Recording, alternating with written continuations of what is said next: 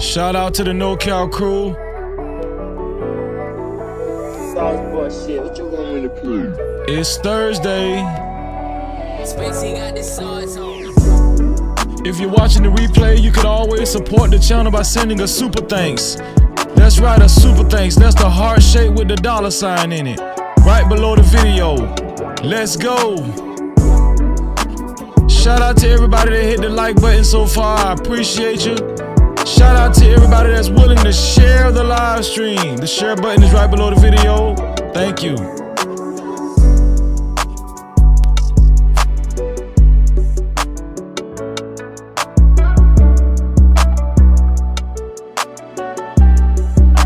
Spacey got this sauce on.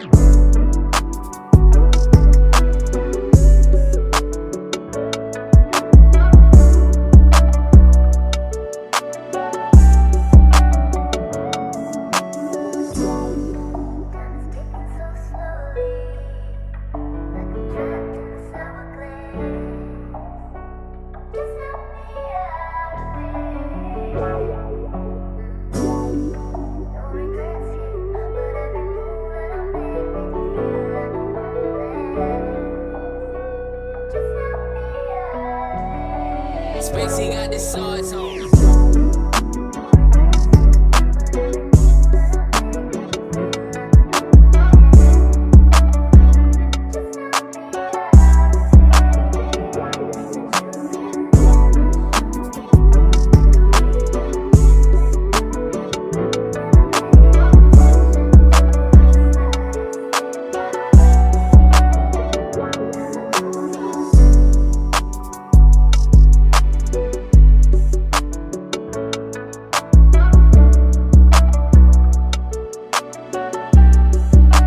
Spacey got this sauce on.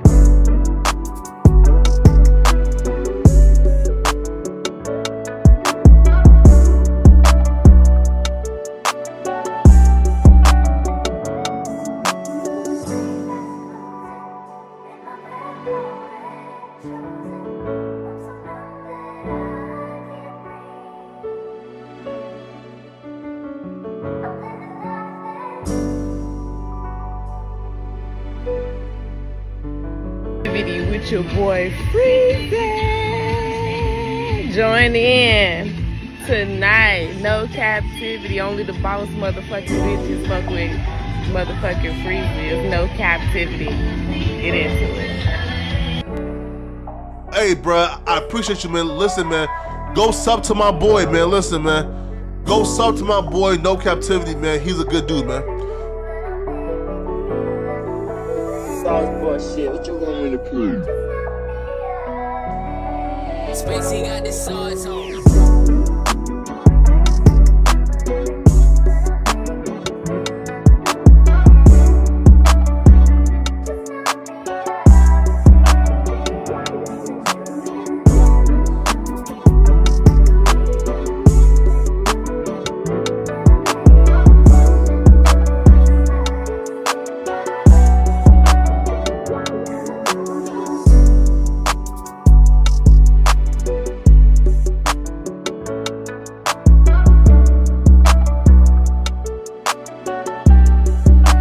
Spacey got this sauce on.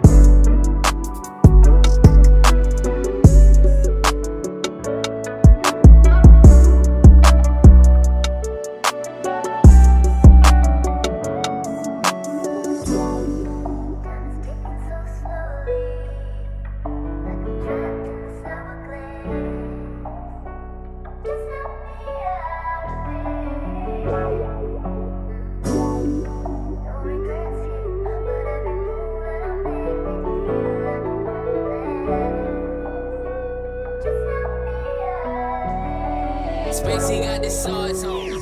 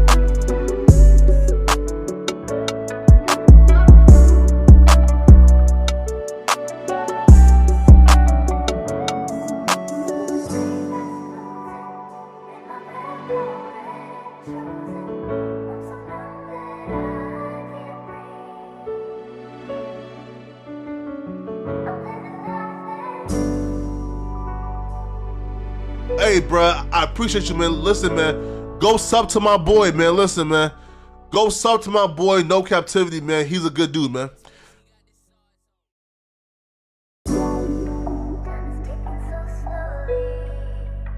Video with your boy Freezy.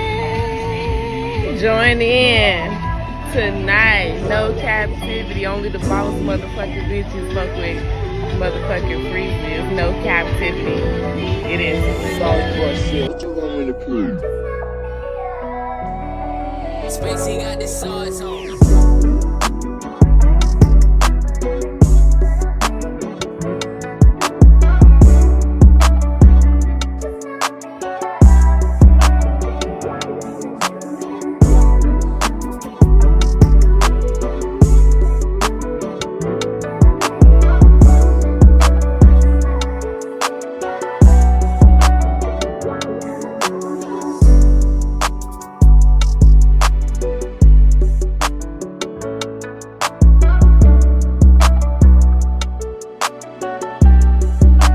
Spacey got the sauce on.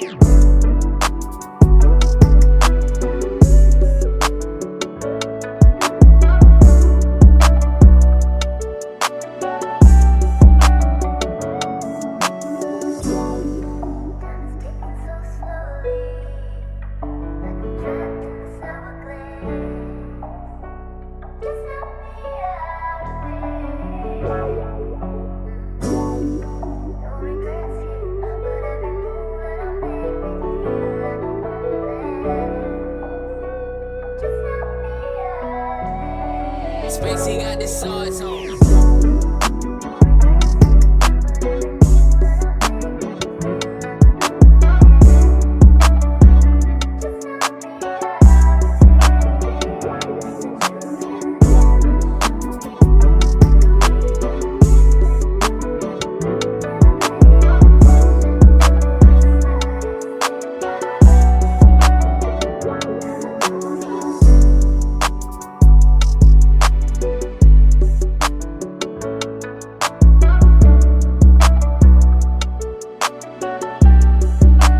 Spacey got the sauce on.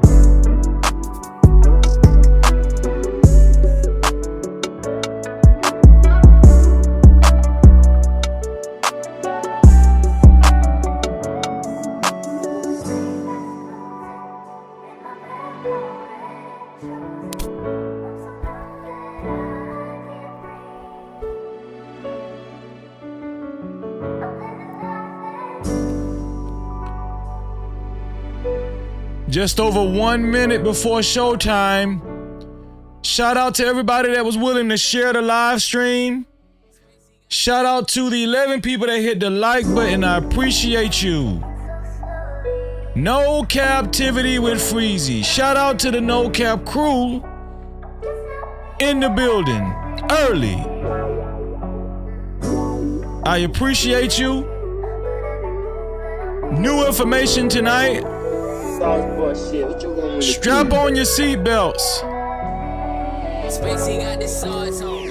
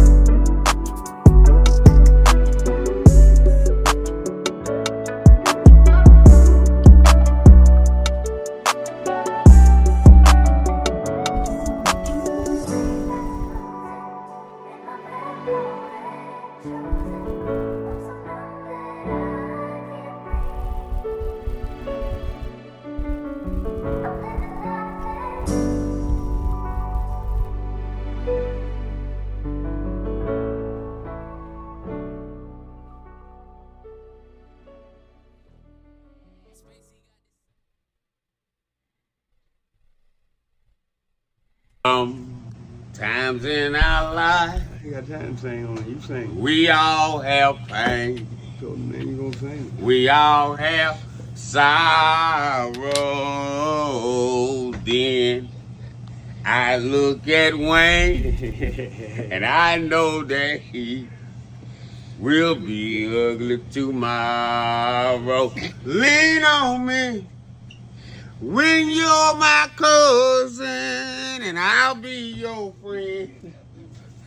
I help you carry on, for it won't be long till I'm gonna need my cousin to care.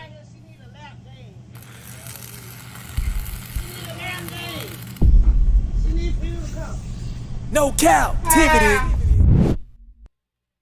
Freezy.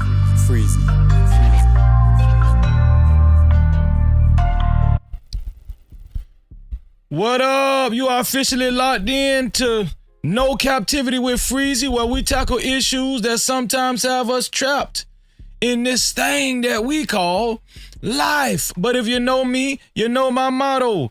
To free yourself, you must heal yourself. And if you're rock with your dog, please hit that like and subscribe button hard right now. And also comment and share this video. That is if you're rock with your boy Freezy. No Cap-tivity. Thank you. Shout out to the whole No Cap crew. What is going on with you? It is Thursday. It's almost the weekend. Tonight, we have new information on Karmelo Anthony and his case. The Karmelo Anthony and the Austin Metcalf case, should I say. Right? Let me see.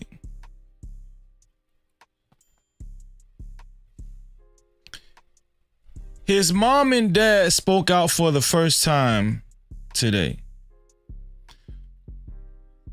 Karmelo Anthony's mom and dad spoke out for the first time. And we have that press conference. This is very important. Very important. A lot of key things were said during this press conference, and we're going to review them closely. This is, if I'm not mistaken, Andrew and Kayla. This is Karmelo's dad and mom. We got a lot of information that we're going to discuss tonight. I appreciate everybody that's here. I appreciate all of the different opinions surrounding this situation. Thank you for continuing to follow this case. I got Graham spam too, a little bit before we actually get into the meat of the live stream. I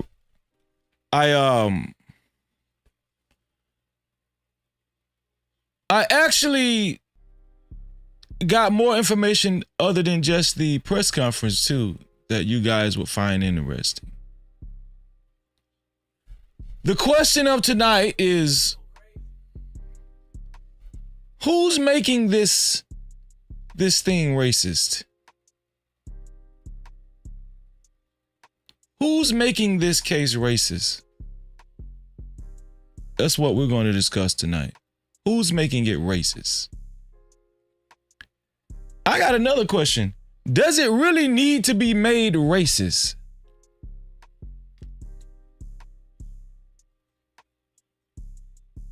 By other people? Does it really need to be made racist? But the primary question is, who's making it racist? Black or white? Before we actually get into the meat and potatoes, let's go ahead and do a roll call. See who's all in the building. What do you say? Shout out to Emperor Kojak 313 the Great. He said, "What up, though, Freezy and chat? Smash that like button hard right now." Shout out to Emperor Kojak 313 the Great in the building. Also, shout out to Big Bad Bull. I appreciate you. He said, "Shout out to my brother Freezy and the entire No Cap crew." What's going on, Big Bad Bull? No Cap-tivity. Also, shout out to Conversations with MJ, my sister Conversations with MJ. She said, "Hey, Freezy, share the stream. Have a great show." Thank you, sis, for sharing the stream. I appreciate you. Thank you. Thank you for sharing the stream. Make sure y'all subscribe to Conversations with MJ and make sure y'all hit that notification bell. I really appreciate when you guys share the live stream. And Conversations with MJ, she does it consistently. I really appreciate her. Thank you, sis. Thank you so much. No Cap-tivity. Also, shout out to #Run. #Run, how are you? Shout out to you. He said, "Freezy, good evening, sir. Salute to you, #Run. Great to see you." No Cap-tivity. Aaron Rocha says, "Thank you for being here." First of all, Aaron Rocha says, "Mr. Metcalf was asked to leave the press conference and he obliged, proving that you can be asked to leave without stabbing someone in the heart." Yes, he did leave the press conference. I'm going to show the footage of Mr. Metcalf actually trying to attend the press conference. He did actually leave. I think what the difference is with this situation is they had the right to ask him to leave. Yeah. Let's make sure we we state all the facts, you know what I'm saying? They had the authorities, the Anthony family had the right to ask him to leave because it was their press conference. So let's just go ahead and acknowledge that, right? And also, he was asked to leave politely. But we'll see. But shout out to you, Aaron. I appreciate you. Thank you for being here. No Cap-tivity. Also, shout out to Christopher Mayberry. He said, "This not a real question, is it?" Yes, it is. Yes, it is. And you're more than welcome to hit the link when the time permits. Shout out to Christopher Mayberry, aka Boss Man. No Cap-tivity. Shout out to Windchime. How you doing, Windchime? Windchime says, please tell they aren't trying to compare a press conference designated for somebody to a public seating area at an event. And this doesn't need to even include the seriousness of what happened. I think they did try to compare it, but that's why we have these live streams, Windchime, right? To make sure we clear a lot of things up and we have a lot of understanding. We come to an understanding, rather. Shout out to Windchime in the building, no man. No Cap-tivity. Also, shout out to El Cheapo. Shout out to my sister El Cheapo. She said, "Shalom." Right back at you, sis. She said, "I shared you out." Thank you, sis. Thank you for sharing the live stream. It really does make a difference. And for that, make sure y'all make sure you guys subscribe to El Cheapo's channel and make sure you hit that notification bell as well. Shout out to El Cheapo for sharing the live stream. I appreciate you, sis. No Cap-tivity. Thank you. Also, shout out to Taylor Bell. Taylor Bell, how are you? He said, "Can you believe this shit? These white people in Frisco are having a rally for Austin Metcalf for white people." Huh, what the F? No Cap-tivity. Well, we're going to discuss that too. Taylor Bell, we're going to discuss that too. Shout out to you, Taylor Bell. Shout out to Sharif Wilson. Sharif Wilson said, "I know we ain't doing it." Yes, thank you. I appreciate you. I appreciate you for being here, Sharif. Thank you. I appreciate you. No Cap-tivity. Thank you. Who's else in the building? E-Dub. E-Dub, what's going on? How are you, man? Salute to you too. No captivity. Let's see. Who else is here? Serious Raw is in the building. Thank you for being here, Serious Raw. Listen, when y'all see somebody that we probably haven't seen before, make sure y'all welcome them to the No Cap crew. Welcome them to the chat. Shout out to Serious Raw. He said he had no right to be there. He shouldn't have no contact with the Anthony family until after the grand jury or trial. Shout out to you, Serious Raw. No captivity. That was a very common sense response. Shout out to T-Dub. What's going on, T-Dub? T-Dub said, "Yer." No captivity. What's going on, T-Dub? Great to see you. Great to see you. Listen, it's time to kick this thing off proper. It's time to start this thing off right, cause the No Cap crew in the house tonight. And let's start it off by sharing the live stream. The share button is right below the video, right next to the like and the dislike button. Share the live stream. No captivity. Okay, and become a part of the No Cap campaign. The share button is right below the video, right next to the like and the dislike button. Thank you for sharing the live stream. The share button will allow you to share it out to any one of your close friends and family, or it will give you an option to copy the link and share it out to any one of your social media platforms. I appreciate you either way, and I wish you $11 million in your life. Thank you. No captivity. Thank you for being a part of the No Cap campaign tonight. Who's a part of the No Cap campaign tonight? Put a 1 in the chat if you plan on being a part of the No Cap campaign tonight. Put a 1 in the chat if you plan on being a part of the No Cap campaign tonight. And that's how you do it. I appreciate you. Thank you.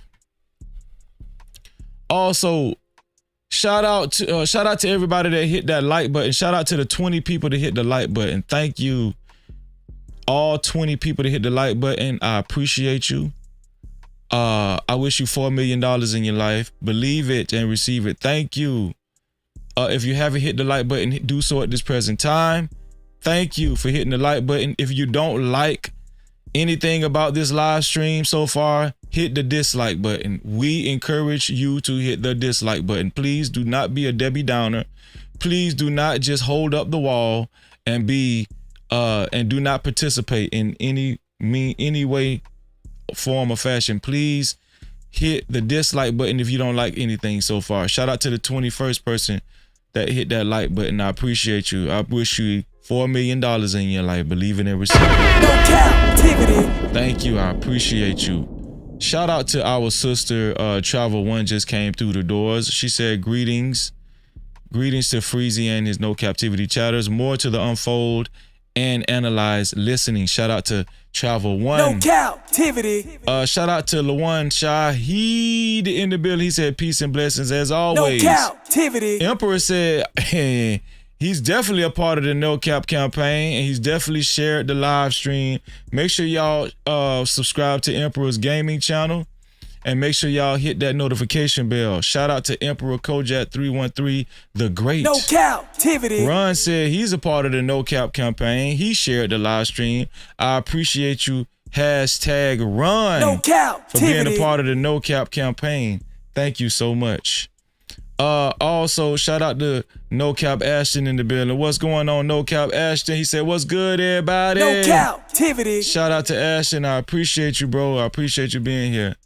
Listen, did I say what's up to Wind Chime? Shout out to Wind Chime. How you doing, Wind Chime? No captivity. Let's see. Shout out to Ed Hill. What's going on, Ed Hill? Great to see you. He said, just know you hit the dislike button. It's not for Slithery. Shout out to Freezy for Slithery. No captivity. Shout out to Ed Hill. Lawan Shaheed said, yes, I'm a part of the No Cap campaign. Shout out to Lawan Shaheed for being a part of the No Cap campaign as well. Let's get it. No captivity. I appreciate you, man. I appreciate you. I appreciate everybody that's a part of the No Cap campaign tonight. Everybody that put a 1 in the chat and everybody that said they shared the live stream. I appreciate y'all. Thank you. Listen, also, to support this platform and to support stories of this magnitude, especially if you would like your comments read and highlighted, you can either leave a super cap, aka super chat. All right, the super chat icon is right below the chat where you make a comment at, right there next to the chat box where you make a comment at, where you type a comment. It's like a rectangle with a dollar sign in it. All right, that's how you that's one way to get your comments read and highlighted. Also, to get your comments read and highlighted, you can leave a cash cap. That's right, a cash cap. That's at $, no cap freezy. That's $, no cap freezy, and I appreciate you. No Cap-tivity. All right, let's get some huge support on that cash cap side too, man. You know, I like it when the chat is colored up. Let's get some support on that cash cap side. I appreciate y'all. Thank y'all. And listen, thank y'all for just being here. Tonight is gonna be an excellent live stream, man. We're gonna have fun, and it's gonna be a lot of information that's brought out tonight. Yes. Also, last but not least, I just can't forget to include. Listen, to become a sponsor of tonight's show. To become a sponsor of tonight's show, it only takes $20 or more. $20 or more, and you will be the sponsor of tonight's show. And whoever will be the initial sponsor of tonight's show, your name will appear on the legendary sponsorship board that's flashing below.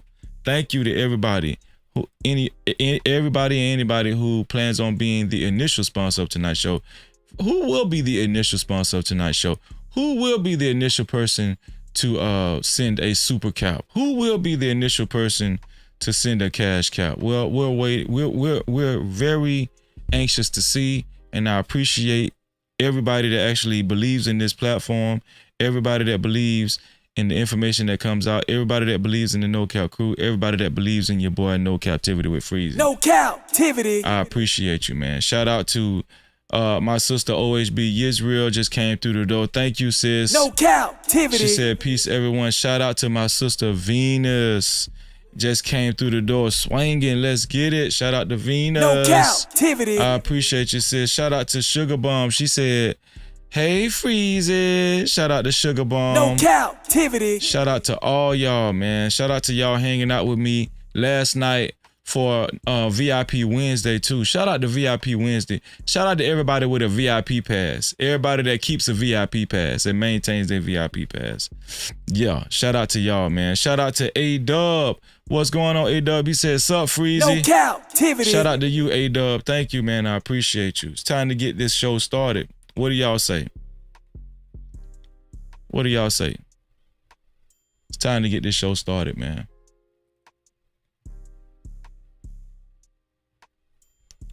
Let's go on over here to Graham Spam for 1 second, because I want to show y'all some stuff. Shout out to Big Bad Bull. Big Bad Bull says he's 19 months and strong. I appreciate you, Big Bad Bull. No Cap-tivity. Appreciate you, Big Bad Bull. Thank you. Thank you. Big Bad Bull has had a VIP pass for 19 months strong. Thank you, Big Bad Bull. Also, HT Ball, thank you.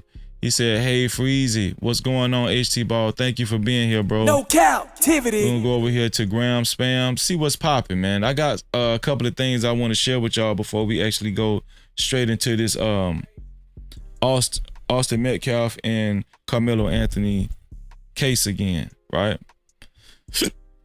Let me pull up Graham Spam without further ado. Let's get it. Here we go, y'all. Fair use, fair use, fair use. Let's see.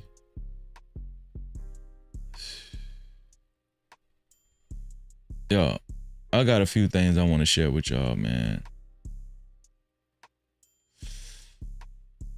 Yo, let's talk about Kai Cenat first. Kai Cenat usually has guests on his show during his live streams, right? He has friends that he's been acquainted with over the years or past few months, however you want to see it, right? He usually has guests on his show. Well, this particular guest that he had on his show named Ray, he's an Asian fella that was on his show. Looked like they was eating a seafood broil or something like that. But I want y'all to see what the Asian fella Ray did to Kai Cenat. This shit is crazy. And y'all tell me what y'all would have did if this would have happened to you. Tell me what y'all would have did if this would have happened to you. Here we go. I'll kill a bitch for that. That nigga just spit in your face on live television in front of 100 other people. I'll kill a bitch for that. That nigga just spit. So this Asian boy just spit on Kai Cenat. Y'all, I'm gonna be honest with y'all. Shout out to Kai Cenat for staying reserved.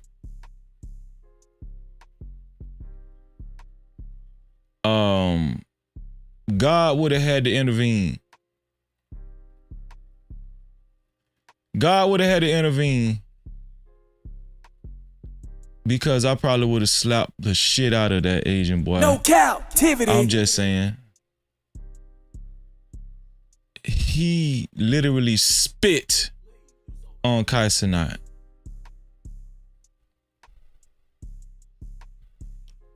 I'm just saying. In your face on live television in front of 100 other people.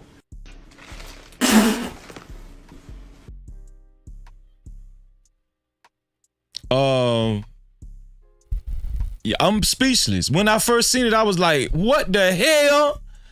I'm speechless. Voice Avena said, what did Kai do? Nothing, apparently.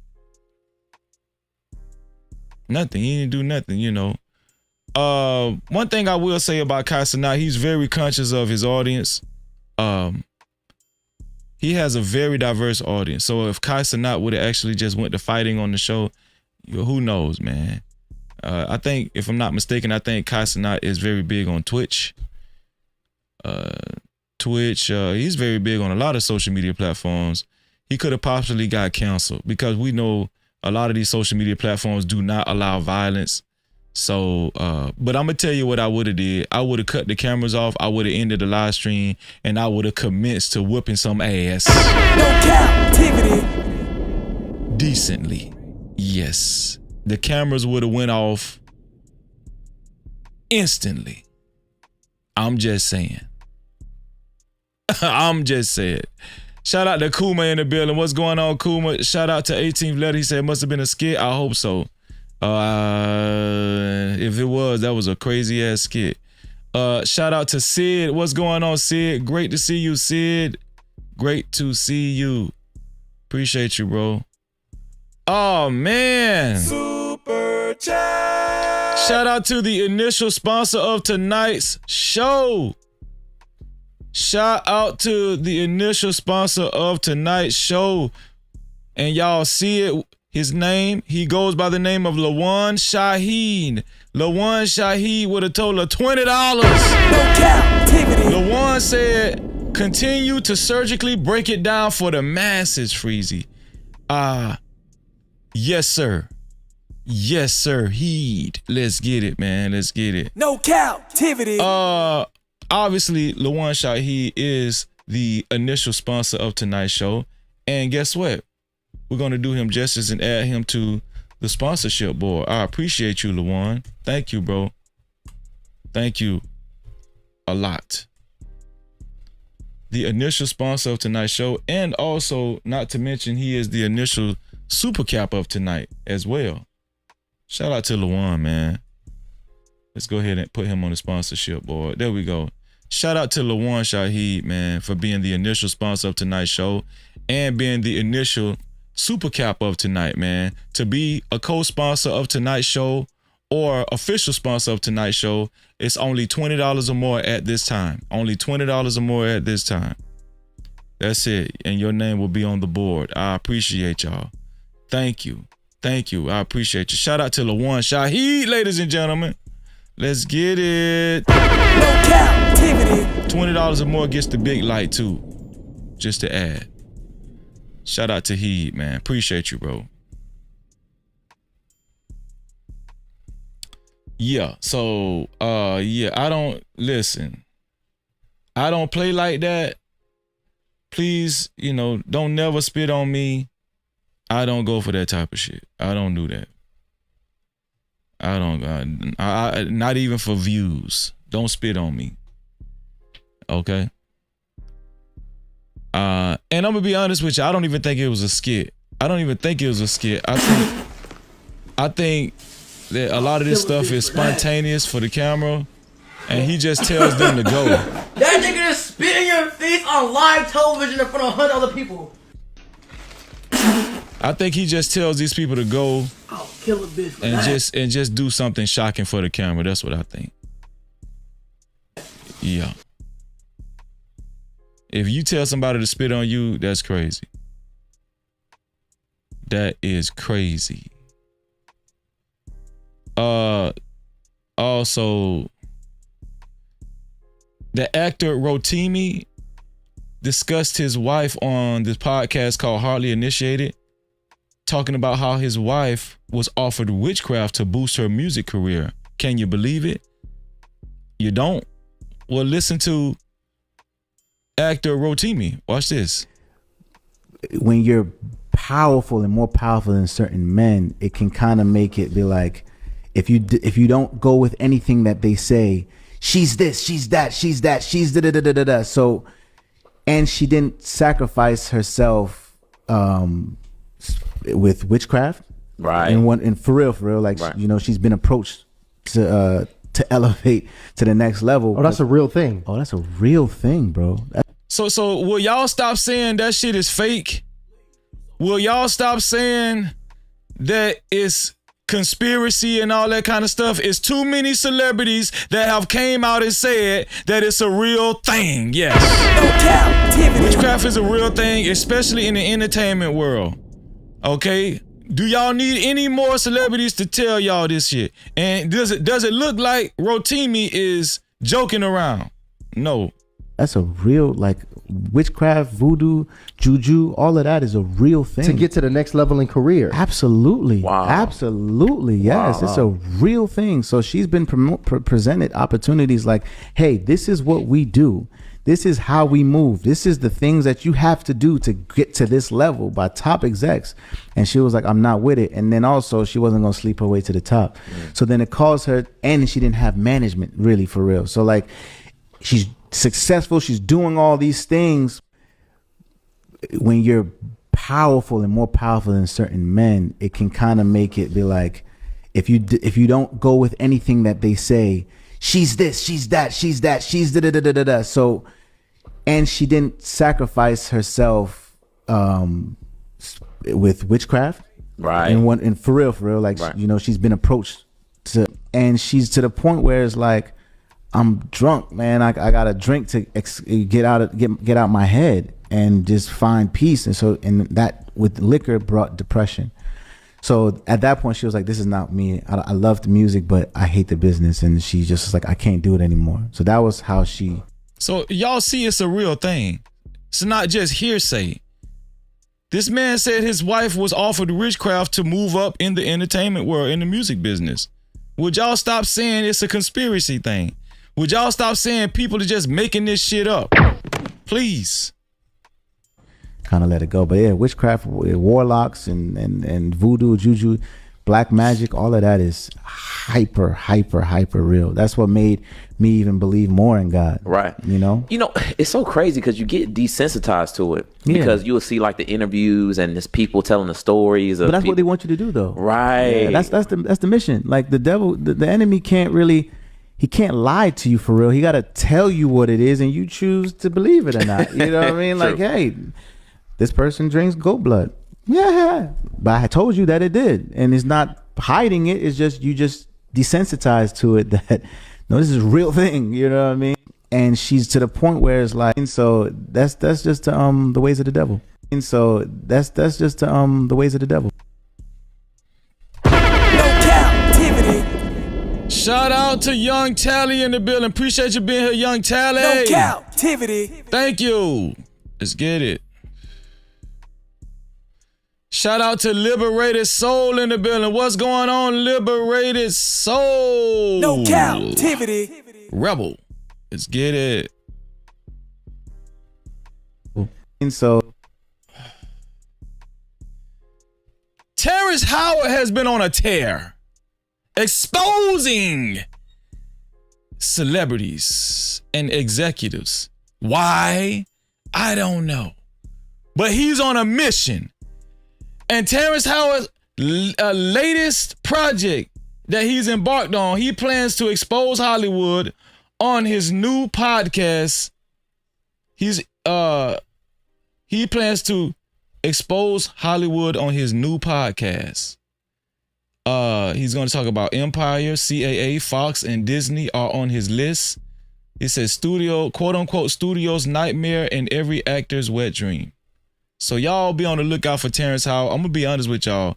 I'm very excited to listen to Terrence Howard's podcast. Terrence Howard said he exposing everybody on his new podcast. How many of y'all ready? How many of y'all game to listen to Terrence Howard's podcast? I'm ready for it. Cause I just feel like Terrence Howard he's fed up. He's fed up from all of it. So on to other news. This young kid from Wilmer High School shot up his school. He didn't shoot up his school. He deleted 5 people at his high school. And I'm going to play a video and he's going to tell you guys why. Right? Shout out to my wife for showing me this video.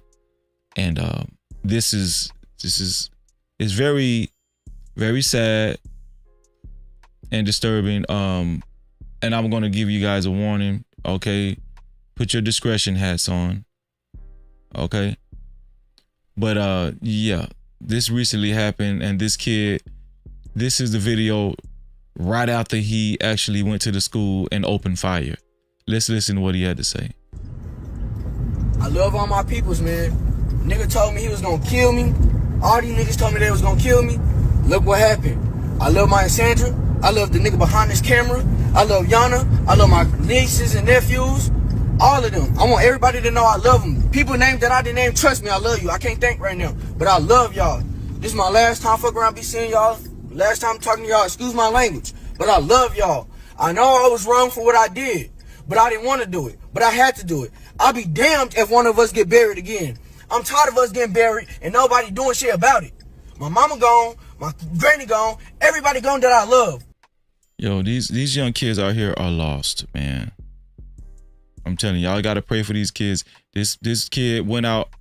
What he's saying, he was in fear of his life. He was threatened by the kids that he shot. He ended up killing 5 kids, if I'm not mistaken, 5 kids, and I forgot how many got injured. So I can't go. I can't go. I'd rather y'all see me like this, locked up, than y'all see me dead in the ground.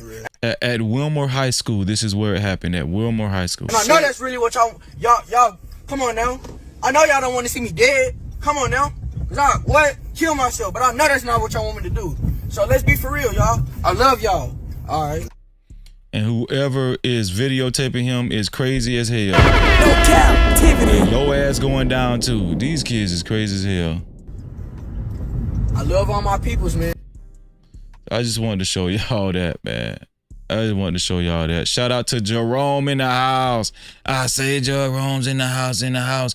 Watch him out. No Cap-tivity. Shout out to JD 1975 in the building. How are you doing, good sir? No Cap-tivity. Great to see you. Appreciate you. Let's get it.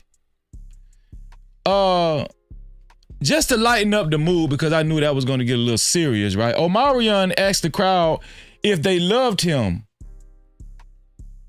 And he didn't get the response that he wanted.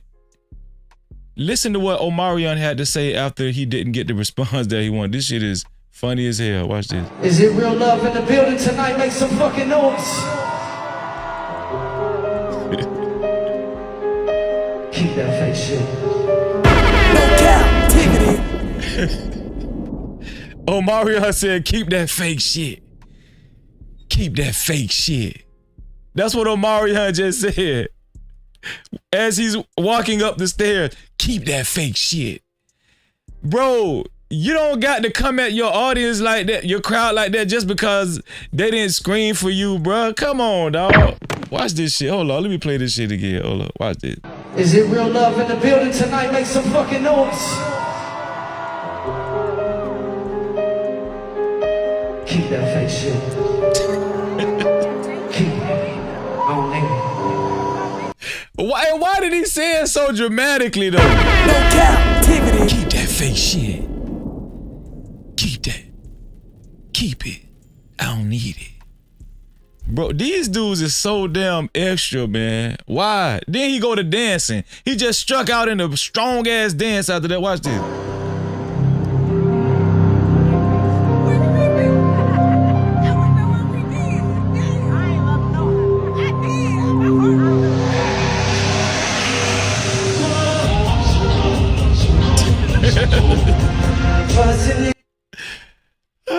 Let's just play it one more time. Is it real love in the building tonight? Make some fucking noise. Keep that fake shit. Keep it. Man, Omarion is not playing with y'all no more. Okay, so listen. Back to seriousness, right? Back to seriousness. R.I.P. to this little kid right here. R.I.P. to this little kid right here. It says 10-year-old Mississippi boy fatally struck by truck while riding an ATV. Driver reportedly fled the scene. This is the driver on the right. Only returning to retrieve his broken mirror. No Cap-tivity. So he knew he hit the boy and killed the boy. He fled the scene, but returned just to get his broken mirror.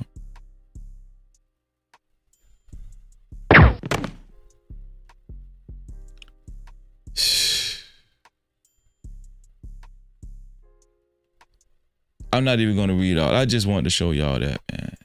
You know. Let me see if we got Jordan Hill. As a matter of fact, let me see if we got let me see if we have a news story on this right here. So I could play it. Jordan Hill.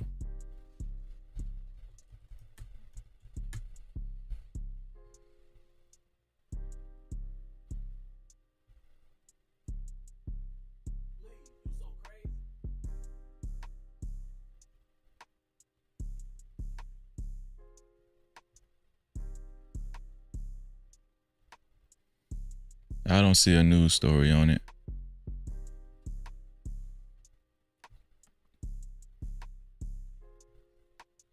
Let me type it in Google. Jordan Hill. Jordan Hill hit and run. Here we go. Here we go, y'all.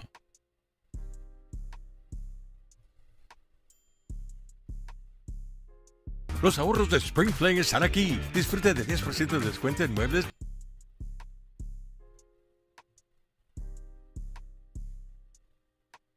Skip. We have more information tonight on a deadly hit and run involving a 10-year-old earlier this month. 3 News Side's Teddy Reedy with the latest. On April 6, 10-year-old Jordan Hill was killed while he was riding an ATV. The driver who hit him was identified as Cody Rollinson, who fled the scene after the crash. According to Emmett County detectives, 911 calls started coming just before noon on Sunday, April 6th. When emergency crews arrived on scene, they found Jordan Hill dead at the crash site and Cody Rollins' pickup truck nowhere in sight. Later that day, police arrested Rawlinson and charged him with possession of marijuana and felony leaving the scene of an accident. Rawlinson was released on a $41,000 bond for both charges. That's why I wanted to play that. This is why I wanted to play that. This dude ran over this kid.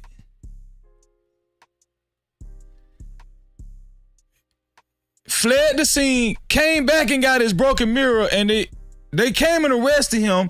Dude was under the influence, and they only gave him a $41,000 bond. No Cap-tivity. Killed the kid. He only got a $41,000 bond. All he needed was $4,100 to get out. He probably posted bail the same day.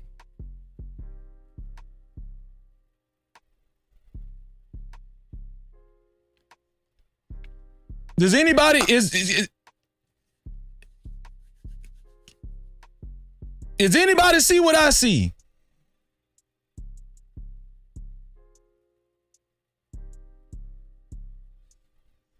$41,000 bond. That's it.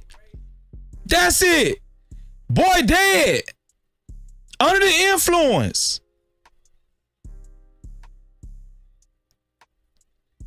Shout out to Elf Prince in the building. Shout out to David Richards.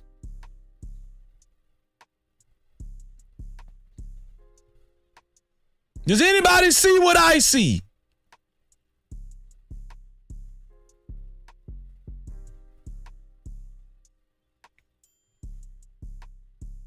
We spoke with the family's spokesperson who says they want justice served to the fullest. We are heartbroken, enraged, and demanding answers after the senseless murder of a 10-year-old Jordan Hill in Liberty. Now, is this case any different than Austin Metcalf? Put yes or no? A life was lost.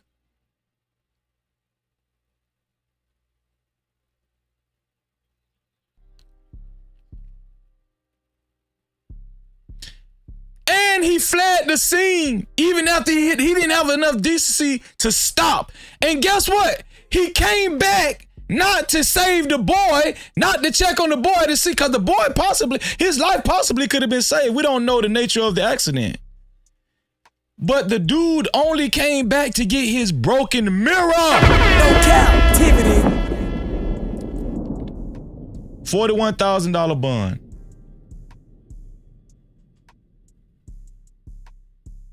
$41,000 bond. Not even $100,000. Now, I'm not saying he should have got $1 million bond. They should have put $1 million bond on him like Karmelo Anthony. I'm not even saying that. $41,000 though. And you had illegal substances on you too. And you had illegal substances. Y'all remember this name?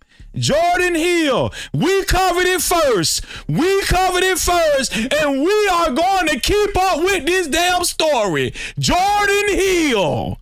Remember that. Y'all heard it here first. Jordan Hill. Yes. We're going to talk about this more. R.I.P. to Jordan Hill. And condolences to his family. No Cap-tivity. Mississippi. Jordan was simply riding his ATV on the side of the road, not in the road, not causing harm, just being a child. A racist white man took it upon himself to take Jordan's life. This was not a misunderstanding. This was not an accident. This was a hate crime. So the father is saying, this dude ran over his son intently. This guy ran over his son intently. Why? Listen, let's see if the Karmelo Anthony naysayers will say, Oh, this white guy ran over this kid intentionally. And guess what? We have more of a reason to say he ran over this kid because he fled the scene and even came back for his broken mirror. $41,000 bond.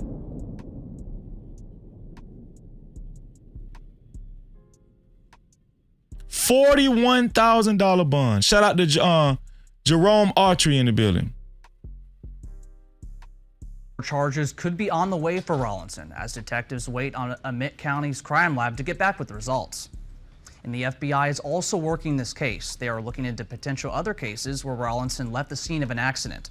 The public visitation for Jordan Hill will be Friday, April 18th, starting at 6 p.m. at the National Guard Armory in Gloucester. The family asked those attending to wear blue in honor of Hill. Teddy Reedy, 3 on your side. So, allegedly, it's believed that this guy ran over Jordan Hill on purpose. It's in Mississippi, so it ain't no telling. I wouldn't doubt it. The father believes that this guy ran over Jordan Hill on purpose. Only got a $41,000 bond. And guess what? Listen! Not only did he run over the boy on purpose, he came back just to get his broken mirror. No Cap-tivity. Only a $41,000 bond.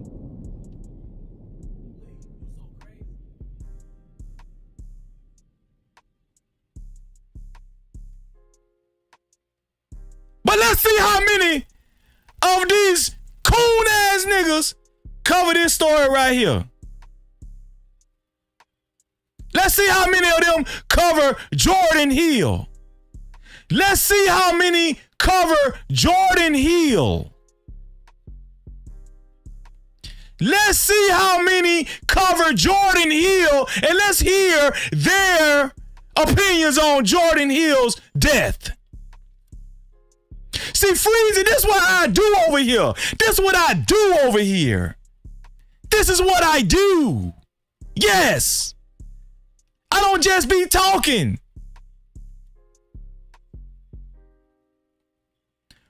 Boy he wasn't bothering nobody. He was minding his business, and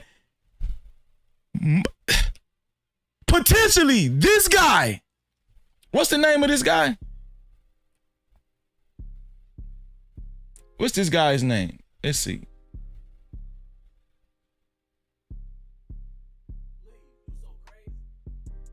Cody Rallinson. Cody Rallinson. His name is Cody Rallinson. That's his name. Cody Rallinson. Shout out to everybody that's came in through the doors. I appreciate you. Shout out to Robin M. Thank you for coming, Robin M. I appreciate you. No Cap-tivity. I really do. Thank you for coming. Shout out to Fella and Tavius in the building. No Cap-tivity. I see your super cap, sis. I'm about to read it shortly. We're going to follow this story with Jordan Hill. When I seen it, I was like, I got to report on it, and I'm going to follow this story. I'm going to follow this story because something in me is saying maybe he did run over this boy. You know what's making me say maybe he did run over the boy? Because you fled the scene and then you only came back. You came back only to get your fucking broken mirror. Like this kid was roadkill. Yes. This one here for the thug. You came back to get your broken mirror and treated this boy like roadkill. And they only gave him a $41,000 bond. And people was tripping that they lowered Karmelo Anthony's bond from $1 million to $250,000. No Cap-tivity. Where are the naggers on this story right here? See, I call it out. I call it out. Now let's see if they report on this shit.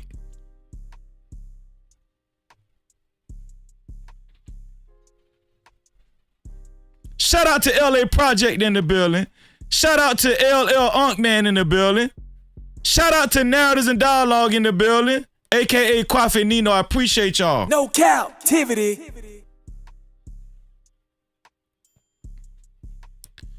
R.I.P. to Jordan Hill, man. No captivity. Treated this boy like roadkill. Remember that name. Jordan Hill and Cody Rallinson. Cody Rallinson. Remember this name right here. Cody Rallinson. Remember this name. Cody Rallinson.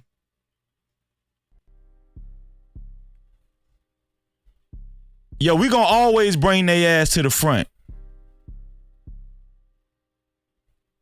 We gonna bring their ass to the front.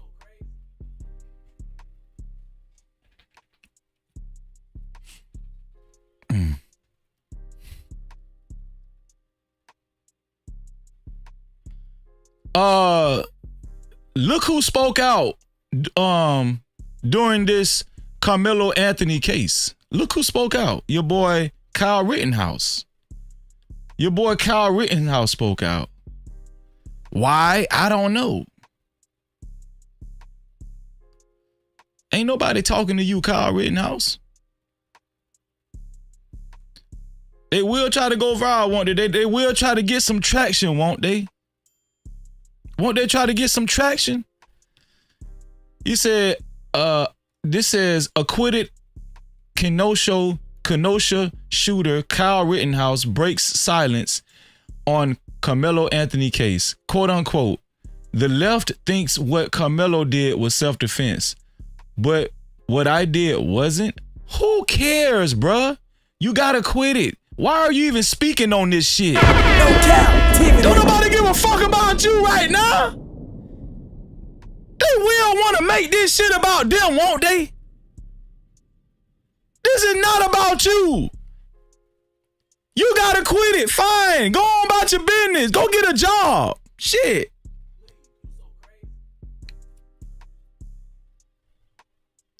That's some corny ass shit. Shout out to OGJ Speed in the building, man. No captivity. Dudes be corny as hell.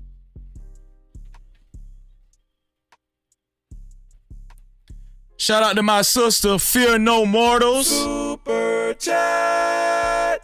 Thank you, sis. Thank you for your $10 super cap, the second super cap of the night. Thank you for the support. I really appreciate it. No captivity. Thank you. It means a lot. Thank you for your $10 super cap, Fear No Mortals. She said, Freezy, God bless the family of that poor baby. That's so sad. The guy didn't even stop, and that's heartbreaking. Yes, it is. No captivity. Yes, it is, sis. Make sure y'all subscribe to Fear No Mortals channel, and make sure y'all hit that notification bell. Quick like and a hurry. I appreciate you, sis. Shout out to Fear No Mortals for helping us keep the lights on.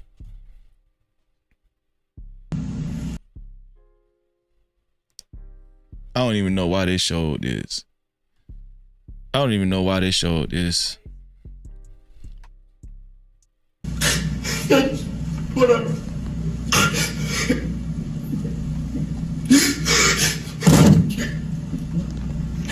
That's right, run. I'm gonna just take time for our break anyway. You can just relax for a minute, sir. I'm sorry. Why? Listen. Why they got to bleed on Carmelo Anthony's case? Like, what? Why is this a? Why is he even post? Why are they even posting this shit? About 10 minutes, and please don't talk about the case during the break. Read, watch, or listen to any comments. Yo. We asked that y'all. Okay. So, time for the meat and potatoes, y'all. It's time for the meat and potatoes. So I have the Anthony family's press conference, the entire press conference, and we're going to go through it with a fine-tooth comb. The entire press conference I have. And we're going to go through it with a fine-tooth comb. I'm sorry.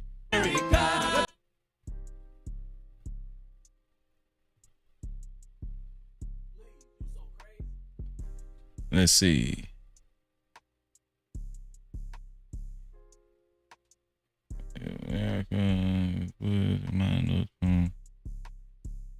Megan Lott. What is this?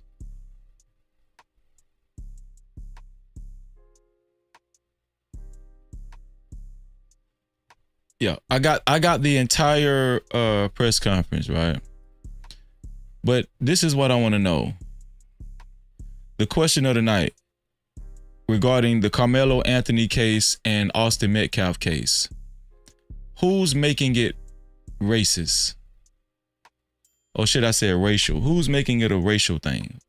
Who's making it racist? Black or white? What do y'all think? Who's making it racist, black or white? I know a lot of y'all are asking me, Freezer, why are you even asking that question? Well, because since this Karmelo Anthony case has been in the public's eye, a lot of people have been insinuating, hey, the only people that's making it racial are black people, right? You know, have y'all been hearing that? Put a one in the chat if y'all been hearing that. The only people that's been making it racial is black people. Well, I've been hearing that too. And so I was like, today I was pondering on that. I was like, you know, I want to discuss that today. I want to discuss who's actually making it racial. You know, the funny thing about if somebody is racist or not, unless they admit it, you probably will never know. Can I get an amen on that? Like, unless somebody actually admits that they're racist, how are you gonna know? Unless you just use your context clues. You feel what I'm saying? Huh? I'm just saying, how are you gonna know if somebody's racist or not? We don't know if Austin Metcalf was racist or not. We don't know that. You right? But this is what I get tired of. This is what I get tired of. People that be taking up for Austin Metcalf, and God bless the dead, right? They automatically assume that he wasn't racist. I don't get that. Because you shouldn't do that. You know why you shouldn't do that? Because that's very vital in this case. Wait till the facts come out. Wait till the students speak. Wait till somebody that knows these kids speak. We don't know. We don't know if Austin Metcalf was racist or not. We don't know that. We don't know. We don't know if it was racially motivated or not when he grabbed up Karmelo Anthony. We don't know. But one thing I will say, right? And I'm going to always say condolences to the Metcalf family. Condolences to the Metcalf family, because I don't want to go all the way off the cliff and sound too insensitive, right? I have a heart. I have a heart. But I want to say this here. Things have been insinuated about the Anthony family. And it really raised an eyebrow. This is the big reason why I'm going to play the press conference that the Anthony family decided to have. Because it's very vital information. I have gotten accused of making false accusations against the Metcalf family since this whole thing took off. False accusations. Even though I read the police report online in detail, was one of the first ones to cover this story.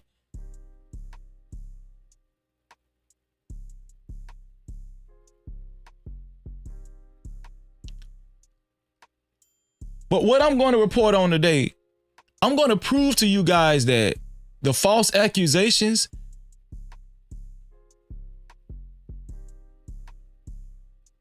I'm going to show you guys where the false accusations have actually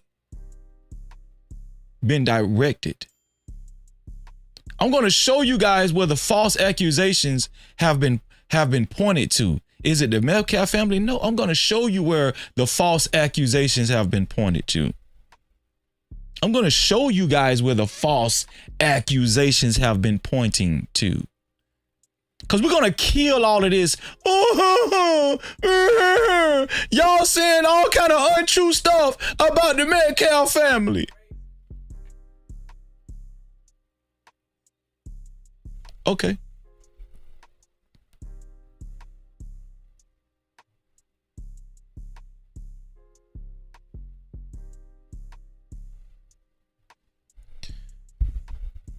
Won't y'all take a ride with me over here? Shout out to the New York Post. This is what the New York Post posted. Karmelo Anthony living with family in $900,000 home in gated community, bought new car after release on bond in Austin Metcalf murder case.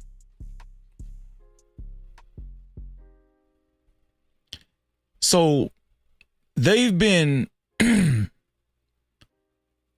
basically accusing this family of using the Give, Send, Go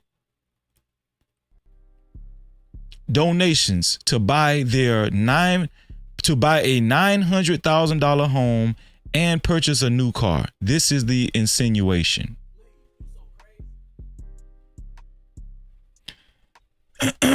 Shout out to JD 1975. I appreciate you, JD. Appreciate you. No Cap-tivity. Thank you so much, bro. JD, it looks like JD will be a co-sponsor of tonight's show. Yes. Check the cash out, bitch. Thank you, JD, for your $20 contribution. Thank you, bro. I appreciate you. You get the big light, bro. You get the big light. JD said, for the Fresh Grease Fund. Cook, bro. Thank you, JD. I appreciate the support, man. If you guys would like your comments read and highlighted, or if you would simply like to support this message, these messages that we given tonight. If you have anything strong, if you have any strong opinions that you want to give on the show, please either send a super cap or a cash cap. Either a super cap or a cash cap to $ no cap freezy. That's $ no cap freezy. Just like JD 1975 did. No cap. Shout out to JD 1975, man. Appreciate you, my brother. Let's go ahead and add JD to the sponsorship board.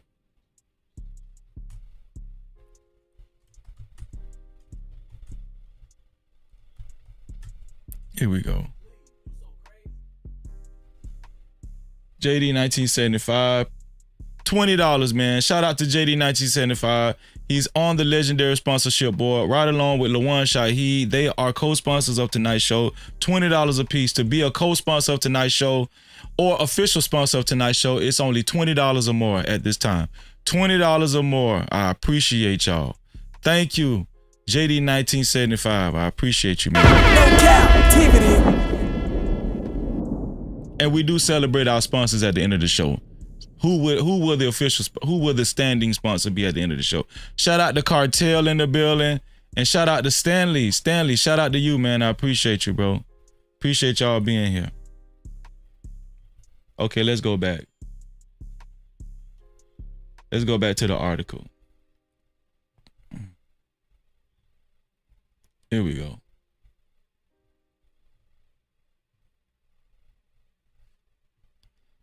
Should we do the big screen? Yeah, maybe we should.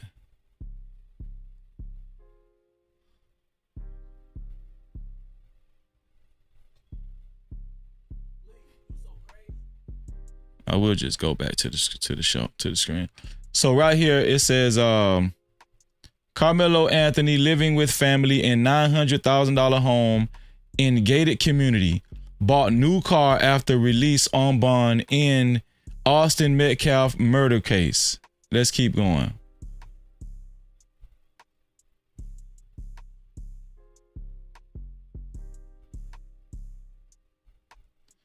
So right here it says the Texas teen accused of fatally stabbing high school football star at a track meet allegedly lives in a $900,000 home. Yo, whoever wrote this article, they just ain't got shit else to do.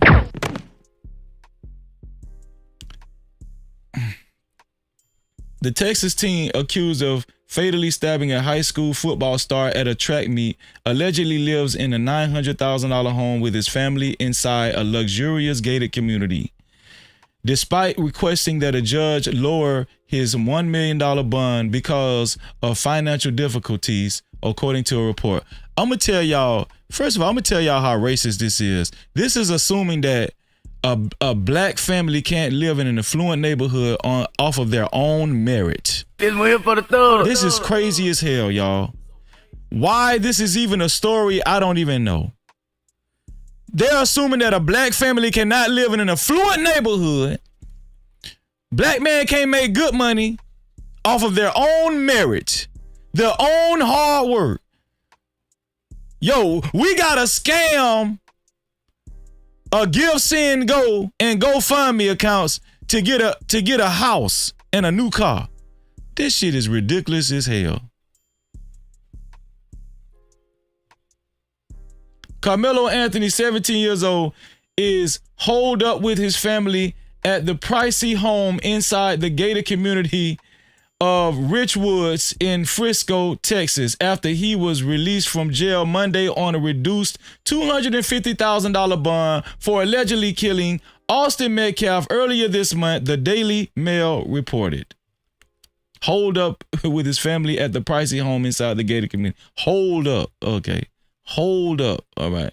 The home where rent is estimated to be $3,500 a month. Why are they clocking these people pockets? Why is a so-called professional news article clocking a family's pockets?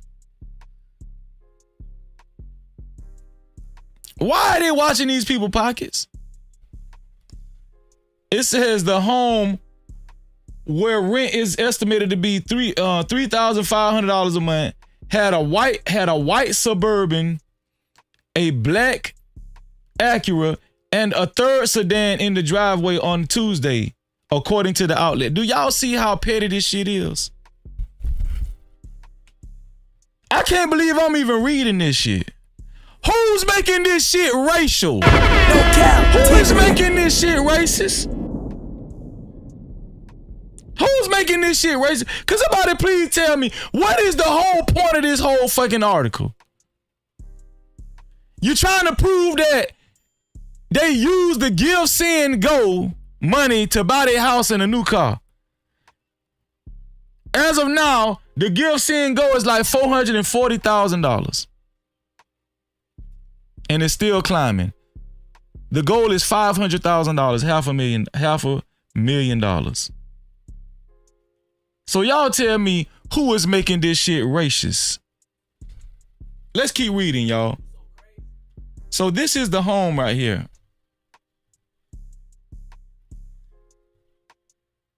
This is their home right here, apparently. Why can I just want to say something, man. I just want to say something. Just look at this house, y'all. I'm gonna tell y'all something. This shit is so sadistic.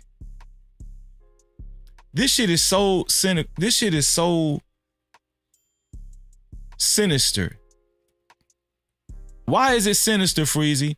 Why would you show these people a house on a national published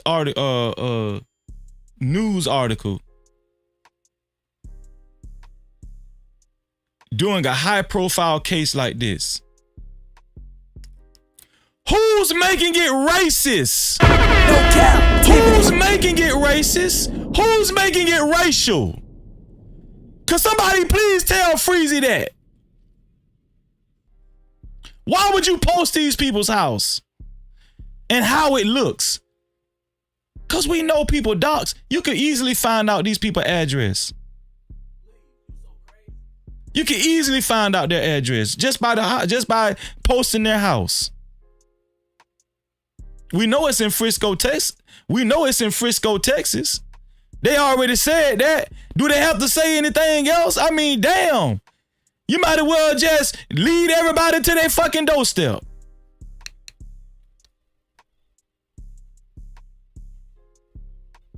Let's keep going. He got a car. He got a car, quote unquote, the resident told the outlet. If you look at the license plate, it's got a paper tag and it says expires June 4th. That's what one of the residents said. He got a new car. That's what one of the residents said. No Cap-tivity. Is this real? One of the residents, and how many one of y'all want to bet the race of the residents that actually made this report? He's got a new car. I just want y'all to know he got a new car. And if you look at the license plate, it's got a paper tag and it says expires June 4th. Who's making it racist?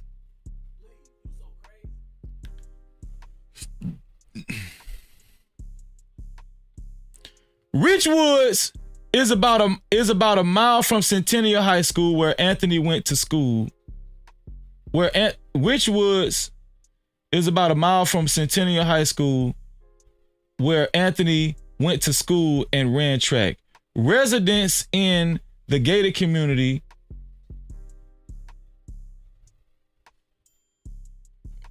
here we go. Residents in the gated community were allegedly unaware the family was living at the home until Anthony was released Monday. Residents in the gated community were allegedly unaware the family was living at the home until Anthony was released Monday. Why do y'all need to know that these people are living here? Why do y'all need to know this? Can somebody please tell me, why do they need to know this?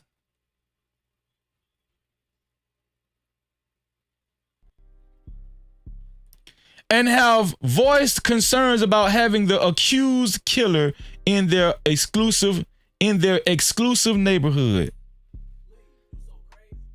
And have voiced concerns about having the accused killer in their exclusive neighborhood. Do y'all see how they writing this shit up? And I'm gonna tell y'all something. If y'all can't see this shit, I can't help you no more. I'm gonna just move on. I'm gonna just keep reporting on this shit. If y'all can't see what's going on, listen, I can't help you no more. I can't help you. I can't help you. They are demonizing this boy. They are going out of their way to demonize this boy and his family.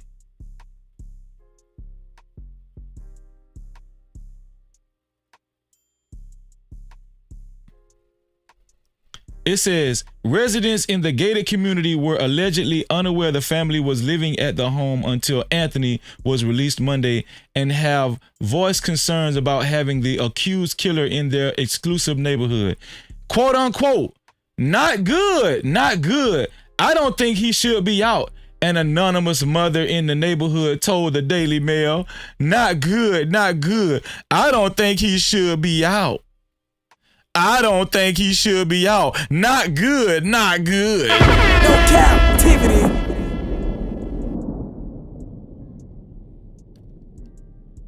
Well, guess what?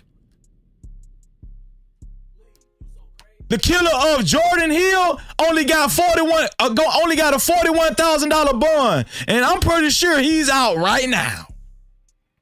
And ain't nobody posted his house. Ain't nobody worried about where he stay.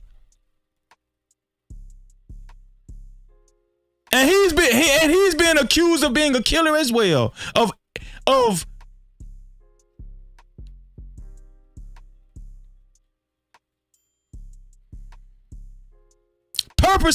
purposely killing Jordan Hill, that little kid. Let's keep reading.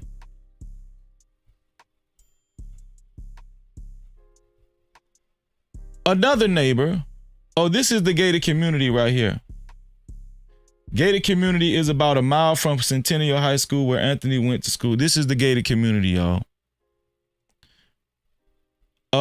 Another neighbor, it says, another neighbor also told the outlet that Anthony's family is not poor if they live in the gated community. They're not poor, that's for sure, he said. Yo, who writes shit like this? They're not poor, that's for sure, he said. What kind of article is this? The home has also been getting flooded with deliveries, allegedly for Anthony, with Amazon trucks being seen making multiple drop-offs at his home, the outlet reported. So they're also, listen, they're watching this house so close. They're reporting that the home has been getting flooded with deliveries allegedly for Anthony, with Amazon trucks being seen making multiple drop-offs at his home.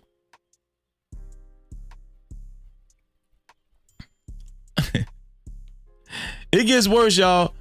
The best thing, quote unquote, from one neighbor, the best thing they could do is move. I think that would be the best for everyone. The best thing they could do is move. I think that would be best for everyone. No captivity. Who's making it racial? This one here for the thug. Who's making it racial? Why do these people have to move? This hard-working dad.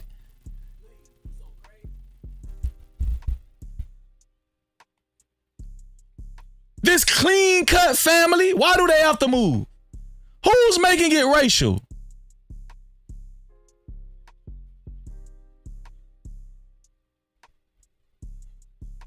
Super chat.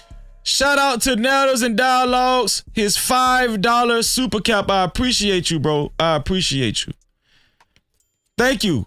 Shout out to you for your $5 super cap. He said Kyle Rittenhouse was a grown-ass man when he crossed state line with that weapon and crying boy tears in court to look innocent.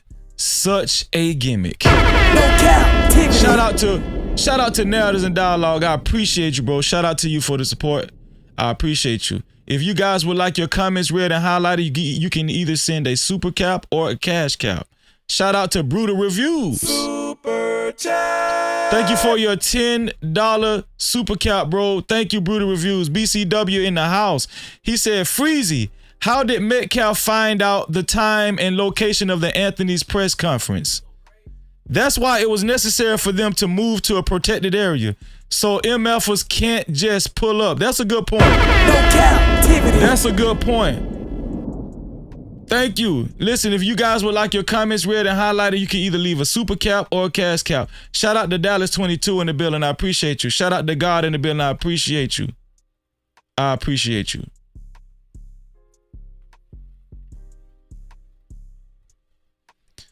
So that was a good point that Brutal Reviews made, but we know that these neighbors, they don't want them to move for those reasons. They want the Anthony family to move just because Austin Metcalf lost his life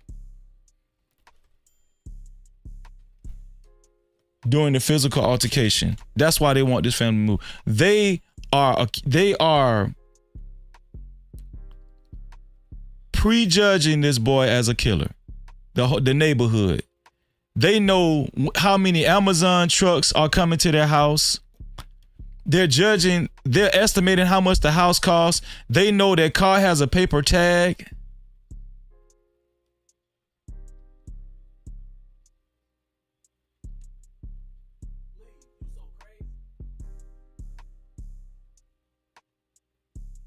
They know everything. Who's making this shit racist? Once again, let me read this right here. The best thing they can do is move, said another neighbor. I think that would be the best thing. I think that would be best for everyone. That's crazy as hell, man. It's unclear how long Anthony and his family have lived at the home.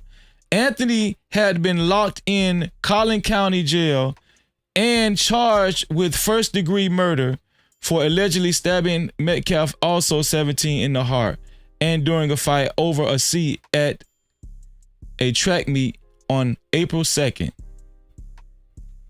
Anthony allegedly told police he was acting in self-defense, and his family claimed the narrative being spread is false, unjust, and harmful on GiveSendGo.com fundraiser for the legal fees, which has raised more than $440,000 as of Wednesday. This is what the Anthony family told police. So right here we go.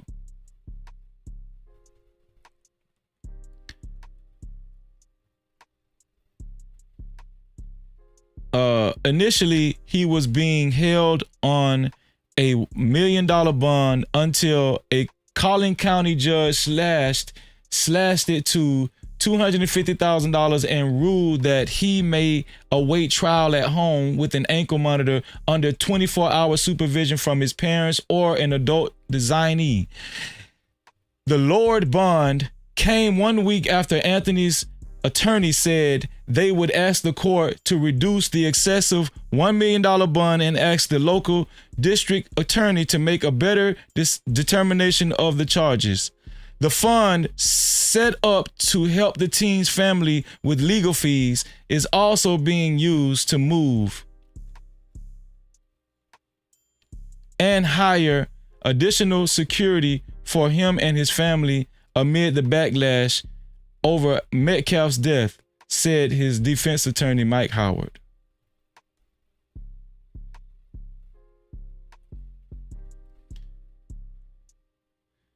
Quote unquote, given that Karmelo has no prior criminal history and given that this young man has not been in any sort of trouble before, $1 million is not necessary, Howard said. This is the family's attorney, new attorney, Mike Howard. This family needs to be able to survive, he went on. There's been a tremendous amount of pressure, I think, at this point. Living in the gated community, given everything, the safety of their younger children is very warranted. Security details and criminal defense are not cheap. However, Collin County first assistant prosecutor Bill Worski cross-examined the family and asked why they hadn't used the money raised to pay Anthony's bond. Why are you even asking why they haven't used the money to pay Anthony's bond? Why are you even asking about this damn money, sir?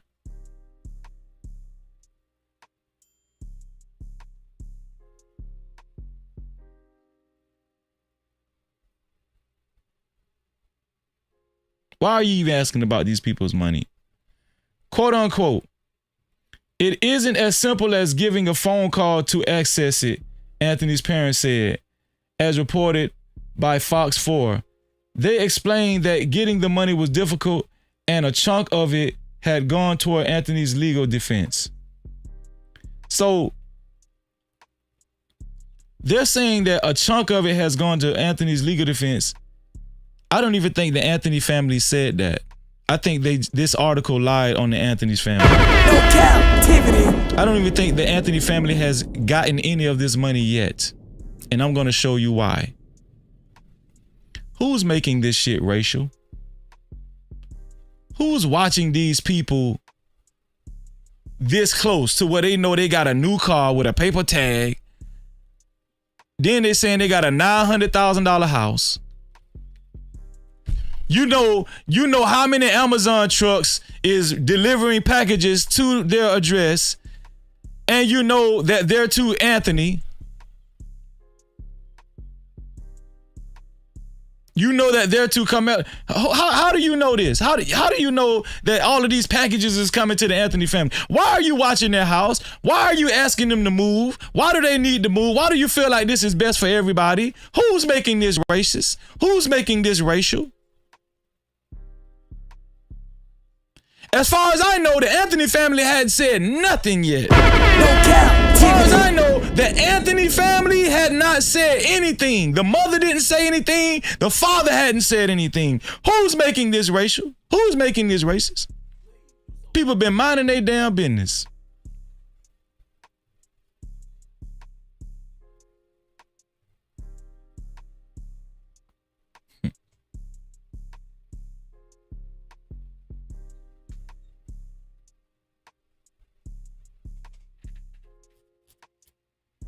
Let's look at some more footage, y'all.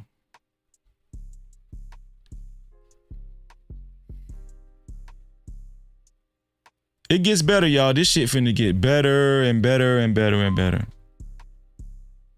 Oh, yeah.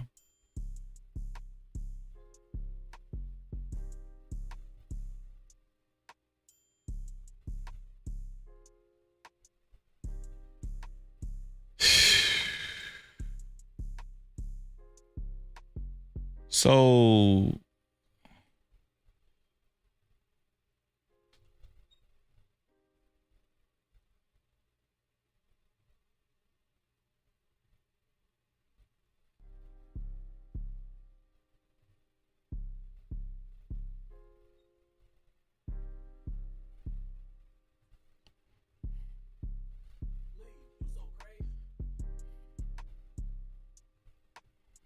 let's take it to the big screen, y'all. Let's take it to the big screen. Shout out to everybody that's been supporting the show. I appreciate y'all, man. Let's take this shit to the big screen. How about we do that?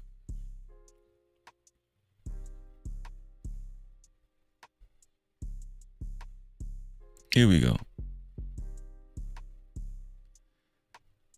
So, like I told you guys, right? Like I told you guys, the Anthony family decided to speak out for the first time. Shout out to the 60 people that hit that like button. Thank you. Thank you. I wish you $4 million in your life. Shout out to the 60 people that hit the like button. The Anthony family decided to speak out and they held a press conference. They orchestrated their own press conference. They put together their own press conference. And look who decided to show up. Can you guess? Here we go.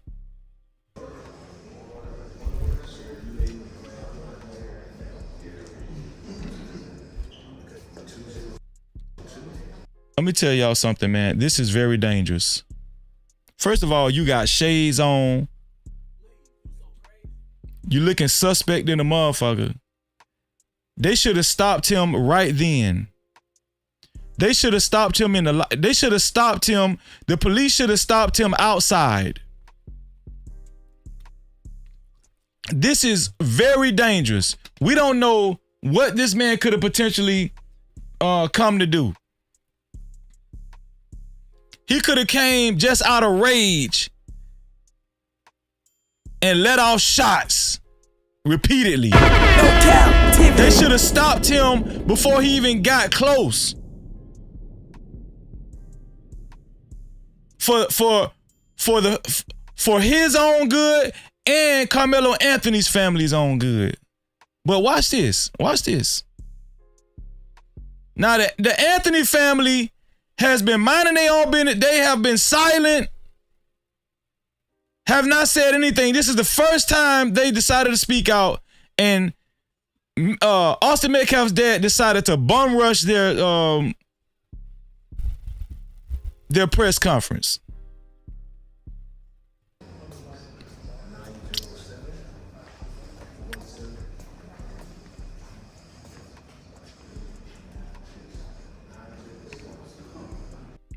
Shout out to Georgette Williams. I appreciate you for being here, Georgette. No Cap-tivity.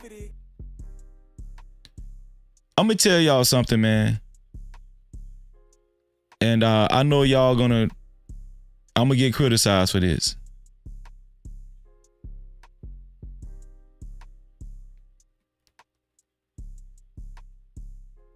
I had a live stream Tuesday. Can you judge a person by who their parents are? I asked that question on Tuesday. can you judge a person by who their parents are? Do you see the lack of respect that this man had for the Anthony family? First of all, why are you bum rushing these people press conference? Like you finna intimidate somebody. Do you see the characteristics showing in the daddy too? No Cap-tivity. Can you see the characteristics? Can you see the intimidation tactics? Can you see where his sons get it from? The audacity. Why are you even showing up at these people press conference? Can you judge a person by who their parents are?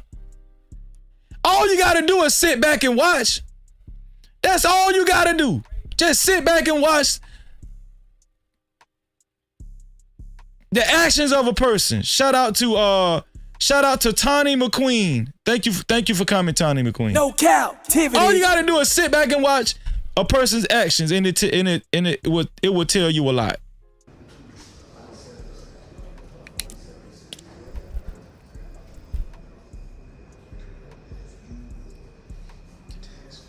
Do y'all understand how dangerous this shit is? This man is in this press conference in the back, like he waiting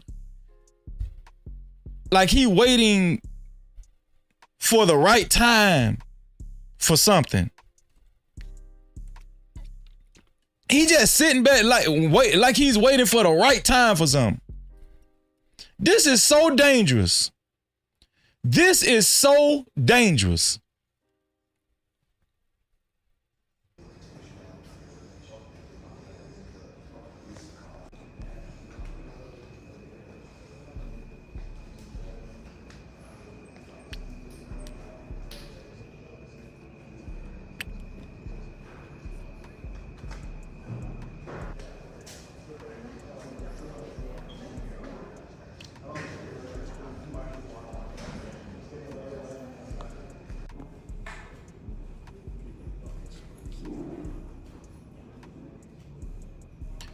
Yo, this is so dangerous, man.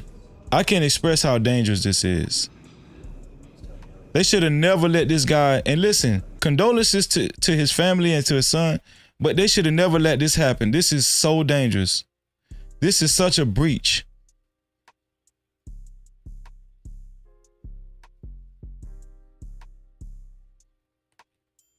This is such a breach.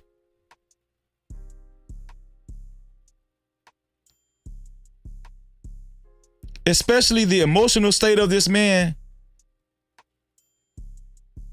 If you don't know why this is dangerous, this is crazy. I'm done. That's what I'm saying. I'm done. If you don't even know why this is dangerous, the emotional state of this man. We don't know where his head is at. We don't know where his head is at.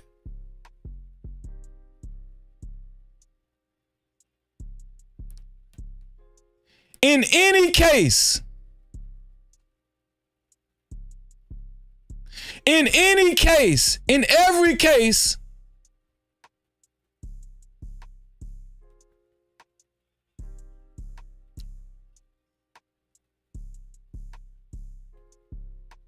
we've seen this family barge in on somebody else's space. No Cap-tivity. The son and the father barging in. No control. The entitlement from the son and the father. The entitlement. The apple don't fall too far from the tree.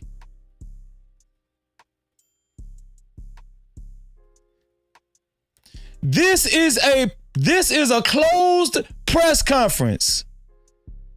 This is not a public press conference. The Karmelo Anthony's family put together this press conference right along with the outreach program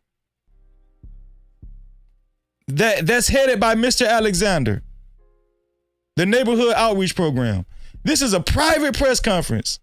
Why was this man allowed in here? This is so dangerous. And people that's agreeing that he should be there, if he would have opened up shots, I'm telling you right now, those same people would not have given a damn. Those same people would not have given a damn. You know what they would have said? Tick for tat, tick for tat, tick for tat. If you can dish it, you can take it. That's what they'll say. If you can dish it, you can take it. Oh well, I'm not sorry. Sorry, not sorry. If he would have opened up fire in this press conference.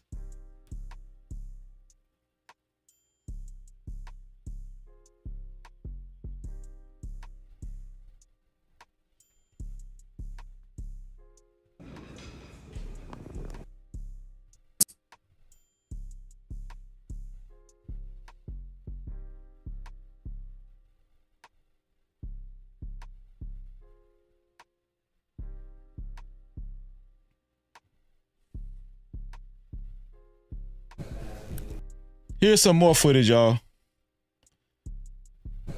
Here's some more footage of the dad getting escorted out. The Metcalf father. Here we go. Jeffrey Metcalf, that is. Hello, everyone. We are talking to the police. The police finally decided to pull him to the side, and they felt like it was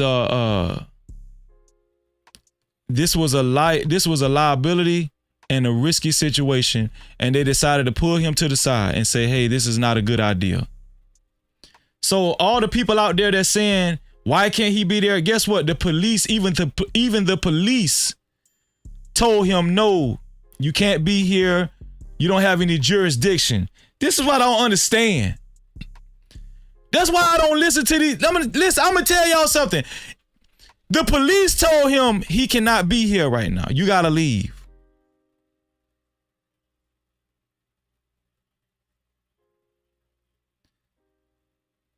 People are just so funny, man. This is just crazy.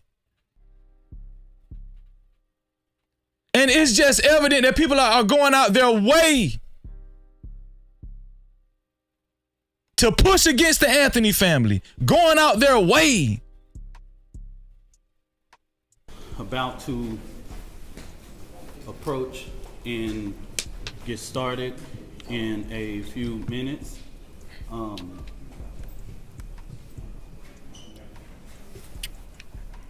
Testing 1 2 3. Testing 1 2 3.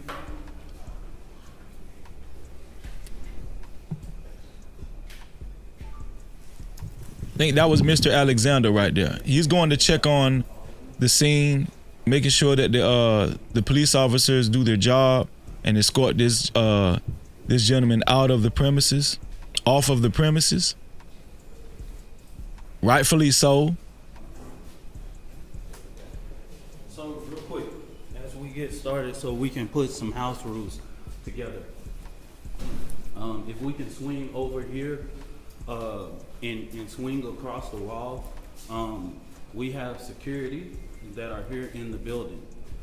We have a blended of Dallas Police Department and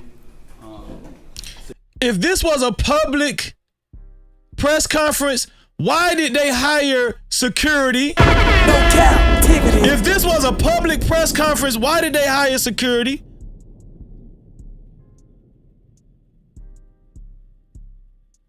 As you can see, the only people that was invited to this press conference was press. This one here for the third. A press conference. If you're not press, you're not invited.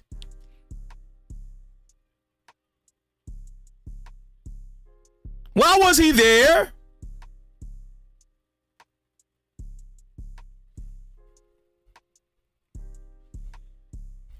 Because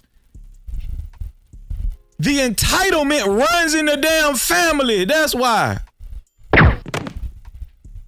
security for the Next Generation Action Network. Let me make this very clear because I say this unapologetically. The Next Generation Action Network has never played with the safety and security of anything. We don't play those type of games, all right? There you go. Safety and security. Not on my What? We like to, whenever we doing a protest or anything, everybody in the media know we don't play when it comes to safety and security. So we're gonna ask one time for it, and ask you to slide over just one time. We're not gonna ask anybody something twice, okay? I will make sure that the safety of this family is ensured. It won't happen on my watch. I just want you to know so that you can quote it. If we have to ask more than once, just know that's coming at the direction of me. You can quote me on that, all right? Tired of having to stream in 720p in StreamYard or having to pay more to get 1080p quality? We got you.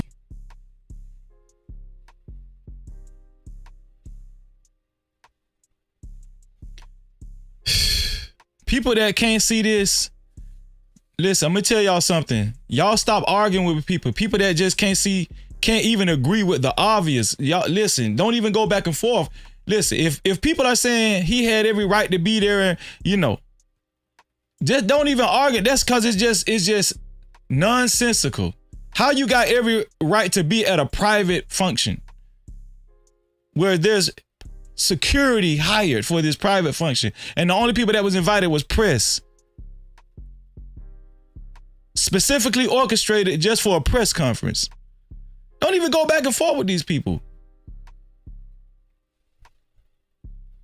because you see where their head at. You see where their head is at.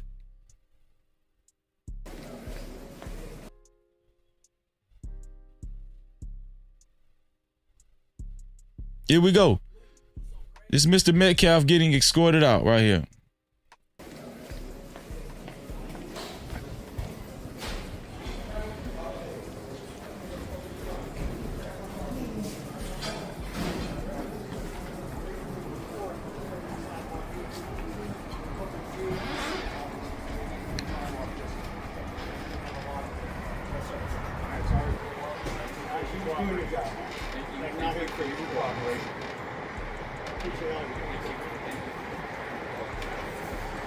They shook his hand and bid him adieu. Nice job by the Dallas Police Department. I wish they would have intercepted him before he even got a chance to go in the building.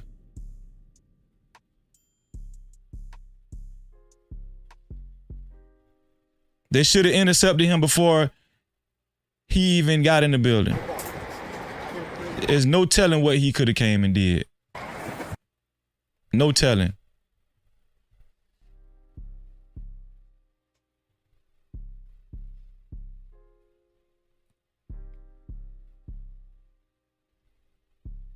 So now that we got that out the way, how about we go through this press conference like a fine-tooth comb? How about that, man? The Anthony family finally decided to speak out. And we have the entire press conference, and we're going to go through it. We're going to go through this entire press conference.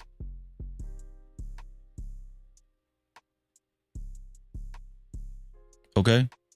If you would like your comments read and highlighted during this press conference, either send a super cap or send a cash cap to $no cap freezy. That's $no cap freezy right up top to your top right. No Cap-tivity.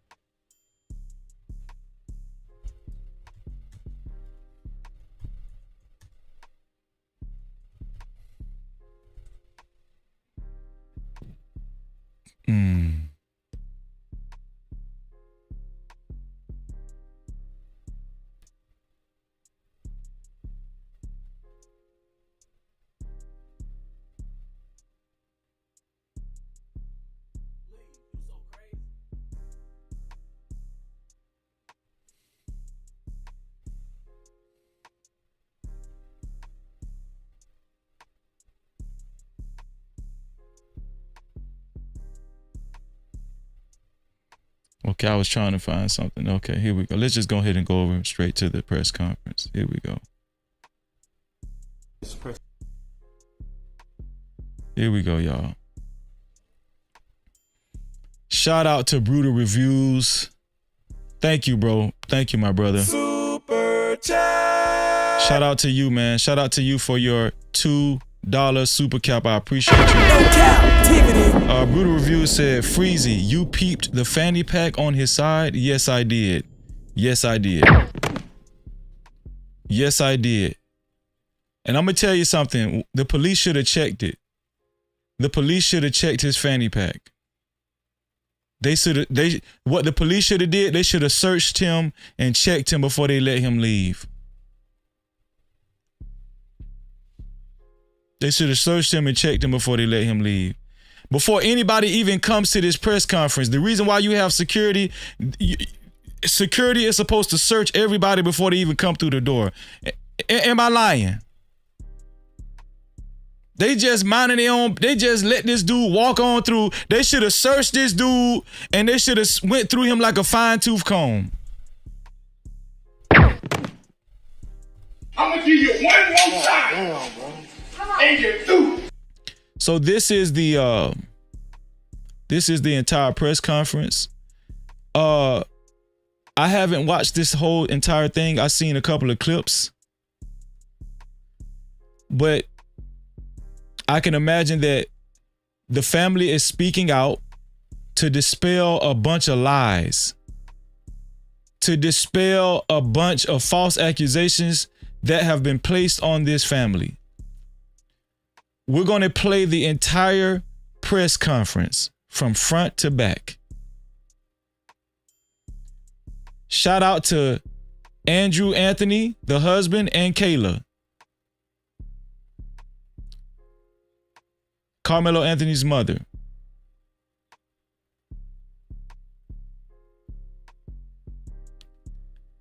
We're going to sit patiently and go through this whole press conference.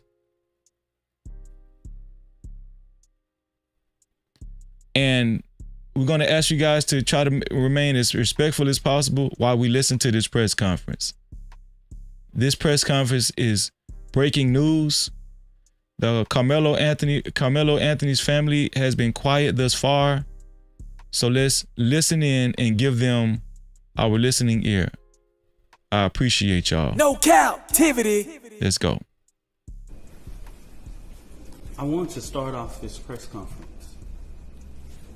to say something as a deep note that I can tell America. What we seen at the beginning of this press conference,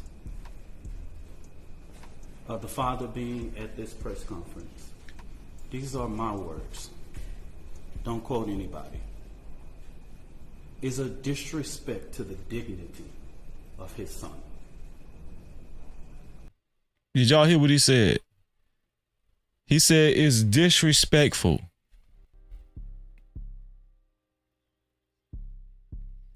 Okay, that's what he said, disrespectful.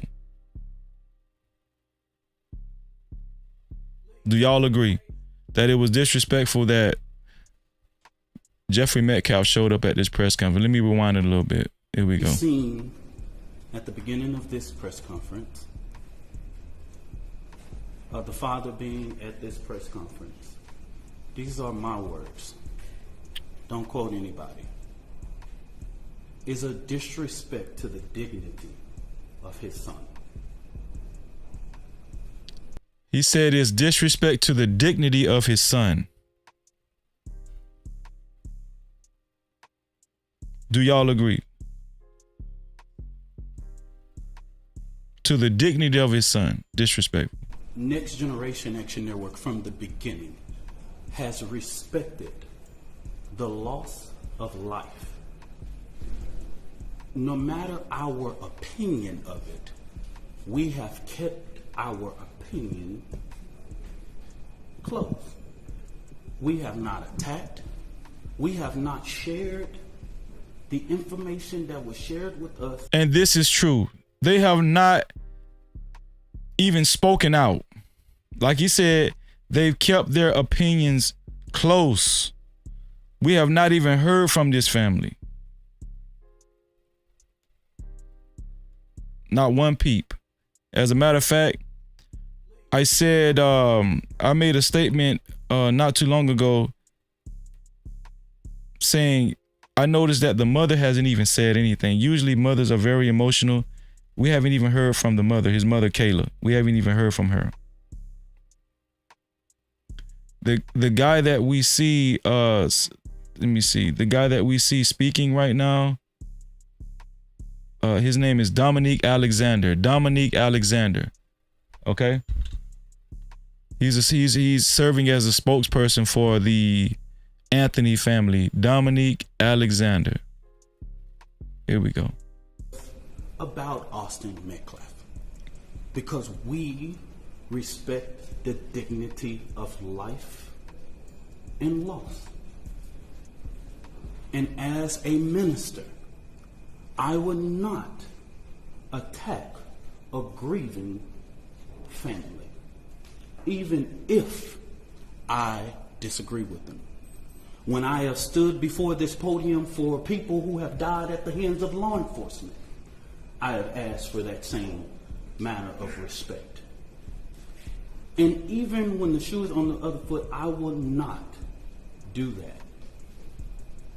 And all I'm going to say, so it don't be asked later, is that was disrespectful and just shows you all the character who is not invited. He knows that it's inappropriate to be near this family, but he did it. And so I say to people, actions speak louder than words. Okay? What he has failed into is the political operatives that want to make this thing a political thing of hate, yet bigotry, and yet racism. We have conservative operatives that have been posting non-stop about this case.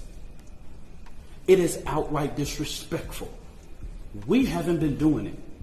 The Next Generation Action Network has been here, popular and unpopular.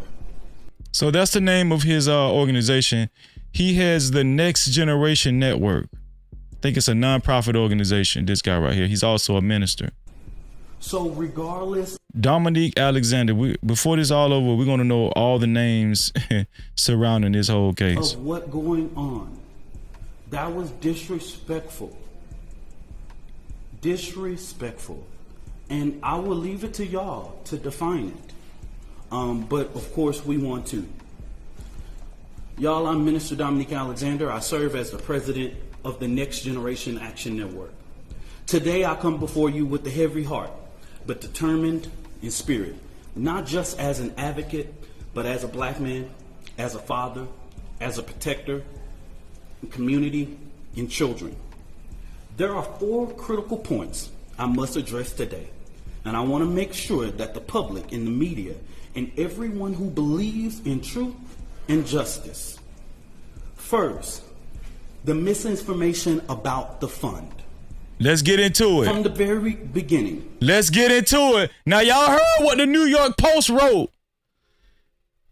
Y'all heard what the New York Post wrote about those funds, right? Remember that. The New York Post was insinuating, and other news outlets was insinuating, that the Anthony family used the Give, Send, Go funds to buy a $900,000 house and a new car with a paper tag and Amazon packages. Well, they're about to clear some things up. Here we go. There was an intentional disinformation surrounding the fund created in the support of the Anthony family. The Karmelo Anthony Fund, hosted by Give, Send, Go, let's be clear, the family has not received one dime. No Cap-tivity.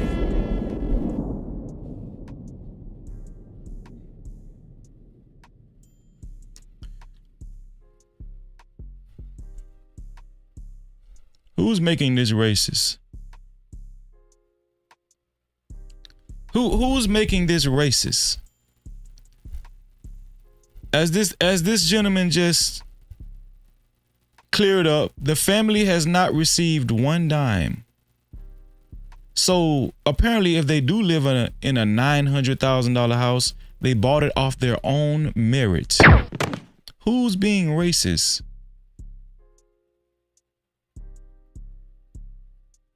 Shout out to C. Hutch in the building.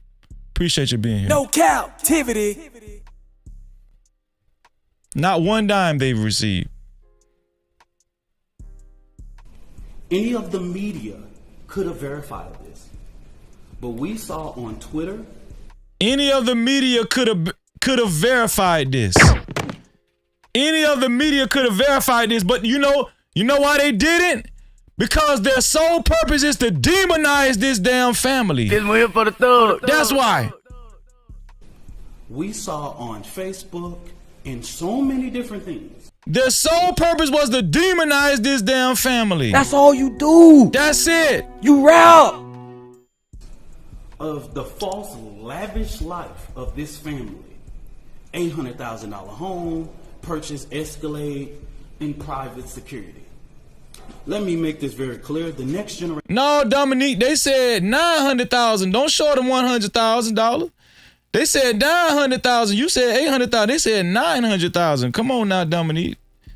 Say exactly what they said. Of the false, lavish life of this family. $800,000 home, purchase Escalade, and private security. Let me make this very clear. The Next Generation Action Network has always had its security detail. Many of you that know us in the Dallas and Fort Worth media know that we have our own security detail. So the security detail came from his organization, Next Generation. So I'm guessing that the family didn't even have to pay for the security to escort their son, Karmelo Anthony, out of the jail facility. They didn't even have to pay. The security came from a black nonprofit organization. Let's get it.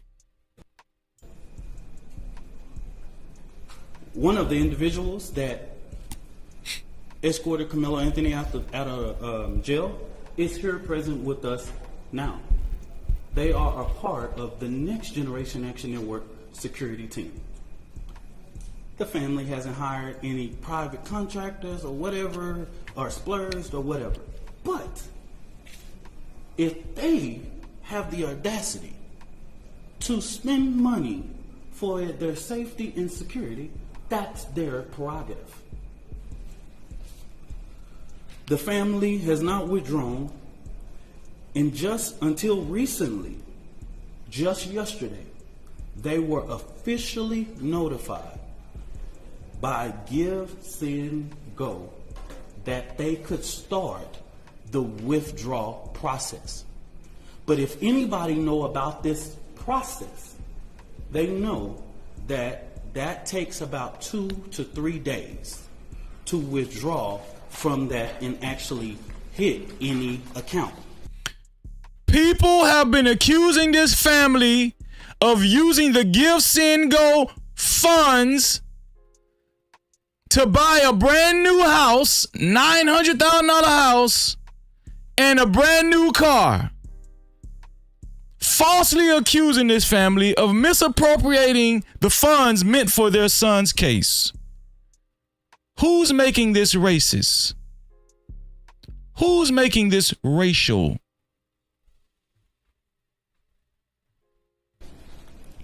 But this blatant propaganda wasn't just about the fund. It was to discourage the public from giving to the fund. That's what this was about. Because just like TMZ. And that makes a lot of sense. Those news outlets publish these false accusations, these false articles to discourage people from giving to this fund. But guess what? People still was resilient. They didn't buy the lies, and they still donated to the fund. Shout out to the people. No cap. Shout out to all the supporters. They tried to They tried the news outlets. The white-owned news outlets tried to suppress the support. They tried to suppress the donations, and they couldn't. Was able to call, give, send, go. Everybody in the media, in these news outlets that I've never heard before, could have did the same thing.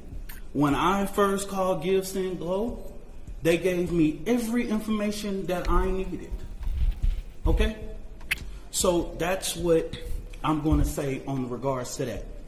Let me make this very clear.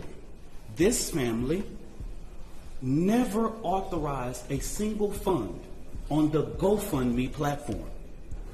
All of the funds that were raised on the GoFundMe were all fraud. Come on, Dominique, get it together. He ain't in the Metcalf father ain't in there. Jeffrey ain't in there, Dominique. He ain't finna do nothing. Don't worry about it, Dominique. You got this. He ain't gonna shoot nobody. All of the funds that was raised on that platform were fraud. Okay? The family was the first to report these funds. One of the funds we identified raised up to $11,000.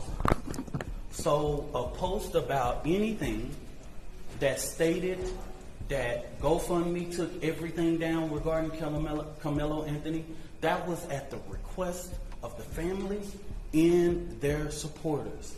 This family never tried to create an account on GoFundMe. The next generation. That's very important. The family never even tried to create a Give, Send, Go account. I mean, GoFundMe account. That's what he said. Hold on, let me back it up.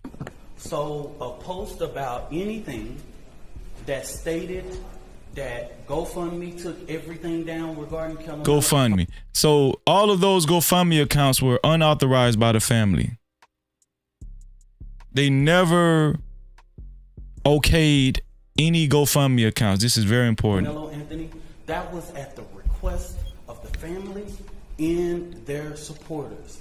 This family never tried to create an account on GoFundMe. The Next Generation Action Network is very well aware of the company's policy regarding raising funds for legal defense. Okay? Since this tragedy unfolded, the Anthony family has been subject to unimaginable amount of hate, racism, threats to their safety. Shout out to the People have father. sat outside their house, sent objects delivered. People have sat outside their house. People have sat outside their house. People have sat outside their house. Amount of hate, racism, threat. Since this tragedy unfolded, the Anthony family has been subject to unimaginable amount of hate, racism, threats. Okay. Since this tragedy unfolded, the Anthony family has been subject to unimaginable amount of hate, racism, threats. No captivity. Who's making this racist? Who's making this racist? Dominique Andrews just said, since the beginning of this whole thing, the Anthony family has been subjected to hate, racism, and threats. Hold on. Let me do this.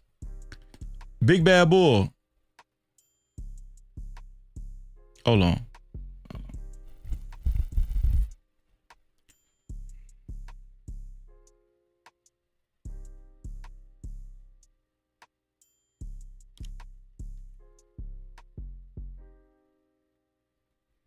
I'm trying to calm down, Big Bad Bull.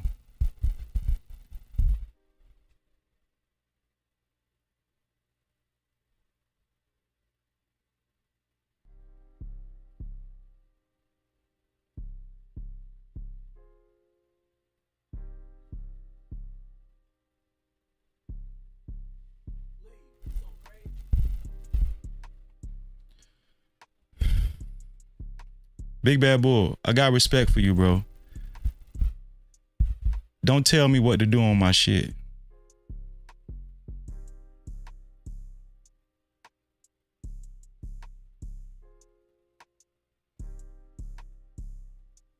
Thank you.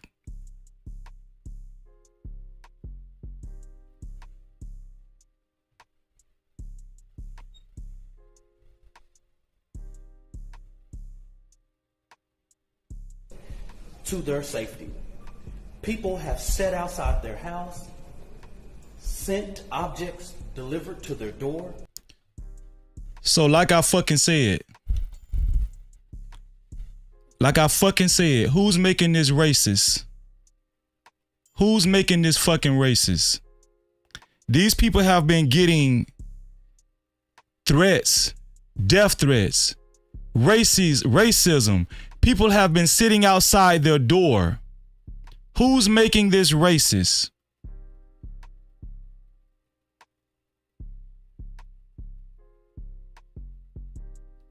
Who's making this racist?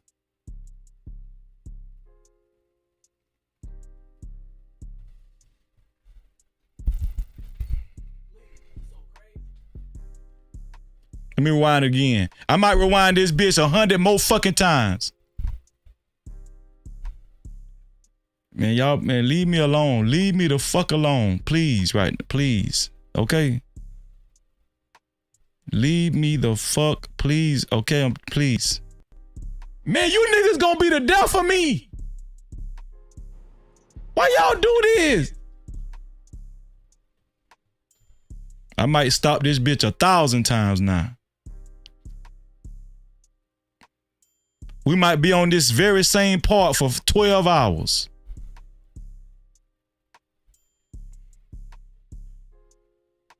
Shout out to Mia in the building. What's going on, Mia? No Cap-tivity.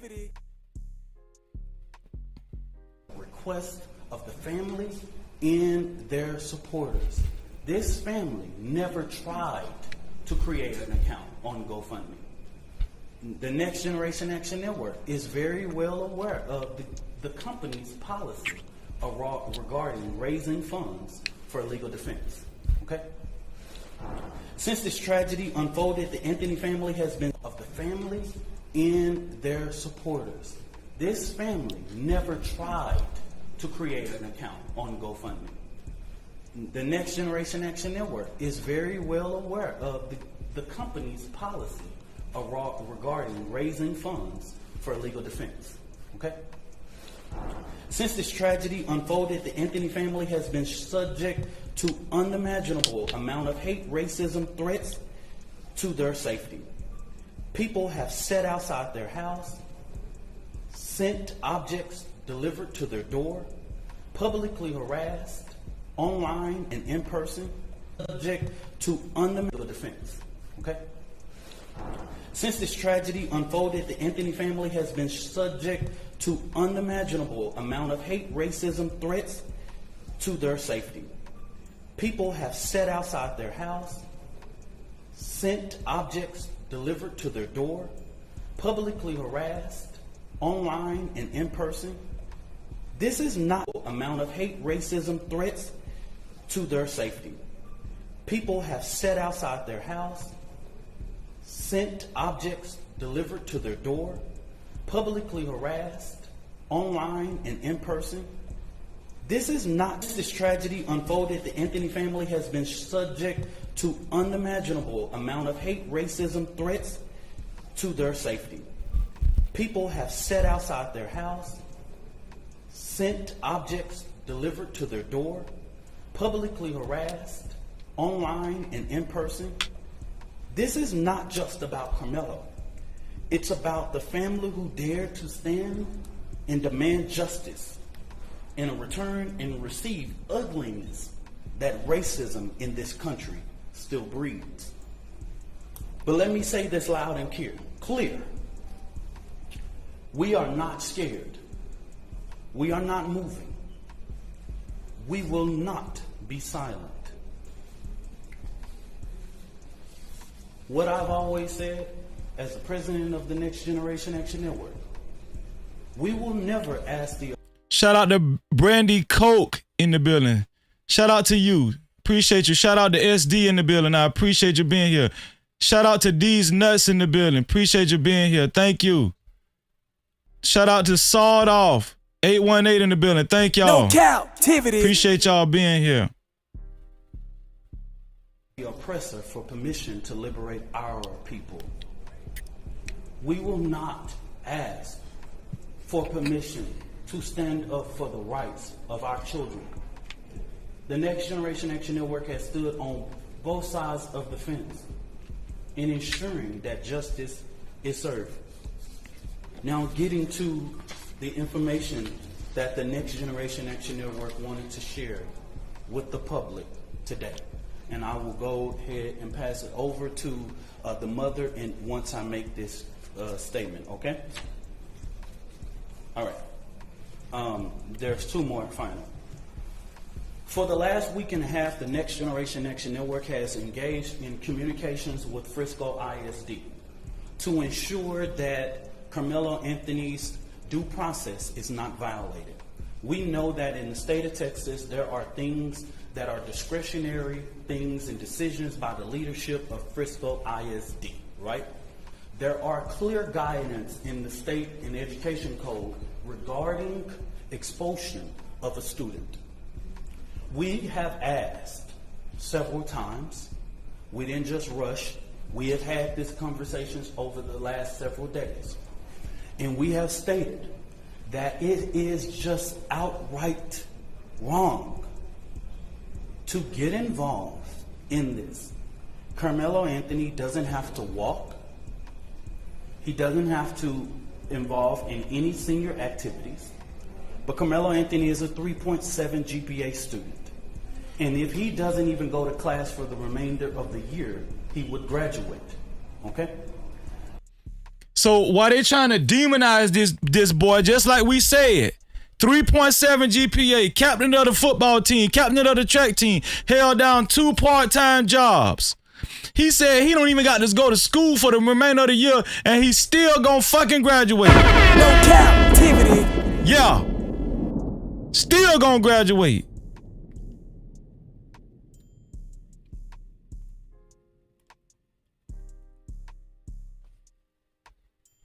Shout out to C Hutch. Super chat. Appreciate you, C Hutch. Thank you, bro. I appreciate you for your $2 support. Thank you, C Hutch. Thank you so much, man. No Cap-tivity. If you would like your comments read and highlighted, you can either send a super cap, aka super chat, or a cash cap, aka cash app to $ no cap freezy. That's $ no cap freezy. Appreciate you. We've asked that Frisco do not make a decision in this situation. But Frisco ISD has notified of their intent to expel Karmelo Anthony from school 1 month before his high school graduation. That just shows me that Frisco ISD is trying to push off the blame.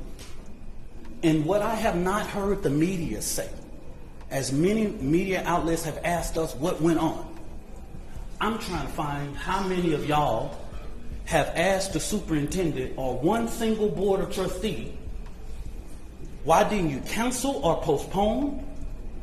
With weather in that magnitude, you couldn't have a track meet in rain or thunderstorm or clouds.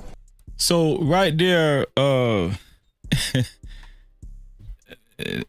it looks like some litigation. It looks like they're trying to find grounds for litigation. They're questioning why did the school board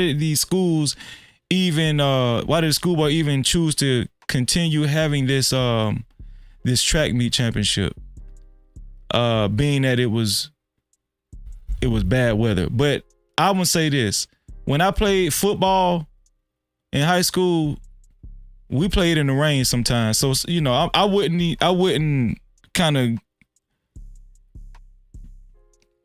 be too hard on the schools and everything, for continue to have this track meet championship. You know what I'm saying? Because that's not unheard of. Kids have performed in the rain before. Well, depending on how much it's raining. If it's lightly raining, slightly raining, kids have performed. All we know, the track meet had been going on before it actually started raining hard. So I'm just trying to make a good judgment call on that right now. Y'all are the media. Ask your journalists, your weather journalists, how the weather was that day and that time. Y'all do that research.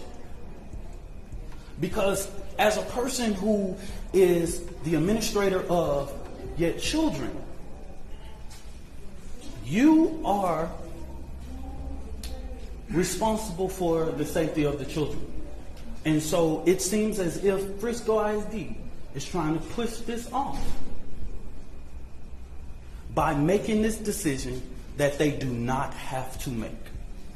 So the Next Generation Action Network, outside of the legal process, will be going through different avenues regarding to ensure that we fight for the rights of Karmelo Anthony. Okay? So in the next coming days, we will be announcing to the public. We will do direct action outside of Frisco ISD administration office because this is outright wrong. You are getting involved in a process that even the legal process has asked us to respect. And we're asking you to do that same thing. You do not have to get involved in this situation. But it seems that even with us going and meeting or having conversations, they have made their mind up. And we want to make sure that the record, that we talk truth to power in regards.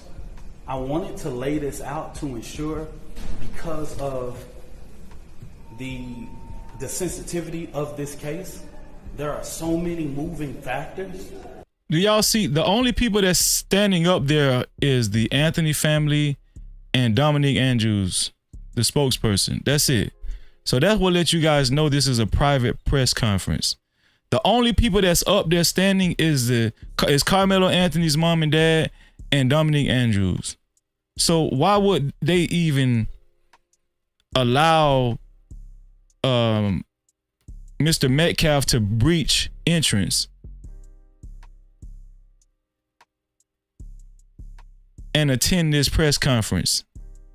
That don't even make no damn sense. Why would you do that? That's a clear-cut case of being confrontational. A confrontational character, confrontational personality. Is anybody following me? That I have to explain so that this family does not have to explain. Let me say this about the 4th, and let me repeat this so that you guys can go to the Frisco Police Department.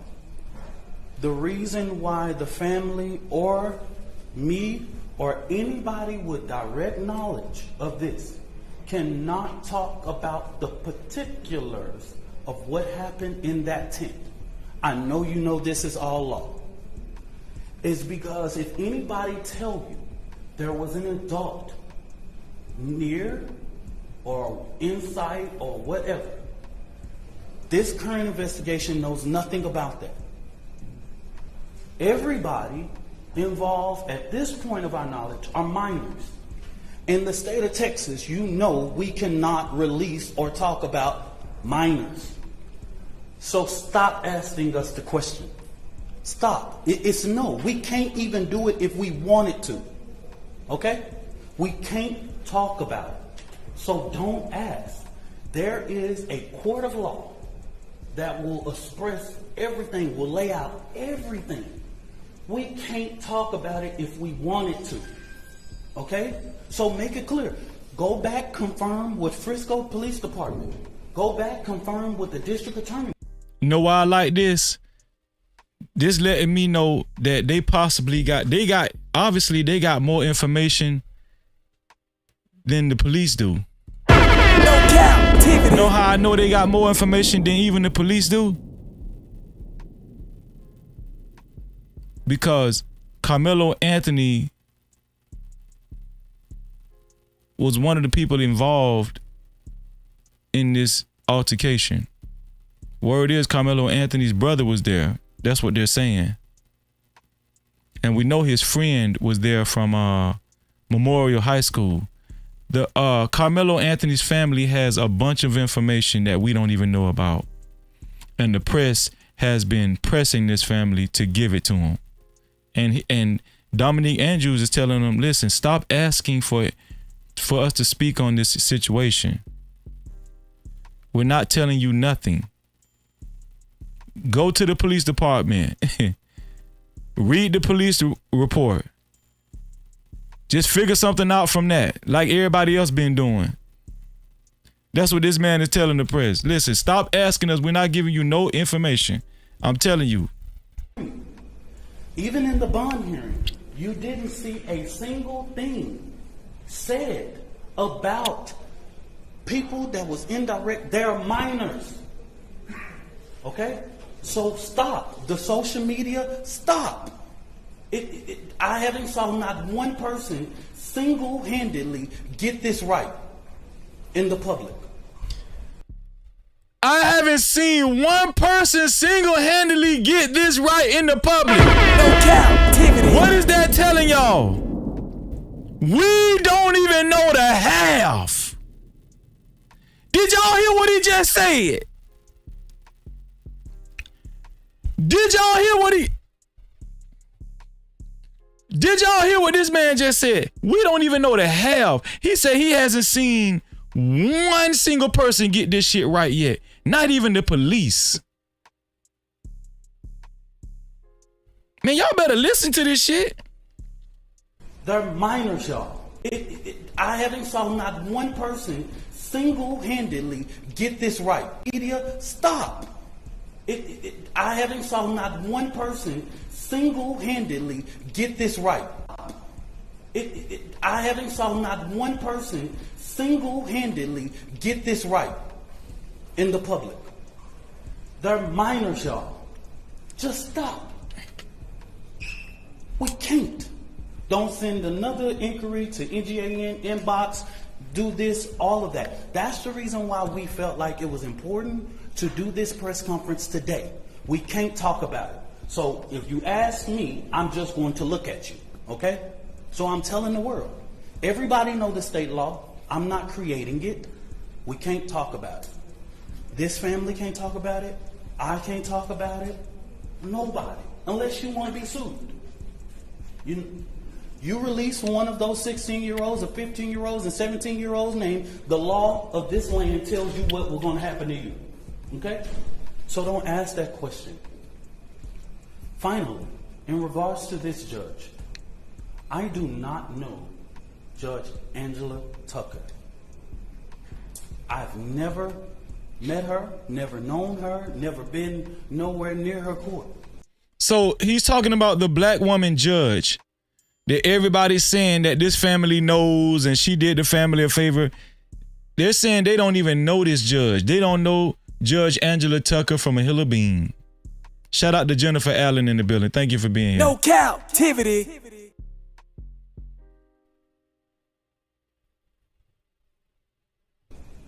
Don't know anything about her until we were notified that she was going to hear the writ. But the ugly attacks on her just shows Black America that no matter what you pick in the ballot box, and that is your constitutional right, it's people out here reminding us of the black struggle in America. This woman is a registered Republican, has been for years. She put herself through school, she raised her family, she did everything. I'm a registered Democrat, proud. I'm the chair of the Dallas County Democrat Resolutions Committee. I don't know that woman. And to call her leftist is just downright disrespectful. The bond that was given is according to law and consistency with practice. If Aaron Dean can get a $300,000 bond when he killed a Tatiana Jefferson, Karmelo Anthony can get a $250,000.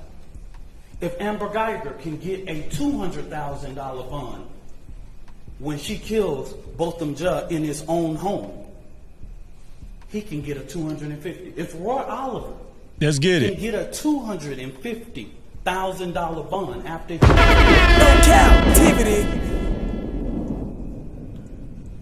all white officers, why couldn't Karmelo Anthony be entitled? A child with no background, no criminal background, no endangerment to the community, none whatsoever, be placed on a ELM and brought home. Please help me understand. Make this make sense. It's consistency. It's consistent with practice. Shout out to Robert. Robert, what's going on with you, bro? Great to see you. No captivity. After this, y'all, so that we'll know, this will be our final press conference until this trial. We will not speak to the media again after this, okay? Don't ask for comment, question, or whatever it is. The actions that the Next Generation Action Network take on Frisco ISD will be separate from the legal process because we want to make sure that Karmelo Anthony's due process. This is going to be a jury case. And then let me make this very clear. This is a case that has not even been indicted. So, under the guise of Texas law, it's not even really proceeding to a trial yet because it has not even went through a grand jury to be indicted. We don't know if a grand jury will indict or not. We don't know. That's in the district attorney's hands, okay? And their legal team is preparing a packet for those things, and we will not be talking about the legal process regarding this case, okay? So after today, I just want the media to know, and I want the public to know, I don't care what you say about me. I've been in this thing for 11 years. I am tried, tested, and proven. I'm going to just say, I'm from Oak Cliff. Worser things have been said about me, baby. You ain't got to inbox to me. You ain't got to tell me. I am the first person to tell my testimony. I don't have to prove anything to nobody. I am a proven testimony standing here.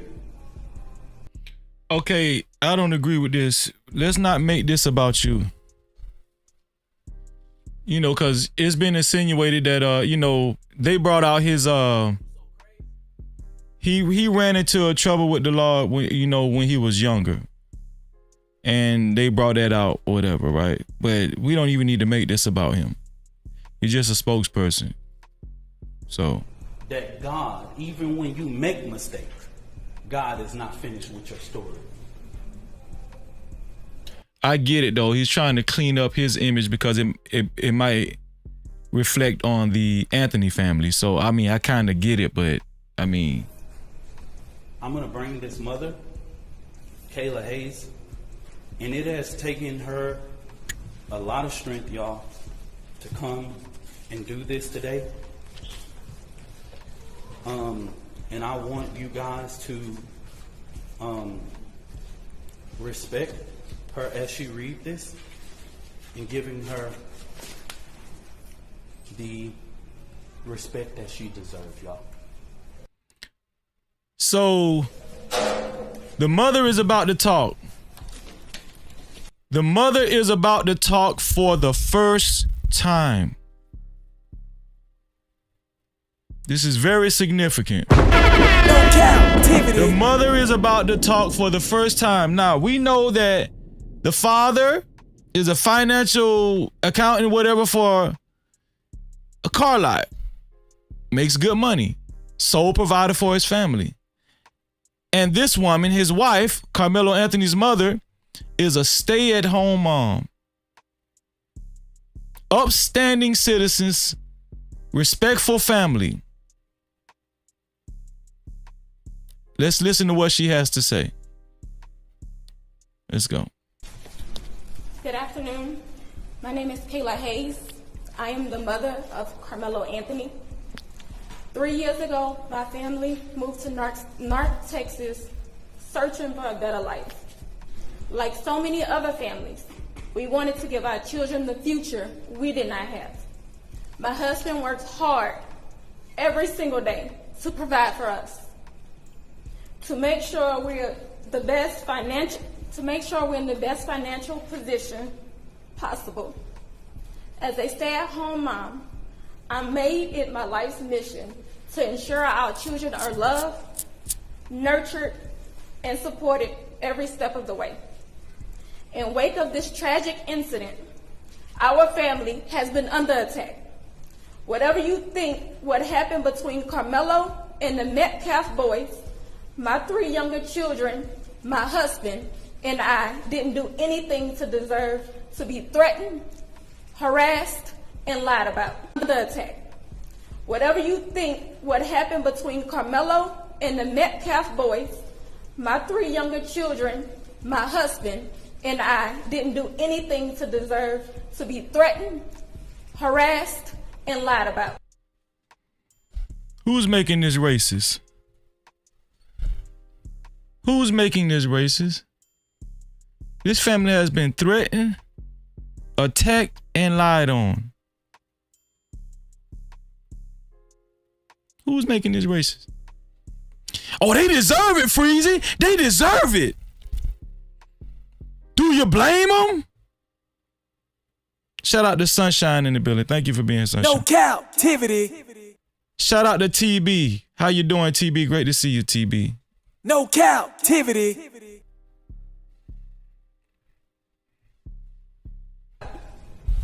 The lies and false accusations that have been said about us, especially over the past week, has been overwhelming.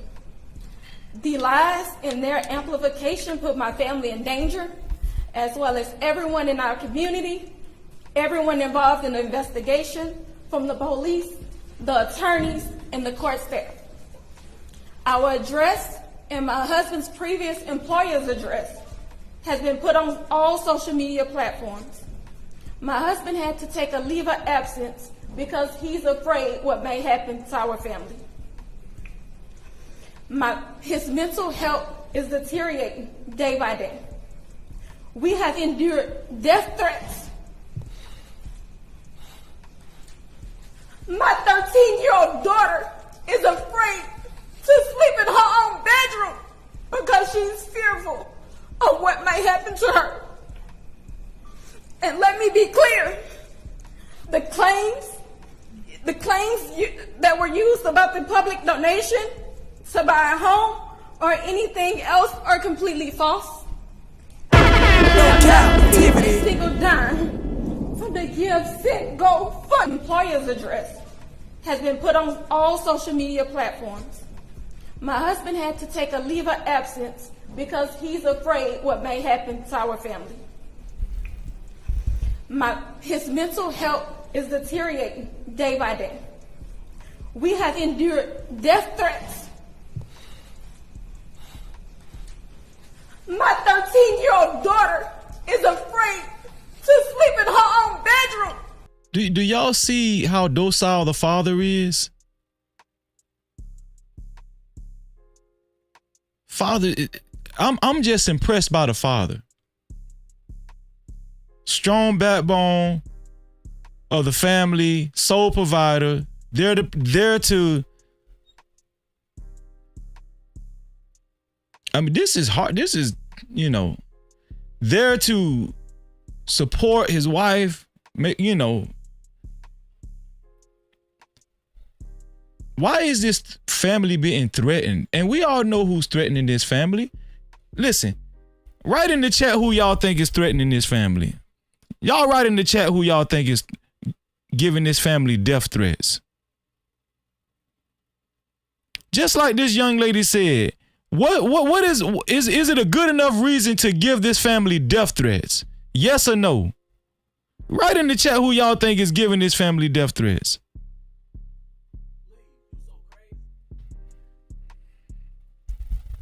Because she's fearful of what may happen to her. And let me be clear, the claims that were used about the public donation to buy a home or anything else are completely false. We have not received a single dime from the Give, Send, Go fundraiser. And the co-founder has stated that clearly. In the reality, we were just notified yesterday that we could begin to withdraw funds. And it still takes several days to receive those funds once a request is made. I don't know why we are being targeted and discriminated against before a fair trial. Our son deserves the same rights under the law that everyone is afforded to. He's been raised in a 2-parent home with structure, stability, love, and we put God first in everything that we do. We believe in the Constitution, we believe in the laws of this state, but those laws must apply to all of us, not just some of us. To be clear, we will not speak publicly about specific details of what happened under the tent on that rainy and awful day. There's an active investigation that everyone involved wants to be full and fair. We believe in the legal process, and that is where the truth will come out. To the family who experienced the loss, my heart truly goes out to you. To those who have supported my family, thank you from the bottom of our hearts. We ask for your continued support, patience, and prayers as we navigate this difficult process. Thank you. Y'all. Yo, this is sad. Of a post. You come for me, I come for you. Sarah Fields. Never heard of this woman. Call her fucking name out. No cap. Sarah Fields. Ooh. I like how they calling their damn name out.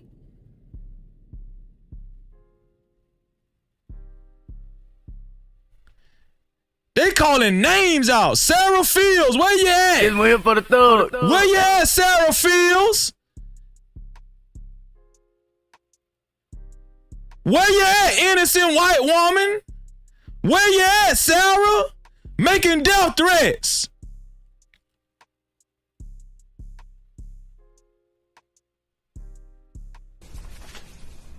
This is the kind of despicable things that led to the father being here. Political operatives motivating this family with hate. Karmelo Anthony posted on something that shows, posted here. These are the type of lies that are threatening this family. Posting the family's picture. These are the type of lies. She's getting millions of views on this. Sarah, she's even came after me. Shout out to Cassandra B in the building. No Cap-tivity. Shout out to the neighborhood sweetheart. She's even said all of those things. And now that the public knows exactly what is going on, I ask, because these racist bigots try to prevent us from standing up for our baby, our boy, he should be afforded the same rights that Kyle Rittenhouse had, Daniel Penna, and all of the people who have claimed whatever their defense was. Daniel Penny, acquitted, raised money for him, choked a black man out on the New York subway. Black man wasn't attacking anybody. Got away with it. giving due process. Kyle Rittenhouse giving due process. Used lethal force after being attacked. George Zimmerman giving due process. Used lethal force after allegedly being attacked.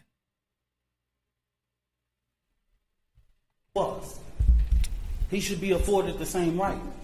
Nobody in the public media has one video camera, but we got the video of Kyle Rittenhouse with an AK-47 shooting 3 people in the back.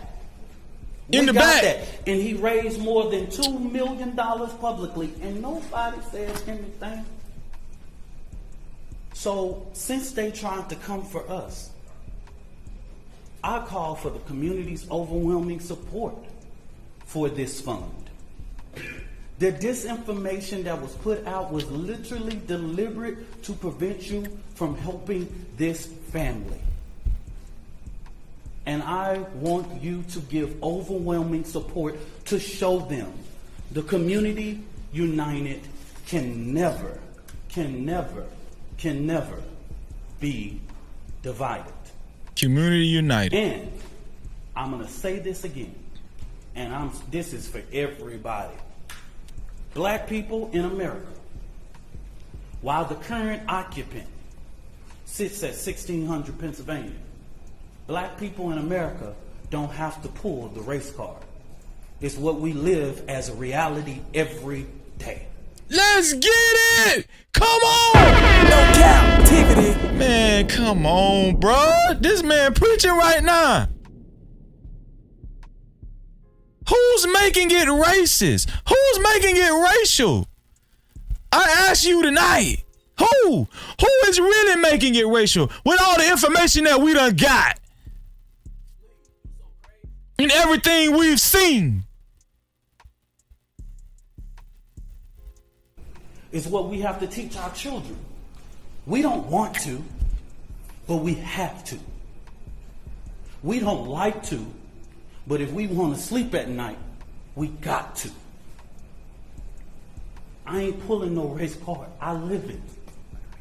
I'm reminded all the time that I'm a black man in America. And what y'all just showed to Judge Tucker is just reminded that hate and bigotry and racial reconciliation in this country, we have respected the process. I believe that Austin Metcalf is about to have his funeral. And I wouldn't dare, even with the information I know, and plenty people can share that and all that, but we have prevented from speaking about that in these type of public forums. It will come out. They have a more than well-capable attorney, and this family will go through a process of being able to get prepared for this trial. So I just say this real quick. This is our final time speaking to public and holding a press conference regarding this particular case. Now, the Next Generation Action Network will talk about Frisco ISD, but we will not do this. I will not ask this mother to do this again. The attorney will not. We won't do this again. Don't ask. We will see you at trial. Whatever venue that is, we will see you there.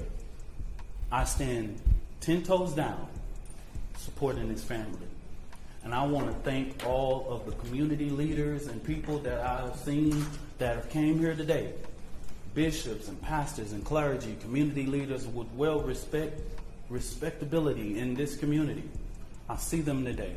And I want to thank them for their presence, because this family needs strength right now.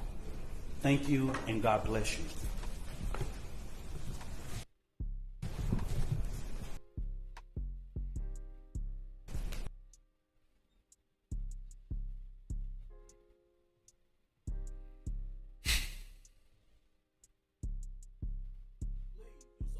You know, I'm gonna just be honest with y'all, man.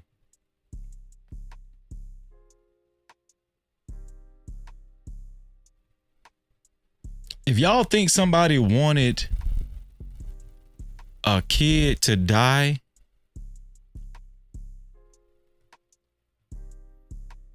you're sick.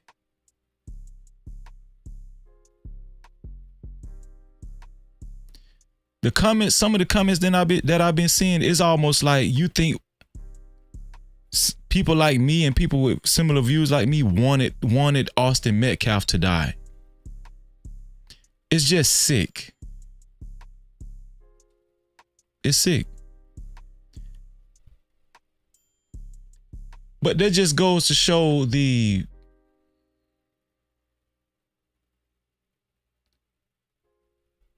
lack of wisdom and discretion that people really have. Nobody wanted anybody to die. Nobody wanted anybody to die. But you know, I get demonized when I say nobody will die if you just keep your hands to yourself.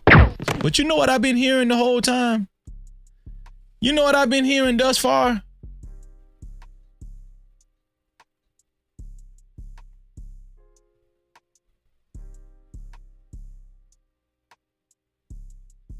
You know what I've been hearing?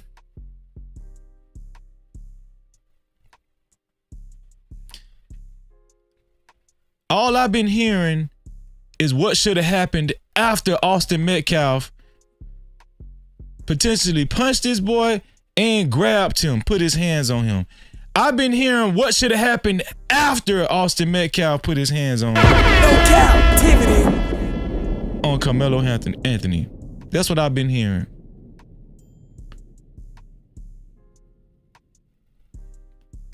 What should have happened after Austin Metcalf put his hands on Karmelo Anthony? From the opposing views. Nobody wanted Austin Metcalf to die. You think we love to see Austin Metcalf's father looking the way he is looking? You think we want Jeffrey Metcalf to look the way he's looking? You think we're celebrating that Jeffrey Metcalf lost his son? You think we just over here celebrating that shit?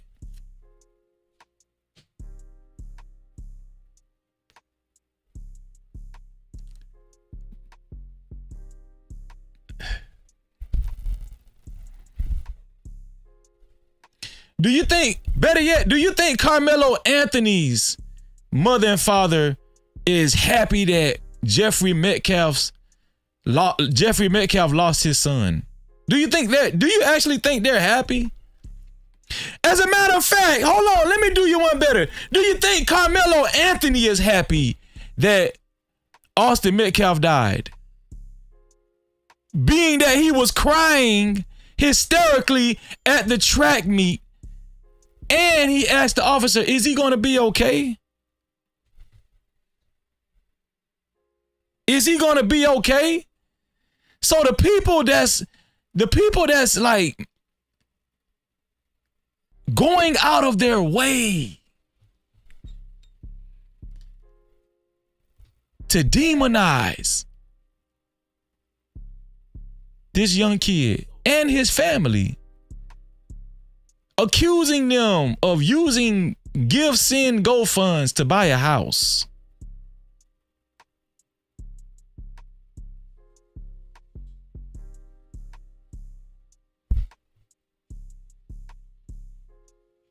The family, I'm gonna do you one better, man.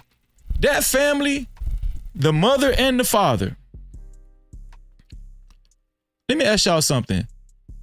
Did the mother and the father and the other 3 kids have anything to do with Austin Metcalf's death?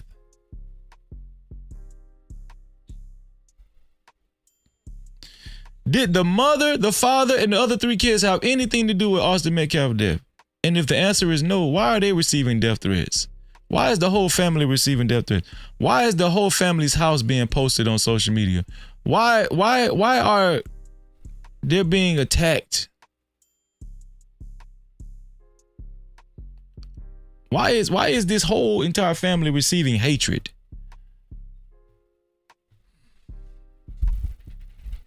Why isn't this family entitled to due process just like every other person? Let me tell y'all something. Let me do this again. Let's see if let me do this, because I'm gonna tell y'all something, man. Listen, especially, and let me tell you something. I don't, I hate to say this, but it's expected out of white folk to act that way. It's expected out of white folk to act that way, right? Because they love their own, and rightfully so. They love their own kind. They love their own people. They've been like that since they invaded America. They've been like that. But to see black people acting like this and saying the things that they're saying against this family, against Karmelo Anthony, it's atrocious.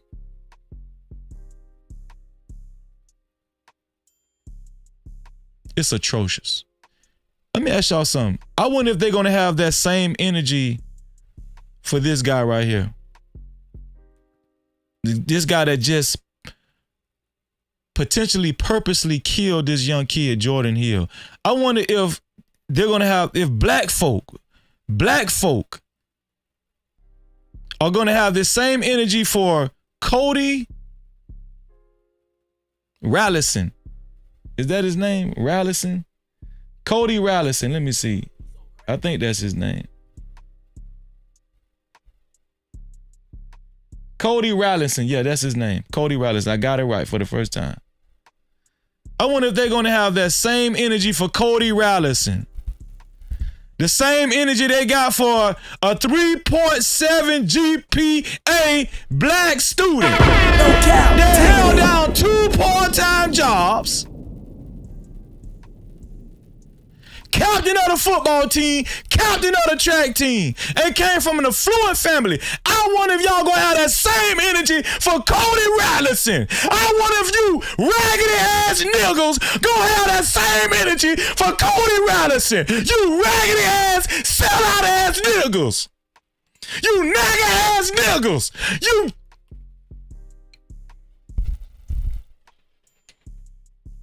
I wonder if y'all gonna have that same energy for Cody Rallison, who potentially purposely killed this young kid, ran over this young kid, and came back only to get his broken mirror. No Cap-tivity. Niggas make me sick, man.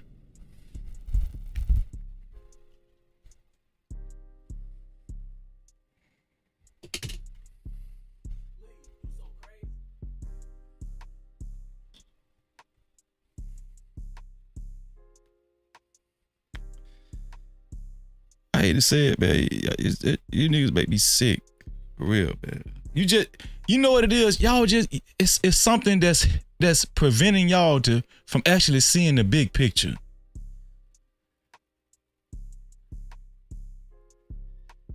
And I'm going to stay on this Jordan Hill case. Oh, I'm most definitely going to stay on this Jordan Hill case. I'm most definitely going to stay on this Jordan Hill case. And I'm going to see what kind of energy y'all have then. I'm going to see what kind of energy you have.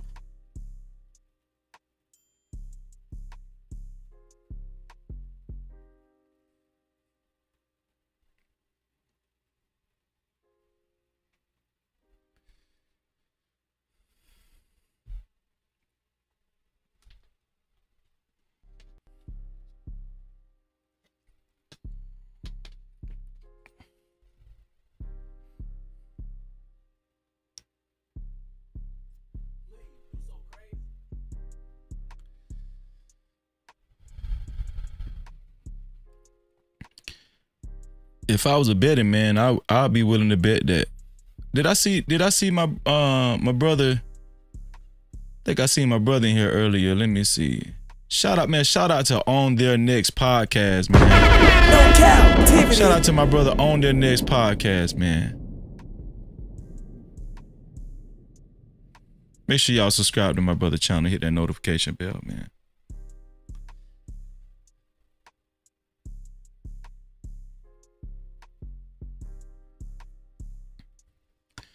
I got a funny feeling that once we get deeper into this Jordan Hill case and we find out what we find, people ain't a lot. I just got a funny feeling that a lot of people, especially the people that we know, the content creators that we know in this surrounding space, they ain't gonna give a fuck about this shit. Especially the naysayers. The Karmelo Anthony naysayers, they not gonna get that same energy for this shit. If I was just a betting man, I'll bet that shit. Cause I know how this shit go. And this a little kid. This little kid got ran over by a fucking truck. He wasn't bothering nobody.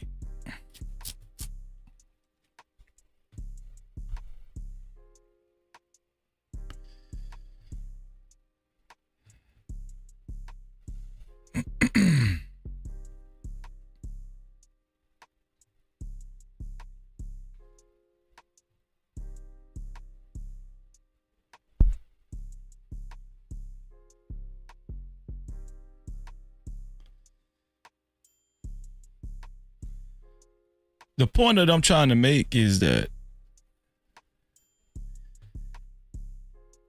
I'm trying to get y'all to see that Karmelo Anthony is a good kid. Yeah, he did some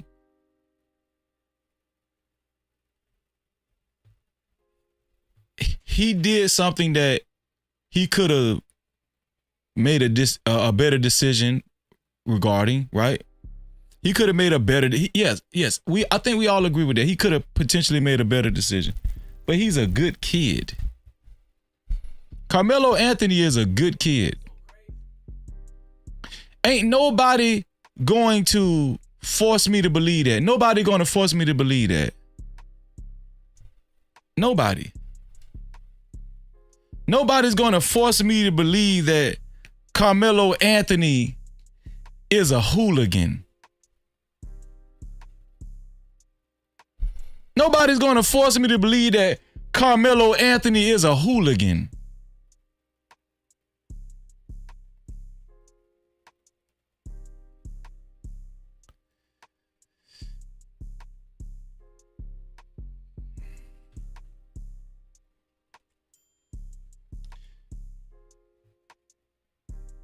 Don't let nobody try to shame y'all off of y'all square.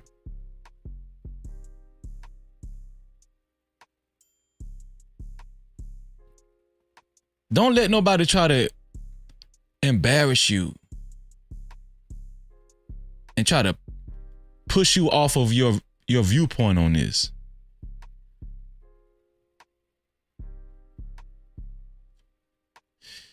No, listen. It's okay. Let Sean, let me see.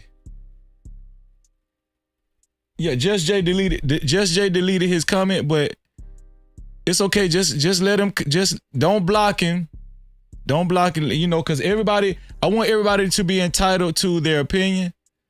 He's welcome to, type in the chat as long as he stays respectful.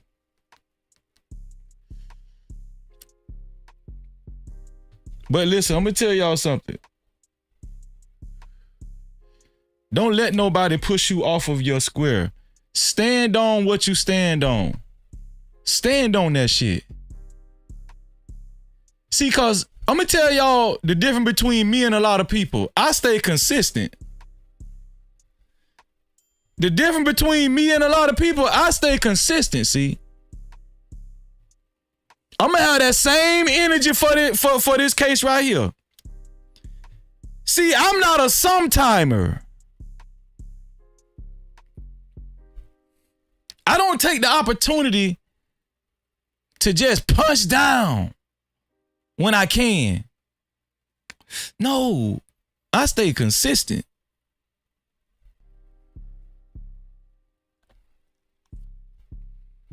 And if black folk as a whole was like that, we'll be stronger. A stronger nation of people, stronger economically, stronger politically.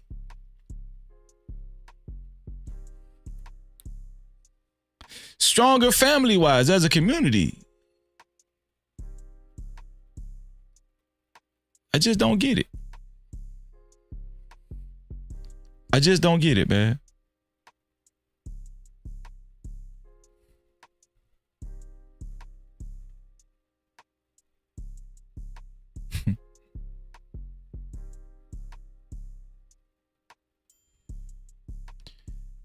I'm gonna be honest with y'all, man.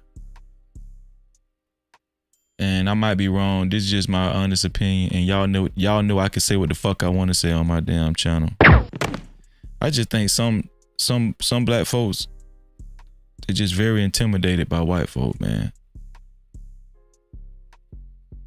They're not gonna keep that same energy for Cody Rollinson. They're not gonna keep that same energy.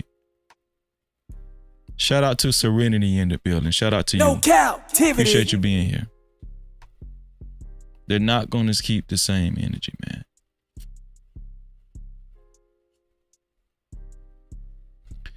If I don't do anything else on this platform, I'm gonna teach y'all how to love yourself and love your community. I'm gonna teach you how to do that. And I'm gonna teach you why it's important to do that. I'm gonna teach you why it's important to do that.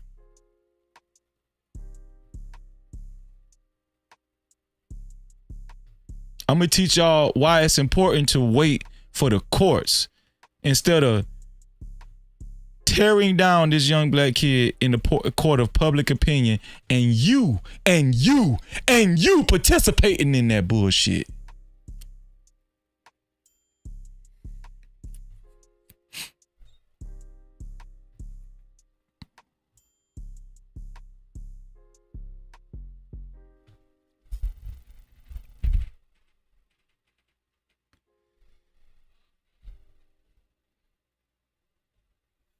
Now, I'm going to just be honest with y'all. From that press conference that we just heard,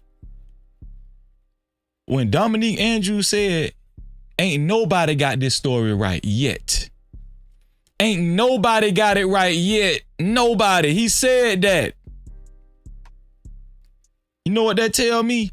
It's some information that's going to shock you. Because thus far, you guys been looking at the Metcalf twins as these good old American Christian white boys.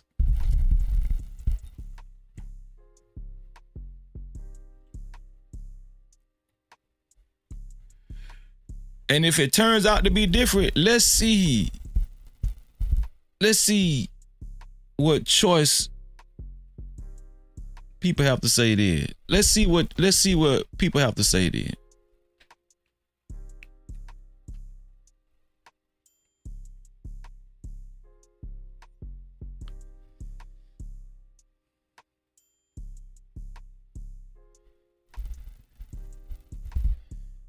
Here's the deal.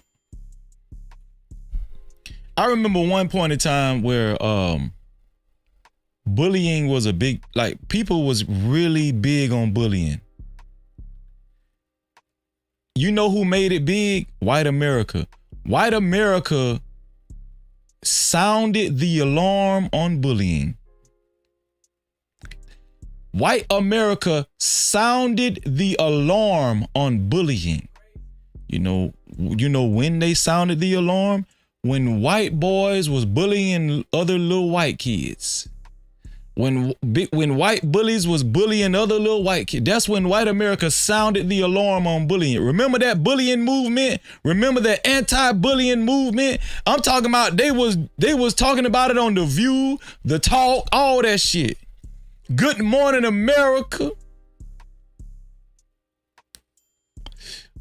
When young white kids started committing self-deletions, when they started taking themselves out, that's when they really started sounding the alarm and bringing awareness to bullying. But for some odd MFing reason, nobody can see that in this case, the most important thing that we should be saying is Austin Metcalf should have kept his hands to his goddamn self. No cap. Nobody want to say that. Nobody got the balls to say it. No, especially a black man. No black man got the balls to say it.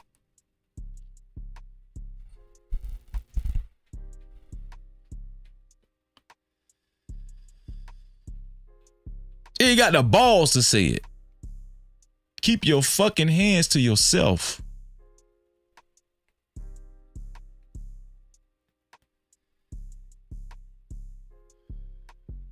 If you want your comments read and highlighted, you can either send a super cap or you can send a cash cap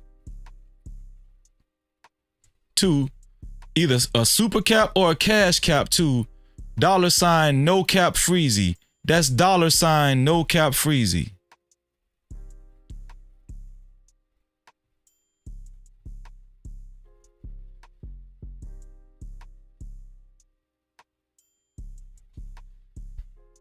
It's according to the police report, there's 30 witnesses.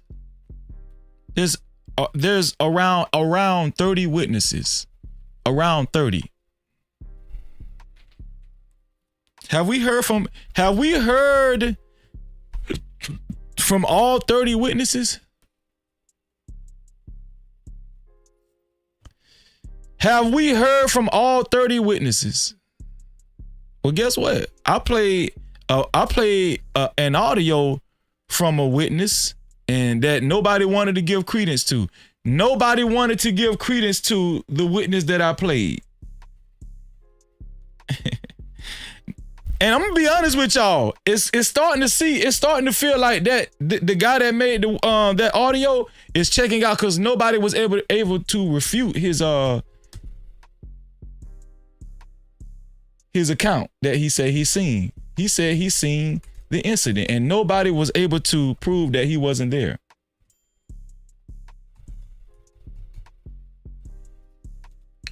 Now I'm going to continue to say alleged. Right? I'm going to continue to say alleged, but nobody was able to prove that he wasn't there. It was raining. They got rained out like crazy bad. Everybody trying to get back to their cars or get in, places where they, wouldn't get all extra wet. Dude was sitting up under the tent, right? He was on his phone, right? My daughters was up under the same goddamn tent. Yeah. So I'm paying attention to my kids, but at the same time, I'm gonna tell you why I'm starting to believe this shit more and more. This witness, I'm gonna tell you something. This witness, I'm starting to believe this shit more and more because when I look at Karmelo Anthony's dad, this witness and Karmelo Anthony's dad look around the same age. This witness and Karmelo Anthony's dad look around the same age. It was raining. They got rained out like crazy bad. Everybody trying to get back to their cars or get in, places where they, wouldn't get all extra wet. Dude was sitting up under the tent, right? He was on his phone, right? My daughters was up under the same goddamn tent. Yeah. So I'm paying attention to my kids, but at the same time, they're in the same vicinity. So I'm watching everything going on around it because I'm there for my children. So dude walks up, McKellen, bro, he wasn't even under the tent at the time. They came from a whole separate tent and walked over there. They intentionally went over there to this kid, man.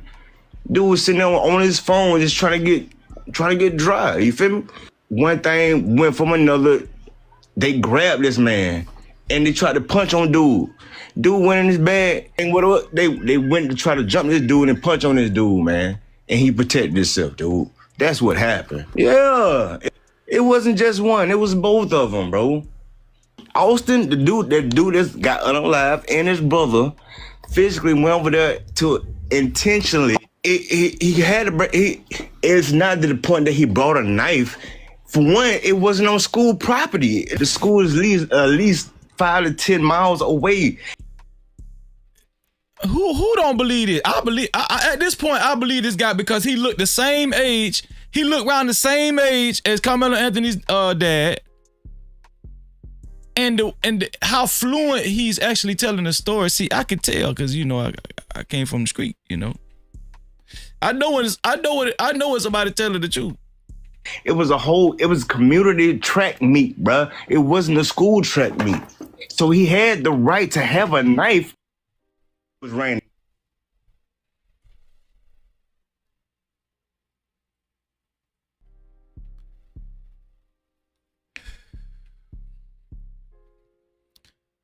Who's making it racist?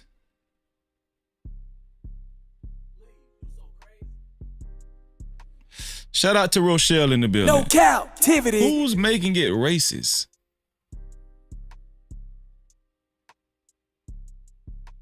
And let's just say, listen, I'm not saying black people ain't making it. I'm not saying black people aren't playing a part in making it racist. I'm not saying black people aren't playing a part in making it racist, but is it just black? I'm saying, so it's only one-sided. If it's any side at all.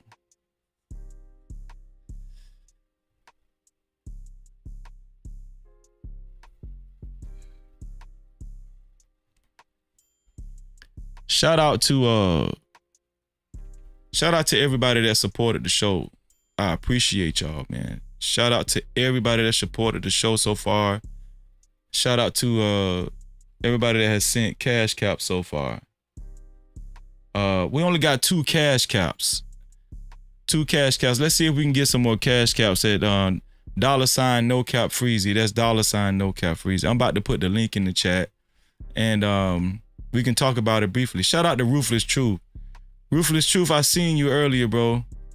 Shout out to you, man. Shout out to Ruthless Truth. No Cap-tivity. Appreciate you being here, Ruthless Truth. I'm about to put the link in the chat, and we can talk about it. I welcome all point of views.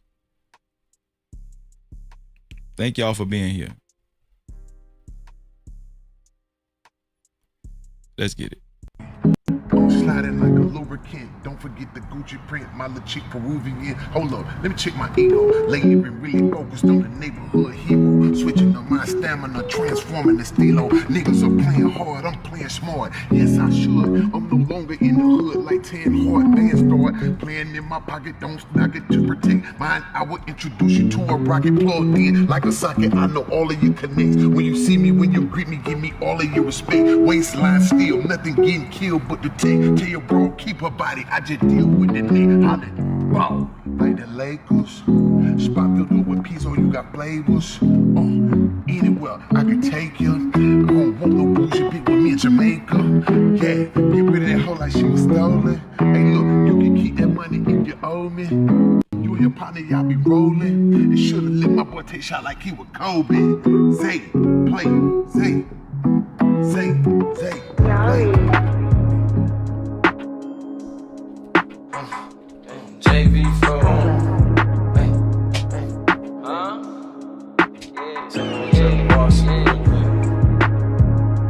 Stars on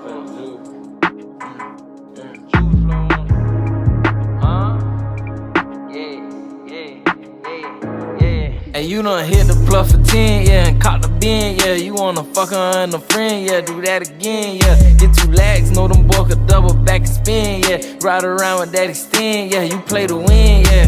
40 with a switch, yeah, with thumb in this bitch, yeah. Pull up and let it hit till it's none in this bitch, yeah. You a head hunter, drop 100, get 100 niggas dead. You don't want the bitch, but you gon' hunt your head, yeah. That little bitch good with them names, huh? You in the game, huh? You bout to go to Johnny Dane, huh? And do your thing, huh? Took that bitch to Miami, bout to switch a frame, huh? Baby mama mad at you, wanna do the same, huh? A couple pics of watch, so I guess you bang, huh? I seen really young dappy up, I guess you slain, huh? Wanna take it to the booth, huh? And drop some heat, huh? You know BD got them beats, huh? That boy a beast, huh? Since a juvenile, you stuck to the G code, huh? They hating on you cause they think you got the cheat code, huh? You hope your name don't get brought up in that Rico, huh? Cause you one of them niggas ran up with that Chico, huh? Instead of praying to your Howard shot, you took a shower, huh? Got them bees, that's your power, huh? Can't leave without them, huh? You were living wrong, huh? But now you own, huh? Extra corner for you go home, huh? They know you strong, huh? You gon' bust that nigga head, huh? They owe you bread, huh? Send the text, say that she bread, huh? Left phone red, huh? Got your mind on the fed, huh? You kinda scared, huh? You went back to the woo lady, see how to play, huh? When niggas fucked up, you who they go to, huh? Cause you done put more niggas on track than Pro 2, huh? You debating on a foreign or a old school, huh? You like, fuck it, I ain't heard, guess they both cool, huh? You play with blocks like it's Tetris, huh? You well connected, huh? That boy a little too sketchy, huh? You scared to catch him, huh? I just took some yeah to the A, yeah. We be making plays, yeah, after play, yeah. Pull up to a house, yeah, on the couch, yeah. Shout out to my sister Just J in the building. No Cap-tivity. Hey, what's good? Good day, everybody. Good day, how you channel. doing, Good day, sis? chat. I'm well. Just watching the festivities. Shout out to Ruthless Truth in the building. What's up, Ruthless Truth? No Cap-tivity. You know I gotta ask y'all first. Would y'all, if you want to stand in the back, let me know. If you want me to bring you up, just give me a thumbs up. I don't want to come in. I don't want to come up. Okay, Ruthless say you know, Truthless need to be seen. Shout out to Truthless. I missed you too.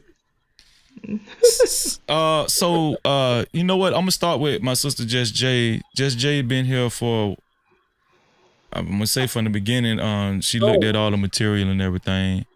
No, she didn't. Just J, what's your initial thoughts on what we just seen? I did get a little, like this really, I ain't gonna lie, like when I seen the mother, heard how the mother, you know, and how the father was holding up and everything, I ain't gonna lie, that kind of got to me, man. You know, but that definitely was heavy. Yeah. What's your initial thoughts, sis? Just out the gate. Just out the gate, honestly, and I keep saying it, like I'm trying to be mindful how much I speak on this case, because for me, energetically speaking, spiritually speaking, however people want to word it, this is a very, very heavily charged case. You know what I'm saying? It's I don't know how to describe it, but it is something that is very heavy about this case. It is charged in a way that is different from a lot of high profile cases that we've had in the past. It's almost like it's a part of a perfect storm. You know what I'm saying? And I don't know what the outcome is going to be, and I'm trying to be mindful how quick I speak on this situation. But it weigh on my spirit because it's a lot of layers to this case. It's a lot. This is also about racism, right, in this country. But it's so many different layers to it that the impact is going to be different. It's already very impactful, but like the outcome, I don't know how to explain it. I'm kind of rambling, but it's very heavy. But that's my first initial thought about it. Nah, I totally agree with you. I agree with you, sis. Just the magnitude of it and the emotions behind it, it's hitting a little different. You know, I'm gonna just go out on the limb and say, even people with opposing views from mine, they know it's a sensitive case. And here's the thing, I just want to recognize this too. You know, I recognize that there are some white people that feel the same way I do. So, you know, this is not me trying to completely divide any demographic, any race. No, there are some white people that agree with me. You know what I'm saying? There are some Hispanic people that agree with me. There are some black people that don't agree with me. So this, to me, this is not even the full dynamics of this case is not even racial. It's just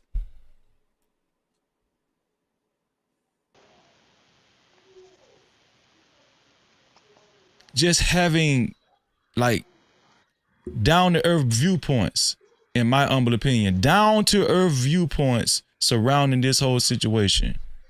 Right. You know, It's about being realistic and not this ideal shit that people like to build up in their heads. And I think that's where some of the frustration comes from with some people because it's like, okay, so we're gonna act like racial disparities don't exist. We're not gonna act Yeah. like there's bigotry, and there's sensitivities on both sides. We just gonna act like that don't exist, right? So then you Mm-hmm. have people that come up and just want to pop ass in the chat, right? They don't really want to have a dialogue, and to me, that alone is very indicative. You know what I'm saying? Mm. And people think I be playing, but when I say, and I'm just using Karen, right, for the lack of a better term, right? But when you have people that live in that land of entitlement and delusion, I truly think they may not call it Karenism, but that type of thinking eventually is going to be in the DSM because I don't care what nobody say. It is a mental block. It is some type of impairment in a person's thinking, right? And shout Mm-hmm. out to Kimberly.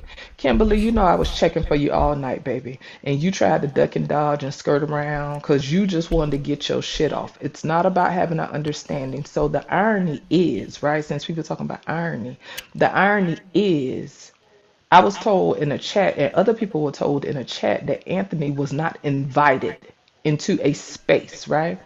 But Mm. we have a grieving father who should be with his family coming into a space that he wasn't invited in. And when I challenged that logic, somebody disappeared and then went to crying about they entitled to their opinion. Like I said, Karenism, entitlement, and the caucasity of it all. Okay? It's the caucasity of it all. So they were saying that Baby, listen. basically they were saying that Jeffrey Metcalf had a right to be at a private put together press conference. Yes, that is what Miss Kimberly said, and I'm typically respectful to Miss Kimberly, and I definitely try to That's maintain crazy. respect because I still see her as an elder. But baby, don't just don't, right? See, Mm-hmm. see, because just then you betray your own logic. So in a split second, I say, okay, so was Metcalf was he invited to that space? Because I'm pretty sure he wasn't invited.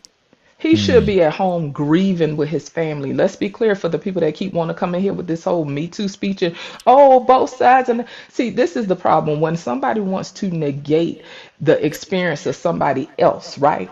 Just to push their point.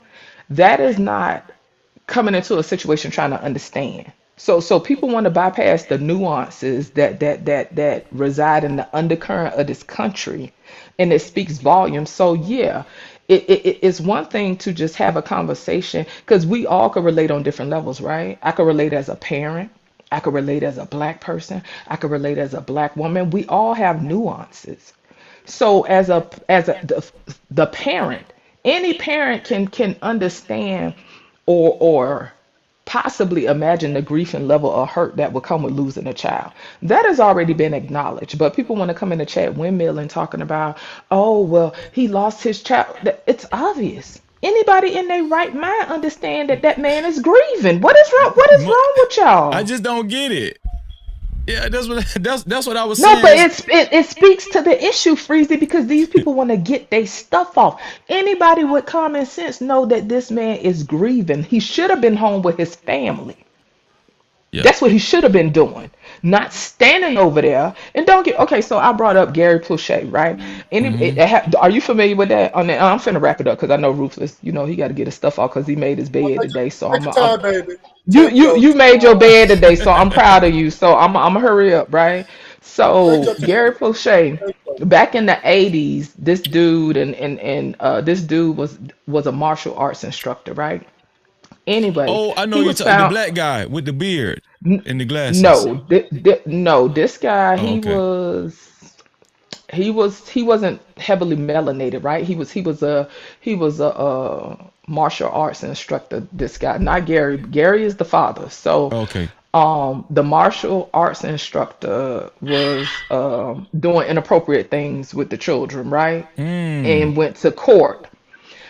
Gary's dad, Gary Pluchet, he walked up on dude in the courthouse and put one in his head.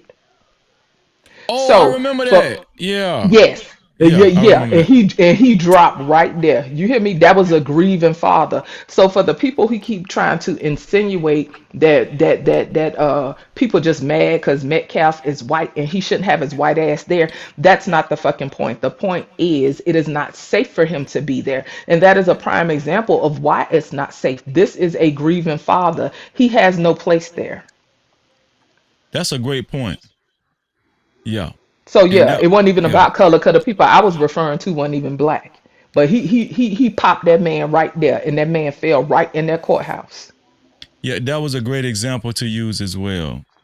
Yeah. Yeah. So yeah. So And I'm gonna people tell you, adding stuff and to it. for somebody to not see your viewpoint on that, even that, because I share the same viewpoint, for somebody to not see that, it lets me know you don't really care either way. You just insensitive All around. all Hmm. around. That's it. You Except don't even except really care. except you sensitive to your viewpoint, but you insensitive to everything else that's outside of your Yes. viewpoint. Because I can see this man as a grieving father as well. This ain't about, oh well, you know, yeah, you shouldn't be grieving because you should know your child should have done. No, that's stupid. That's stupid. Nobody in their right mind would think that.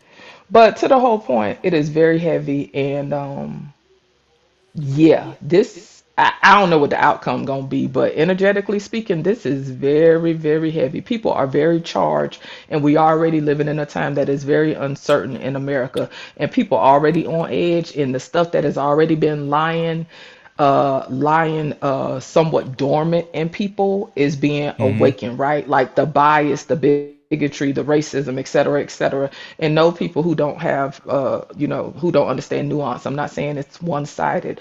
I'm saying that all those frustrations, right, that have laid low for such a long time, right? Because in America, we're taught tolerance, right? Mm-hmm.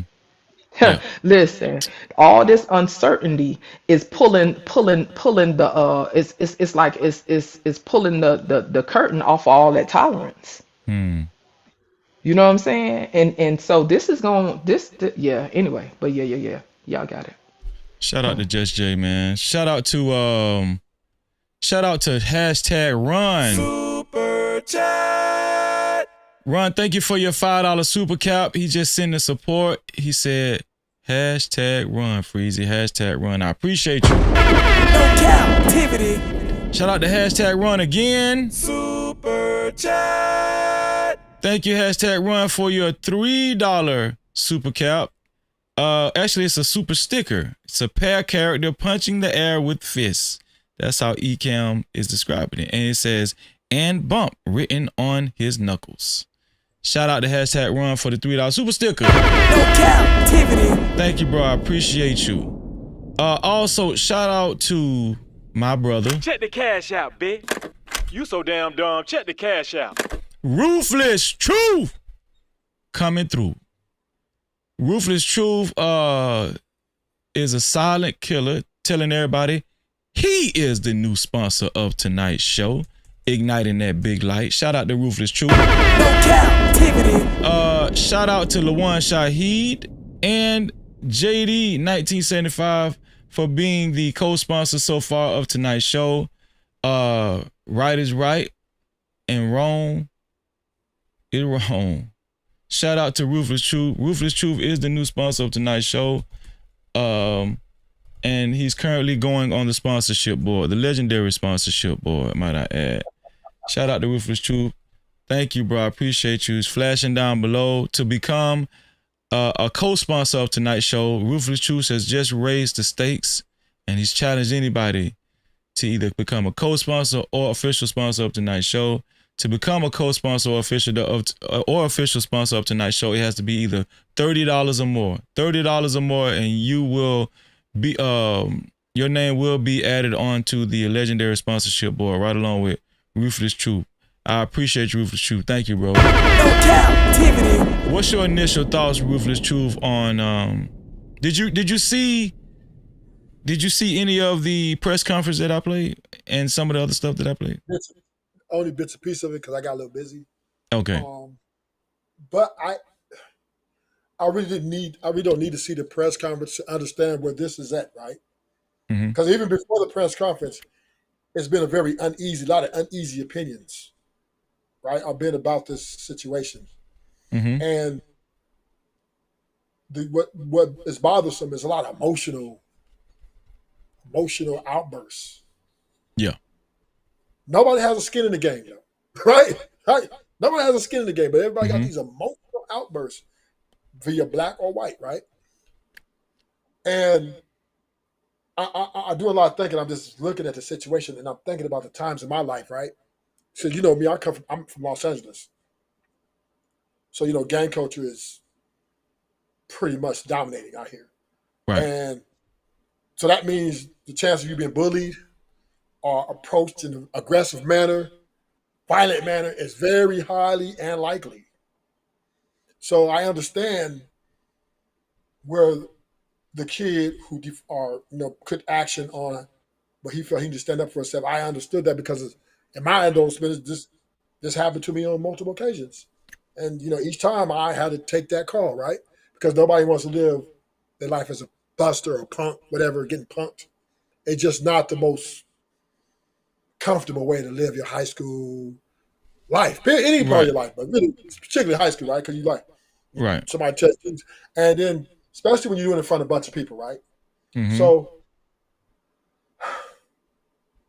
I mean, and the only thing that exacerbates it is because the guy died, right? That's what exacerbated more than if he was living and he did a few scratches.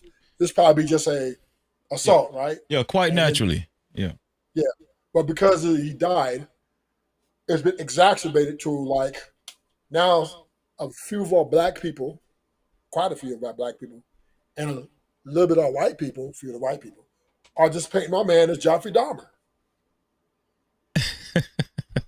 This one here for the thug. Like he just going around and taking niggas out. Yeah. Right? Like he just going up to niggas and putting holes in them, and Real talk, man. Nah, real talk. Real talk. Well, Yeah. I'm so shocked because to me what he did was amateur style, right? He just got lucky, and and unlucky, I would say, in that it resulted in that. But it wasn't like he prepared and was ready to take like, oh, I'm a hitter. I do this, what I do, right? It was just and then he hit him and ran, right? Who does that, right? But someone who's not skilled in this area. So I'm a little confused about these reactions, right? Now I understand they're going to be some, his people, right? But they're crying on my boy because it was their child that received the, life off the earth. Yeah. So of course there's going to be some emotional attachment there. But reality is, this should be a lesson. And let me say, just to make this clear, this should be a lesson throughout the earth. Now, you don't go around checking people when you don't have the authority to check people. You don't go around and threaten people or scare people. Bullies, this is for the bullies. This is for the ones who think that because they're big or because they got a gang of homeboys, that they can just go up to people and scare them with their brute force and they're never going to be dealt with. Yeah. Because anything can happen in these things. When you approach someone like that, any potential of death or injury can happen. I'm gonna say this. True. Me continuing to examine this situation, this case, and how it unfolded with Karmelo Anthony and Austin Metcalf. I'm gonna just say it. And I know a lot of black people ain't gonna like me to say it. I think Karmelo Anthony,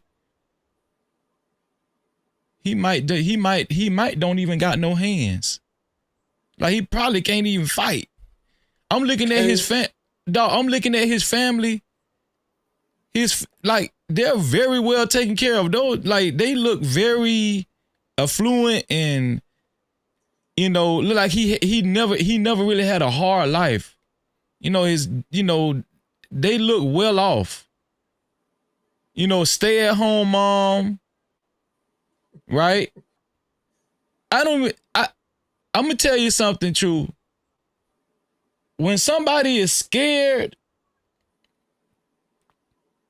you don't know, in a blink of an eye, right then in the moment, to get out of that situation, you don't know what somebody might do. Right?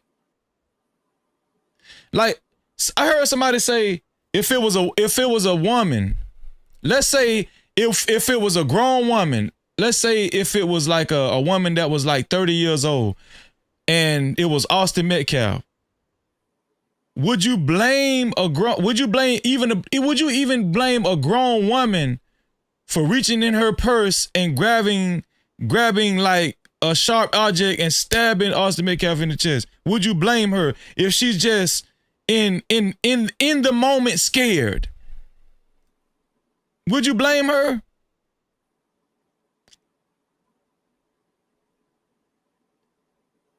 Are you there, Truth? I think Truth.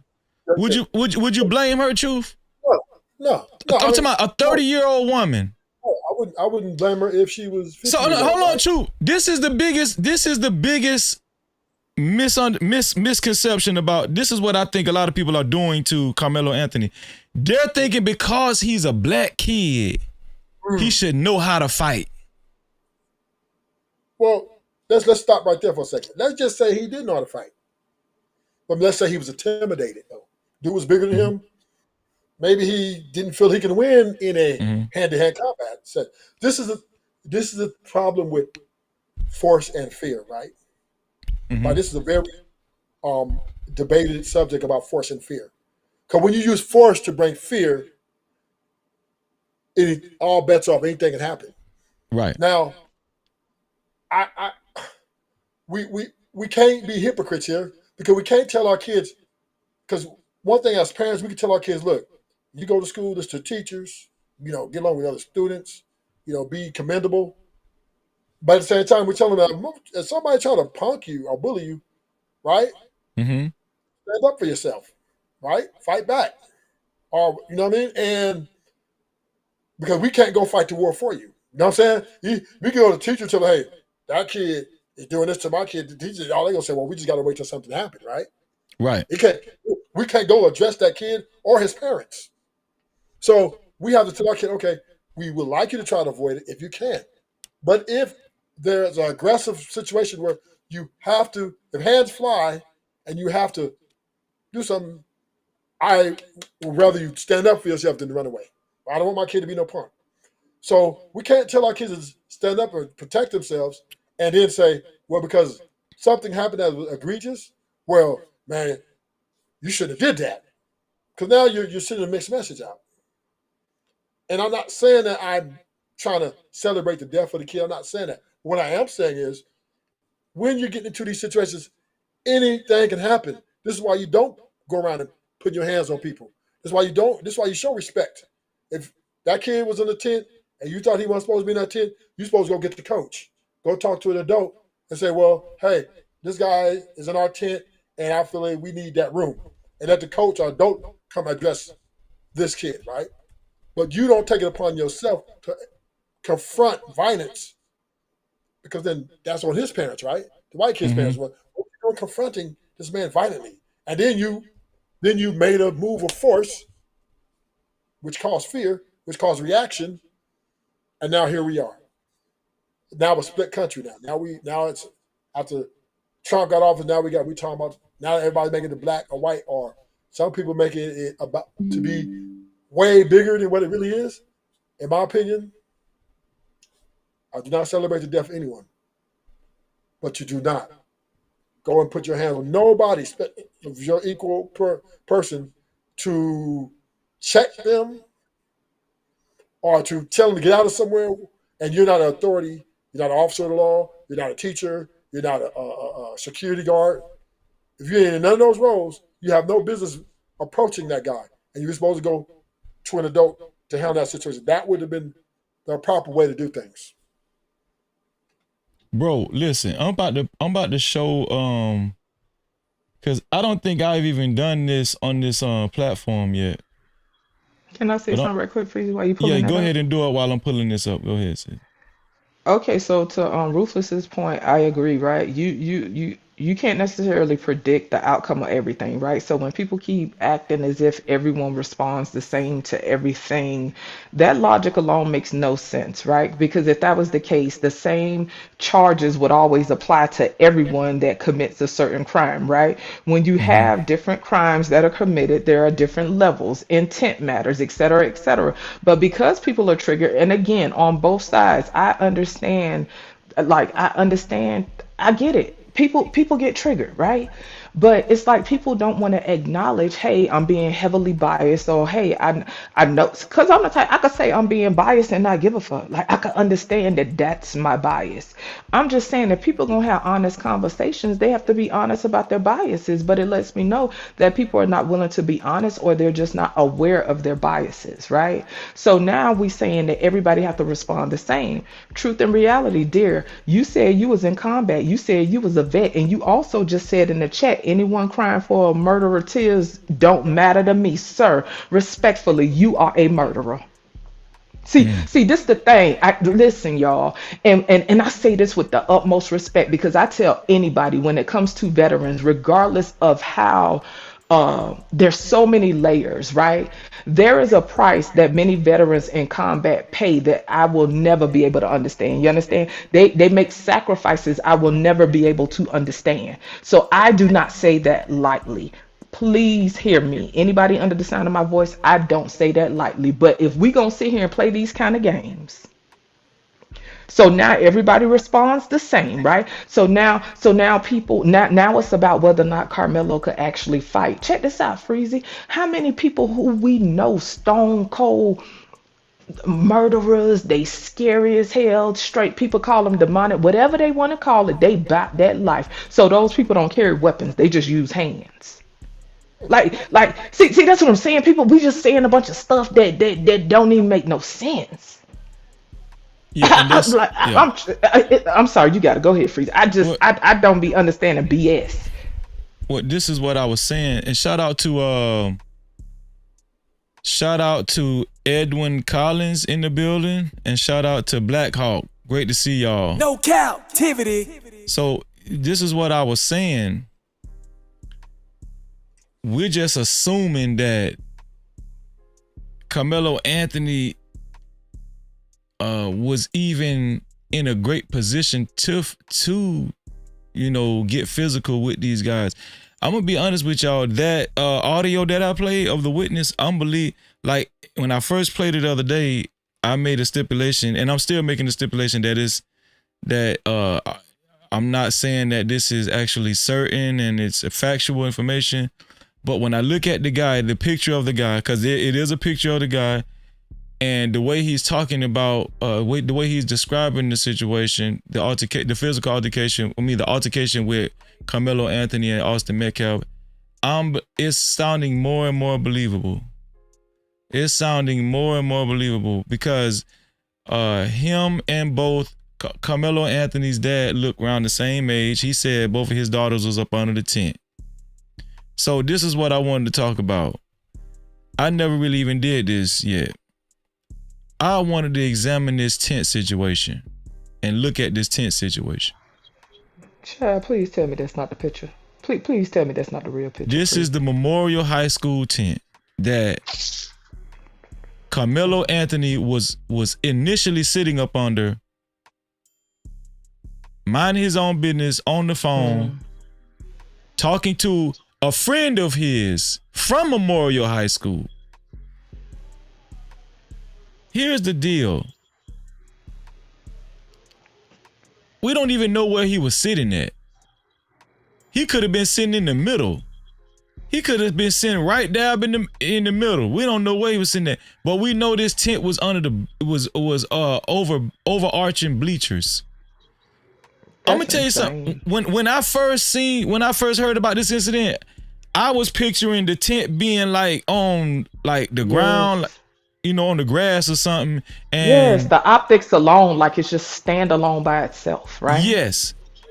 But when I look at this scene right here, I could see how somebody could feel like they're outnumbered and they ain't really got a lot of place. I mean, they really can't maneuver and fight if they wanted to. I'm gonna tell you something. If somebody is bigger than you, if somebody is bigger than you and you about to get into a fight, especially in high school, guess what? One of the worst places you can fight somebody bigger than you in high school? In the damn bleachers, whether it's football or basketball gymnasium. You know why? Cause all they got to do is push your ass over the bleachers and mollywop your ass. Yeah. No Cap-tivity. I'm pretty sure Karmelo Anthony and his peers have seen fights in the bleachers and they seen how that shit went, especially when somebody 100 pounds bigger than you. Like, I'm looking at this shit. I'm looking at the scene. How do we know? Listen, how do we know that once Austin Metcalf stood over him and grabbed him? Because from the witness account, he actually got punched. And it wasn't just Austin, it was his brother too. But that's still alleged. We're going to say alleged. But let's just say that's the case. I'm looking from the looks of it, the only way he could have got away was to hit him with something blunt or sharp to get his ass up off of me. I got a funny feeling that the reason why he felt like he his impulse was to use that knife was because he was cornered off in these bleachers and it wasn't that easy for him to just run. I just got a funny feeling the angle and the position he was in after he got grabbed in the bleachers. How in the hell you can just you ain't just finna get away. You ain't just finna just run away or escape that situation in the bleachers, especially after you get grabbed. Right. But I think, like, as far as the case, right, that definitely, if stuff come out like that, right, that would definitely help solidify what was, in regards to intention. Sorry. But that's the thing with cases like this, right? When you have something that's so precarious, you have to prove what somebody's intention was, and it is hard to prove what a person's mind state was at the time. Like, people keep coming up with all these scenarios, right? Well, you don't do this and da da da. You can't predict how somebody is thinking. You can't say, oh, it was just a fight. He shouldn't have been afraid for his life. Again, I don't know, right? Because I'm not in his head. But when it comes to the case, that's what's going to have to be proven. It's going to have to be proven that he was malicious. If things come out in discovery, whatever type of material that comes out in discovery, it's going to have to prove that he had malicious intent. Or, you know what I'm saying? Like, how can a person truly gauge if somebody is in fear for their life? And so, to me, regardless of what comes out in discovery, this is the stuff that I'm finding crazy.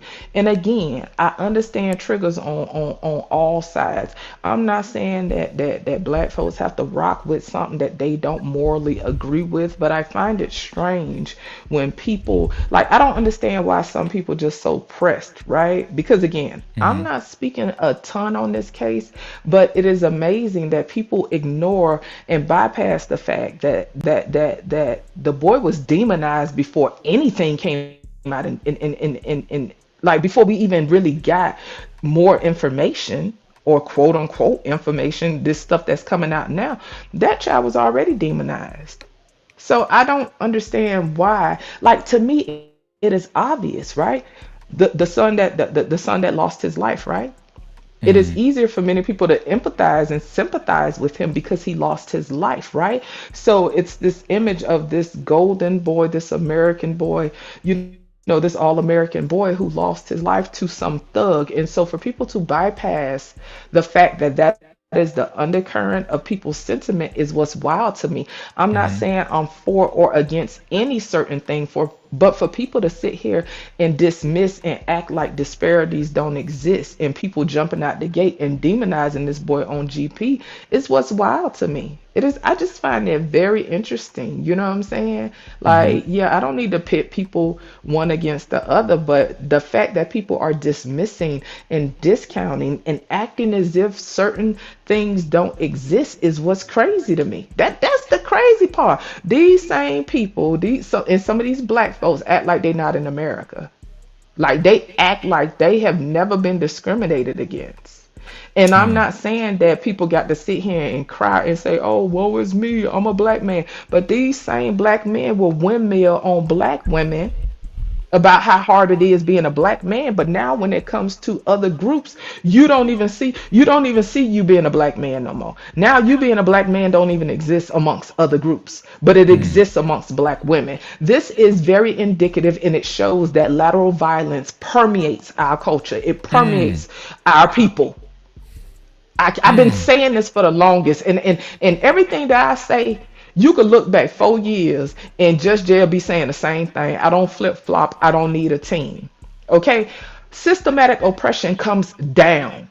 It comes down, then it spreads laterally. I'm not saying you have to have a victim Olympics, but for people to act like that doesn't exist is wild to me. I'm not saying you have to live in that world, because constantly living in that state, thinking about quote unquote limitations, etc., that can be depression. So I'm never saying that, but to act as if it doesn't exist, that is the fucking insanity to me. That's the fucking insanity. But what Shout out to Just Jay. We have to give a fair trial. We got to give a man a fair trial. I mean, but how can we give him a fair trial? Think about how many people. I'm sorry, Truth. I'm sorry. Think about how many people are gonna be tainted when it comes to the jury. No, you know. That's if it goes to trial. You think this ain't gonna go to trial? Possibly. It depends on all the information. If it's an overwhelming information that he defended himself and other boys are aggressive, and the DA feels that they cannot prove a case of beyond reasonable doubt that he had malice and forethought, this will not go to trial. The charge is going to be breaking down, and they're going to plea out some sort of deal. Gotcha. Now, politically, it's getting very heavy, though. It's getting heavy. So it is. I'm not really tripping to white people, because white people are the white people. They've been this way forever. But the black people, this is where I'm not a little confused about, right? Before all the facts come out, before we look at everything and say, this is what it is, everybody's making prejudgments. People want him to get the death penalty already. Black women are coming out saying, oh, he needs a death penalty. Black men are coming out saying he needs life. I'm just like, whoa, is this unity? Are we unity? I mean, I'm not saying to support violence like, gang violence or, robbery with somebody, but we're talking about a situation here that we do have enough information to know that this situation was forced upon the little black boy. He was not the aggressor. He was not the one going out looking for trouble. We do know that much. So with that little bit of information, then we should just sit back and say, okay, we're going to support him, and that he get a fair trial or get fairly dealt with in the court of opinion or in the courts, and everybody can see how the outcome is. But we're burning them to the stake already. The black people burning them to the stake. Shout out to No Cap Logic in the building. What's going on, Logic? Cap-tivity. Also shout out to I'll shut up. Shout out to Truth and Reality, Undefeated, Studio Mansion, and SD. Appreciate y'all for coming. This is what I wanted to talk about too. Who's making it racist? Right? So I wanted to talk about this because what do y'all think? As far as like I've been accused of making this situation racist just because I stand by Karmelo Anthony. I examined the whole situation. I looked at it from a realistic point of view. I looked at the weight difference and the height difference, and I looked at the fact that he did have the right to be up under the tent. There was nothing pointing to he didn't have the right to be up under the tent. Just by me saying, I feel like he has a potential chance to be ruled stand your ground or self-defense. I've been accused of making it racist. When I say stuff like, when I call Carmelo Anthony the black boy, and when I call Austin Metcalf the white boy, I'm making it racist. But see, that's the thing I don't understand. I guess that's what I mean when I'm saying I don't understand why people are trying to act as if certain things don't exist. You understand what I'm saying? So now we're gonna act like we don't even notice a black person, a white person. Again, it is heavily charged on many different sides, many different layers, right? Many different levels. But for people to act as if things don't exist, and the fact that I don't know, and shout out to Studio Mansion, he know I rock with him, but the way he going on in the chat, like I don't be understanding the level of disdain, not the best word, but I just be trying to understand the energy. I don't know if it be about like some black folks be getting frustrated because maybe they feel like black people just agree with anything just because somebody black, and so then, and I'm not talking about Studio right now, but then some people will overcompensate, right, to prove, hey, I don't just go along with anything just because I'm black. I don't get down with that blackity black shit. So then they'll overcompensate, but then it comes off very dismissive and insensitive. So you know me, Freezy. I be trying to understand people's motivation. You know what I'm saying? Because I can meet a situation in a sincere and genuine way if you up for being honest and we just tapping into what's what. Because like to me, it's not. I'm not saying biases are bad because we're all biased. But people want to play semantics, and truth leaving. Shout out to him. I asked him, I'm asking, is homicide and murder the same thing? Because now you want to pick and choose, right? We could go level for level. A lot of these things boil down to people's moral compass, they value system, et cetera, et cetera. These are not things that can be controlled and mitigated in such a way where you can dose everybody with a certain amount of moral compass. You're gonna dose everybody with a certain amount of value systems and standing in their beliefs and stuff. That's not how it works. So people are gonna have different opinions. It's not going to be one way across the board, but just like I said, he has been in combat. There are some people that think that anybody who is a part of war period have blood on their hands, right? So I'm just saying, people's thought process can be from one extreme to another. I'm a person that understands nuance, so that's why I told him, and I'll say it again if he's still here. There is a price that people pay that are in combat that I would never understand. I would never understand the level of sacrifice, right? That could come with mother. Like shout out to Truth and Reality. He has insomnia. I can imagine a lot of that is contributed to whatever. They make sacrifices I will never understand, right? So I'm not just gonna come flat out and say, boom, because you was in combat, you a murderer. Because I understand levels, and so that's what I'm trying to. I just don't understand where people coming from with this double down shit and this. I don't know. I'm just anyway. I don't. I'm not understanding. But we just gonna act like shit don't exist though. You gotta truthless. I don't agree with. I don't agree with Just Jay much, but tonight, I agree. It's because you made your bed tonight. Shout out to you. Why do you agree with Just Jay tonight? True. She's right, because people are speaking. I mean, we just coming down and we're calling people murderers, and this is obviously not a ground for a case for murder, right? This is obviously a manslaughter, something that happened unintentionally. But there are people saying they want the death penalty. So it is right. I agree with Judge Jay that we shouldn't be coming swinging out like this without all the facts. We shouldn't. Especially black people. We need to hear all the facts, right? We may not have to celebrate what he did. I'm not saying that. But we ain't got to come out and just, I want to go to this parent, look in their eyes, and I want to see, right?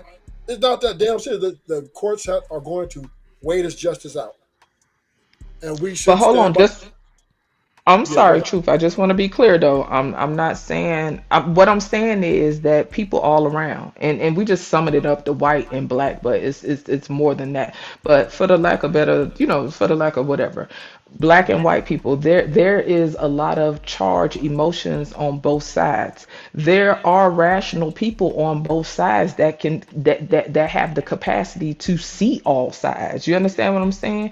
You're gonna have extremists on both sides. But to my point, the state of the nation, this is a perfect storm. And studio, I totally agree with you. I'm not saying this is the BLM movement and all this shit. I'm not on that type of time. You feel me? And I do think that people overcompensate because they want to make sure that they're not a part of that. But it comes off dismissive and insensitive. But to act as if things don't exist is what's insane to me.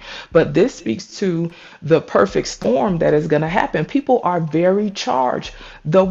Our nation is very unstable right now and very uncertain. People are already on edge.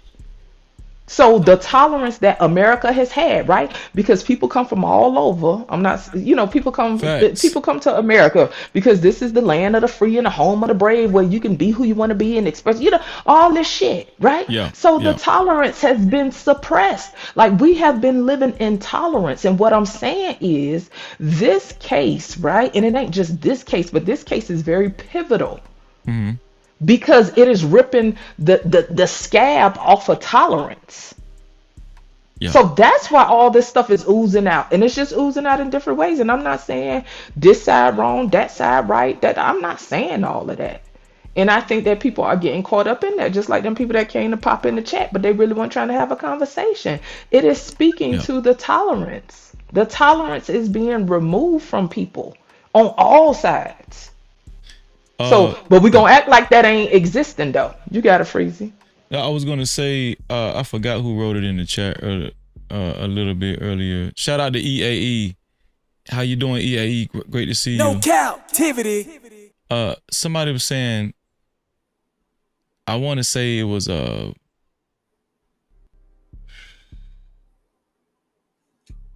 want to say it was on the next podcast.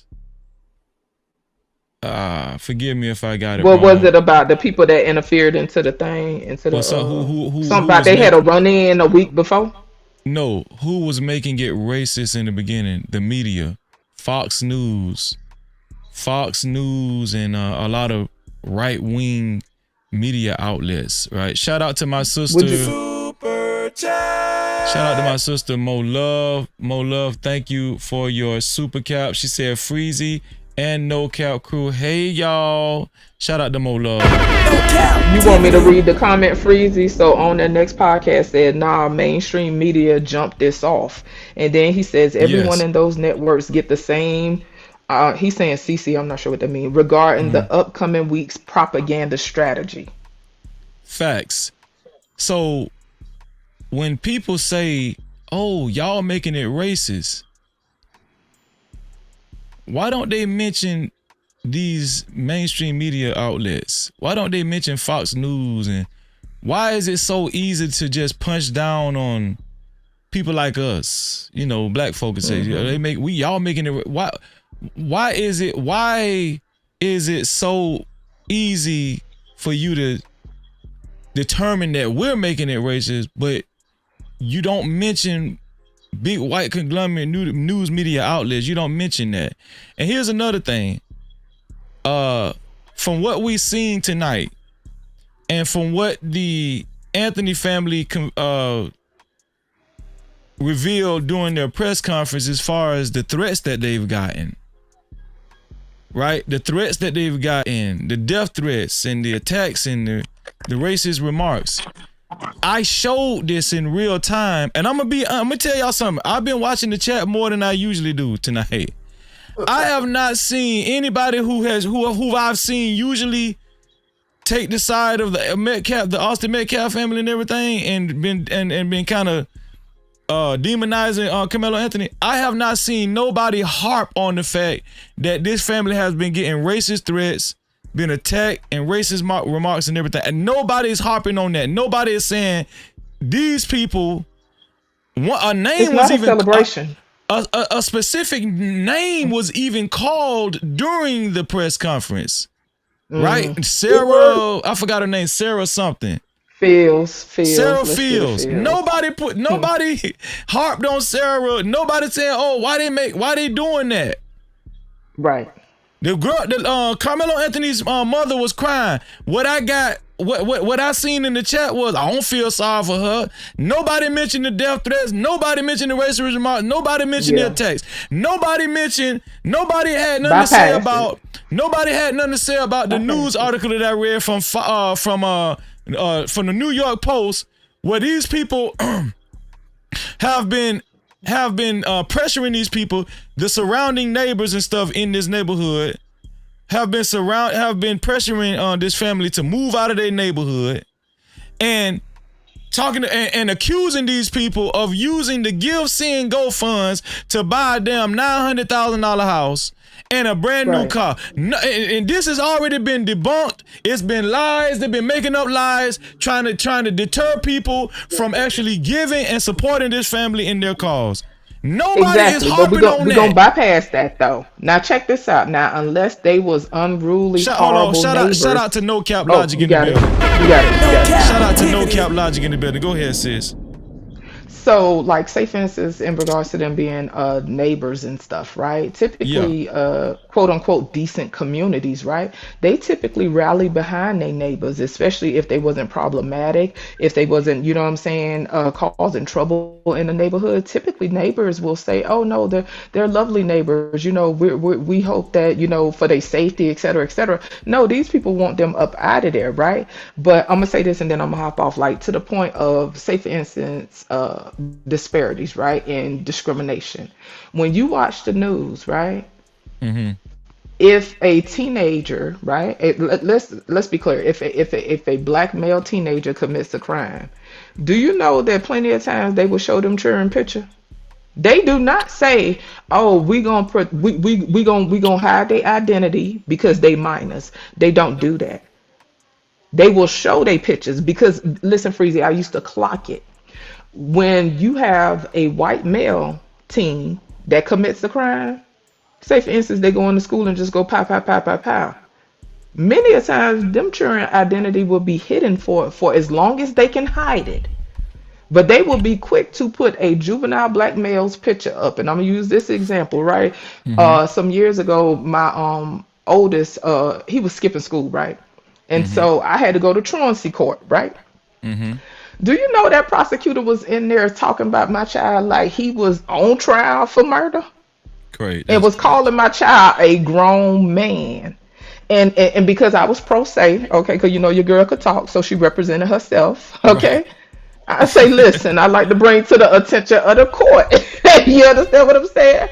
That my child is not a grown man. He is X and X such years old.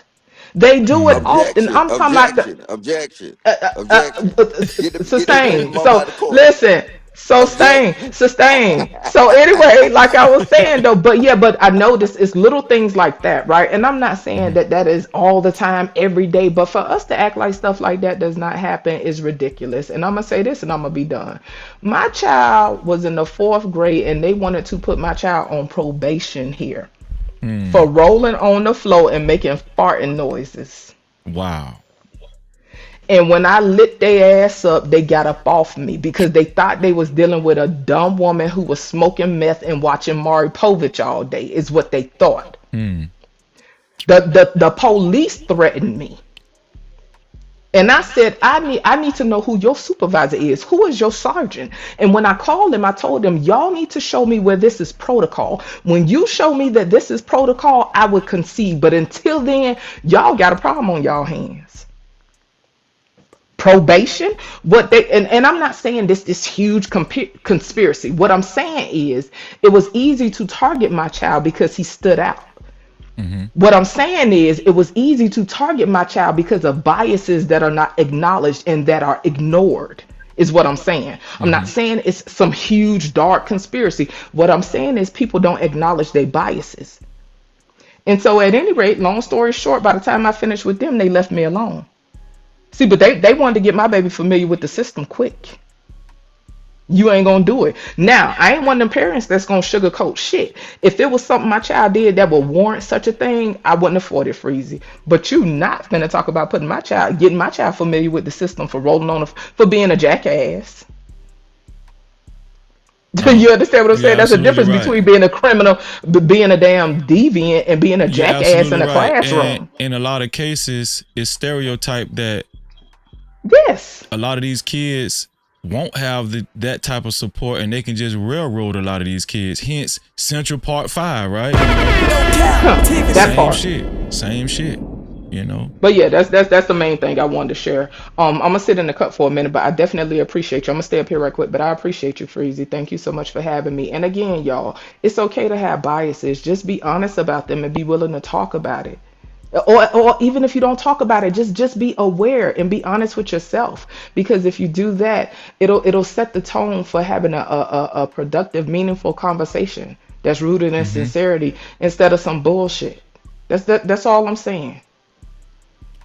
Shout out to Don Harden, Budgie Cat, and Travis Allen in the building. Appreciate y'all. No Cap-tivity. No Cap Logic, what's the dealio? What's up, bro? What's cracking? What's cracking? I don't know why y'all sit here holding people to a high standard when y'all not understanding one factor. This is a business. You're not gonna get nobody to really look at evidence, look at and come with things logically. This is a business. The object of business is to get people to come back. The object of the business is to get people to they first experience to be wild. They're gonna sit and jump on these crazy narratives. They're gonna overlook key pieces of Break it up, evidence. Lobby. Start moving around. You breaking up, Logic. Hey, you went out. Hey, you went out. No, it's still choppy. It's that got worse. Go back where you was. Unless you're down. driving. He dropped down. He coming back. Shout out to Tips and Trips. How you been, Tips and Trips? Great to see you. No Cap-tivity. Shout out to Tips and Trips, man. True. What do you think about that? As far as like all of the factual information. Okay, he go Logic. I'm gonna let him finish his point. Go ahead, Logic. Yeah, probably choppy because I had to wait for Just Jay to sit here and goddamn say her damn State of the Union. My apologies. That man's okay. No. But this it's a business freezing. You know what I'm saying? People gonna sell people what they, you know what I'm saying, what they think they want. You know what I'm saying? People gonna go to the outlandish things. What I wanted to say is this. I was looking at the pictures, and I guess they were saying that he was like the Karmelo dude is like a star athlete, right? Yeah. He was captain of the football team and captain of the track team And too. the track team, right? Yeah. Why they ain't got none of his sports picture flown out here? That's real. Cause I've been seeing a plethora of sports pictures from Austin Metcalf, but I haven't seen any sports Me pictures. too. Yeah. I was like, hold up, why they ain't got none of this young boy sports picture? I know he gotta have a lot of. Only picture I've been seeing really on a consistent basis is his mugshot and the picture of him holding that damn fake ass airsoft gun, that airsoft gun that they've been trying to demonize so bad. You know. That's it. I ain't see that. Yeah. But this shit for the birds, dog. You know what I'm saying? Niggas finna get their bread up. So, you know what I'm saying? Truth ain't reality. They're probably gonna write a book about it. You know what I'm saying? Like, look, they finna get their bread up. They finna get their paper up. And I'm gonna tell you this. Did you watch you watch Joe Rogan? Nah, anything happened lately?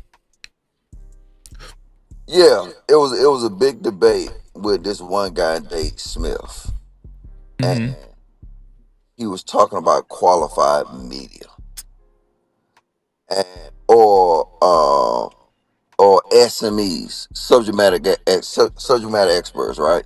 Mm-hmm.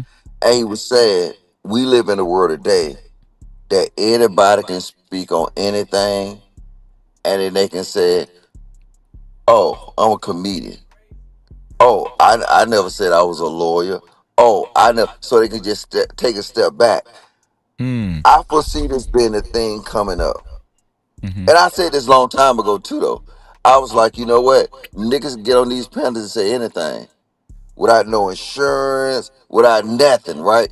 Mm-hmm. I told you, I foresee, based off this shit right now, where everybody can sit here and jump on the bandwagon and says my freedom of speech to say that this young boy need to goddamn be hung, had a death penalty, that, you know what I'm saying, all this crazy stuff.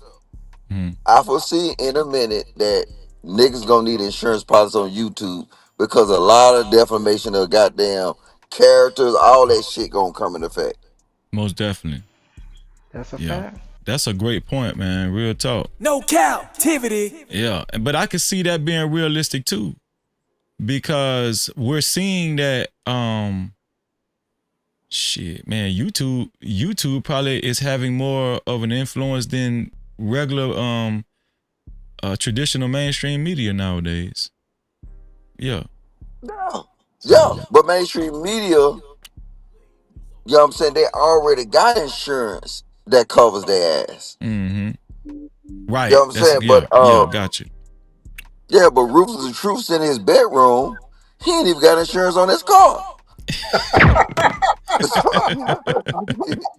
know what I'm saying? So look, but the thing about this is nowadays Ruthless can garner the bigger audience. Mm-hmm. And Ruthless can say the most ruthless shit that can affect the most minds. And then he's not liable for nothing. Because Ruthless can jump back and say, I never said I was a media person, bitch.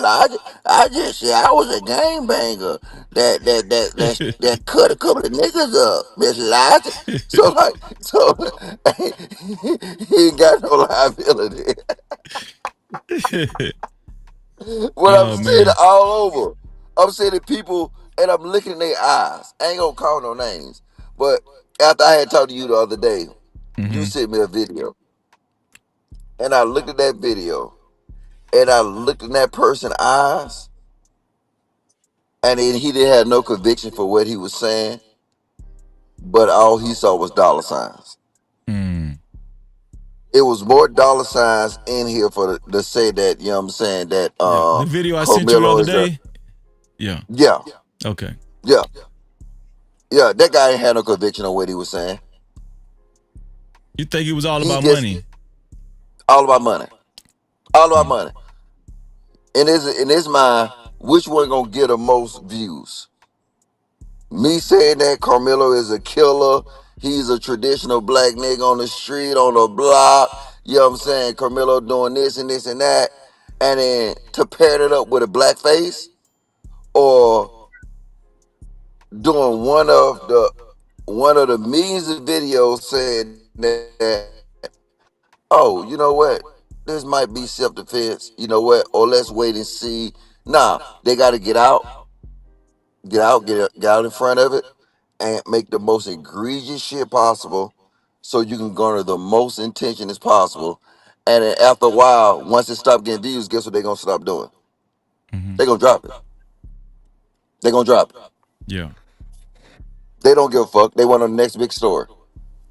That's crazy. That's kind of sad, because You know, I was just debating on another panel right now, yeah. right? About this Mm-hmm. very subject. And I was fighting 10 on 1. What exactly were you saying though? No, I was just breaking down because we were talking about families, right? Mm-hmm. And I was saying when children go to school, the parents can teach their kids all they want to, right? But when the kids go to school, they have to deal with their problems in the instance of whatever it is they're gonna deal with. Now, Mm-hmm. right, so if somebody approaches them in a violent manner, right, they're instinctively, right, going to have to make an instinctive move at the moment of, and maybe sometime on short notice. Sometimes they got a little time, but an instinctive move to survive or to, thrive in the environment that they're in. So when we're talking in a situation like this, when we have another kid who's got a good size, 230, that's big in high school, man. I don't care nobody saying 230. That's big in adulthood, shit. Hell yeah, that shit That's big. absolutely huge. And shout out to Budgie. Budgie say I don't need to be talking. Nobody care about my child because I need to stick to the topic. Bitch, this is the topic. It's about discrimination and to continue to act like it don't exist. Yeah, that's the problem. Because to your point, Ruthless, my son was already over 6 feet in middle school. So like I said, people not aware of their biases. He already stuck out like a sore thumb. You understand what I'm saying? And so sometimes that alone will bring a different, you know what I'm saying? It's just people have to be honest about the biases that they hold. So what I was saying was right on that panel was, and then they got all, well, Carmelo Anthony, he shouldn't have been carrying no knife and this and this and that, this and this and that. I'm saying, look, man, when kids go to school or even they get adults, whatever, right? Instinctively, what one deems to defend themselves, what they feel they're good at, or gives them the best chance to defend themselves. That's an instinctive decision. That's, his parents didn't teach him, hey, do this, go. That's what he felt. Maybe he was intimidated a guy. Maybe he's seen a guy around and the guy was kind of big, and maybe he's a product of being bullied. I don't know. But my point was, and these are white people on the panel, matter of fact, and the black people were with them. We can't sit here and try to judge from a point of somebody instinctively defending themselves or fighting someone.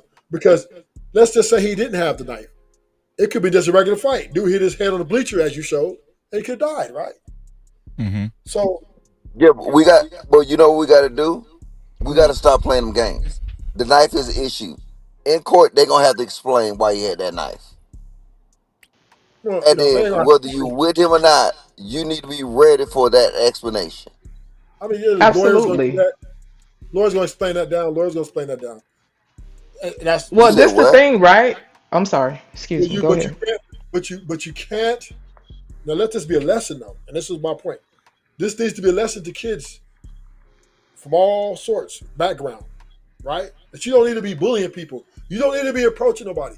If you had a problem or thought something was off. Okay, but this goes back into it, right? Look. I'm landing right here. Look. He need to go to the coach, right? Or the teacher, and let them handle because that's their job, that's what they're paid to do.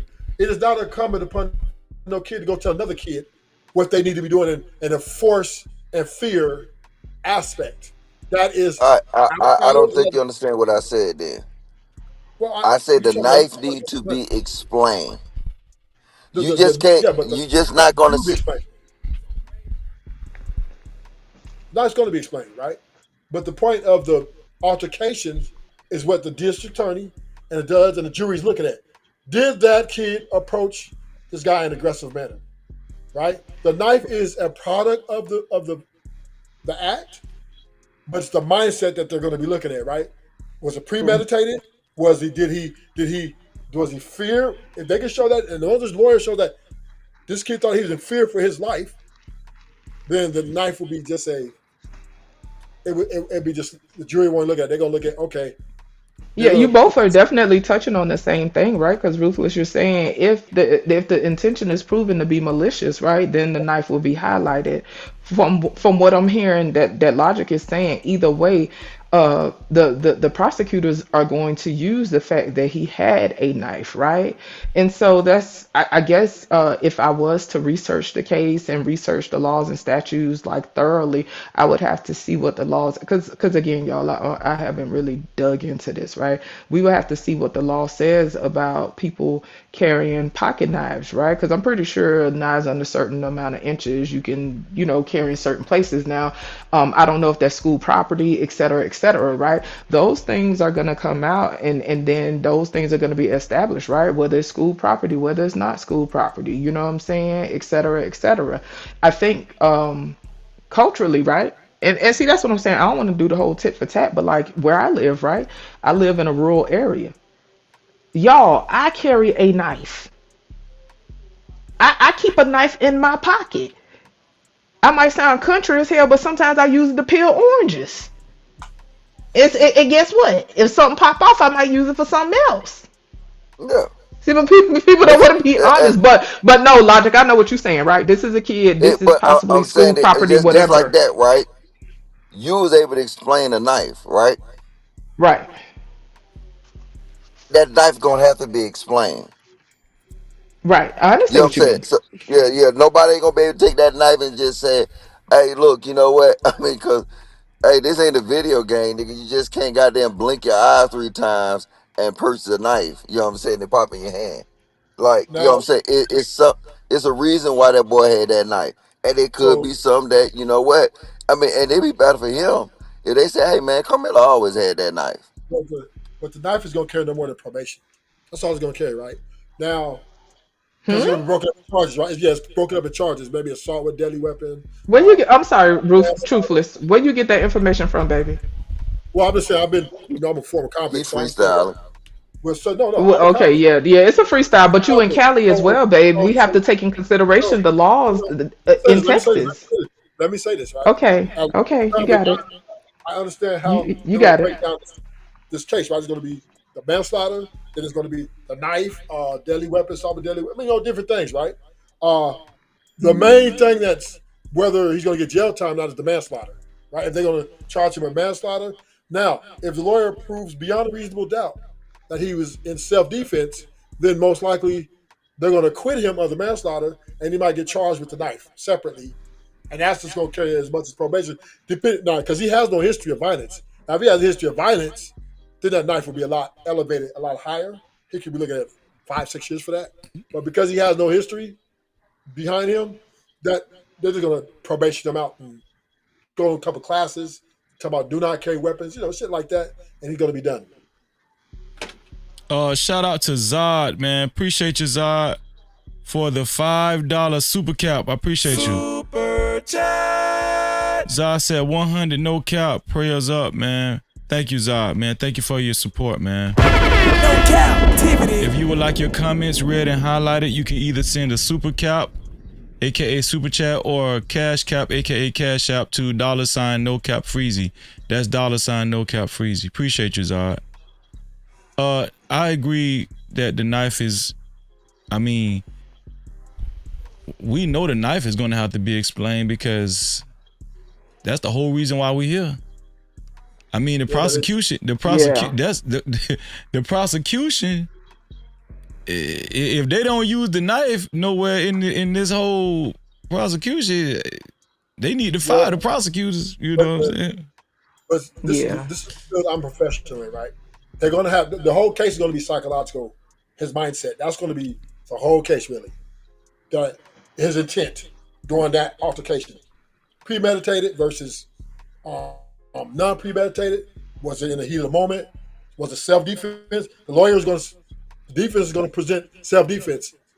The prosecution is going to say, well, obviously the prosecution is probably going to say manslaughter because they're already breaking his charges down. They let him go home, right? So they obviously are not trying to give him a whole bunch of time. That's obviously, right? So the prosecution, they're not headhunting. They're just more like, okay, well, we're going to most likely going to work it out. I'm just trying to tell you. Just where I'm seeing it, because if they thought this was a serious murder charge like that, his bail would have been revoked immediately. We've seen this happen all the time. Nah, not really. Yes. Not really. You know what I'm saying?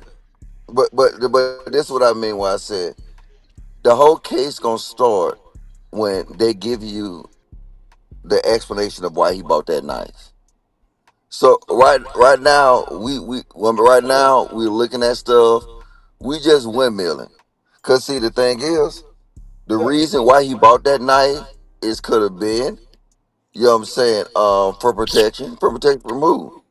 You know what I'm saying? And then now it's gonna build on why he had that knife. And once we figure out why he had that knife, then I think that's when both sides gonna charge up, the prosecution gonna charge up, and the defense gonna charge up because right and the defense got the head start right now, in my opinion. Mm-hmm. Because they talking to him, they know, okay, this is why we gonna say he had that knife. So they already know the prosecutor right now, they don't know where they gonna say he had that knife. Mm-hmm. So That's a good point. yeah, they waiting right now. That's why if you look at Yeah. them little press conference, they always ask that man, hey, why you got that knife? We ain't ready to tell you that just yet. No, we finna hold on to that right now. You Yeah. know what I'm saying? Cause Yeah. But that was a good Knife is point you like just made because during the press conference that I played, the spokesperson actually said nobody that has been covering the story has got it right yet. I felt like he said that because they got the best witness it is in their hands, which is Carmelo Anthony. You feel what I'm saying? They know, like they know a lot. You know, they know a lot. And so but I will say this. Go ahead. Go ahead, you Logic. shoot out, you shoot out on a limb. Huh? I'm gonna say this. Okay, go I'm ahead. gonna shoot out on a limb, right? All right. I'm gonna say this was what happened. Carmelo did know that other brother, they done had some type of issues. And this is this is just my theory. So don't nobody sit here and take this nowhere but where is that on this panel. Right. My theory is that he knew that other brother. What's the other brother name? I forgot. Austin and No, the let me other see. one, whatever his name. He knew that other. He knew that dude. They probably had some type of beef. And goddamn, the other brother is the hothead. The one who got killed, he the hothead. And I'm telling you, he gonna make a perfect self-defense case for him. Break it up, Nugget. Once they could, Break it up, Nugget. my You gotta go in and come back out. You gotta go out and come back in. His brother's name is Hunter. For future records, Hunter Metcalf. That's his brother's name. Yeah. And, okay, he dropped down and he coming back. Yeah, there he is. There he is. Are they twins or they just brothers? Oh, they twins. You know what's funny? Twins. I know some like I know a couple sets of twins. I know one set. One on was scary, right? But they used to talk shit all the time, but wouldn't really fight. And then the other one would always have to throw hands for them. You know what I'm saying? So that just made me think of that. You know, it was the other one that used to squabble would always get into squabbles because the other one used to stay talking shit. That make a lot of sense.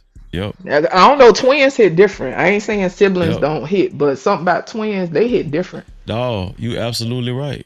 You absolutely. Go ahead, no cap logic. No, that was my thing. That's what's gonna come up. That they gon' he not necessarily really didn't know the Austin dude like that, Yeah. but I guarantee you it's whatever the other kid name, they gonna find a connection. It's some type of connection to it, right? And it's really not no bad kid type of scenario. It's probably was some goddamn some level of beef that I'm just saying all this shit just don't happen. You know what I'm saying? Like we just like to say we'll like to believe that he was sitting under the tent innocent, and then no. So it's a story behind it. And I think the story gonna be told.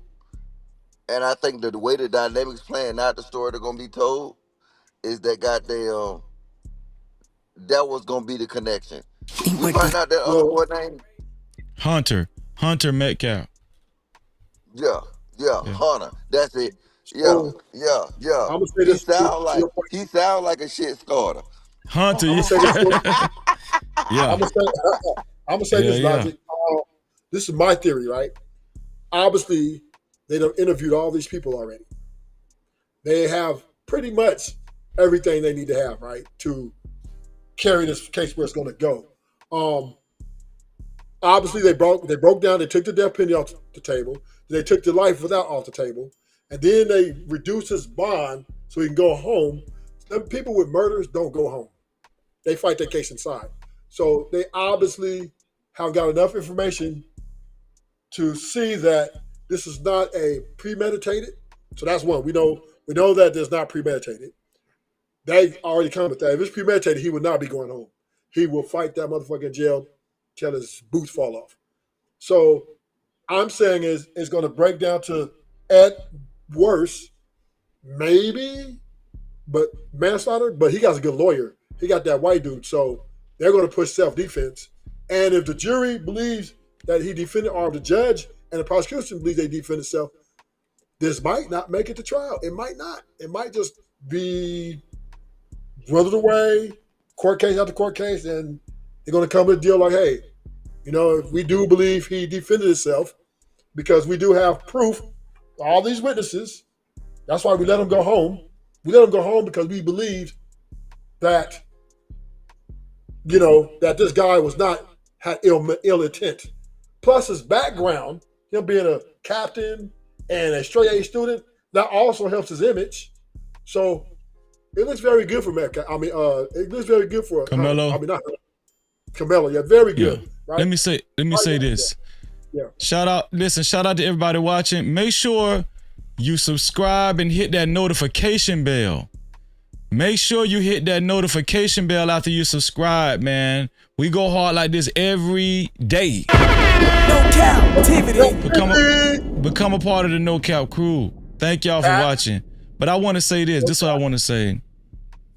I might be wrong. I think it was a bad move that the father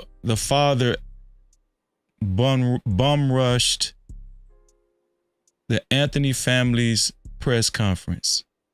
I think that was a bad move on the Metcalf family's part. But I'm gonna tell you why. If I was the Anthony family's lawyer, I would use that to my advantage as like a character type thing. Like, listen,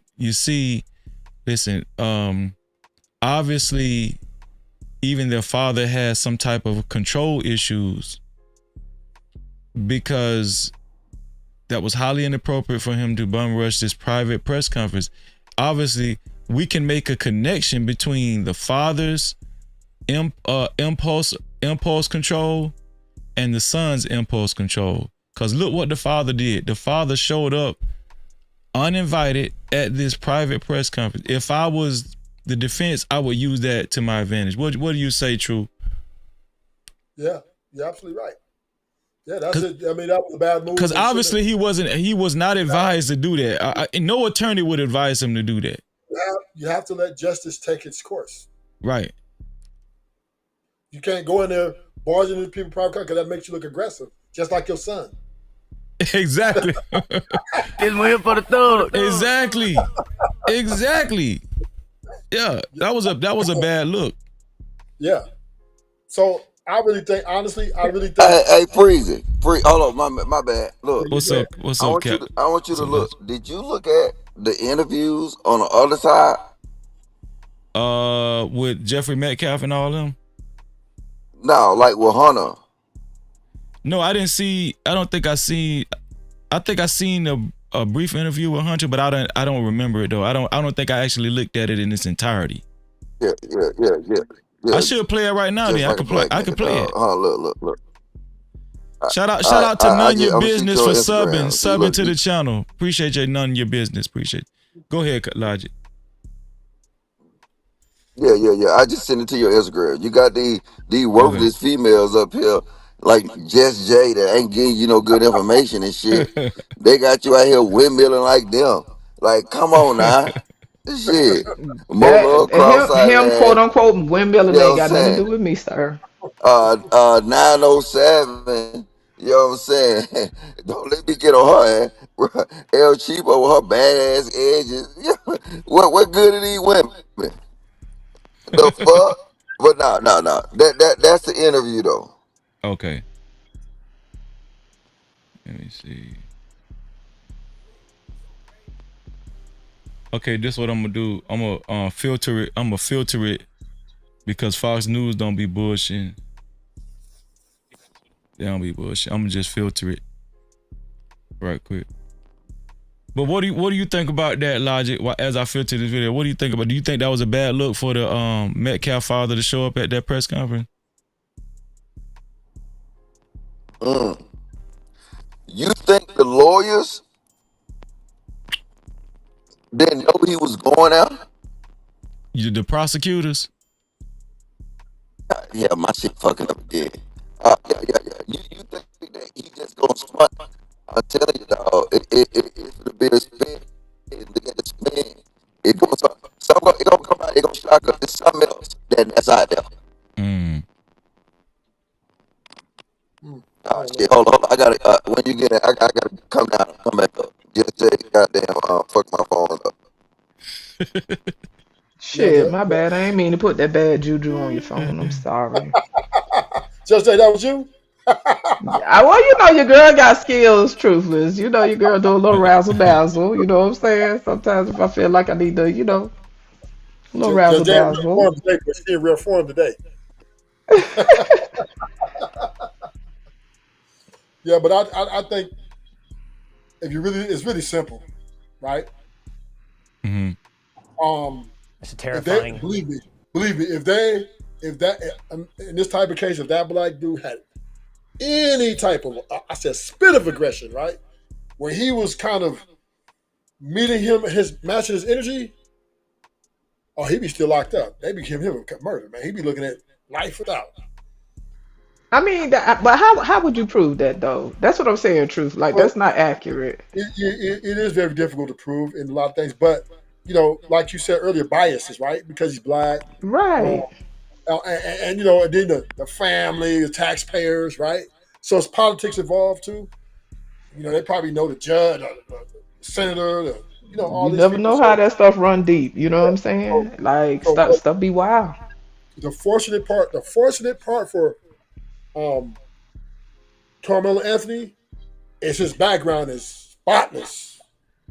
Right? He's Well, listen. Shout out to yeah, Budgie. You can't put links because you don't have a fucking wrench. So no, you don't get to put whatever links you want to put in the chat, dear. You're welcome to get on the panel and contribute to the conversation, right? So shout out to Budgie. Budgie has said a lot of different things about Karmelo. I don't, and again, y'all, I don't know. So it could be substantiated or not. I have no idea. But they have definitely been shitting on Karmelo, right? Because to me, it seems their stance is they're trying to prove that Karmelo is problematic. And again, that stuff could be accurate. I have no idea. But definitely get on the panel. So to the whole point, Truth, right? You say he have a spotless record, but you have somebody in the chat talking about Karmelo was suspended, et cetera, and they're pointing out a bunch of things about Karmelo that would lean to this picture being painted that he's problematic. So again, Budgie, you're welcome to get up on the panel and contribute to the conversation, and offer whatever facts you have. And Freezy definitely open to get information. You can put it in the back chat. Yeah, you're welcome to come on the panel. Hit the link. Anybody, hit the link. I think they trying to see Just Jay tonight. Just Jay been cooking. They ain't coming up with not tonight. Maybe another day. Well, I mean, I ain't really hostile. Your girl firm with it, but I ain't trying to fight because listen, your girl, she getting ready to go to bed soon anyway. Because these people have you stressed out with bags under your eyes, looking crazy, and your girl can't afford to be aging faster. Your context is but so yeah, strong. Your context is so strong that it's pretty much undebatable. Well, I appreciate that. But again, though, people's perspectives are different, though, right? And that's cool. I'm just saying people need to have a conversation. So, Budgie, if you got receipts, dear, get on the panel, and Freezy will definitely be open to getting those receipts. You can put them in the back chat. You can't drop links in the chat because you don't have a wrench. Oh, you say you got receipts? Yeah, definitely hit the link. Yeah, definitely open for the conversation. This is my thing. If you got receipts, why wouldn't you hit the link?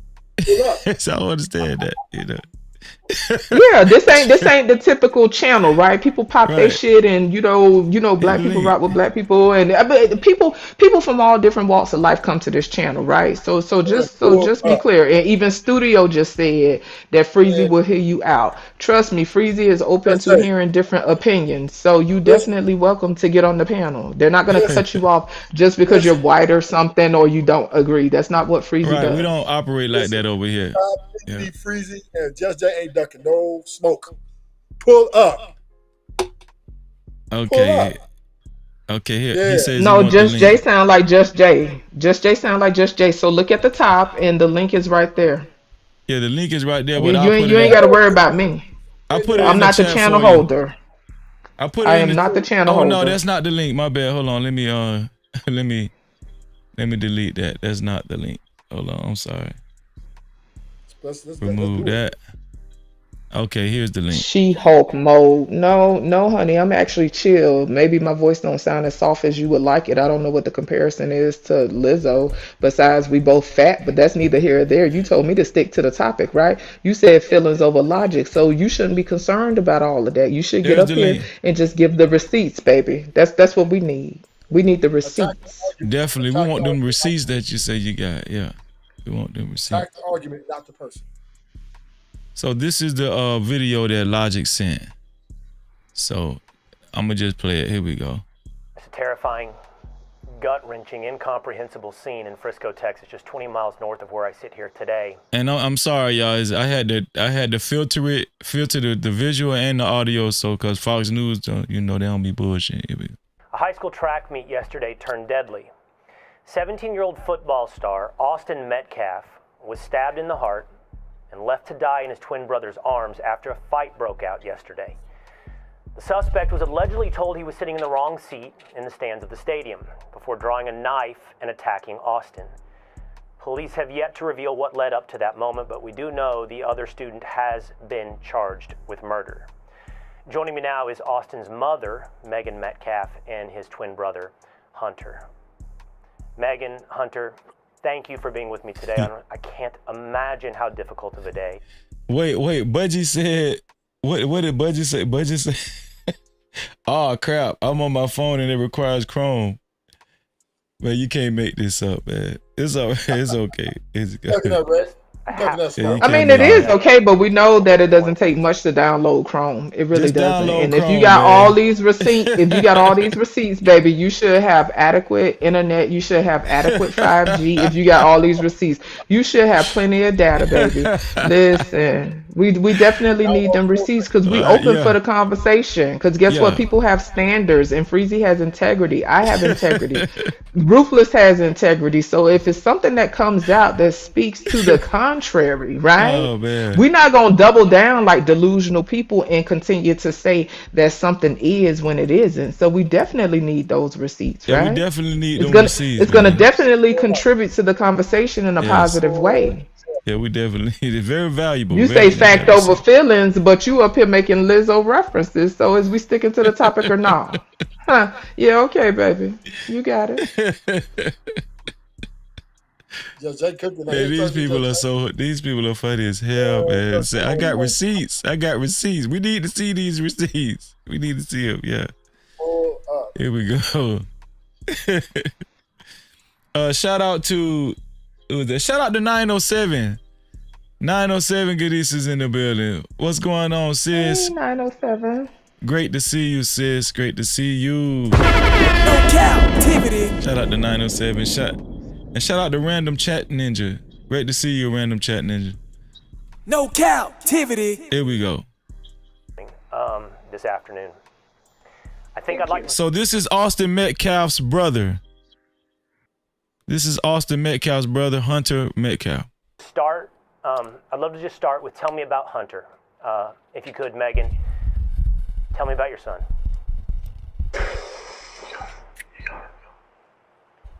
I think I can speak for her for a little bit, see if she just calms down just a little bit. But as me, I know I'm a little more, spontaneous. I like to do stuff all around and just get out of line sometimes. And Austin's always was there to check on me and keep me straight, so I wouldn't be in trouble and do anything like that. Hunter and Megan, whenever you feel ready, jump into the conversation. If you never feel ready, that's completely understandable to me and everybody else watching. Hunter, thanks so much for being able to do this today. Just a little more about your brother Austin. From what I understand, I think he has it in his social media bio. 3.96 GPA student, certainly definitely into football. And it looked, when I was looking into him last night. Shout out to B Sammy and Killer Swag. Shout out to y'all, man. Great to see y'all, Hey, man. B. Hey, Killer. Yeah. No Cap-tivity. He was very interested in being recruited to play football in college. Yes, sir. He was very highly recruited, just like coming out of his junior year. He's had a really great year, and everyone on the team, coaches, everyone knew around the area just knew that he was about to do big things in football. But besides his GPA, man, that dude was extremely smart, always in the books. He just came to him real easy, and just him playing with football as well just made him just a great person overall. Megan, we'll try this again, both of us, and we'll see how far we get. When I read your story last night, obviously this is not about me. I have a 17-year-old son. I live 20 miles south of you. My son's in Frisco every night playing soccer, and we have a lot of friends of friends who knew Austin. So the circles got tight, and this hit really close to home. And I'm just so sorry for you. Can you explain us at all today how you feel? It's just got to be so. The word I keep coming back to, Megan, is incomprehensible. How could this happen at a track meet? It is. He just took my son is gone, and I don't really have words. I've tried to figure out what I was gonna say, but he's just gonna be so missed by mostly our family, but this whole community has really wrapped their arms around us, and if I could say anything to the nation, I would say to make sure that you just hug your babies tight, because you don't know when the last time you get to do it. Hunter, I know you were there. Thank you, Megan. Take your time. Hunter, I know you were there when it happened. What can you tell us about what happened at that track meet? How could this thing that seems like is not on the menu of possibilities could happen? Again, I was at a track meet, by the way, on Tuesday. This is not something you think could ever happen. How did it happen? So it was a really bad storm in the morning, and they had a lot of delays. And me, my brother, a couple kids were walking back from the field house of the middle school because we. Wait. Did he say it was a really bad storm in the morning? Did he just say that? Like he just said that. Okay. Because people saying it wasn't raining yet. He's saying it was a really bad storm already. That's what he said. So that's probably why Dominique Andrews said, why did he even hold the track meet in the first place? But I digress. Attended that middle school when we went to middle school, and we were saying hello to old coaches and catching up with them. And then we're walking back to our stand. We put our tent up so all the bleachers were right there were not wet from all the rain. We come back, we sit down, and this kid said something behind me. I've never met this kid in my entire life. I never knew who he was. Said something just inappropriate and uncalled for. And I turned around and asked him who he was. He started getting really aggressive. My brother stepped in. He started being, how he always is with me, just brothers, just having my back. And things started getting more higher intensity. And the kid said some aggressive stuff, reckless stuff. So Hunter made contact with him first. This is interesting. What you say? What do you say, True? This is kind of interesting. It makes it a co-conspirator. The twin brother. The twin brother, what does it say? Spoke to him first. Yeah, he set it off. He set it off. So we know is it a very big chance he was involved? True? I think he might have froze. I think he set it off, but the other brother finished it, or tried to finish it, right? And he kind of froze up. froze up because maybe he ain't with it like his brother's with it. His brother with the business, right? I put hands on him. He talk when he went to, and they got the things went off. He just froze. Like, what do I do? Instead of him trying to break it up or stand in between them, you know what I mean, to stop it, he just pretty much just stood there. You know what I mean? It looks like, and then everything else happened. So it looks like he. Oh yeah, go ahead and do your shout out. Now, if it says shout out to Chris the Rebel. What's going on, Chris? He said, I'm in Texas. It was raining since the morning on that day. Shout out to Chris the Rebel, man. Appreciate those receipts. Yeah, I think he got, because he's probably the instrument of the whole situation starting by saying something, or putting credence to it. The other brother trying to, I'm big and bad. It went bad for him. It went bad for him, man. This is what I want to know, though. Out of all the people that was sitting under the tent, why the Austin brothers felt like they was the tent police? Why do you think that, True?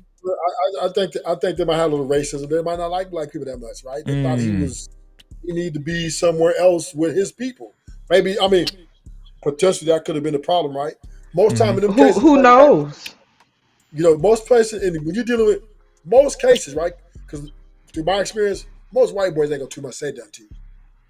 If a white boy do approach you, most likely he don't like blacks. Okay, right? but here's the notion. Here's the notion I've been hearing from black YouTubers. The brother was not involved at all, but from his own account, he was.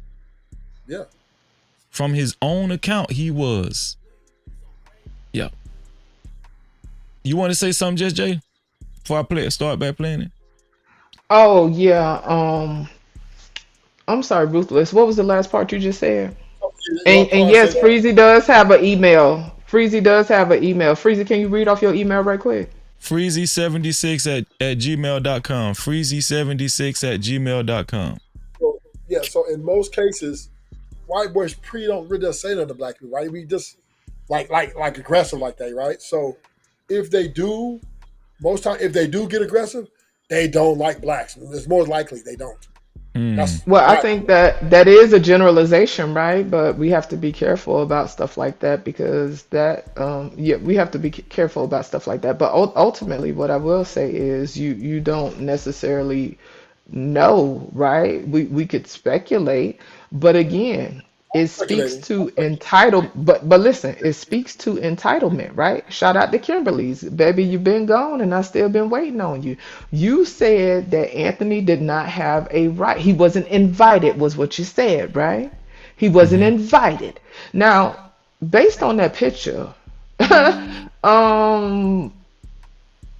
have to be invited to a shitload of bleachers with a damn Sam's Club tent with a printed logo on the top of it with four little tiny little steel legs on what are we even saying, right? He wasn't invited. So again, entitlement, entitled to a space, such a public space, entitlement. Yeah. And they still running with that bullshit too. He wasn't invited. Yeah, that's kind of crazy. How many people? So everybody who was up under that tent, and I mean, these are questions that they may ask. I don't know, but then how do you substantiate this? So everybody that was up under that tent belonged to whatever school that was, except for the young man, Anthony. So everybody who was up under there. So you trying to tell me some of them young boys or whatever didn't have a little girlfriend and she was sitting up under the tent too? So the thing about it is, a lot of people don't understand, whether you know it or not, segregation is still going on in schools, man. Right? It's still going on to this day. Right? It is not the implication of school. It's not implied by the school, but it's done by the students, right? The white students have their cliques, right? So it's segregation. So he was obviously where most likely a lot of blacks wasn't. You know what I mean? And they was like, hey, you up in the wrong part of town, brother. Yeah. Listen. Right. Listen. If you want to, Chris, I know you got a lot of good information, but if you want your comments read, just send a small super cap, bro, like a super chat or a cash. Or definitely hit the panel if you can, Chris. Or hit the panel, Chris. Hit the panel. Hit the link. Yeah. That's another option. Hit the link, Chris.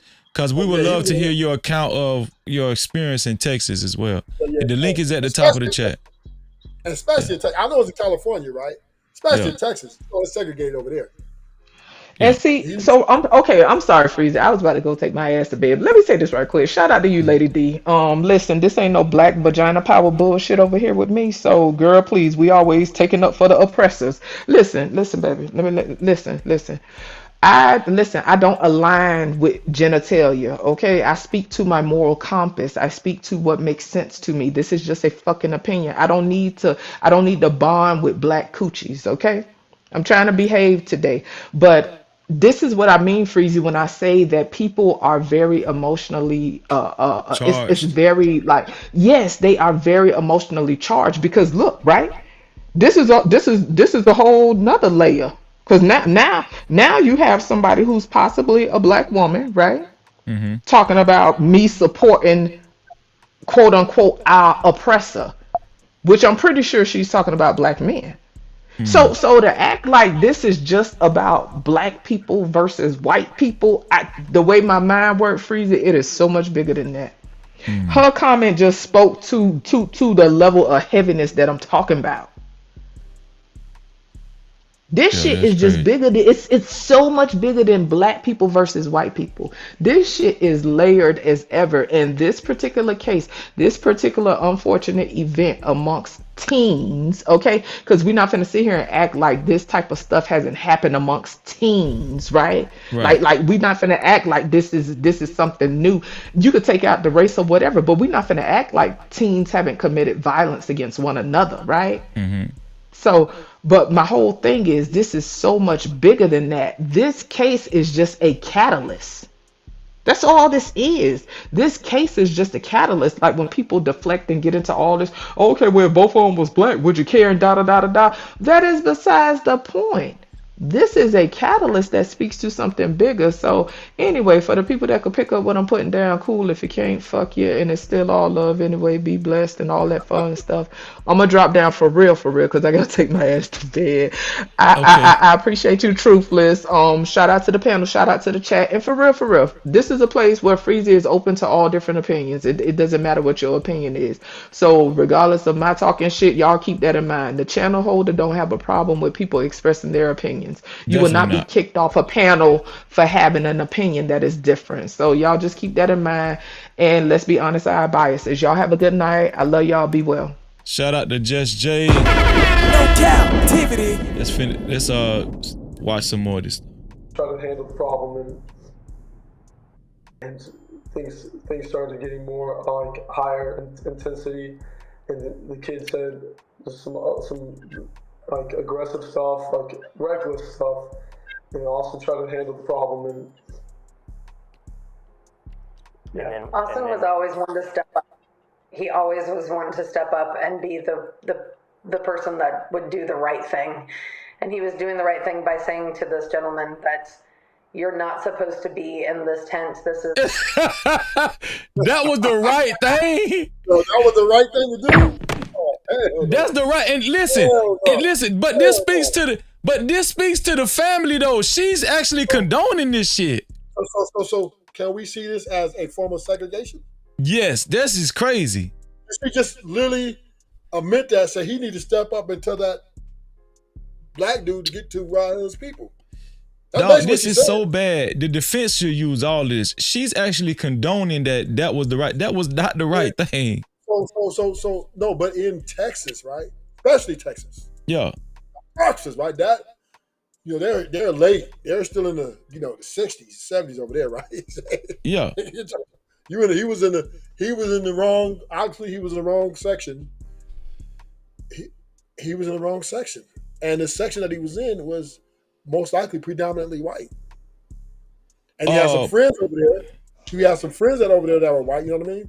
And he's talked to him because he hasn't seen him maybe in a minute, and they pulled up on him.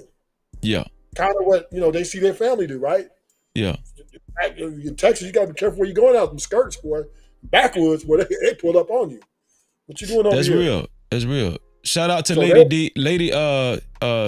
Thank you, Just J. Lady D is clearing up. She was speaking of whites. That's who she was speaking of. So shout out to you, Lady D. No Cap-tivity. Of course, we're gonna remain fair and balanced. Shout out to Chris. Chris just joined us on the show. No Cap-tivity. Chris, you want to stay in the back, or you don't mind coming up? You can put me up. It's all good. Okay, no I'll problem. make the Shout out last to. point. I'll make the last point. I'm gonna pass it to y'all. Right. Okay. I do believe that she just, in my opinion, she just exposed something very triggering. You know what I mean? She said he always steps up to do the right thing. And the implications here are very serious because what she's implying is that him telling the colored boy that he needs to be somewhere he's else with the other colored people, right, is the right thing to do, right? Obviously, because he was telling him, obviously, there's a lot of white people there, and he was in there, and he pulled up on him because this is what he always does. He always steps up, right? He was the enforcer. He was the enforcer, and he was enforcing segregation. Let's call it a bunch. That's basically what she admitted to right there. That's real. That's real. Yeah, I got your so-called receipts. No Budgie. captivity. All right, hey, Truth, I appreciate you, man. And shout out to Truth. He is the official sponsor of tonight's show for so far, man. Shout out to Truth for coming through. No Cap-tivity. Truth, you hanging out for a little more or what? Yeah, I'll stick out for a little bit. Okay. Chris, we're gonna get your account on your experience in Texas right after we get done watching this video, okay? All right.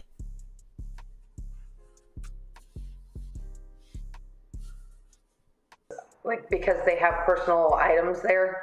A lot of stuff gets stolen and just like that, just precautions and stuff. And our coaches always told us don't let, other schools, like mess with our stuff, just sit around our tent area. And we set that up for the girls track every meet we had. So it's just like, he knew he wasn't supposed to be there. And it's just a tragedy what happened.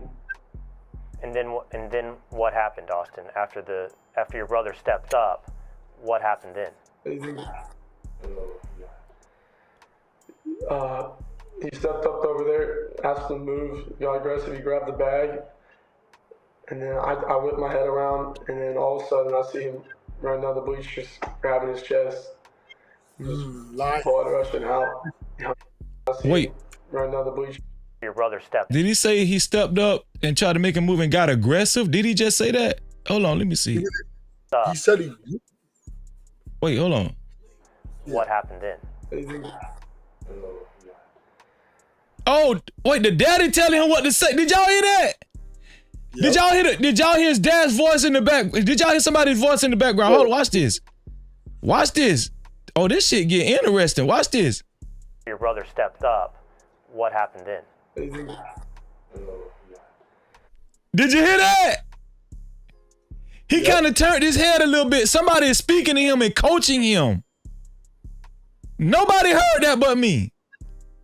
I'm finna play it again. Hold on. Here we go. Watch this. Your brother stepped up. What happened then?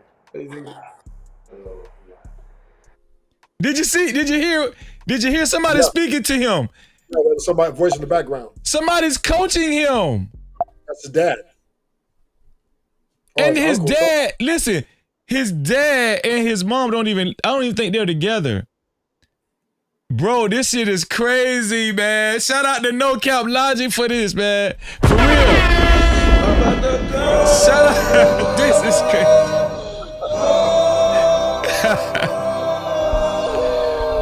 I'm telling you, it's something else to this shit. Bro, they coaching this boy. So it might go to trial now. It might go to trial. Man, listen, man. Did anybody hear that shit? Bro, this is crazy.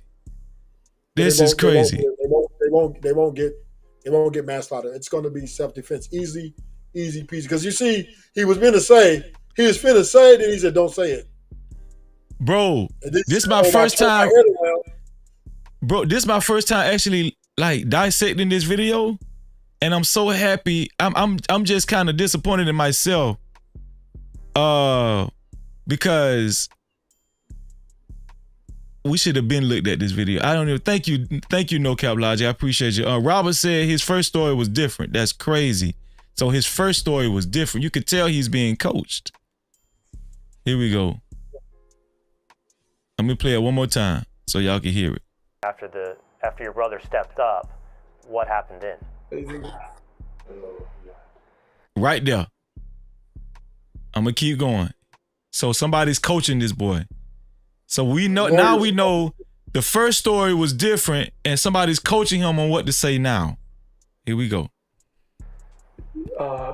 He stepped up over there, asked him to move, got aggressive. He grabbed the bag, and then I whipped my head around, and then all of a sudden I see him running down the bleachers, grabbing his chest. Wait, did he say he got aggressive? Hold on. Here we I whipped go. my head around, and then all of a sudden He said he got aggressive as well. he stepped up over there, asked him to move, got aggressive. He grabbed the bag. He stepped up, asked him to move, and got aggressive. He said it real fast. His brother got aggressive with Karmelo Anthony. Yeah. Oh, yeah. Yeah. And then I whipped my head around, and then all of a sudden I see him running down the bleachers, grabbing his chest. Just blood rushing out. He said, he got stabbed, he got stabbed. First I froze for half a second. I didn't know what to do. And then I saw him about to fall. I went to go over there. I grabbed him. I see This stuff. Did you notice the only time, I don't know if that's his dad in the background or stepdad, I don't know. But did you notice the only time somebody said something to Hunter Metcalf, somebody was trying to coach him, was during the altercation, during the description of the physical altercation? Is that significant, Truth and Chris? Is that significant? Yes, the lawyer's the defense team gonna point that out. Oh yeah, that's going. Yeah, they most definitely gonna point that out. Coaching. Coaching. Most definitely. Yeah, that is tampering with a witness. Yes. Shout out to Fat Joe and the Tether Squad. Shout out to you in the building. Appreciate you. Here we go. I don't think the brother's gonna go on the stand. I don't think this is going to trial no more. It's going to, because his story is changing, obviously, right? And then this video showing that there's somebody coaching him in the background. Man, they're gonna eat him up on the stand. They're gonna they're gonna eat him up. Yeah, they're gonna eat him up on the stand. So because then he said, look, they're probably not gonna put him on the stand. I don't think they're gonna put him on the stand. They're not. I don't think this is going to trial. It's way too much overwhelming evidence to show that the brother was the aggressor and he made a move. He made the first move. Here we go. Yeah, I understand. Best I can to understand. You can see, you can picture what happened when what was coming out of his chest, and y'all can visualize other stuff. I don't want to put down my mom right now, but I pushed my hand on there, trying to make it stop, and I grabbed his head and I looked in his eyes. I just saw his soul leave, and it took my soul too. I'm so sorry. I'm gonna ask you one last question.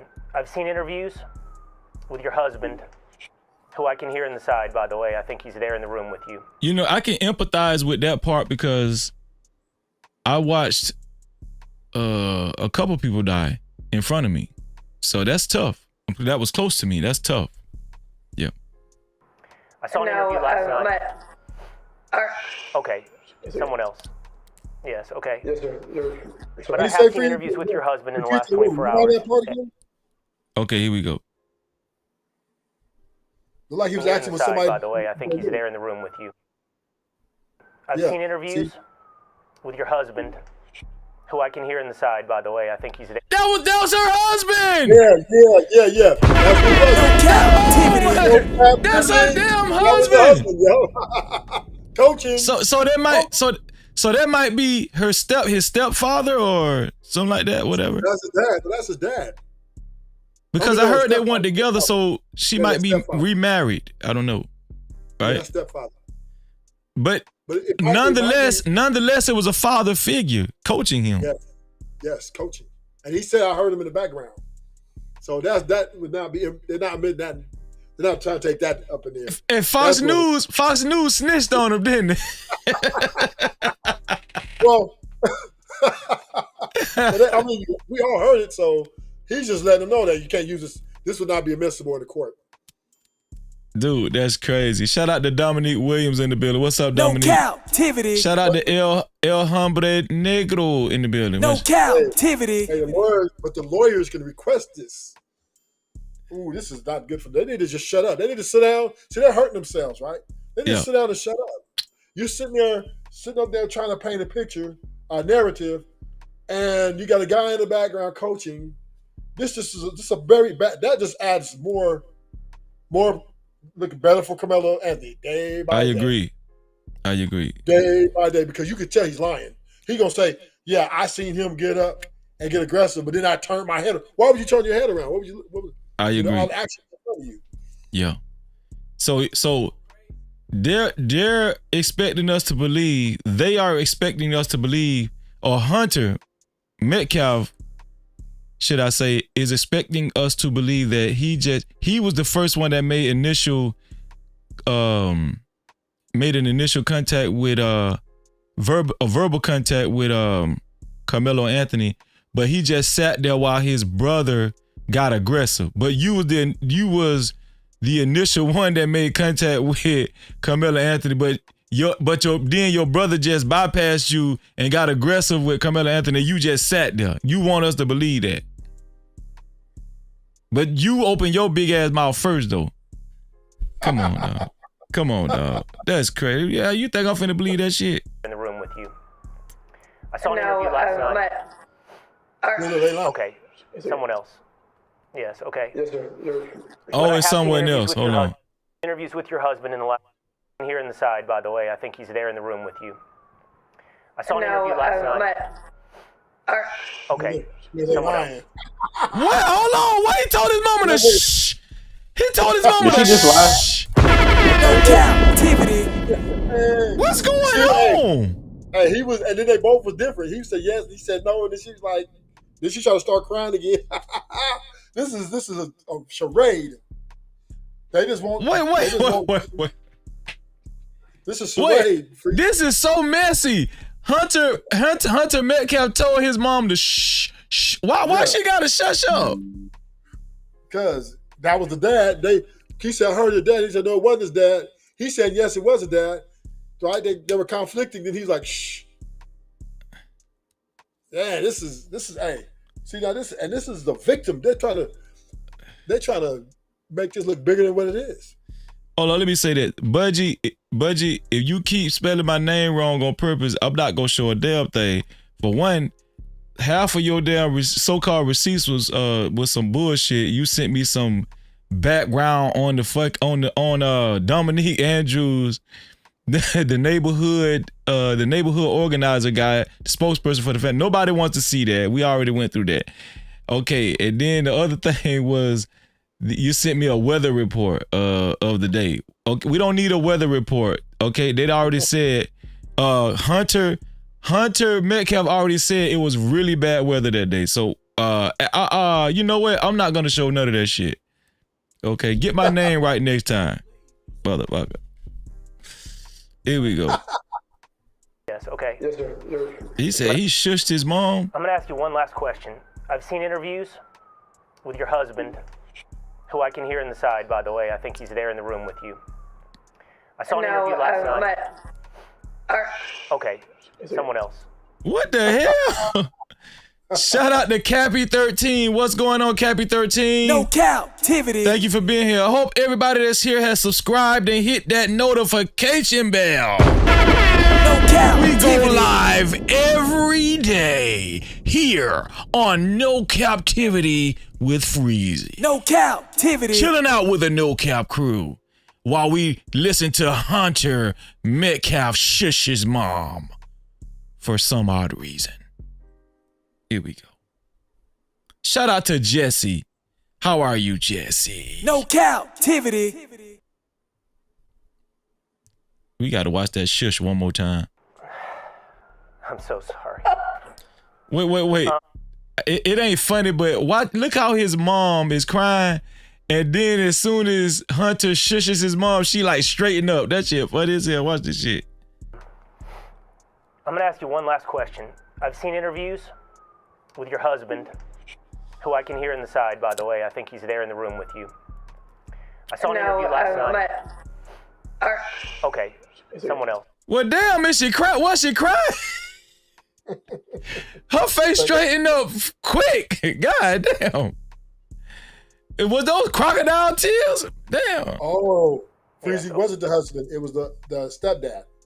No, his real dad, I mean. His real dad. It had to be, dog. Yes. It had to be. That's why he's like, shh. Because she should say, no, it's not. Yeah, it had to be. I think you're right. I think you're on to something. Shout out to Mel in the building. What's going on, Mel? Great to see you. No Cap-tivity. Yeah, this is crazy.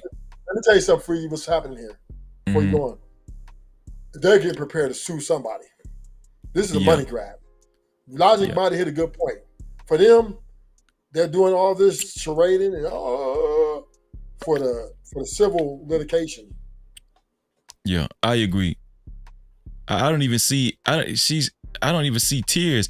And listen, to be honest with you, she should be crying for real about her son, to be honest with you. But I don't even see it though. Here we go.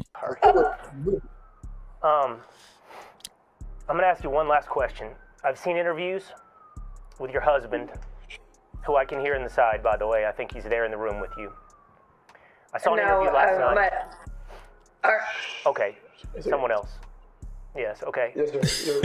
But I have seen interviews with your husband in the last 24 hours, and it was remarkable to me that I heard your husband say, within hours of this, that he forgave this other young man, and he got there so quickly. And I honestly don't know that I could, and I just want to see, and I don't know if there's a right or a wrong place to be, especially as quickly as this has happened. Megan, how do you feel on that front today? I am not like their dad. I am so angry at that boy. And it's just not fair. That's all I have. I understand. I'd like to say, Is she laughing or crying? What the hell was that? She mad at her husband. What the hell was that? Is she laughing? Or, what is this? Look at this. Look like she laughing. Is she smiling, laughing? What? What? She laughing and trying to look mean. Yeah, it's like she's trying to. Like she's trying to keep her not mean like their dad. I am so angry at that boy. And it's just not fair. That's all I have. I understand. I'd like to say it's forgave, not forgotten, but I'm not at that point yet to forgive that kid for what he did to my brother. Because, 17 years, my best friend just there in the blink of an eye. You know why he's saying, you know why they keep saying forgave? Because they know, you did way more shit than y'all actually alluding to. I lost him. So I'm not at that point to forgive and forget, but eventually I will. But I pray for his family. I pray that. Do y'all think her calling Karmelo Anthony a boy, you think that's kind of like some racial undertone? Well, the whole yeah, I would say it's when they say that in Texas, like that boy, I don't think I don't want to say she really meant something racial by it, but what I will say is most definitely when you try to tell somebody like me, if I was 17 and I'm under the tent and it's raining crazy because I was there, it started raining, like it was raining the whole week. So like you try to tell me, hey, get from under the tent and stand in the rain, it was gonna fight right there. If I'm just being honest, like what you mean? I'm finna what? Go stand in the rain, bro? You tripping? What's up? Right. Just being honest.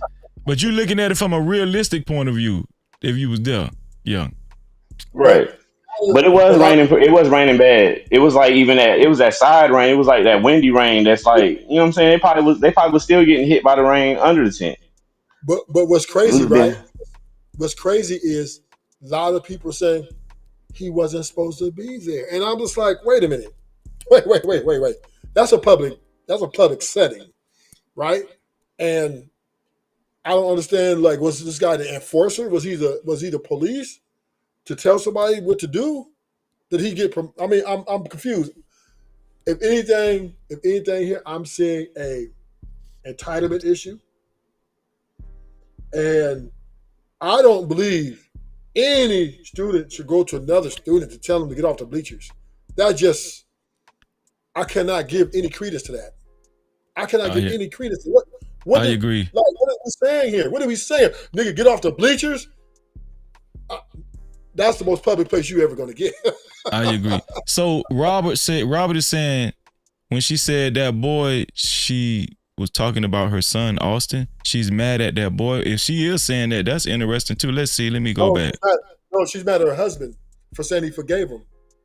Oh, I'm mad at that boy, her husband. Okay, hold on. Here we go. Yeah. Here we go. I've forgotten, but I'm not at that point yet. Megan, how do you feel on that front today? You go back a little more, Freezy. Not like their dad. There you go, a little bit, yeah. Right there. Hey, someone else. Who I can hear in the side, by the way. Sorry. I'm gonna ask you one last question. I've seen interviews with your husband, who I can hear in the side, by the way. I think he's there in the room with you. I saw an interview last night. Okay, someone else. Yes, okay. Yes, sir. But I have seen interviews with your husband in the last 24 hours, and it was remarkable to me that I heard your husband say, within hours of this, that he forgave this other young man, and he got there so quickly. And I honestly don't know that I could, and I just want to see, and I don't know if there's a right or a wrong place to be, especially as quickly as this has happened. What did the Hunter Metcalf just mouth to his mother? He just kind of mouthed something to his mother. Watch this. Your husband say, within hours of this, that he forgave this other young man, and he got there so quickly. See how he mouthed something? Interviews with your husband in the last 20 and it was remarkable to me that I heard your husband say, within hours of this, that he forgave this other young man, and he got there so quickly. And I honestly don't know that I could. And I just want to see, and I don't know if there's a right or a wrong place to be, especially as quickly as this has happened. Megan, how do you feel on that front today? I am not like their dad. I am so angry at that boy. You talk about that. You talking about who? The husband. I mean, she's angry at that boy. The husband. For going out and saying he forgave. No, she's talking about Karmelo because she said, I'm not like my husband. Oh, okay. I'm so angry at that because the husband was kind of trying to say, he can forgive the family or whatever, but she said, I'm not like my husband. I'm so mad at that boy. She talking about Karmelo. She calling Karmelo a boy. At that boy. And how do you feel on that front today? I am not like their dad. I am so angry at that boy. It's just not fair. That's all I have. I understand. I'd like to say it's forgave, not forgotten, but I'm not at that point yet to forgive that kid for what he did to my brother. Because, 17 years, my best friend just there in the blink of an eye, I lost him. So I'm not at that point to forgive and forget, but eventually I will. But I pray for his family. I pray that they understand what we're going through as well. I just pray for everybody. I totally understand where both of you sit today on that front. I don't know that I could either.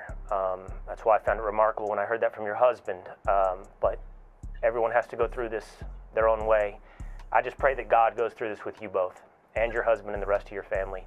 And I really appreciate you sharing this story with me and the rest of the nation. Megan, Hunter, thank you. Our prayers remain with you. Thank you, sir. All right, there is a GoFundMe button. So I'm gonna be honest with you. Just from hearing this interview, why would, if I was Karmelo and Hunter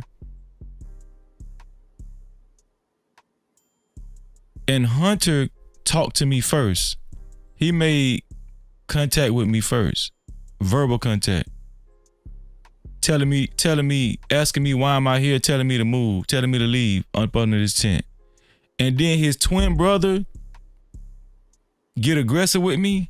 Let's say his story true. If your brother talked to me first, why wouldn't I believe after your other brother grabbed me? Why wouldn't I believe you gonna jump in it too? Man, That's all come on on, camera. man. Huh? It's all on camera. Come on, bro. I don't think they realize this whole thing's on camera. So him changing the story, it's going to come out. They got the tapes. That's why they let him go home. If they thought this was more than what we or everybody's making it to be, he wouldn't have went home, man. He'd have fought that thing from the cell. They don't let you out on. They don't let you out on murder. They don't. Never. You don't never see it happen. Not even OJ. Never. How bad is it going to look if they find out Hunter was lying and he was really involved? They got everything. You got several witnesses that was there, right? Mm-hmm. And plus, he probably gave a statement on that day. So listen. The prosecution, you could tell. This is how you could tell that everything he's saying is a lie, right? Mm-hmm. Because when they first charged him, they charged him with murder. They put the death penalty on there. They put all these things, special allegations, right? Then after they got all the information, all the interviews, they start taking shit off, right? Mm-hmm. And then they let him go home to be with his family. That's telling you right there, the strength of self-defense is the overseeing of this case than an act of, he just stabbed him in the chest. See, he tries to say, I was looking, he was stabbing him in the chest. He saw the whole thing. He told him what happened already. And the prosecution and the judge, because they got an office, they got a team of lawyers or prosecutors, right? Facts. They're doing all this shit. It ain't just like one prosecutor comes in and says, no, we go, no. They got a head district attorney, and they're looking at this like, okay, all right, it's a self-defense. Reduce his bail. They tell the judge, we can reduce his bail, let him go home, and somehow we're going to work this out. Guaranteed. I agree. Shout out to Chris, man. Chris, man, I appreciate you for coming up, bro. And we need to hear from you because you lived in that area, right? You live in Texas. Right? What part of Texas do you actually live in? What part of Texas? I live in Dallas, which Frisco is kind of like the Dallas district. Oh, really? Oh, okay, okay. Yeah. So give us your experience living in that area. Well, Frisco is definitely not friendly to black people, for sure. Really? I'll tell you that part, for sure. It's not, basically, they don't really want us in Frisco. They like us in DeSoto, Grand Prairie, Duncanville, places like that. They don't really like us in Frisco. That's what I was saying in the chat. Like, if he would have tried that in like Oak Cliff, where Carter is, or in Fort Worth, where Trimble Tech and stuff is, he would have got beat up right on site. Like, nobody wouldn't have been going for that. It's raining at the track meet in one of those schools. And hey, y'all need to move. He would have got punished right there. Like, I don't know about stab, but they would have beat him up right there. You know what I'm saying? He just did that because it's Frisco. It's definitely a different energy in Frisco for sure. Wow. No Cap-tivity. Wow. And I'm gonna be honest with you. We had Trucker Yell up here Tuesday, and Trucker Yell gave the same account. Trucker Yell said they actually live in Plano, Texas, and he said that's not too far from Frisco. Yeah, for Plano, same thing. Yeah, they don't like us in Plano or Frisco. No, if you over there, you getting pulled over. They gonna look at you a certain way. They don't like us in them areas. That's just facts. Wow. So that's two accounts. Yeah. Go ahead. Me and my buddy was surprised when we found out that he was in Frisco. Like, when we first heard about it, we was like, dang, I ain't even knows that many black people in Frisco. We was like wondering what, his parents did or whatever to be in Frisco, because everything's really expensive in Frisco. That's where the Cowboys practice stadium is. They got like a lot of, they pretty much on top of that stuff. It's like Mansfield too, where if they don't know your car like that or whatever. Matter of fact, you can't even ride through there in no Crown Vic, No, none of the stuff that we like to ride. Try that if you want. You getting pulled. You getting pulled trying to ride through there. Anything that look like one of them hood cars. Really? That's just how serious they is. Yeah, they ain't playing with that. You roll through there if you want to in your lack, your old lack, and see if you don't get pulled over. And Damn. yeah, Frisco ain't really friendly to us. Most people don't Wow. even mess around there. I mean, the only time that you see the black people in Frisco is whenever the Cowboys is having their training camp. When it's team spirit, everybody gonna get along. You know what I'm saying? Like Mm-hmm. for that little time. But after that, it's back to the regular stuff. But you can see there. Before you say that, True, I'm gonna tell you why what you said is so significant. Trucker Yale gave the same account that you gave. He lives in Plano. But for some reason, not ironically, but interestingly, this guy named The Next Phases, he said Frisco is not like that. It's not prejudice. It's a nice area, and black people don't usually have problems in Frisco. But he's like more of like a conservative MAGA type dude. One of those. Yeah. He must not be from Texas. Tell him to try to pull up there and try that and see if that MAGA stuff works. Wow. But that tell would him let to me do know. that. That's tell him to do crazy. it. That's crazy that I'm glad that you confirmed what Trucker Yale was saying, because that let me know that Next Phases was lying and taking up for the good old white folks. He just one of them guys. Oh, leave Mass alone, please. Leave Mass alone. I want to be in that big house, nothing but a biscuits. That's what he's saying. Because what we know for sure is you are in Frisco late at night riding around, and you black, you getting pulled. Straight up, you getting pulled. I wish Next Phases was here and tried to challenge you on that. I really do. And I tell them, fly into DFW or Love's Field and take your ass over there to Frisco and see. Matter of fact, try to get you one of them hotels over there, one of them Hiltons or a DoubleTree hotel, and see how they look at you. That's what you do. Go pull up at the gas stations over there and see what happens. Just day it's bedtime. What you doing? Just day beefing on the chat. Right, it's crazy. Go ahead. I appreciate you giving us that information, Chris. Go ahead, Chu. Yeah, just the whole interview had a racial undertone, in my opinion, right? The way she said he steps up all the time. Yeah. Right? Shout out to Budgie. Shout out to Budgie Cat. Finally hit the link. No Cap-tivity. How you doing, Budgie? Hey, Hi. Hold on, Budgie. I'm coming to you next, Budgie. Go ahead, Chu. That's not like shot caller status, rising star, shit that people do in games. You know what I mean? When you say step up, check these Negroes, right? Mm-hmm. So they had and then when they said, then she said, yeah, oh yeah, he always steps up, and then so she was justifying what he did because it's normal. Obviously, Chris the Rebel confirms that in that area they most likely are, practicing segregation to the T. So therefore, yeah, we're. It's just with that being said, this even looks better for Karmelo. Oh, let's not bring this card out, right?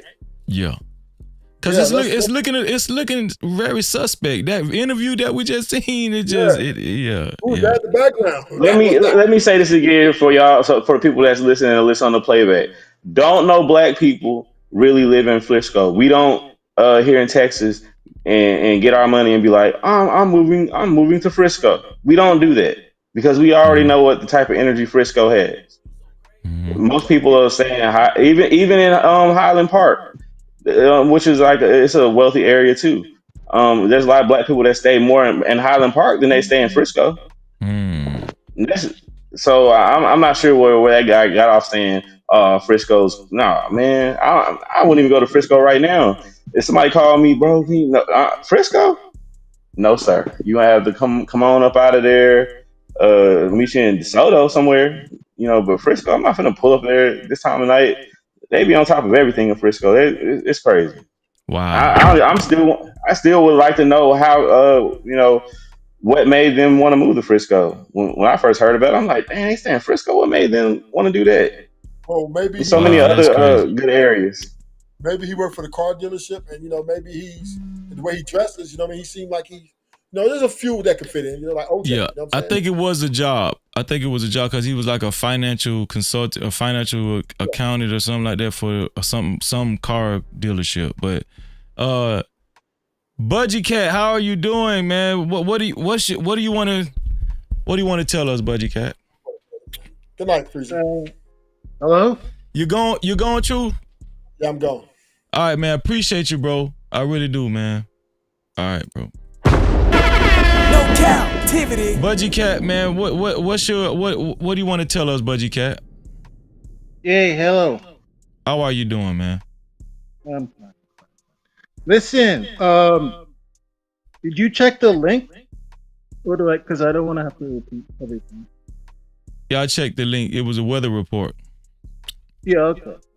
So if you hold on, because I'm on this stupid phone, it sucks. Okay. Hold on.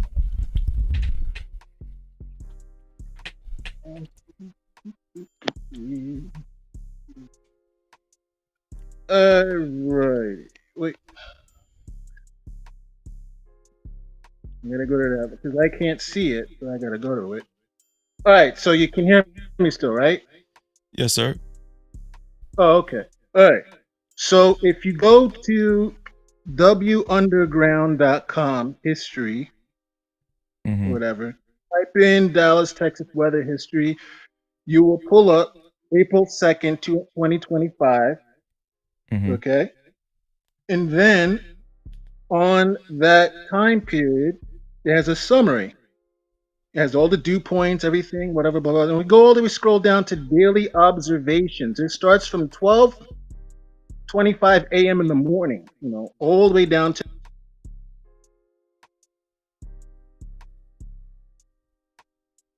Hello? Budgie, are you there? He's froze or something. I don't know. What happened with you, Budgie? Shit. Can you hear me? Yes, we hear you now. All right. So if you go to the link, W Underground, go to 753.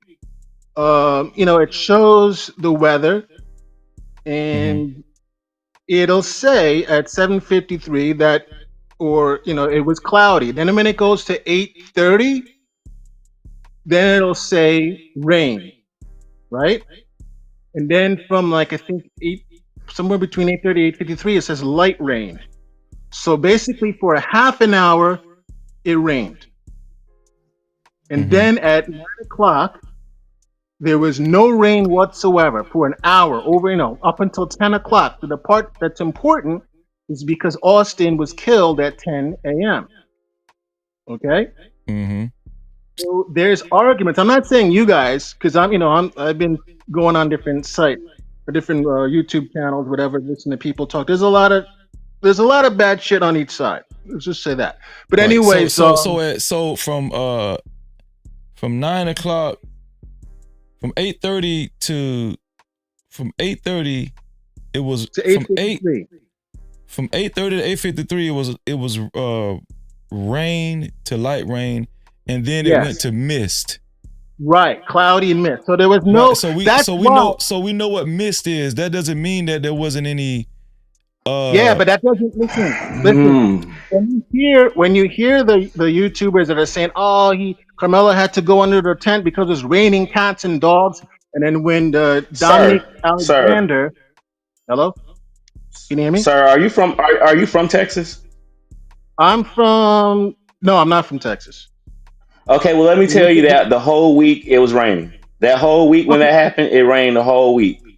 Yeah, that's fine. I'm not arguing that. But here's the thing. What I was about to say is, and that Minister Dominic Alexander said that, the school should have canceled the event because it was pouring consistently. That's a lie. It wasn't pouring consistently that morning. Like you could see right there. It was only for half an hour. Right? Right. But what time did the event? But what time did the event start though? About 9 o'clock. Right. So so if it started at 9, I think what he's saying. Well, let me finish. Let me finish. Let me finish. So if it started at 9, that's a mistake on my part. It didn't start at 9. That's why I said let me finish. There was a rain delay. It was supposed to start at 9, but there was a rain delay because they weren't sure if it would rain again. It only rained an hour and a half after Karmelo died. I mean, not Karmelo, Austin died. So that's what happens when it's a rain. If it was rain, I've run track. I went to Penn Relays before. I even met Bill Cosby on the track one time at Penn Relays. If it's raining hard, they'll cancel it, even if it's a big event. That track meet that day, that was the biggest track meet of the year for 2025. 8 schools went there. That's Frisco ISD District 115A. That stadium, Dave Kuykendall Stadium, that's the biggest high school stadium in Texas. If you take 8 schools and you look at the list of the athletes, average number of athletes, like 20 to 30 athletes, that's about almost 250 people, 300 people there. It's a lot of people. And there's like really no security. I don't remember seeing any heavy security at the high school track meets. Like if you go to Penn Relays, you'll have heavy security for sure because that's college and you got professional people running there. But at a high school, you don't really have a lot of security. So my whole point was, you look at the police photos, right? You've got 250 people there. You can go onto that website I showed you with the link is athletic.net, right? Athletic.net is a website that shows all the track history for every school in the United States. So it has Memorial Warriors, which is Austin's school, and that track meet was at Memorial Warriors, a Memorial Stadium. Dave Kuykendall Stadium Memorial is the same name. And then it has Frisco Centennial, that's Karmelo's school, right? So if you go on that athletic.net, and I put the links for Hunter and Austin and Karmelo, because a lot of people are saying, oh, they weren't even playing, they're not even on the track team. That's not true. Austin was captain of the track team, and Karmelo supposedly was captain of his track team. But and they all 3 of them ran the 100-meter dash. So that's another thing. It's like, oh well, these guys were at 250 pounds. They all ran mid-high 12s. Look at the numbers. So they're neck and neck. Those guys, Austin and Hunter, they also did discus throw, and Austin did shot put, and then Karmelo did the 400-meter, and Hunter did a 200-meter on top of it. So they're pretty athletic guys. They did this because they wanted to supplement their football training, so they went into track. Okay, so when you look at that, I don't mean to be. Everything you're saying, we know all this shit already. So okay, I thought you came to tell us about the rain, the so-called rain, even though you don't live there. All right, so let me get to that. If you're listening, that video you were listening to with the mom and Hunter, when you hear Hunter talk, he says, my brother and I went to the field house at Memorial Middle School, which is right there. It's an athletic field house. It's indoor athletic run track, whatever, because they wanted to meet one of their old teachers because they used to go to middle school there. That's what the rain delay was. They were just killing time. When they were walking back from the middle school, from the athletic field house, it was Hunter, it was Austin, and it was a couple other guys. That's what he says in the interview. When they went to the bleachers, they saw Karmelo sitting in the gear tent. Okay, it's not a regular tent; it's the gear tent. If you look at the police photos, you will see tents. You will even see Centennial Titans tent. It's in the middle of the bleachers to the far right side, next to a burgundy one. You will also see Memorial Warriors tent, which is on the very top of the bleachers. Very top on the right-hand side.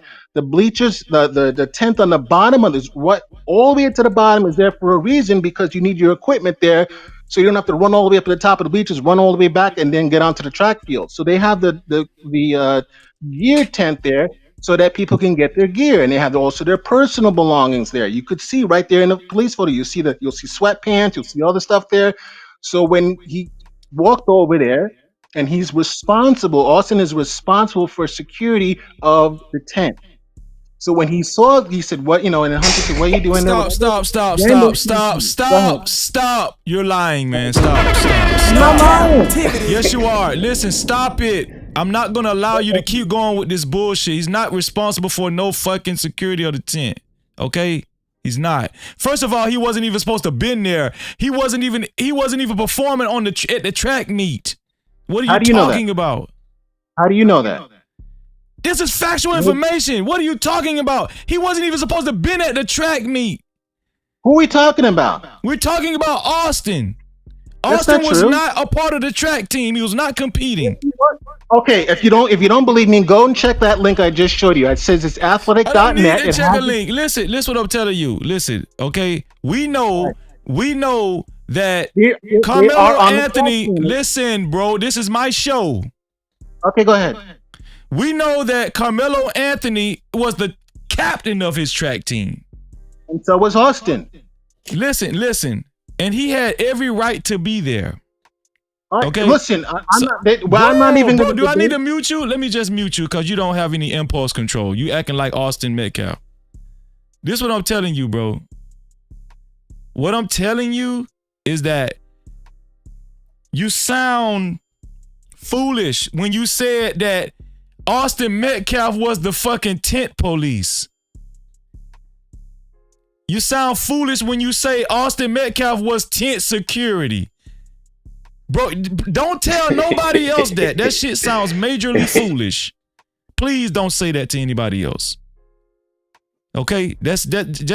I never heard of no shit like that in my fucking life. Me neither. And I played all the sports, and I've been on the other side of the other team's tent, all kind of shit. That was crazy. Okay, I'm gonna unmute you. That was crazy. He's tent security. That was crazy as hell. Out of all the people, he's tent security. I don't want to argue about the tent security. Let's you go. Can't argue that because that was a fucking lie. Stop it, bro. I'm not lying. I'm just saying. I don't know. You did. That was bro. You don't even know that. You just made that up. Please, bro. Yes, you did, bro. Scratch up. Let's move forward. Let's move forward because even his brother, nobody ever said he was tent security, but you. That's the first time, okay. and I've looked into this case extensively. The first time I've heard that Austin Metcalf was tent security was from you. All right. Let me just say this. Stop it, bro. Please. Okay, I'm not gonna allow you to just spew fraudulent information on this fucking show. All right, but we just hit an impasse because you just told me that Austin is not on the track team. Listen, this is what I heard, so I will admit that I don't know this for sure, but I heard that he was not a part of a part of the track team. So, yeah. I have the link that I sent you in the email. You could verify it right there. 1, 2, 3. We'll be done with that conversation. No, we don't have to. Well, I don't know. It's not a matter if you don't have to. It's just a matter of one or two things. Either you just want to believe it, or no. Listen, I don't have a problem admitting that I'm wrong, right? Okay, that's fine. I don't have a problem. Wait, stop. Right. I'm gonna look at your link. Where did you send the link? It's like I said, and it's on all the way to the bottom. You scroll all the way to the bottom. It'll have the links for all three student, and it has the calendar for Centennial. That's important too, because I haven't gotten to why that's important yet. I want you to just look at that first.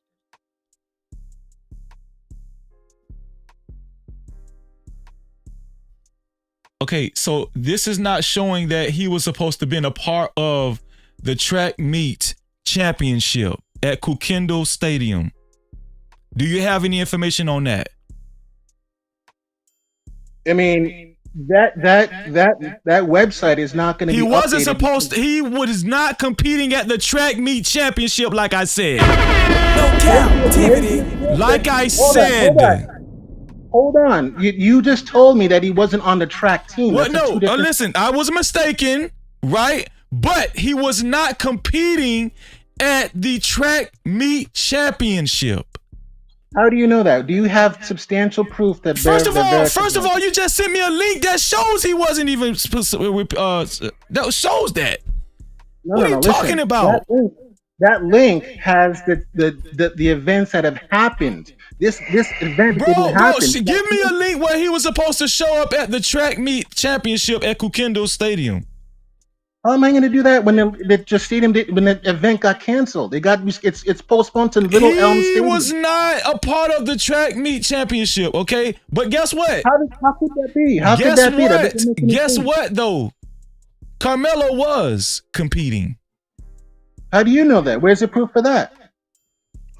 Cause he was a track meet. He was the. Oh my God! Don't worry about it, man. Wait a minute. No. Listen. Okay, now go to here. But let's not argue. And to be honest with you, hold on, wait. Didn't you say he was the track meet captain? Didn't you say Austin Metcalf was the track meet captain?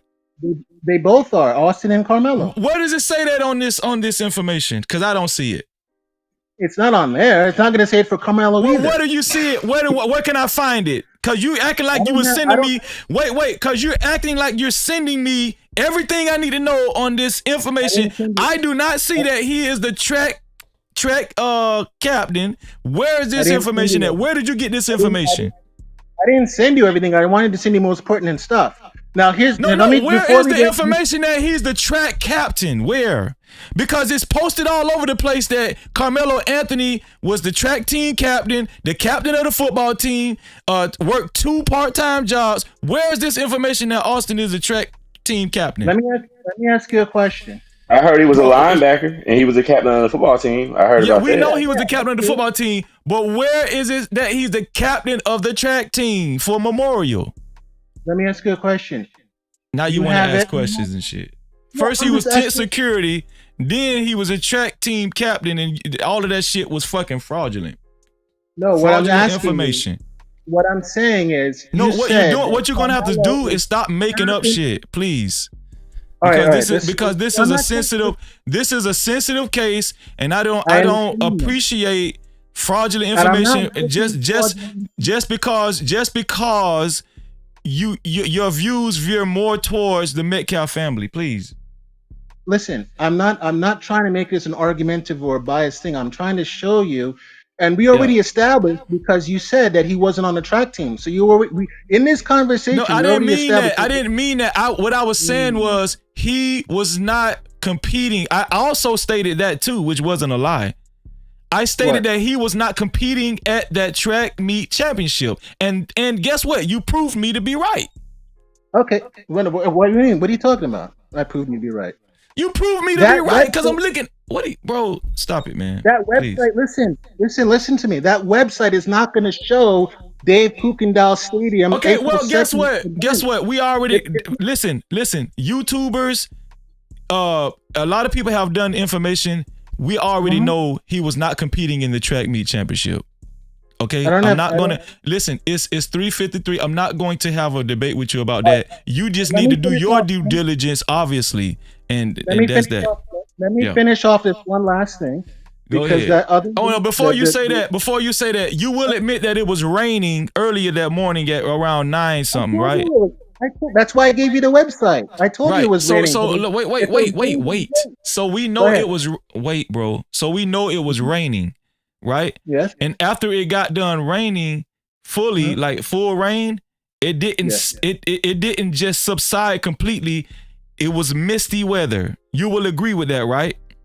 Exactly. That's why I said it was a rain hold on. delay. Wait. So that still does not give you credence to say what you're saying, because if anybody is there and it's full on rain and it's still cloudy, but the rain, it stopped completely raining, but it's still misty. And we know when it's misty, the anticipation that it could rain at any time. Again, if it's misty and it's cloudy, the anticipation is it could start raining at any time. And also he could possibly have got people had got rained on already prior. So what you're trying to say is that it wasn't raining at all is fraudulent as well.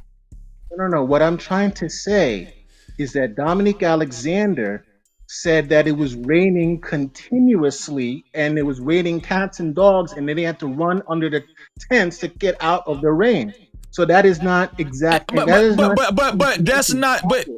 what I'm trying to tell you is that's not necessarily false. What I'm telling you is he could be telling the truth. When it was raining, people could have actually ran up under the tents. That could be true. It was when it slacked up. It was like a sprinkle with wind pushing it. Okay, Thank but you. It was still raining. So you're trying to prove Dominique Andrews a liar? No, it was raining, and what do people do? People were there at the event, and when it was raining, what would you do if it was raining at 9 something in the morning? What would you do? Would you just stand in the rain? No, I wouldn't stand in the rain, but it Where would wasn't you raining. go? It wasn't raining at 9 something in the morning. And also, if you Okay, look at man, look, sir. You know that meteorologist, right? They got the only career occupation where they can say it's going to rain at 8:30 and it doesn't rain at all. You know that, right? So I what we're know. saying, okay then. So what I'm telling you is someone who was in Texas at that time. It was raining cats and dogs, and when it slacked up, it was still a light sprinkle with the wind pushing No, it. but we don't have to. We don't even have to do that. Let's just do this because he's steady. He's still lying. He said it wasn't raining at 9 something in the morning. You're lying, bro. Bro, you can't say mist is raining cats and No, dogs. it wasn't even misty. It was raining. Let me show you, bro, because you don't know what you're talking about. It was raining. Okay, listen. So this is let's go to 8:53. Right. Let's go to 8:53. 8:53 is right here, right? 8:53 is right here. What does that say? Do you have it pulled up on the? Where, I mean, I can't see because when I tried to. Wait. 8:53 at 8:53 it was what? Light rain, right? Yeah. And the light rain didn't stop till when? Because my phone is too fucked up. 9:02. Okay. All right. So for an hour, it was mist and cloudy. No, I'm telling you around 9 o'clock it was still raining. So what I'm telling you is if it's raining at 9 o'clock at this event, would you stand in the rain or would you go up under a tent? It depends on how much it was raining. If it was just light, bro, just stop it, bro. Just stop it. Because why y'all do this? Let's go to the Why y'all last do this, part. man? Man, you niggas gonna be the death of me. No, I'm not. Why y'all do this? Why I'm y'all not do trying this, to hurt man? you. Listen, if you go to that link, Centennial calendar, right? Yeah. Go to Centennial calendar and pull it up. Where's Centennial calendar at? What is that? And listen, I want you to give me some credit because I'm going through your whole. I'm going through your whole shit. I'm not even avoiding you. I'm not avoiding nothing. I'm going through it. I'm saying that thing. I said thank you. Yeah, no problem. No problem. Centennial calendar. Here we go. Okay. Now, what are we supposed to be looking at now? So it's hard for me to look at it because my phone is messed up. But if you go to the calendar and you pull down, you scroll down, you will see the first date of the Centennial Titans track team, right? That their first track meet date. Yeah, February 6th. Right. Can you open up another tab or no? No. This is it. I shared the screen. You can't see it? I don't mean by that. I mean by the Karmelo link. Because if you click under athletes, you will see Carmelo's name there. But then it'll take you to his stuff, and I don't want it to you know what I mean. I don't even know what you're talking about. What are you saying? What I'm saying is I want to have both tabs side by side. What other tab do you want me to go to? You're not being clear. That's what I'm telling you. I'm sorry. Carmelo's tab. Carmelo's track history tab. Where is that? Where can I find that? I gave you the link separately in the email. You did? Okay, let me see. Let me get out of this. Hold on. Don't exit that page though, Centennial. I didn't, bro. I know how to work a computer. All right. I can't. I'm sorry. I can't see it because my T. So you sent me a separate email. I only see one email from you. No. I'm not saying I said a separate link specifically for Karmelo. It should say Karmelo on the bottom with the link, and it's the same website. It just says Karmelo. Okay, I got it. Yeah. Yes. So now what? Got it. Yeah. All right. So if you notice, the first track meet was Frisco Centennial versus Tri versus Little M Wakeland. Then it goes through all the times, and then it goes down to March 22nd. Yeah. Little Elm again, and then if you check Carmelo's page and you see what did he compete in, it'll say Little Elm, and it'll say 100-meter dash and 400-meter dash. Correct?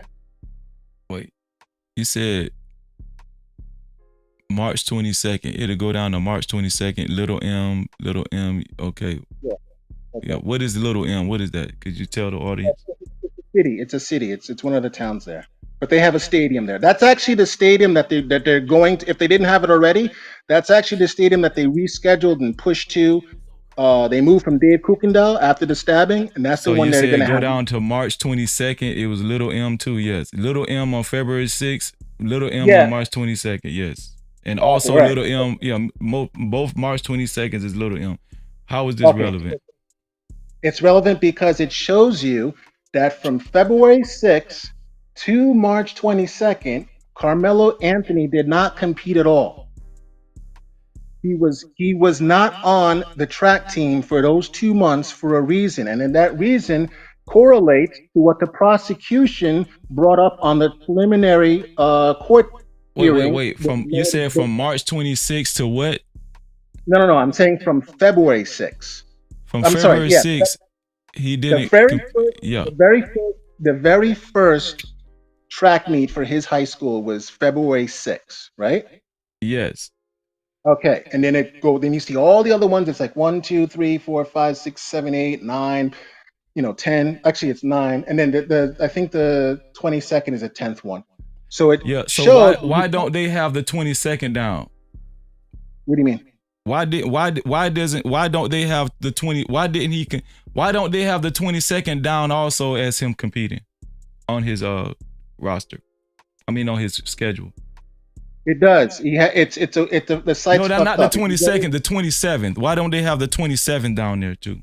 He didn't compete on the 27th. Why not? I don't know. You need to know because you're trying to corroborate some police shit with from February 6th to March 22nd. Do you understand what I'm saying? I can give you an answer of to why I think he wasn't there. Why do you think so? I'm just curious.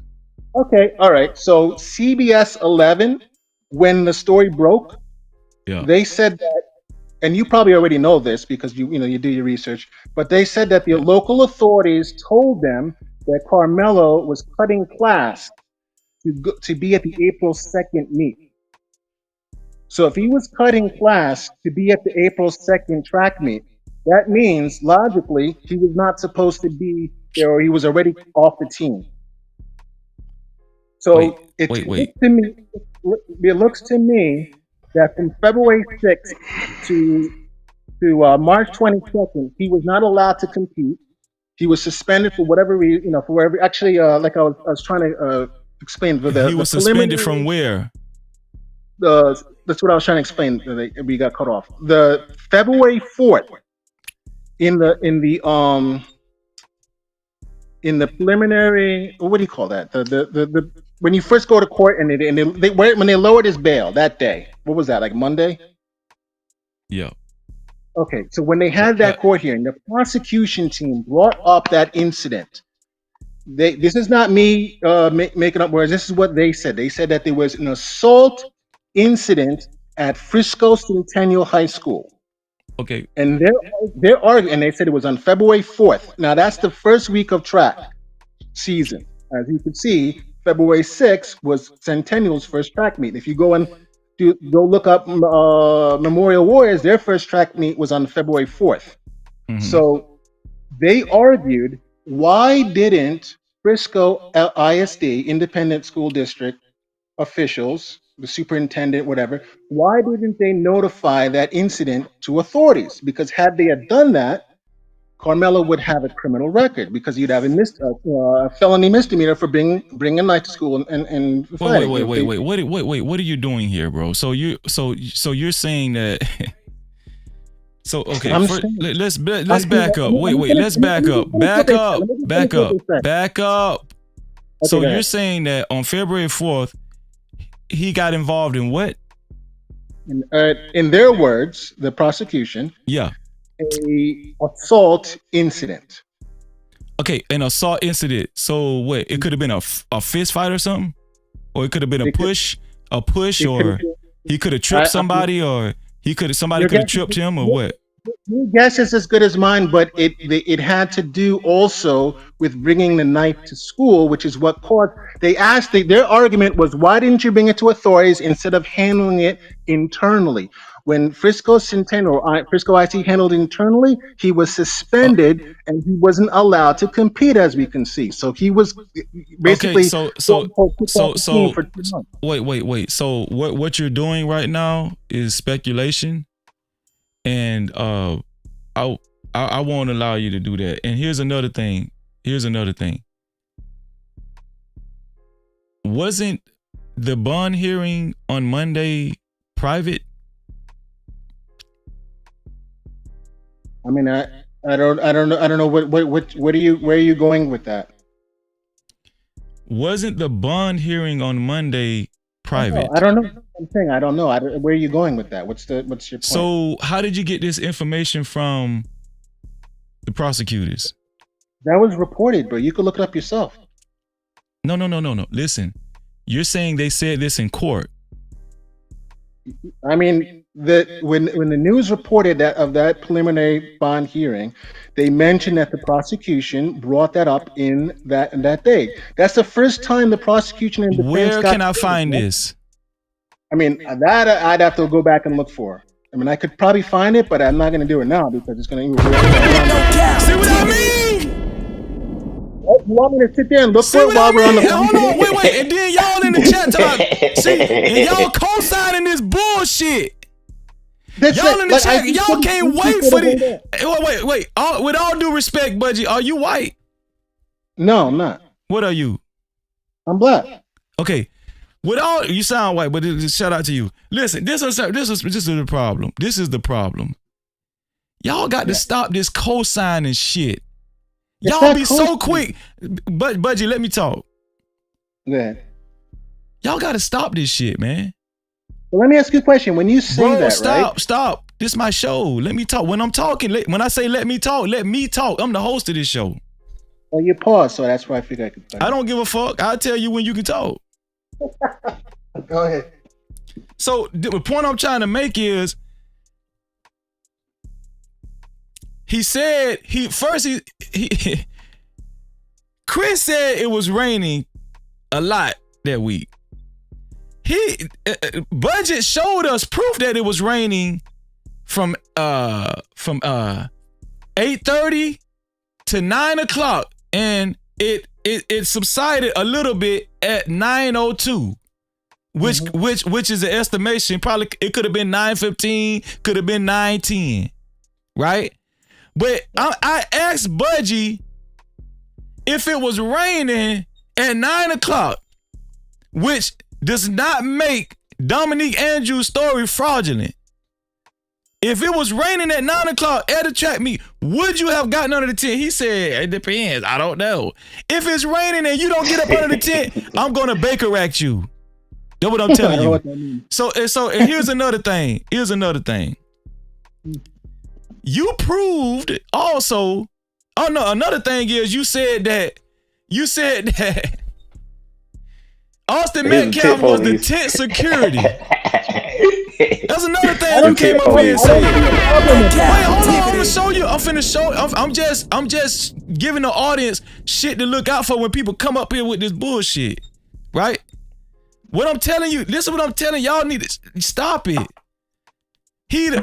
So it was raining from 8:30 to 9. Then it went to mist, which is still considered to some people rain. Have it ever been real misty to you, Chris? And people say, "Dang, it's still raining." Yep, it was still raining when he's talking about. It was just like a soft, but it still had the wind pushing it. Mist is still if the wind is going fast enough, it still feels like rain, even with mist. Stop it, bro! Stop! I'm gonna mute you then, because you don't got no impulse control. You kind of like Austin Metcalf. Listen, this is what I'm telling you, bro. you made yourself look worse coming up here with this bullshit. I'm just telling you, and I'm gonna tell y'all something. Now y'all can't say Freezy is being biased because I let Budget Cat do his thing up here. Did I not, Chris? Freezy most definitely got the patience of a saint because I can't do it. No, but listen, they can't even say Freezy being biased, and I'm just locking out information. I let this man, I shared my screen and everything. And this is what I also meant to say. It's never been confirmed that he was suspended because of a knife before. Never. And I'm gonna tell you something. That type of information could be easy. It could be easy to find out. Would you agree, Chris? If he actually got suspended because of a knife, all over the news. That shit would have been all over the fucking news. But you know why the news did not report that? Because it wasn't fucking true. And I'm gonna tell you something. We reported on that as well, Budgie Cat. I'm gonna tell you why. We reported on that as well. And I'm gonna tell you what Budgie Cat got this shit from. He didn't get it from a prosecutor. A reporter on Twitter said she had a source who was a damn police officer that stated that Karmelo Anthony got suspended because of a knife. And then that same reporter came back on Twitter and said she retracts her statement because the source proved to be fraudulent. And I just let you, hold on, Budgie Cat. Okay. I just wanted you to talk because you act like I told you I know I got my information, bro. You can't come up here with that bullshit. And so here's another thing. It ain't no such thing as a damn tent security in a high school. Bro, stop it. I used to go to track meets and I never heard of that shit in my fucking life. And I'm gonna tell you, this is another thing. This is another thing, man. Another thing that you proved is that Austin Metcalf was not competing at the damn track championship. No, I didn't prove that. Yes, you did. Because aren't you going off of Karmelo Anthony's track schedule? No, I'm not for Austin. Wait. Didn't you tell me to look at Karmelo Anthony's track schedule? And you was trying to correlate that with him being suspended. Because that's all in the past. You asking me if Austin? But no, didn't you feel like that held credence? Yes. Telling us to look at Karmelo Anthony's track schedule, didn't you? Yes. So what I'm telling you is that on Austin Metcalf's track schedule, I don't even know why you showed it because it does not have Kukendall Stadium on his track schedule. You know why? Why, bruh? Because it hasn't happened yet. So why did you show it? No Cap-tivity. Why? You know why? Do you know why I showed it? Because you told me he wasn't on the track. No. Okay, and I told you that I might have been mistaken, but I know that he did not compete in the track championship. So guess what? Let's say I give you that one. What about tent security? You got factual information on that? That is something that is up to the coach. Don't worry about it. No, you don't. Just say no. Okay, so was it raining at 9 o'clock? Judging by that weather report that you posted up there, it was misty. No, it stopped at it. Judging by the weather report that you gave me, it's saying that it supposedly stopped at 9:02. So that's 120 seconds later. So was it raining at 9 o'clock? Yes, Mr. Freezy, it was raining at 9 o'clock. Come on, man. No Cap-tivity. Stop, man. Y'all, I'm gonna tell y'all something, man. One of these days, I'm gonna have a damn black card class, and I'm gonna help y'all get it back. Nah, don't do that, bro. I'm gonna help you get it back because this shit is fucking ridiculous. You going so hard for this goddamn cracker, bro, and it's a fucking shame. It's a damn shame. A damn shame. Super chat. Shout out to hashtag Run. Thank you for your super cap. I appreciate you, bro. Thank you for your $2 super cap. Hashtag Run. Stop it, man. Just stop it, please, man. You just said cracker. What if the tables were turned and we were talking about a white person? You said the N-word because Carmelo was white. Man, don't police me saying crack on my goddamn platform. But it makes you a bias. It shows a bias. Bro, it shows a hypocritical bias. Listen, no, it's not a bias. I say cracker. Who gives a fuck?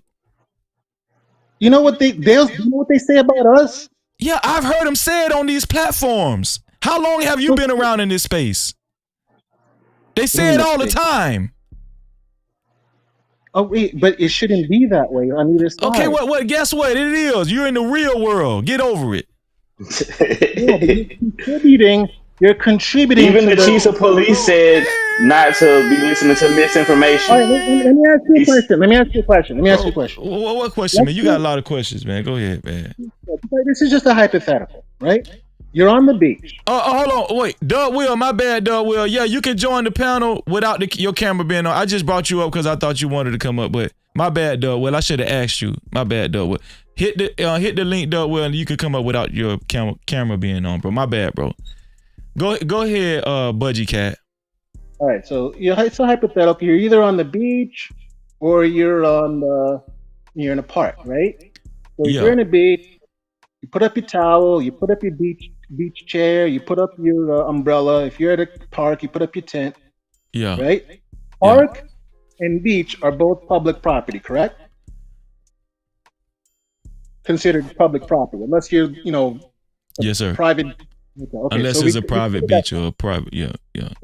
Generally speaking, yeah. Mm-hmm. Generally speaking, my bad. Hold on. Let me bring you down. Doug Will. Okay, my bad. Go ahead, Budgie Cat. All right, so you put all your stuff there. You go to the water. You go to wherever maybe you go in the park. You go to the park. There's a little thing you go to eat, whatever. You're walking back. You see someone there that you didn't know. They're sitting in your towel. You're sitting in your tent. All your personal belongings are scattered all around them. Tent? I'm sitting in whose tent? I'm not talking about you. I'm just saying you are the person that owns a tent. I'm putting you as a person. But whose tent would it be though? If I own the tent, it'd be yours. Okay, that's very, very vital. I need you to remember that. Okay, keep going with your story. I'm trying to paint the story, like Bob Ross. You're actually not painting it accurately, but go ahead. We can go with your story. Go ahead. Okay, so you're on a public beach, public park. Mm-hmm. Yeah. It's your tent. You brought it there, right, from wherever you brought it from. You brought your towel, whatever. You go back and you see a stranger. He's sitting in your towel, or he's sitting on your beach chair. All your personal belongings are around there. And the first thing he says, "Who are you?" And you go to him. "Who are you?" I mean, whatever, right? And he's like, "Well, no."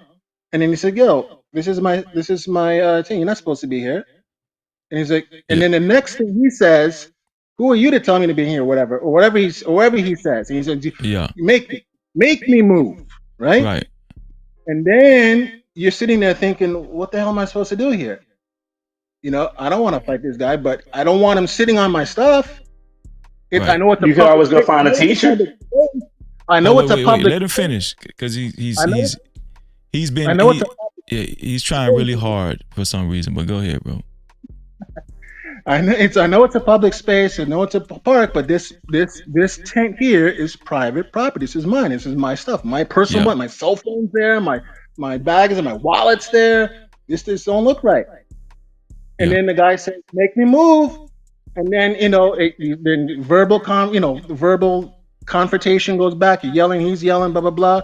And then he's got his hand in his bag. He's saying, "Touch me and see what happens." And then he says, "Punch me." He's goading you to punch him. You don't want to punch him. You just want him out of there. At any point in time, that guy could just walk away and leave. And okay, then back up. We got your story. Shout out to Super Chat. Shout out to B Sammy. Thank you for your $2 super cap. He said, "Freezy been sweeping the floor with these naysayers." No Cap-tivity. I appreciate you, B Sammy. If you guys would like your comments read and highlighted, you can always send a super cap, aka super chat, or a cash cap, aka cash out to $no cap freezy. That's $no cap freezy.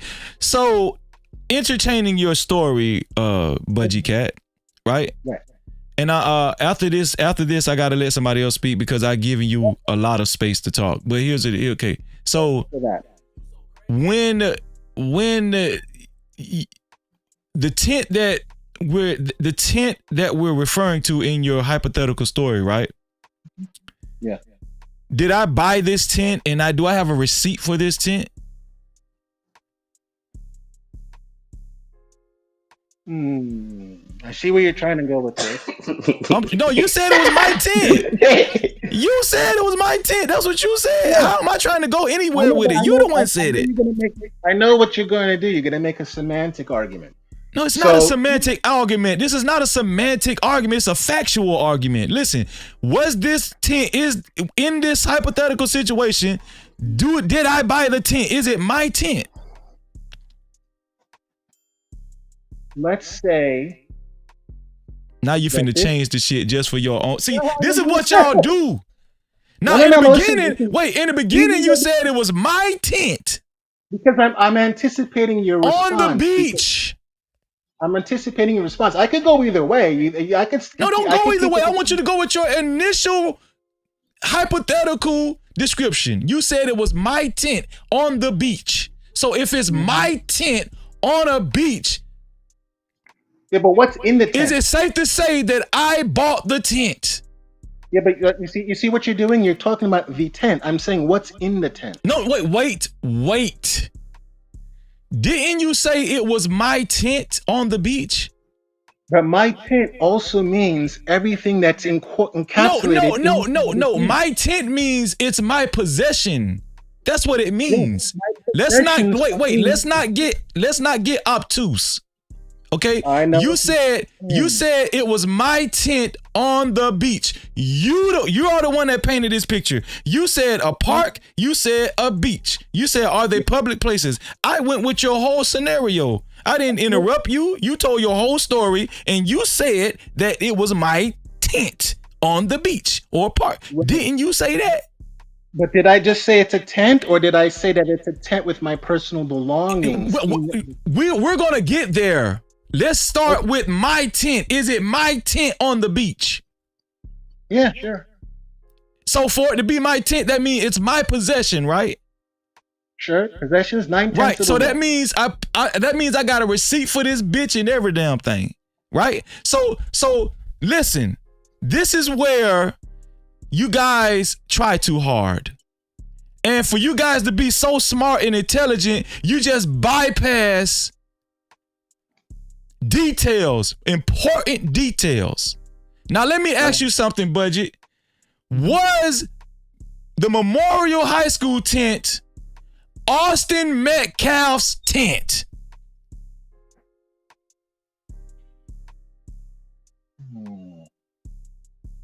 It really take y'all this long. But I've been going through this shit for a fucking week. Let me tell you something. When I ask obvious, easy questions, this shit be like Chinese arithmetic for some reason.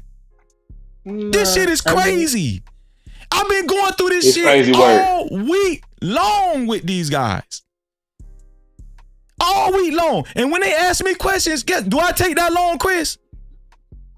Yeah, but your question is subtracting the very important part of why that 10. No, I'm not. No, it's not. But we have to listen. Let's go in chronological order. Okay.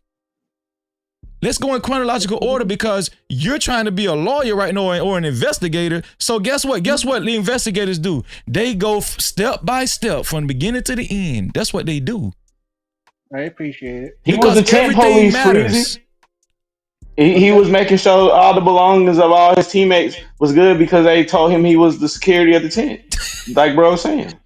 That's what it is, bro. This is how ridiculous this shit be getting, man. They will go so far to mold a favorable story for Austin Metcalf. Black people will do this. It's a fucking shame. I know for a fact. Listen, they won't even stay with the facts.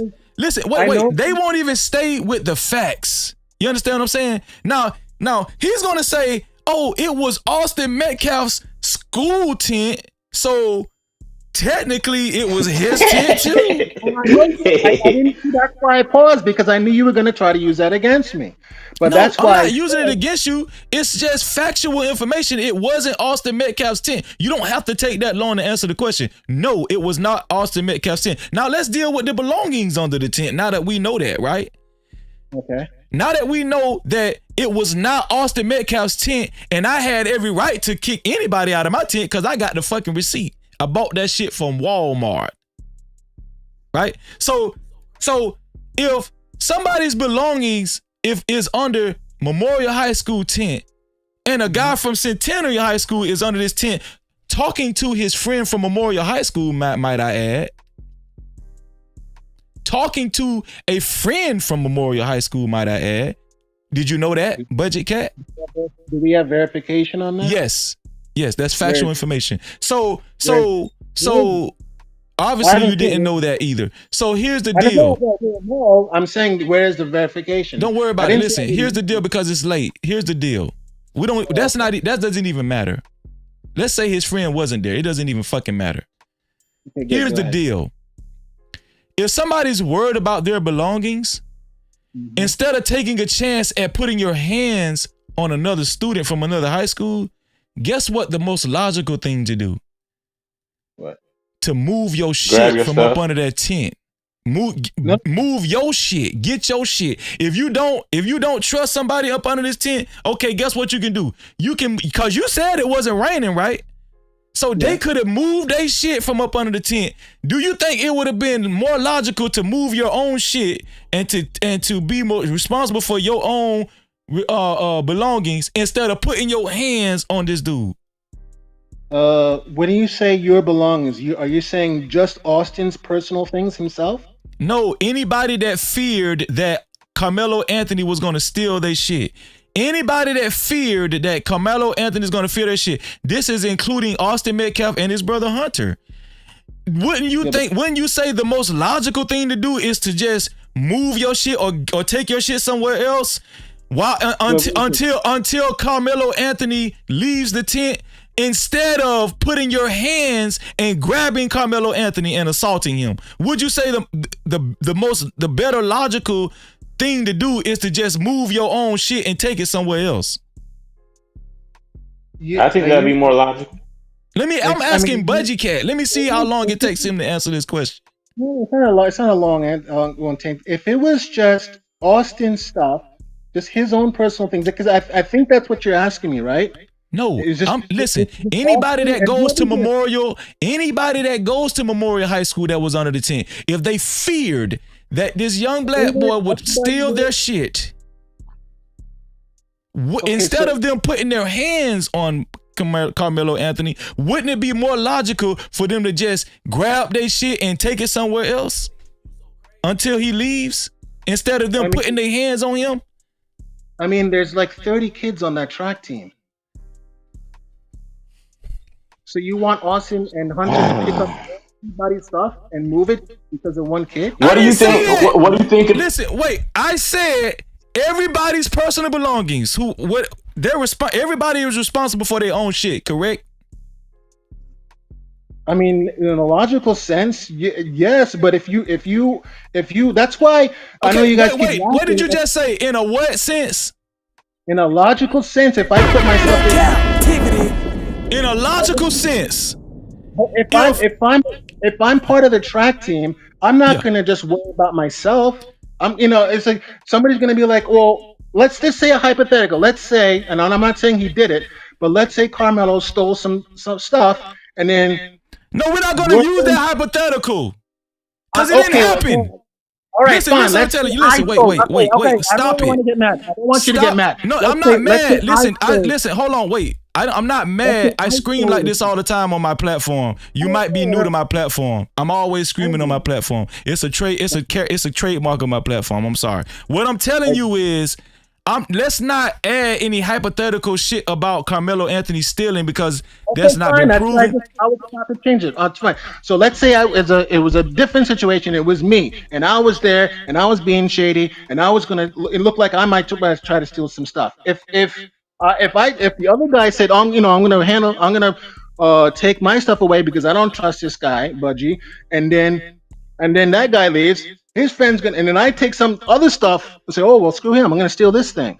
And then his friend comes, oh, why Wait, didn't wait, you, stop, why didn't stop, you stop, let us stop, know? stop. Do we know for a fact that Carmelo Anthony was going to steal anything? That's not the point. No, it is the point. We didn't know that, but what I'm Okay, I'm okay, trying stop to it, stop it, stop it, stop it. trying to go into the Stop mind it, of a stop it, 17-year-old stop it, stop kid. it. Do we know for a fact that he would steal anything? No, we don't, right? So, also, hold on. Do we know that everybody under the tent, everybody that went to Memorial High School felt like Carmelo Anthony would steal? I don't even know. I don't even know if they know the guy.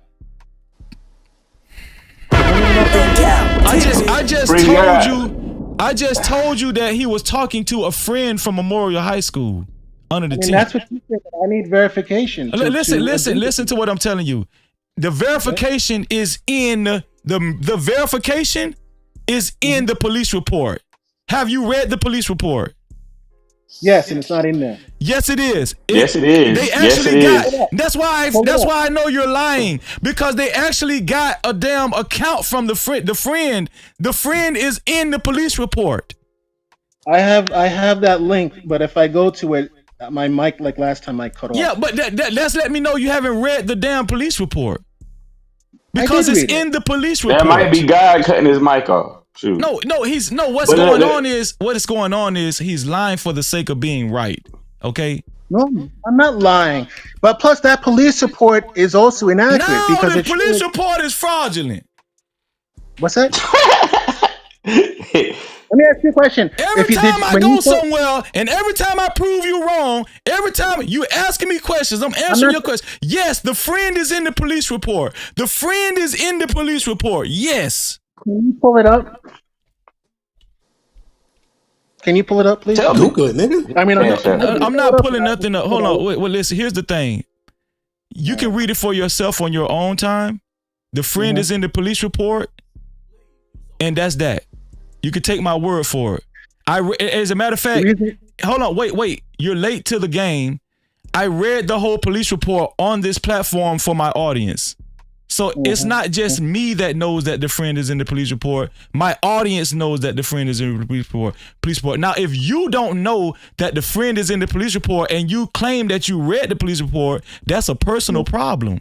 But this is the problem with you people that come up here and try to cheerlead for Austin Metcalf, and you don't even know what's in the police report. You're asking me if the friend is in the police report, and you don't even know that, but you're claiming you read the police report.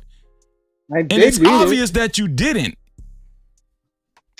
I mean, if you're saying it was, but I read it and I didn't see it. Okay, well, you're lying. Guess what? You need to read it again. It's not a lie. Don't claim I'm lying. Okay, listen, I apologize. You need to read it again. You didn't read it well. I'm pulling it up right now. But what I was saying when you started throwing that horn is that right off the bat, the police report to me seems inaccurate because when you look at Carmelo's information, they have his height at 5'9" and they have his ethnicity as N. What the hell is N? I don't know, but this is supposedly the official police report. There are fake police reports out there, but this was not deemed the fake one. Accredited news outlets have actually posted this on their channel. That's why I said bring it up, because I want to make sure that it collaborates with the one that I've seen. Because that's why I said, you can't say I was lying. I said I didn't see it. Okay, fair enough, man. Hold on. Freezy, the other thing I was wondering too is, when I read the police report, they said it was at least like 8 to 10 coaches out there. How come Austin didn't, go over there? Hey, there's a guy sitting over there in the section. Can y'all tell him to leave? So Oh, that's a I mean, good point. I mean, we could ask that question too, but then we could also ask, how come the coaches didn't jump in and stop the fight if there was 8 to 10 coaches? So No, I'm saying here's the police report. Did you read this police report? Can you email that to me? Sure. Because then I'll be able to see. Well, I was saying you're not able to see it now. What happens is I have my TV on, but there's a delay from your live feed to the TV. So what I'm seeing on the big screen on the TV is like from 2 minutes ago. So I'm not even looking at the TV. I'm looking at my phone. Okay, can you fast forward your TV? No, it doesn't let me do that because it's a live feed. It's a live feed. You know what, Freezy? No, Diddy, I can't take no more. I'm gonna go. I can't take no more. You got the patience of the saint, man. You got the patience of the saint. Hit Freezy cash out for this shit here. This is crazy work. Please support the This is channel. Hit crazy my work. cash out. No Cap Freezy. $, no Cap Freezy. I'm not running Y'all from got any. to compensate this man for this shit. I'm not running from any smoke, any type of so-called information. I'm not running from that. And I showed all of Budgie. Didn't I show all of your information, Budgie Cat? Well, you didn't do the Dominic Alexander, but you didn't really want it. I don't mind on that. Well, we don't have to do the Dominic Alexander because that's very trivial. And I actually stated earlier in the show that information came out that of his troubled past. So yeah. We don't even have to do that. Like I said, like you said, it's my first time. I don't know what you have talked about before, so that's not, No problem, man. I appreciate it. I hope this is not your first time coming to the show. I mean, I hope this is not your last time coming to the show. I scream all the time, so it's just that's just I had a YouTuber. Yeah. You know Jason David Frank, the guy that took his life, the Green Power Ranger. I think so. Yeah. Yeah. So I had a guy. He was like he was screaming at me like blah, blah, because I thought he was a grifter, like trying to make off profit off the guy's death. Sure. And then he was going at it with me, whatever. It turned out over the course of like a month or 2 months, he was very appreciative because I was collecting a lot of information for him, and because there was a lot of people that were hating on Jason, David Frank. They were hating on the wife. They were making up all kinds of fake stuff, whatever. And and we, he was like, "Yeah, in the beginning, man, you're getting on my nerves. I thought you were biased, whatever." And then like, no, you turned out and you were helping me out. I appreciate it. No, listen. I don't think you're a bad guy. I don't think you're a bad guy at all. I actually, want you to continue to coming back to the show. But when you come up here with stuff like tent police and tent security, I mean, come on, give me a break. When I say that, I'm talking more of like from personal experience when I ran track in high school. Yeah. But you can't say. But this is a very sensitive case. So if somebody died. Yeah. No, I get it. Yeah, exactly. So, if you don't mind, Budgie Cat, I would like my longtime friend Dub Will is on the show too. Dub Will, thank you, man. Thank you for your patience. If you want to talk, that's fine. I'll get off. No. You can stay on, Budgie. I just wanted another person to get a chance to talk. That's all. Okay. Dub Will, how you doing, bro? Oh yeah, that did you email that police report? I just want to make sure that this one is legit. Yes, I'll email it to you. Dub Will, are you there, Dub Will? Dub Will, you on mute, Dub Will, if you're talking. Can you hear me, Dub Will? You on mute. Can you hear me? Yeah, I hear you now. Yeah, I hear you. Yeah. Okay, good now. What's your thoughts, bro? I'm hearing like background noise. That's my music playing. I mean, not a background, but like echo. You hearing the echo? We're not hearing an echo from our end for some reason. Okay, that's fine. Just want to miss the broadcast. I'll deal with it. Okay. Okay. So I want to state clearly that this is a tragedy, and these are two boys, and the fact that young man died, like, I'm not wishing that on nobody, and it's a messed up situation all around, right? Most definitely. But I'm just sitting back, and I'm quick because we've been scammed by certain stuff before, as black people, and I'm just sitting back and watching and making sure all the facts come out. But but I'm having a strong feeling that this was a legit case of self-defense because I'm seeing how hard the media is pushing to make this boy and make Carmelo Anthony and his family look bad. Yeah. Have you seen some of that stuff come out about how they said because there's this it's not GoFundMe, but it's a site kind of like GoFundMe. Gifts and Go. Gifts and Go. That's it. Gifts and Go, and they raised like $400,000 for them. $440,000 so far. Yeah. Right, and I'm thinking like the New York Post and all these other mainstream sites saying that they'll use that money to buy a house and purchase a car. I covered that earlier in the show. You're absolutely right. Yeah, I'm late. I was at work, so I just no. I'm just saying. I was just co-signing what you're saying, confirming what you're saying. Right. And I was watching another stream earlier at work, and they were talking about it. And it's like, first of all, the fact that TMZ is the one that has the most journalistic integrity in this is insane. Oh, before you go any further, we do have some Budgie Cat. Are you there? Budgie Cat, are you there? Yeah, I'm here. Okay, we have a shout out to Conversation with MJ. She works in law enforcement. She works in law enforcement. She says ethnicity says N, not race on the police report. So she's helping you out.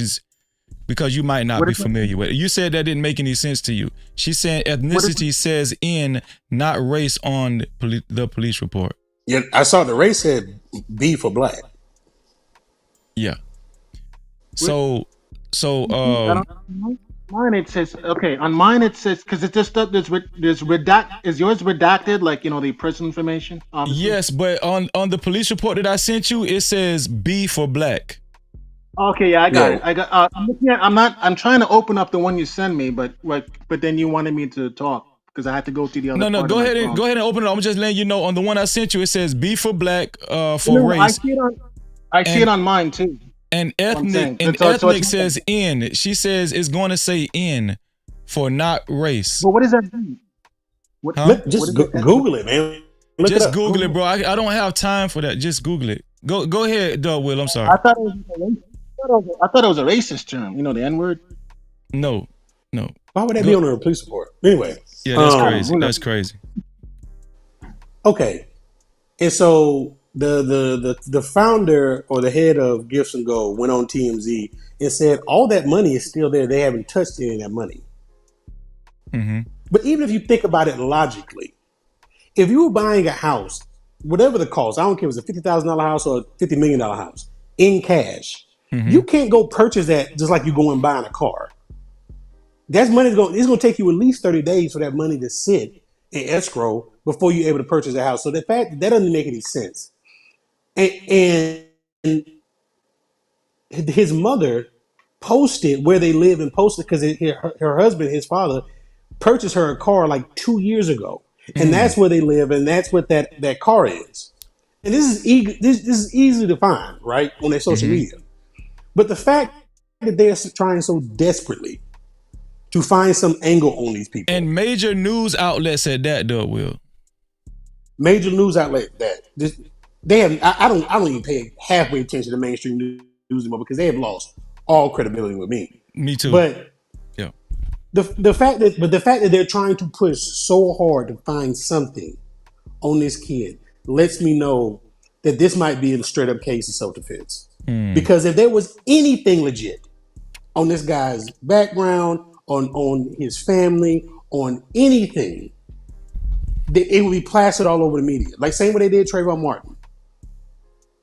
He went through a rough patch, and that was the main thing he had gold teeth, and he had pictures with a gun. It was everything they could find to besmirch him. The fact that they're pulling up lies and they're just making straight up lies lets me know they don't have much to go on. I agree. So and that's my first thought. And I still, because I'm not a lawyer, don't claim to be, don't have no kind of legal education. So I still am going to wait for more evidence to come out, right? Right. But my second point is I'm seeing a lot of not strange, but a lot of parallels with this case and the Kyle Rittenhouse case. Mm. The difference is Kyle Rittenhouse was somewhere he was not supposed to be. That was not his business. It wasn't a family business. He had no reason being there. For the people saying that, and I know it varies from state to state laws are different, but I'm just talking about from a media perspective and a public perception perspective. Kyle Rittenhouse wasn't legally able to have that gun. He was underage. He wasn't able to have an AR. Mm. Okay, so he was running away. He was in fear for his life, and he smoked them two people. Self-defense. I ain't got no problem with it. You in fear for your life. You in fear for your life. You do what you got to do. But we also cannot determine what makes someone in fear of their life. And it's not like he stabbed the boy. I don't know if I can say that on your stream. Or poked him 50 times. Yeah, you can say it. Yeah. Oh, he didn't do overkill on that kid. It's tragic. It was says what he hit him once, from my understanding, right? One time and ran. That, just looking at the circumstantial evidence, that tells me he was in legit fear. This wasn't just somebody being over aggressive. He warned him. He didn't put his hand on him first. The dude walked up to him. Dude told him what, and for the whole point of where he wasn't supposed to be. That's a public school who's having a track meet for multiple schools. He has every right to be there. He goes to one of those schools. That's public property. That boy didn't have any right to tell him to move from where he was. Okay, as you said earlier. Okay, if you worry about your personal belongings, then get your personal belongings and go away, or go get a teacher, or go get a coach, or go get a ref, or go get an officer, go get somebody. It's not your place to do that. Right. But you're not tent security. Right. Exactly. Right. And I also looked at that police report you said. Carmelo Anthony's 5'9", $130. You look at Austin Metcalf, that ain't no small kid. Hold on, let me stop there. Can I interject? No, you can't. I don't have. No, you can't. Give him the floor. Let him have the floor. Stop. Okay. Because I was patient while you. So just chill out. Yes, most definitely. I'm sorry. So you have to take that into account too, and I'm trying to be as objective as possible. So the whole self-defense angle, I got somebody who is bigger than me, who has approached me, who has told me to leave when I don't have to leave, who's put their hands on me. I warned them, and I hit them once, and I did what I got to do, and I got out of the situation. So I don't think they're gonna have enough to lock. Now Karmelo might take a deal to avoid doing 50 years, 100 years, whatever, but I don't think they have enough, just from what I've seen, to get him on murder. Of course not. And I think the media knows that, and they're trying to drum up the race narrative. We know how that goes. And the fact that they're going to such lengths to try to besmirch his character when they have nothing else legit to go on, because if they had something legit to go on, it'd have been all over front page news. Most definitely. Right. And the third thing, because I've been seeing these so-called black conservatives, and I'm not the type to say, oh, just because you're a conservative, you're a Republican, you're a coon. But some of these people out here are just straight up cooning. No Cap-tivity. I saw this video of this guy. His name's Rob Smith. He's like a super duper MAGA guy, right? And you can vote for who you want for. I don't care about that. People have their reasons. But this Negro literally got on camera and said, on behalf of the black community, I want to apologize to Austin Metcalf's family. Wow. And I was like, well, excuse me, sir. I've been black for almost 37 years now. I don't remember anybody electing you to represent black folks in anything. Yeah, you definitely ain't That's speaking first and for foremost. Right. And secondly, these are the same type of Negroes that will say we should be colorblind and we're all Americans. It's not about race. But now when you can grift and get something out of it and make some money, now you can see race all of a sudden. Now you can speak for black people. Wait a minute, sir, I thought you were colorblind. I thought we were all Americans. These should be two American boys that got into an unfortunate incident where one of them ended up dying. Why are you speaking on behalf of the black community when you're colorblind? You don't see race. So a lot of this stuff is a grift and being used to drum up division which just is going to drum up more money. And that part is from a media perspective, I find the most offensive. This is a tragic case all the way around. That boy, I feel for that young man's family. They had to bury their son. That's a terrible thing. But the fact that you're using this to potentially try to make money and try to put yourself out there shows me you actually don't care about that boy.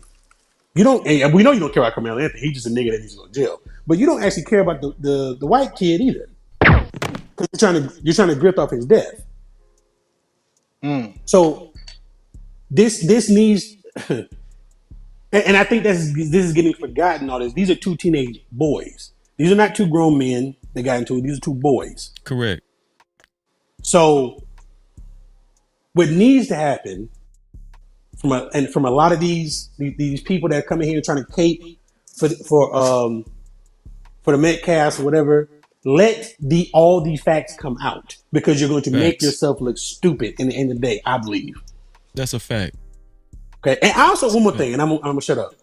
I think them boys, I think they knew each other. I don't, and this is an intuition, I could be dead wrong, but I have a feeling that they had some kind of encounter before. Because that's normally not, if that's not normally as a black dude or a white dude being surrounded and surrounded, and this is not no poor area. This is a high priced area. Very affluent. Very affluent. Your first instinct is not going to be let me strap up. I think they had some kind of interaction before to make him, and I'm just thinking from a human level. This has nothing to do with legal. I'm trying to put myself in that boy's shoes. They had to have some kind of interaction before. This is not the first time they met. For him to go to that length where I'm gonna get a deadly weapon to protect myself against you. That's just that, and that's just that. I have no backing in that, no proof. That's just an intuition I have, and I think as time go on, I think some of that might come out. And the fact that the media is pushing a negative narrative on Karmelo when there's nothing there. You can't say he was a hoodlum. You can't say he's from a single parent home. You can't say he, was a thug, even though they called him a thug. You can't say none of that. But they're pushing that narrative because I think there's something else there. That's just my opinion. But for the people that's trying to cape for one side or the other, these are two boys. Okay? These are two boys. Stop using this stuff to grift. That's awesome. That's my thoughts on that. That's awesome. Hold on, Budgie Cat. No Cap-tivity. Shout out to the ladies coming through. To Freezer, what's going on, my YouTube cousin? Great to see you, Freezer. Shout out to Genesis, I am in the building. Shout out to the LA Project in the building. Shout out to all the ladies, the No Cap ladies in the building. I appreciate you. Shout out to Lady D, if I haven't spoke to you earlier. Shout out to all of y'all. So this is what I want to say. Everything you just said, that was great. Listen, if you haven't subscribed to the channel and hit the notification bell. Subscribe now and hit that notification bell. All right, we go live almost every day. All right, we lit. If this is your first time over here, go make sure you subscribe and hit the notification bell. We appreciate you. No Cap-tivity. I want to say this, Budgie Cat, did you get the police report that I sent you? It's the same. Okay, so if it's the same, how did you not catch on page 4? Yeah, that's what I was going to ask. I was like, where are you looking at? Because page 4. Go to page 4. Okay. Right? The first paragraph. The victim, Austin, and the suspect, who was later identified, Karmelo, black male, date of birth redacted. Anthony was from Centennial High School and was sitting under the Memorial High School tent. Austin had told Anthony that he needed to move out from under the team's tent. And Anthony grabbed his bag, opened it, and reached inside and proceeded to tell Austin, quote unquote, touch me and see what happened. No one really thought Anthony really had any weapons in his bag, and Austin proceeded to touch Anthony, and then Anthony told Austin to punch him and see what happens. A short time later, Austin grabbed Anthony to tell him to move, and Anthony pulled out what, redacted, recalled as a black knife, and stabbed Austin once in the chest and then ran away. Austin began grabbing his chest and telling everyone to get help. Redacted advised he did not know Anthony's name, but stated another memorial track team member, redacted, was friends with Anthony. He could identify Just Anthony. stop right there. No captivity. Wait, That doesn't stop. say- Go ahead. Is another memorial track team member who was what? Friends, but that With doesn't who? listen. Friends Go with ahead. who? Carmelo with Anthony, but that Why doesn't didn't you say read that?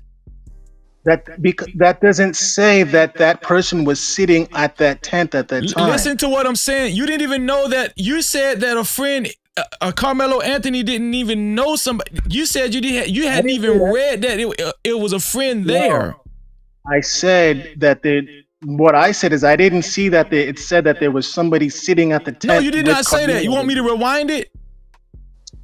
Can we just use our logical? Can we just I use got that? this. Do you want me to rewind it? I don't need you to rewind it. I'm Okay, just so saying. you said you don't remember reading that Carmelo Anthony had a friend there, period, from Memorial High School, period. But that wasn't the argument. No, stop it, bro. Stop it. You said that you don't remember reading that there was a friend there, period. You don't remember that. And so I asked you, did you read the police report? Yeah. So right here, if we keep reading, it says Memorial Track member, redacted, was friends with Anthony and he could identify Anthony. How do you think he could identify Anthony? Because he seen him at the track meet. No captivity. If you go down to page 7 of 7. No, we don't have to go down. How could he identify him? How could he identify Carmelo Anthony? Because he what? That he knew him, and that doesn't mean. But your argument was that he was sitting underneath the tent with a friend, correct? Wasn't that your argument? Okay. What school did he go to? What are you asking? What school did the friend go to? Memorial. What tent was Carmelo Anthony sitting up under? Memorial. Are y'all really gonna do this tonight, bro? Like I'm just saying you guys be sounding so damn smart, bro. Man, you niggas gonna be the death of me. Why y'all do this? With me, or whether you're just being loud. No, I'm not. No, I'm being frustrated because it's just like you guys. Here's the thing. This is why I get like this. Mm-hmm. On the behalf of Austin Metcalf, you guys come up with all of these fantastical. Fantastical. You create these fantastical scenarios in favor of Austin Metcalf. You go in between the lines for Austin Metcalf, but when it comes to Carmelo Anthony, I'm sorry, bro. It really is frustrating. All right, and here it is. You asked me to read all of your literature. And I read 90% of it. I the only thing I didn't read was something that was a nuisance anyway. Dominique Andrews. It really didn't even matter, right? But here's the thing.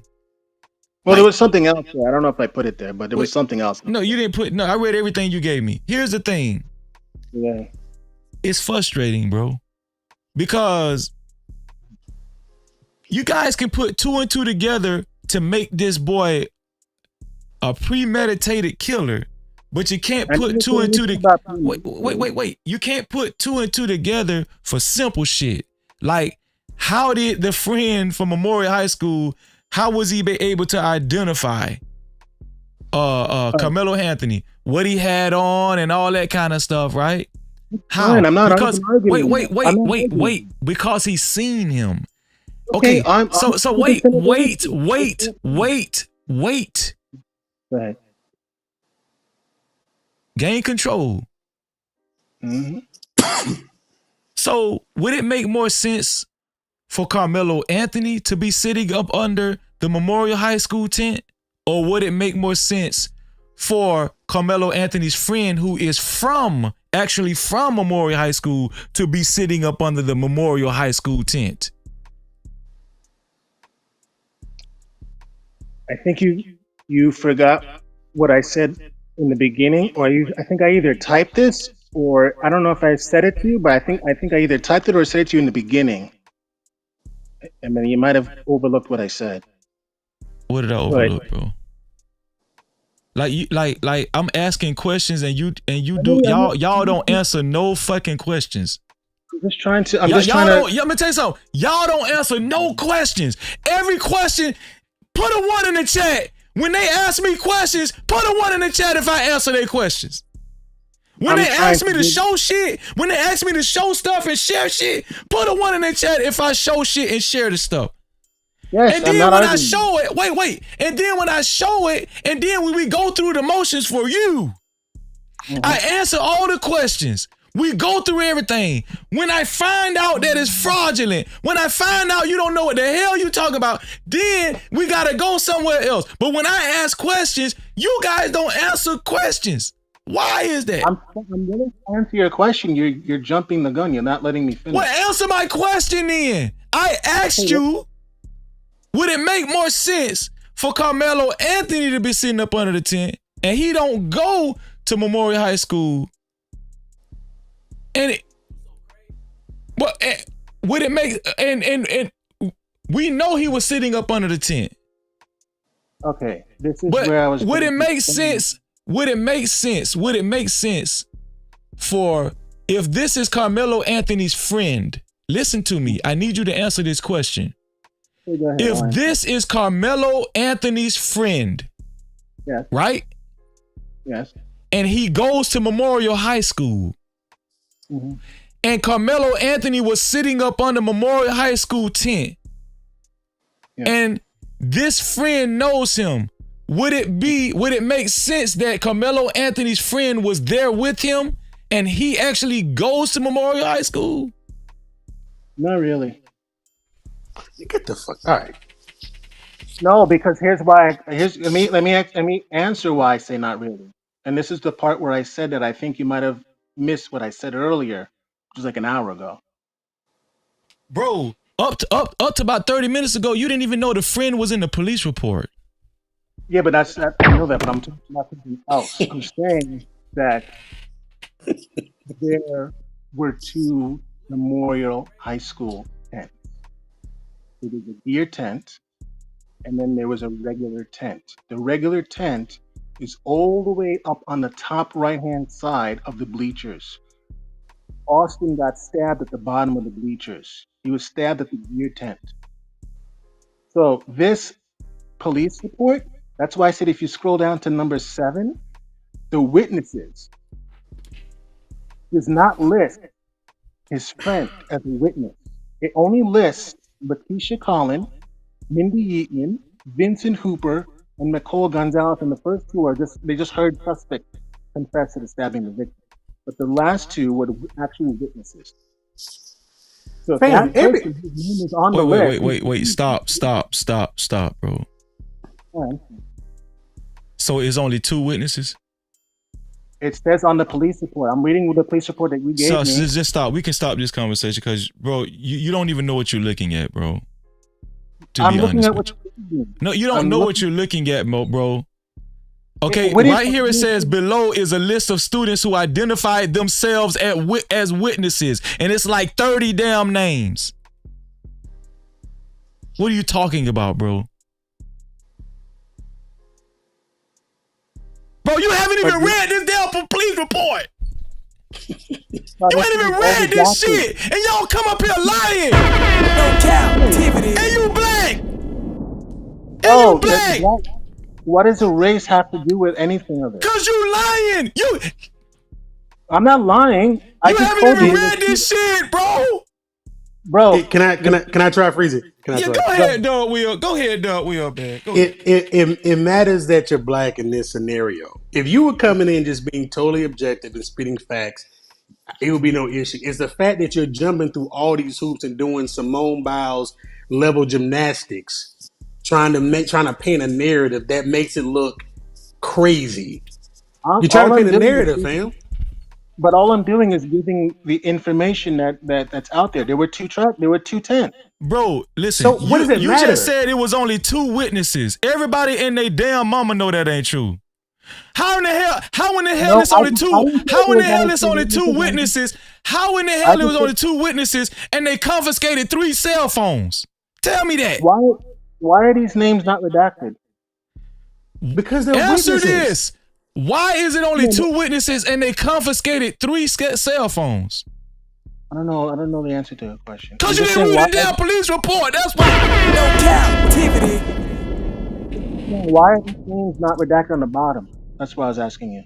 I don't know, man. I don't want to talk about this police report no more. It don't even make no sense. This is what you need to do. You need to take the time out tonight to read that bitch. That's what you need to do.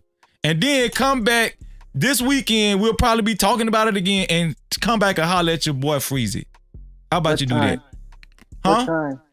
What time? We go live every day. Friday, Saturdays, we probably be live Sunday too. Every day we go live, bro. Every day. Are you gonna be live? And listen, this is the thing, bro. I scream every show. Doug will know this. My whole audience knows this. Yeah. This is the characteristic of my show. I'm not mad at you. I'm a little frustrated. But here's the thing, right? He from Florida. That's how Florida niggas be. Yeah, that's just how we do. Here's the thing, bro. Here's the thing, and I appreciate you for hitting the link. Here's the thing. It's obvious you hadn't read this police report. Maybe you read one of the fake ones or something. I don't know. But here's the thing, right? Here's the thing. Do you understand what I mean? Okay, so if we're going to comment on Karmelo Anthony's case, this is a very sensitive case. It helps when we can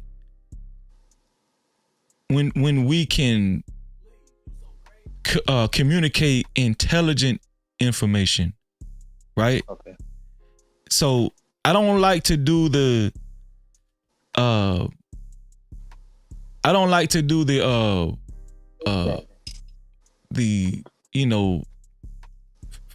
what Doug Will said earlier, the fantasy type shit. I don't like to do that. I don't like to do hypothetical shit. I don't like to do. Now I will allow deductive reasoning, right, to a certain extent, but I don't like just biased fables, like made up biased shit. I don't like that because, and here's the deal. I haven't, and that's why it matters that you're black. Yes. No, but you said that, but then didn't you say earlier that I was impulsive like Austin Metcalf? Like we don't know the facts of that. Bro, this is not about you. Okay, I was just being funny. Here's the thing. Here's the deal, bro. The point I'm trying to make is, if we're gonna talk about this, the reason here's what I'm trying to say. If I was in the dark as much as you are, I wouldn't even be doing a show about Austin Metcalf and Karmelo Anthony until I had way more information, because it would be negligent on my part. Would you agree with that as a content creator? Of course. Yes. In fact, I don't think anybody should really be talking until the trial starts. That's my opinion. Yeah, that's fine. But you're saying that now because you said a bunch of bullshit, right? Here's the thing. I don't mind people talking about it because it's free press. It's free press. But y'all come up here. Are you a conservative? I'm just curious. Are you a conservative? No. Okay. I just wanted to ask. Not a liberal either. You're not so you're just independent, whatever. So here's the thing. The point that I'm trying to make, people with your viewpoint on this, on people that side on the behalf of on like kind of have closer viewpoints to you, with you about this Karmelo Anthony and Austin Metcalf situation. What I've gathered, and from my experience talking to people with your similar viewpoints as you, is very interesting. You don't answer questions and you don't tell the truth when the answer is obvious. Like you, and then I'm gonna tell you another thing that's very similar. when I ask you a question that's easy to answer, it's actually just it's almost rhetorical. That's how easy the question is. You guys will pause. You guys will give this weird 15-second pause as if I asked you some type of Chinese arithmetic question. And I'm telling you, it just never fails. But I think that's actually a good thing, though. No, because no. I think No, it's not. Without thinking first, then they're leading with emotion. They're not leading. They're not thinking about the question and trying to digest. Fam, listen. If I ask you 1 + 1 equals, what does it equal? Right. You don't need to give a 15-second pause. If you say 2 automatically, that's not emotion. Some stuff is just basic. 1 + 1. Asking a question of 1 + 1 = 2. That's not a sensitive issue. Okay, this is what I asked you. I said in your hypothetical scenario that you volunteer about the beach or the park, and you said it was my tent. I asked you, so you said it was my tent, right? So I own it, right? Mm-hmm.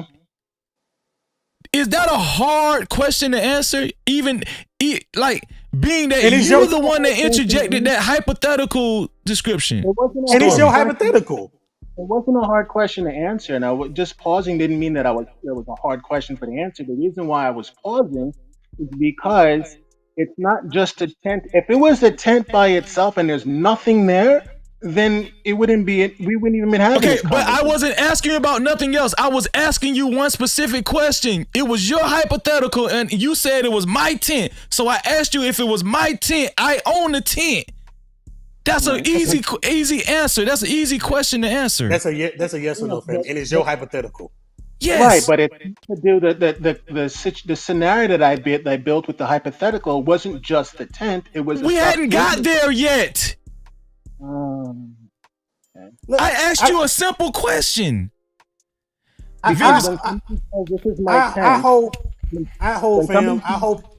hope you never have to sit on a stand for someone you care about to get them off, because the defense attorney will ask you very basic questions, and this is how you answer questions. Your friend going to jail, bro. Facts. He getting locked up. The defense. Yeah, the person that would be defending your friend, if you were a witness and you could get your friend off by what you saw, and the defense asks you basic questions. I thought you meant like I'm sorry. I thought you meant like the prosecution. If the prosecution was trying to lead a witness, a defense, I wouldn't do that. You can't lead. You can't lead the witness when you're questioning the witness. You can't lead the witness. They ask basic questions. And so, Freezy was asking you basic questions, and again, your hypothetical. I'm saying I wouldn't do that because it wouldn't be like a situation where we're in a sort of a debate about a completely different subject. This would be me trying to help my friend. I wouldn't do that. Of course not. So you just gonna sit up here and gaslight me just for the hell of it? So what you do to gaslighting you? When did I gaslight you? Hold on. Let me get my sister Venus in the building, man. Shout out to Venus. Cap-tivity. What's up, like, Venus? man, everything ain't gotta be the magic bullet JFK assassination stuff. Some stuff is just basic. Man, the boy went under the tent because he knew somebody under the tent. Facts. Why else would he be there? Facts. He just walked up to a random tent and said, "I'm just gonna sit in this random tent." No, common sense, deductive reason would tell you he knows somebody under the tent. That may not, I don't know if I agree with all and that. the friend and his friend identify him in the police report. That's what it stated. What are you talking? The friend that goes to Memorial High School. What do you say? Well, okay, it's okay, Budget Cat. Let me get Venus in there. Go ahead, Venus. Go ahead, Venus. Go ahead. Good morning. Can you hear me? Yes, sis, we hear you. How you doing this morning? I'm thoroughly entertained. I woke up an hour ago. I just been listening. Like, what the hell? So I had a question. Have you actually seen this man, like, on camera? No. That's speaking? No. This is not a black man, and I could damn near bet my life on that. Like, first of all, I could hear there's like a somewhat of a Latin accent in certain words that he says. I just could hear it. I'm a New Yorker. I'm very familiar with accents, and he is not what he's claiming to be. Second of all, sir, what Latin country are your parents from? Where are your parents from? Where do you say you're from? Where are your parents? See why he can't answer that? That's a problem. Where are your parents from? She said she's from New York. She's from New York. I'm from New York. Where are your parents from? My mom is from Guyana. And your dad's from where? I think I didn't really know my dad as much. So this is the thing when we start talking about tethers, right? And is So you don't I'm not know gonna what be. you is. You say I don't even know my dad. Oh, I mean, Was I he? didn't, I wasn't raised with him. I know he's Guyanese, but And what? And what? Trinidad. Hmm. So his mom Okay, is from so Trinidad, and then my That so grandfather. it when it we started to make excuse it me, started to make sense now, it's my Freezy. turn. It's my turn. Right. That's what I Um, came up here to expose. For whatever reason, that's why I went to where your parents from. It is not to I'm be not a like foundational Black racist or American. anything, but it's excuse me, I'm speaking now. But it's to Don't expose interrupt, Budgie. Don't interrupt her. Go ahead, Venus. Sorry. there is a difference in mentality with these people every time. Every single that's how I know he's not one of us. I could hear it. When they have to jump through these mental gymnastics and willfully be obtuse, they're letting you know they have a strong bias against black people. That's why no matter what you show him, email him the police report, read shit line by line, right? They're going to still deny, deny, deny because the hatred for black Americans is so strong, they will do anything to not see us as fucking people I every agree. single time. Uh, Yeah. I don't think that's And No, this this is is accurate. why what I and already this knew to ask and you where are yeah. your Because parents from? Because y'all all so come with a certain fucking mentality. That's why I already what knew. about That's why it was my what first about question. yeah, but what about like let's say No, just what Charleston about White? the fact that I was right? Because I'm always right. Because y'all always fucking do this. What about that? No captivity. I mean, I was born here, so what does that have to do with my parents, my ancestry? That The doesn't make sense. reason I asked you about your parents specifically is because our parents, their Uh-huh. culture, their way of thinking is what we are usually indoctrinated under. So just because you were physically born here, if the culture and the mentality and the traditions, the customs, and everything else in your household is not of black Americans, you will not think like us, you will not be like us. And that's fine. That's fine. That's your culture. That's cool. But this strong bias that you guys usually take against black Americans always seems to come with that. That's the I don't, problem. I But don't see why you're making this about race. I mean, I never said anything about Black Americans, to be it's honest. not You about race; it's about culture. It's a two No, different yeah, things. but have I said But anything negative about Black Americans? I don't think I said anything like so that. listen what to what I'm trying to explain to you. You guys usually have this built-in strong bias against us that sometimes you yourself are blind to. But the fact that you are going out of your way to not pay attention to very important details, the fact that you are literally lying, right? This is how Where's invested you that? are against this Where's black that? boy that you don't know, right? You're literally lying, I don't know literally Austin lying. either. And then when I people don't know. are providing the truth to you, you're still pretending you don't see it. So that points to a No, bias. no, it doesn't. I'm trying to be logical and reasoning. I mean, if I make a mistake, There's I'll no own up to it. way. Because If I logic make a would tell mistake, you I'll if own up my to it. friend went to this school and I'm under this tent, then obviously I'm with my fucking friend. That's what logic would So how tell do I you. know So you're if you under were the being tent? logical, you would be making sense. No, because I said there were two tents. So how do I know that they were exactly? He could have known that he was there as friends, but how do I know at that exact specific time he was under the tent? That's what I was looking for in the police report. It doesn't say that.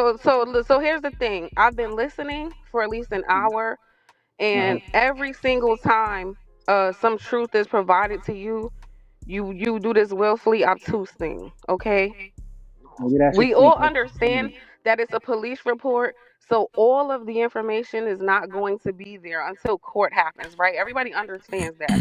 Everybody can only go off of the information that is presented, right? So we Okay. all understand it's speculation to some degree, but there are some things in black and white. And you even want to turn a blind eye to the things that are in black and white. And But I'm trying to figure out what is inside of you that makes you want to be willfully obtuse and just because make this young black man wrong. because What is that? because okay, and this is why I threw that Dominic Alexander stuff that we didn't go over because your guys already went over it. Because I'm looking at it, I'm trying to look at it objectively from both ends. From both ends, I'm seeing that there's people on the Austin side that are throwing things around like, oh, they bought the house and all that. I didn't go into all that, but it's already been. I'm pretty sure you guys already debunked those things anyway. But then I'm also looking at the side and I'm thinking, why in the hell would the Carmelo Anthony family hire this guy? This guy is Because he's like, a minister and he created an outreach program, a nonprofit organization. Though whatever he was in his I'll be right past, back, Freezy. he's proven to be to change. He's changed his life. So why is that a strike against him? The last time he was involved in an arrest was 4 years ago. So I don't believe that. Listen to what I'm saying. And after 4 What does years, that have to do with anything? yes. How long does it take to create an outreach program and a nonprofit and become a minister? How long? I don't know. I don't do those things. Okay, so here's the thing, right? Even if let's just consider what you're saying. In my heart, I don't trust that guy. But let's just consider what you're saying. Is that Carmelo Anthony's family? Was Carmelo Anthony raised in the same house as Dominique Andrews? That's not my point. I'm not saying. So if that's not your point, what you don't have a point. That's the point I'm trying to make. Wait. Did you see? Let's talk about why do you want to talk about Dominique Andrews? Why do you want to talk about Dominique Andrews' past and not one time have you brought up Jeffrey Metcalf's past? Have you did your research on that? No, I've looked into that. But okay. Why haven't you talked about that? That's Austin Metcalf's dad, his actual biological dad. Because the dad is the one trying to put or doing anything right now. All he's doing is mourning over his son. But hold on, wait. Does that have? Wait, hold on. Could that have any correlation with the character of his son? Any parent has an influence on their children. So why didn't you bring that up? Because also. Why did you tell me your parents have nothing to do with you? Why'd you say that? So now they do. Oh, so now parents do influence kids. When did I say that? When I asked you about your parents. I said to you that. You said, what does that have to do with anything? That's what you said. No, that's not what I meant, though. I'm saying that you said, what was your question? What was your question before? When I asked you about you, when I brought up your parents not being from this country, you then said, what does that have to do with anything? So fast forward to Freezy talking to you, now you're going to say parents influence children. So you are speaking out of both sides of your neck, sir, and that's how we can clearly spot the disingenuous nature of everything you're saying. Got him. No Cap-tivity. Got him. Hold on, budget. Hold on. Super chat. Shout out to Chris the Rebel. Thank you for your $2 super cap. He said, "No, sir. What did he say? No, sir. We got here. You were no." He said, "No, sir. We were here. You were anchored here, sir. You were anchored here." Shout out to Chris the Rebel. No Cap-tivity. Shout out to the Hood Conservative in the building. I appreciate y'all being here. Thank you. Shout out to EJ, The Truth Hurts. Thank y'all. I see y'all. Thank you. Akron Slim, I see you. I just had a question. Go ahead, Venus. I'm sorry to cut you off. And hold on, Venus. Shout out to Young Riaz too. I see you, bro. Go ahead, Venus.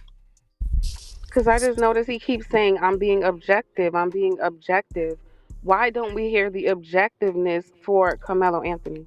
Why don't we? Where's the objective for him? Yeah, I want to hear this. Go ahead, bro. Budgie Cat? Are you there, Budgie Cat? Budgie Cat? Where do you go? He's there. Where'd I our see Guyanese friend go? He's there. I see him right there. He's just, and he's not even on mute. He's just not talking. Well, he dropped down. Hopefully he'll hit the link. I'm sad. I'm so sad. Well, but like this tether stuff is real. Like I don't know what it is with the conditioning with them, but like they are very biased against Black Americans every fucking time. And you know, there's a pattern, and it's proven to be true, sadly enough. And Another lie that I meant to actually bring up in front of him was he said that he heard the prosecutors bring up that Carmelo Anthony was suspended on February 4th or something for a knife. And I said, well, where did you see this with this prosecutors? Because nobody has brought this up, and I've been researching this stuff extensively, and I've never seen that. And he was like, I don't remember. You just have to research. I have to do my research again. I said, hold on, wait.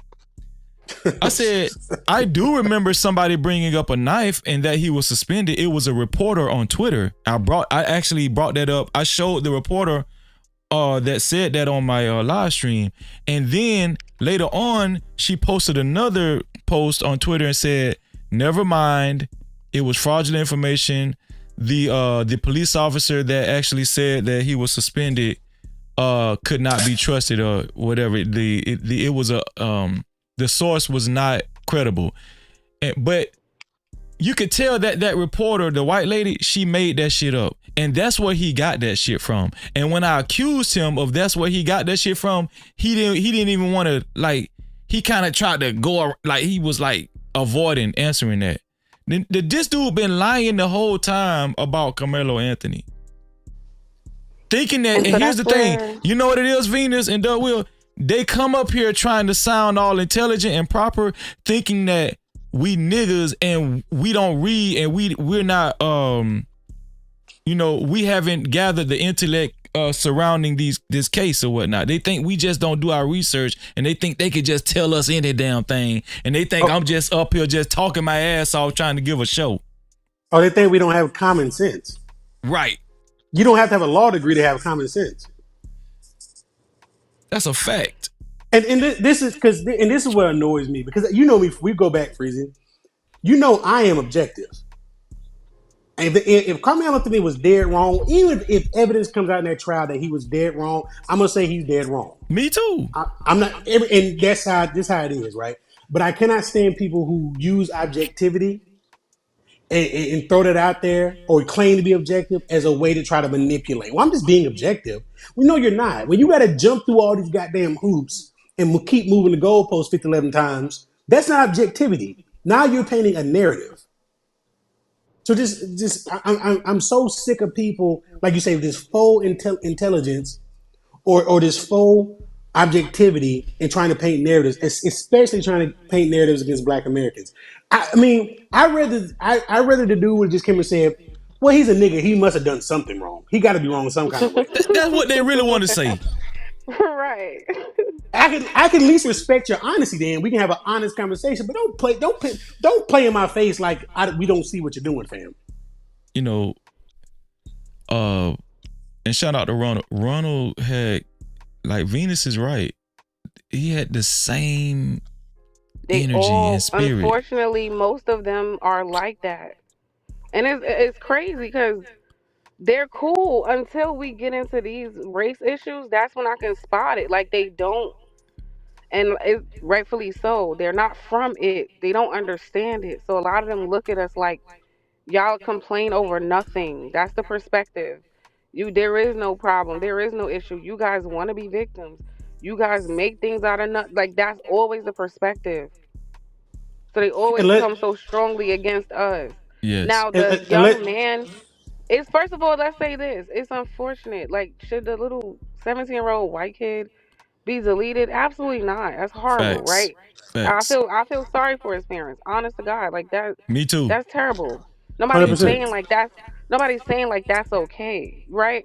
But we're Right. not gonna, like, when we start denying all of the details, when we are going out of our way to discount why he was even there, who he was with, the fact that he was provoked. When we try to look past every single detail, something's not right with that. Because why are you doing that? Right. And I just want to be clear. There's a difference between a Black immigrant and a Black tether. Those are not always the same thing. Facts. Because they're not all like that. They are not all like that. They're Black immigrants that are objective. They're Black immigrants that ride with Black Americans. But a tether is always going to try to, and this is something that they try to throw. Oh, you say all immigrants are tethers? No. A tether is someone who intentionally tries to undermine. who aware who has black features, who even be around black people, Right. but oftentimes will intentionally trying to undermine. And Right. this is not even here's what's crazy, Peach Crazy. This is not even a situation that needs to be racialized. That's a fact. That's the part that gets me about, and that's why I made my statement earlier about people using this as a race grift. This is not even a racial situation. These are two boys that got into an altercation. One started it, and one defended himself how he needed to. This could be two white boys, two black boys, two Mexicans, or any other combination. The fact that people are trying to racialize this where it doesn't need to be, that's what tells me who you are. Well, that's why I asked the question. That's why I made it the main topic of tonight's show. Who is really making it racist? Like, from the information that we gathered, the Anthony family has stated factually that they've received numerous death threats, racist remarks online and in person. They held up documents and with people's names on it that have been threatening his family. Not only that, I read a article that said that it stated that their neighbors in the gated community that they live in, the neighbors were saying that they just need to move. And then they were given an account that they noticed that the Amazon truck has been to their house on several occasions. They lied and said that, they used the Give Send Go money to buy a $900,000 house and a new car. Who is making it racial? Who? The same people that say we should be colorblind. Thank you. Not gonna lie, I think the media.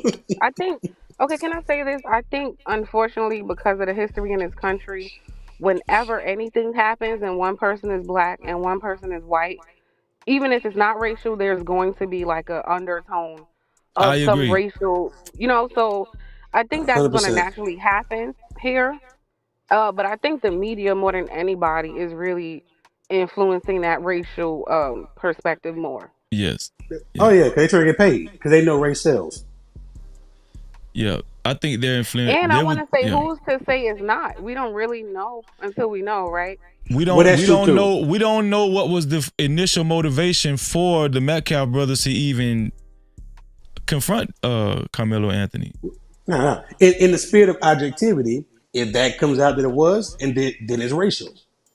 But for time being, no one knows that. But but that's what annoys me. It's always the people that say we should be colorblind and we're all Americans and blah blah blah blah blah. The second is a nigga and a white person, all of a sudden their race their vision gets really really keen now. Now they can see color very clear. Right. I'm sick of that. I'm sick of that crap too. I'm to the point. Don't even say you colorblind to me, because unless you literally colorblind, something wrong with your eyes. Don't come on, man. Knock it off. We know where we live. I love that you called that out earlier because I thought about when you said it. I'm like, yo, he's right. Whenever we have an issue, they're gonna tell us we want to be victims.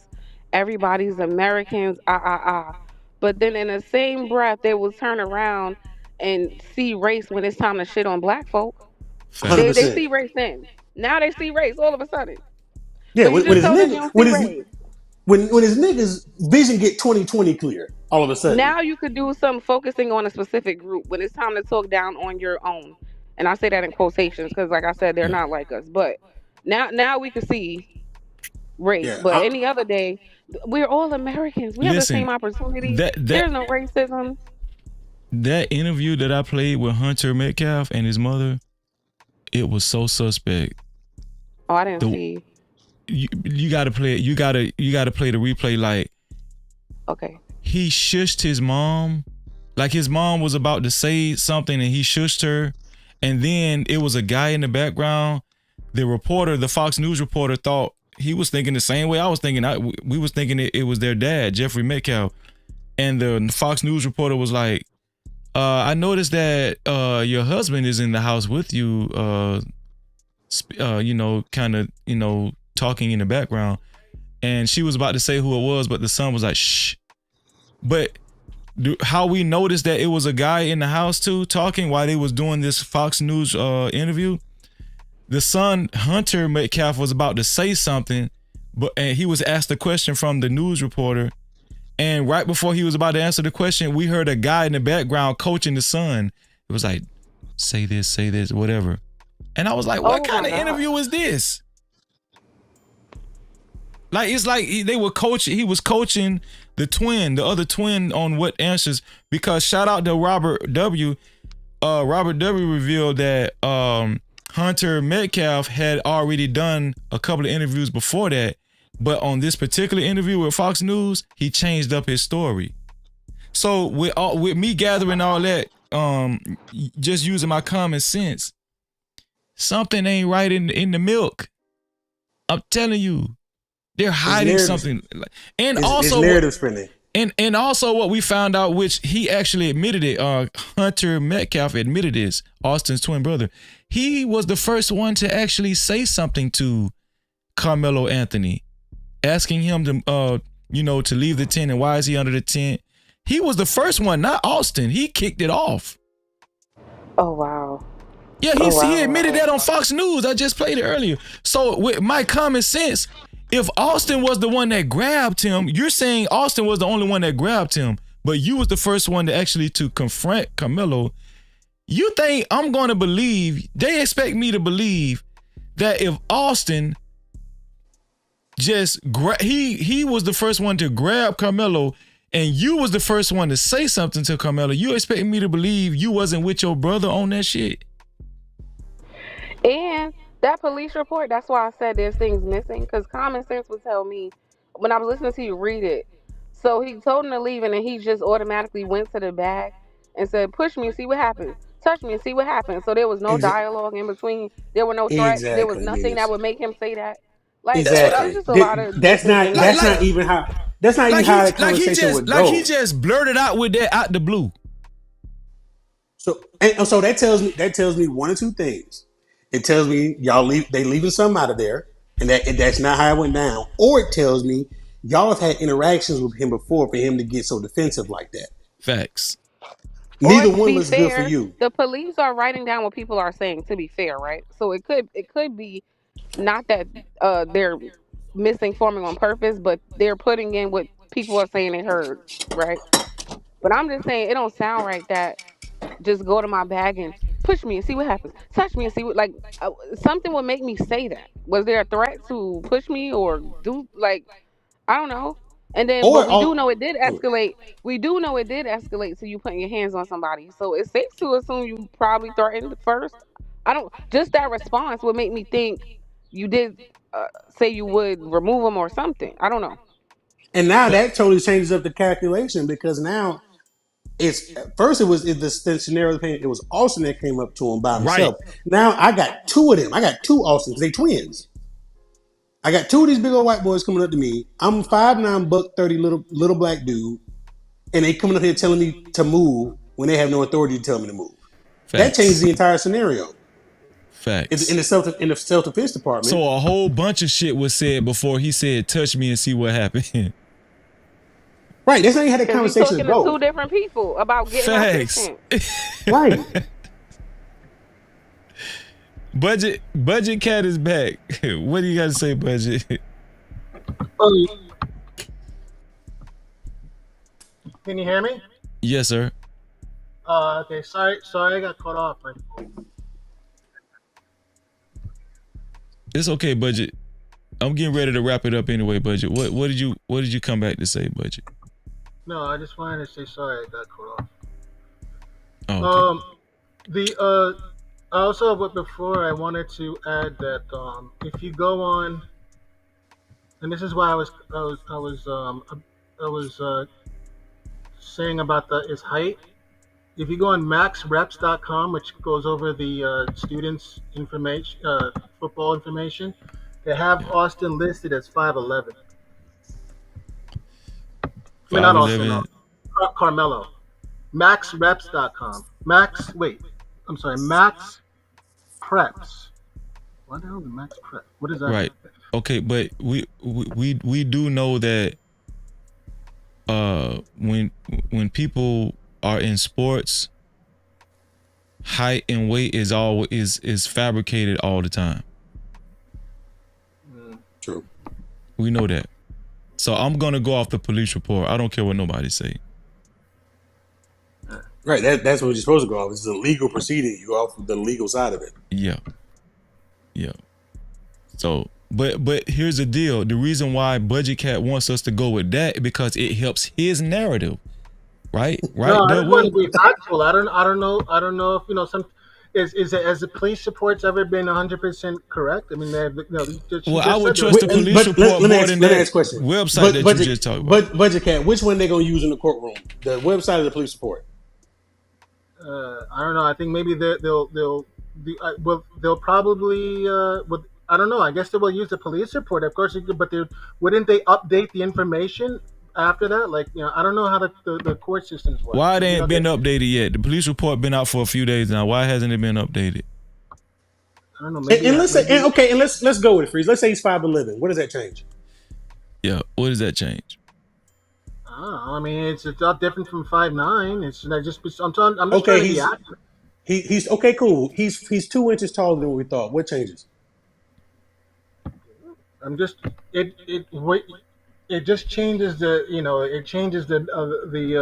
accuracy of the information. That's all I care about. I just okay. And how's the accuracy of this information swayed the decision one way or the other? Self-defense or murder? This particular information, he's 2 inches taller than what we thought he was. How does that sway whether it was self-defense or murder? Are you asking me from like the court information, or are you asking I'm asking you to use your logic and your reason, your brain. How is knowing if let's say he hypothetically is actually 5'11", how is knowing that he's 2 inches taller than what the police report said? How did that change anything?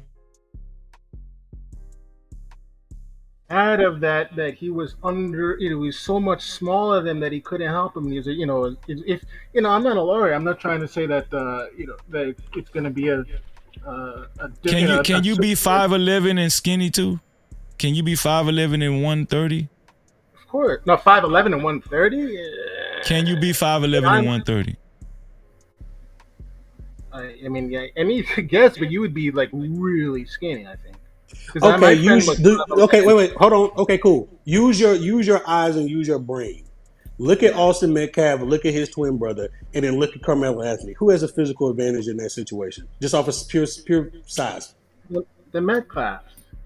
Okay, so what does it matter if he's 5'9" or 5'11" or not? Well, I'm just going from the case of accuracy. That's all I care about. I care about. So you're going from some website that you want us to, that's what you're going. No, I'm just going. I'm going. Let's say let's go with the website. The website is more accurate than police report. I'm looking at Karmelo Anthony. I'm just saying that I pulled that up, and I was actually trying to pull up a photo, but I can't find the photo. I've seen the photos in videos, but I can't pull it up on the web on the internet. A photo of what? Of who? Karmelo. Fam, type his name into fam. Come on now, let's not play. Type his name into Google and go to images. You'll see 11 photos. This has been all the news. They got a video of the boy walking out of jail. What are you talking about? What's that? They got a video with him walking out of jail. Okay, but I don't know who. I mean, I gotta go by when I'm looking at that, I gotta go by okay, how tall the people next to him are. Now you're doing like visual things. I'm just trying to go off of a photo. The particular photo I was looking for that I can't find. He's the one that helps your narrative. That's what I'm just saying that the photo that I saw, he's in. I guess he's like either in football gear. He's wearing like white and green, and he's standing in front of a height chart. Yeah. Kind of sports height chart. That we passed that. We've granted you that he's 5'11". Okay, he's 5'11". What's that change? I'm just saying. You asked me that question before. I'm just saying I'm giving you didn't answer it. He's 5'11". What does that change? I said it changes the fact that it's more accurate to the information provided. That it's different from the police report. That's all I'm saying. Because I'm just trying to make sure the information is accurate. Like if somebody says, "Well, he did this," and then I look and I see, "Well, he didn't do this," and I'm going to point out that he didn't do this. So I'm just trying to say that I'm trying to get as accurate as possible. So you say, well, he was 5'9", and then I look and I say, well, it doesn't, I'm looking at information that says he's not 5'9". So I just wanted to make that correct. Okay. Can we talk? Okay, we've talked about Carmelo Anthony enough. Yes. I've taken all of your information. We broke it down. You've hit it. Let's talk about Austin Metcalf, dad. Dad, I don't know too much about it because I tried to look. Why don't you know? Why don't you know too much about him? I mean, because it's hard. I was trying to find out his age. Do you know how old he is? Austin Metcalf's dad? Yeah. No, I could tell. I could Google it. It said something about 1992, so that's why I was trying to find that out. So Austin Metcalf's dad. Let me see, Jeffrey Metcalf. Because I was trying to. Jeffrey Metcalf age. I couldn't find it. So he was charged with sexual assault in 2011. Hey, hold on 1 second, Freezy. Yeah. Black and Proud, aka Black Hawk in the chat. When have you ever heard me denigrate black people? Yeah, don't even.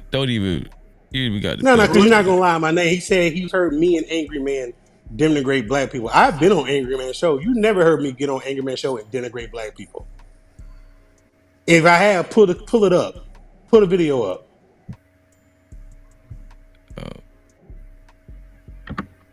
Yeah, let's not even harp on that. Here's the deal.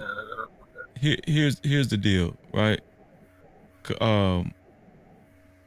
Jeffrey Metcalf was charged with sexual assault in 2011. Did you know that, Budgie Cat? Yeah, I read about it, but what I was asking was because I saw some type of additional information that I didn't get a chance to look into, and that's why I gave up, because I was trying to look for his information. I was like, when was he? How old was he? Because something was brought up about 1992. So I was like, what does that mean? So something right happened. Here they're trying to say they're trying to say he was born in well, this is a website that says he was somebody named Jeff Metcalf was born in 1993. He's 32 years old. But I don't think this is the same Jeff, because he doesn't look 32 years old. His son's is 20. I don't know. No. Unless he had his sons at age 15. He could have had his sons at age 15. We don't know. No, there was something about 1992 specifically. I was like, what is that? And they showed he had a speeding charge. He had a speeding infraction in 1992. Okay. Yeah. But in 2011 he was charged with sexual assault. Okay.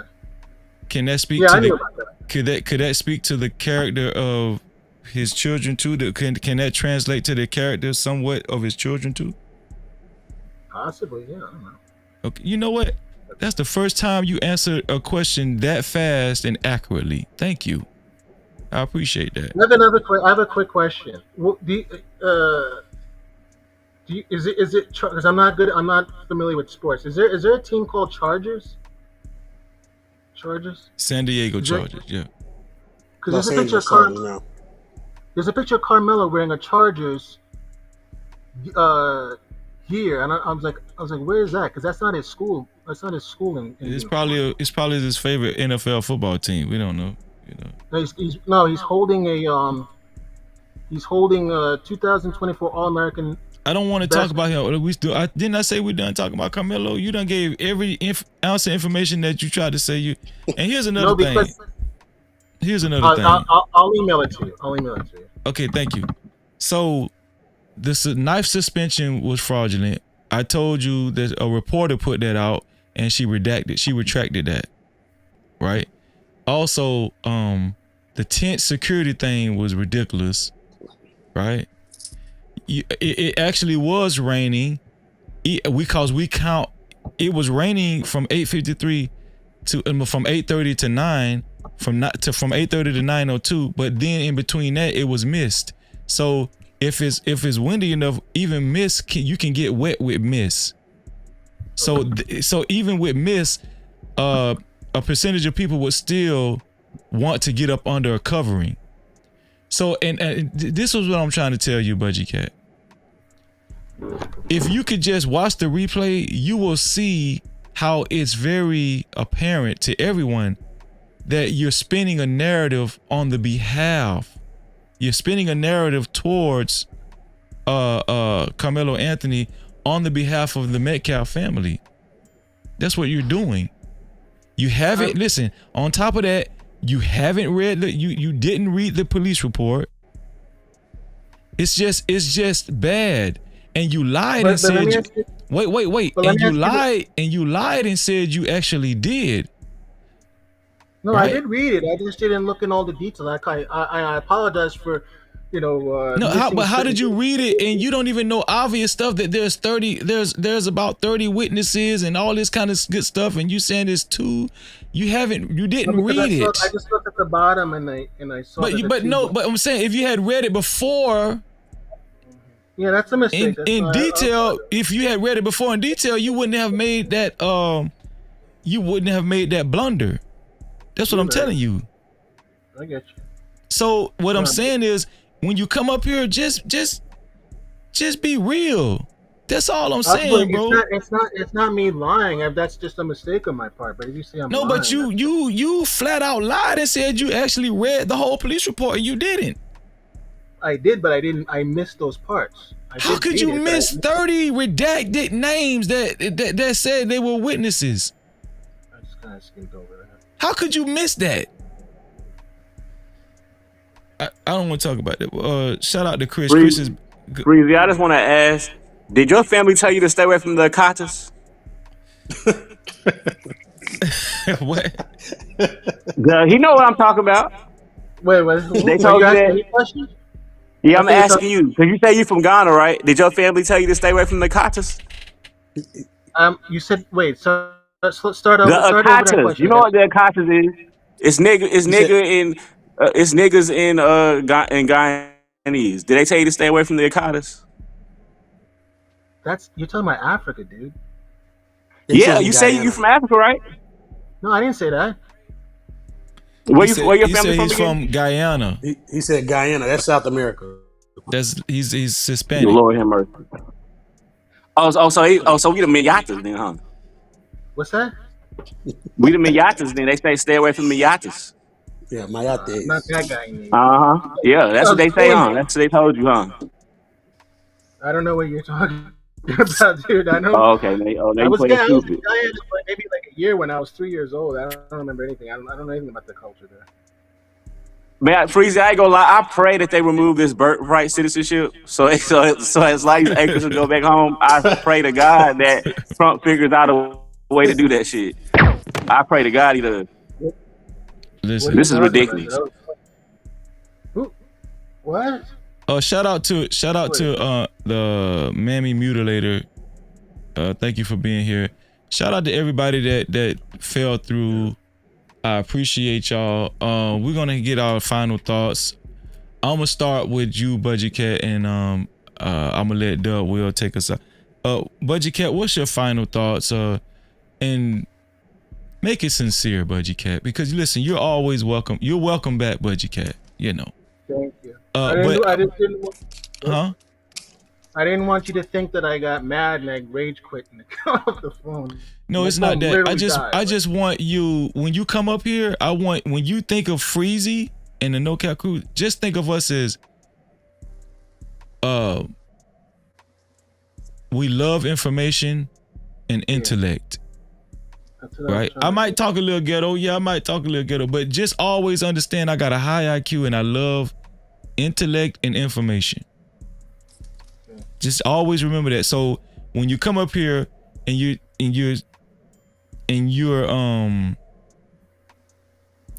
making it seem like you're giving factual information, make sure you really are giving factual information. Make sure you're telling the truth. Have facts, because that's what we deal with. That's what we deal with. But you okay with me? What's your final thoughts, bro? What's your final thoughts? I'm saddened by this event. I lost a cousin last year to a shooting. So, he was very young. He wasn't even like supposed to be, not supposed to be there, but he wasn't involved with, he was just caught a stray bullet. You know what I mean? Yeah, I'm sorry to hear that too. Condolences That to your bullet, family. Yeah, it was condolences and aimed. rest in peace to your cousin. Yeah. It was aimed at a 16-year-old kid. I don't know what the hell was going on. They were trying to kill a 16-year-old kid, and it was at the parade. And my mom was there, and I told her, I said, "Don't go to these things because it's getting crazy out there." And she was like a block away. So these things, I just feel like people could prevent things if they just talk it out. You know what I mean? Like one time I had a guy. He was gonna fight this guy. He was ready to fight this guy, right? And I talked to this guy for like 2 hours. I didn't even know the guy. And then towards the end, he started crying. He was like, "Yo, appreciate it, bro, because no one's ever talked to me like that before." And he was ready to crash out. So I think a lot of these kids these days, the way they act, it's just they act on emotion and impulse without thinking. I'm not just talking about, one side. I'm talking about both sides. You just come and say, "Hey, what's up? What you doing here?" "Oh, no, I'm with my friend." "Oh, okay." Boom, and it would have been over. But that's just the way it is, and it's sad, because if this why the father was trying to say, let's not make it about race, blah blah blah. But you have people that are gonna just use this, and we see, we don't even have to talk about this incident. We see it with school shootings, right? And what happens every time a school shooting happens? "Oh, we gotta take the guns away. Oh, we gotta do this. Oh, it's your fault. Oh, it's my fault." And there's people play, and then when it's done, nobody talks about it again. But the people that lost those kids, it's for the rest of their lives. They're not getting those kids back. And then it happens again, and then after a while, we get desensitized. So, when we talk about this stuff, and when I see that it's being blown up because this is a white kid and there's a black kid, I'm like, well, what about all the other times when kids are killing each other and shooting each other, and it's a black kid that shoots the other kid, just for stepping on his sneakers or whatever. I don't know. And nobody does anything. They just say, well, whatever. And then you have the white community, and they go, "Oh, it's the 13% doing the 50% of the crimes." And they say that bullshit. And then you're supposed to be like, well, where do we go? I'm sure this Carmelo Anthony family, they moved from Baton Rouge 2021 to come to a better community to get away from that stuff. Right? So it's like, it sucks, and I know it's life, and you said like before, it's reality. You got to welcome reality, but I don't know if I want to live in a world like this anymore. Well, I want to reiterate, and pretty sure I speak for Dub Will too. Condolences, man, to your cousin. R.I.P. to your cousin, and I well wishes to your whole family, man. I second that. Yeah, and we feel the same way about the Metcalf family. I try to reiterate that as much as I can when I do these live streams. I don't mean to come off insensitive about the Metcalf family, right? Condolences to the Metcalf family. I will continue to say that. But at the same time, we do care about the facts. We really do. Any information that comes out that seems to check out, we discuss it. And I put it on the table. Because everything matters. Everything matters. All the information matters. So when we have these discussions, I want to be objective, right? And the biggest problem I had with my converse with you, Budgie Cat, was there was not a lot of objectivity. There was a lot of hearsay and a lot of a lot of things that painted a bad narrative about Carmelo Anthony unjustifiably. And I just feel like we have to be careful with this case being too much tried in the court of public opinion. Right. I like for the facts to stand, especially on this channel. A lot of people have been giving their personal opinions about Carmelo Anthony, such and such, right? I deal with the facts. If Carmelo Anthony had prior criminal charges and prior criminal history, I would have stated that on this platform. I wouldn't have shied away from that. Right? It's a fact that he was the captain of the football team, captain of the track team, or had a 3.7 GPA, and held down 2 part-time jobs. If you ask me, that's very important information because it speaks to Carmelo Anthony's character, that he's he doesn't take shortcuts. He's a very patient and hard-working young man. And it speaks a lot to his character. So when people speak about Carmelo Anthony and his family, let's include it all.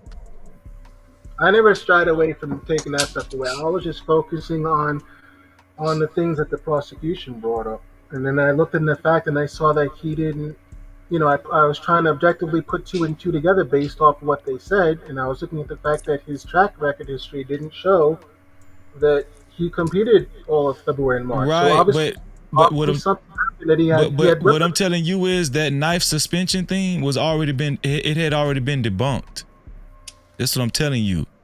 I actually went over that on my platform. I actually went over that knife suspension on my platform, and I, you know what I'm saying, and the reporter that actually put that fraudulent information out there, she retracted her statement and said that her so-called police source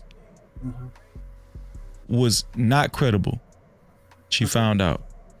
So, well, at this point, when does the trial eventually start, you think? I don't know. All I know is they had the bond hearing, and that's it. It's gonna be a minute. It's probably gonna be a minute. So I guess when that starts, we'll see. But we will see, man. Probably about the next 6 months or so. Yeah. I'm just happy he doesn't have to stay in jail, because a lot of times they will try to keep you in jail. They'll try to keep you in jail with no bond and everything. But thank you, Budget Cat. Don't be a stranger, man. And I appreciate the conversation, man. Yeah, I hit the subscribe button. Thank you, bro. I appreciate that. You hit that notification bell too? I think it does it automatically. No, you gotta hit the notification. You gotta hit the notification bell as well. Okay, I'll do that. All right, appreciate your Budget Cat. Budget Cat, ladies and gentlemen. No Cap-tivity.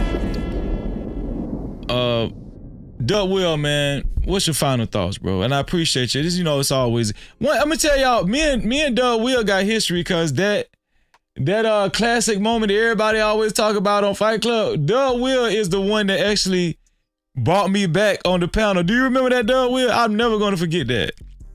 Yeah, I remember that. Because I like objectivity. I like both sides have their say, and I don't. Yeah. I just didn't. I mean, that was probably what, 3-4 years ago. That was about 3 or 4 years ago, something like that. Yeah. That was me. Yeah, I just didn't like. I'm gonna pay to shut a nigga up. No, let him say his piece and defend himself. So that's just, appreciate you, man. And I ain't got nothing against the other guy that was part of it. Yeah. No, actually, me and him chopped it up. We good. You know what I'm saying? Yeah. So. Just in a moment, I thought that was some sucker shit. So I was like, nah, we ain't doing that. But I know you told me not to address this person in the chat, but I gotta. Go ahead, bro. Go ahead, because this your final thoughts anyway. Have at it, bro. There's a difference between denigrating and critiquing. Now, you might have heard me on another panel give my honest critique about my people. Yeah, I've done that, and I'll continue to do that, because you don't grow without critique. Would you not agree, Freezy? I would agree. Okay, so that person, whoever that is, in the chat that said they saw me denigrating black people, that has never happened. Have I given my critique about black people, things that frustrate me, things that we need to do better on? 1,000%. And I'll continue to do that, and I won't back down for that. But I will state again, for the record, you have never heard me denigrating my people. And I'll pay you a stack if you can pull up a video of me doing it. Anyway, back to what I was saying. I'm just going to reiterate what I said earlier. Let's not forget that these are boys, that one of them is deceased, and whether Carmelo Anthony goes to prison, whether he takes a plea, whether he gets off, his life is forever changed. Mm-hmm. So if you're not going to come into this situation objectively and try to look at it for what actually happened, what did actually happen, and using it to try to spin a narrative or to try to grift, you just need to shut the hell up because you're not helping the situation at all. This is, like I repeat, this has been made into a racial situation because we know the racial history and the racial dynamics in this country. Anytime it's black and white, it's going to get made to look a certain way. And again, in the spirit of objectivity, both sides can do that. White side would do it, and sometimes the black side would do it. Mm-hmm. But this does not need to be one of those cases. This is a tragic event that involved two boys. I'm going to keep saying that word. These are not grown men. These are boys. Children. So look at it objectively. Let the facts come out. Let the facts lay where they lay. Stop spinning narratives, whoever you are, whether you're on YouTube, content creator, on the mainstream media. It does not help in any way, shape, or form. That's my final thought. Doug Will, I appreciate you, man. And I'm always happy to see you, dog. I'm always happy to see you. Shout out to you, bro. I'm always gonna rock with What'd you say, Doug? I'm always gonna rock with the No Cap crew. Let's get it. Doug Will, ladies and gentlemen. Doug Will, I'll catch you on the back. Hey, listen, Doug, I don't know if you be free on the weekends, but we started to take over the weekends. It's almost like a Fight Club style shows. We use StreamYard. We call it StreamYard weekends, StreamYard Saturdays and stuff. And we go for long hours. So I saw you went like 12 hours the other day? Something like that? Something crazy? Okay, last weekend I went 33 hours straight. And 30, good gracious life. Yeah, I went 33 hours, and then a couple of weekends before that, I went 25 hours. So, yeah. Oh yeah. Well, I'm because I work nights. Not like I said, I got two jobs, so I work all the time. But I'm always off nights. So if y'all up 2, 3 o'clock in the morning, 4 o'clock in the morning, I'll be wide awake. So I'll pop through. Yeah, it's the same feel, dog. We just be hanging out, bro. Real talk. Yeah, I'll definitely be through. All right, dog. Shout out to Doug Will, man. No Cap-tivity. Let's get it. Listen. Awesome show. Y'all know we gonna cover. Y'all know we thorough over here. Y'all know that. Y'all know your boy thorough. Come on. Y'all know your boy thorough. Listen, subscribe to the show. Subscribe to the channel. If you haven't already, subscribe and hit that notification bell. That's very important. Hit the notification bell. To everybody that doesn't have a membership, please grab your membership. You will have a VIP pass. You will have a VIP pass if you join the membership. You will be able to watch. You will be able to participate in VIP Wednesdays. Every Wednesday we have VIP Wednesdays.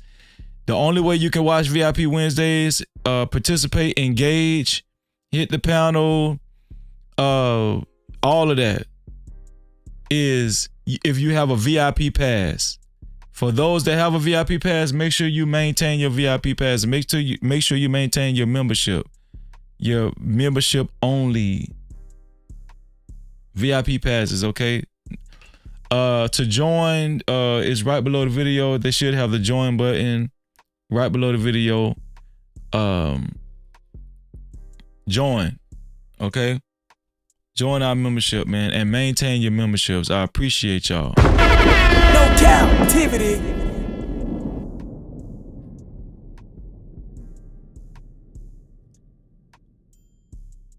Let me me see.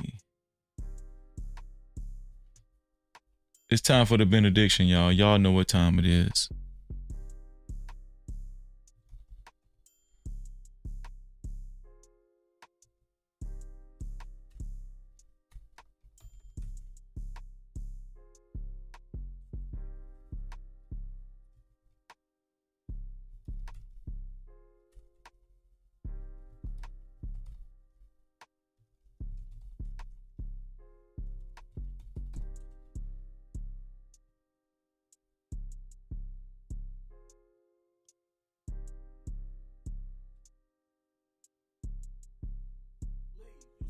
Here we go. This is a good one, y'all.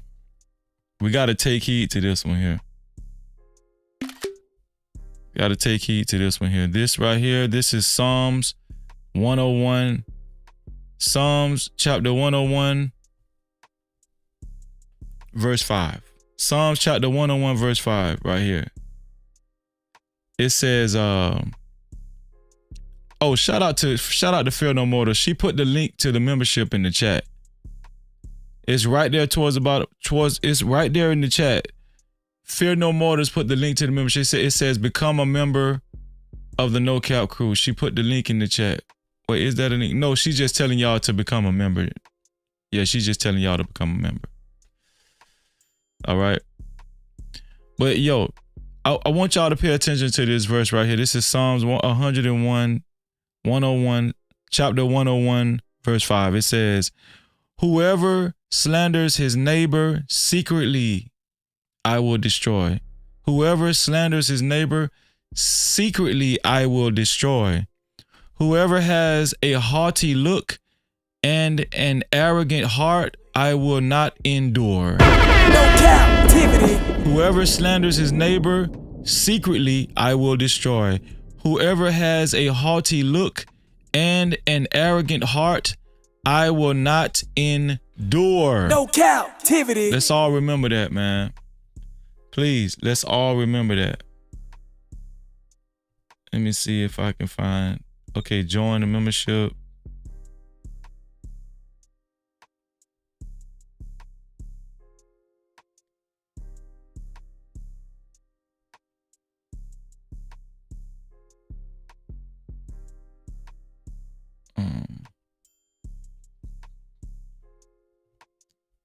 I don't know how Big Bad Bull did that. Big Bad Bull actually posted a link to the membership, or did he post a membership? Is there a link to the membership? Maybe there isn't a link to the membership. I don't know. But to join the membership, the join button is right below the video. It should be right here somewhere. Right here, right below the video. The join button is right below the video. There it is, right down there, right below the video. Right next to my avatar. My channel avatar, my picture. The join button is right next to the picture. Okay. Shout out to everybody that contributed to tonight's show. I really do appreciate y'all. Thank you. Right, let me see.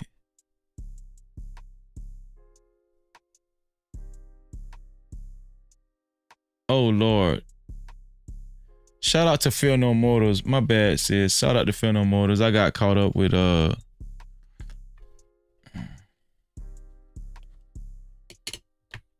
got caught up with Budget Cat. Shout out to Fear No Mortals.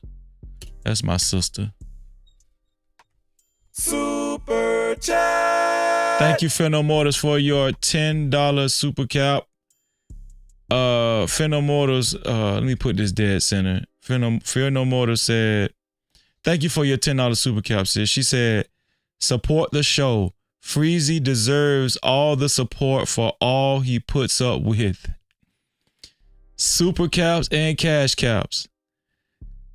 The cash caps is $ no cap Freezy, $, no cap Freezy. She said, show my brother Freezy some love. Thank you, sis. No captivity.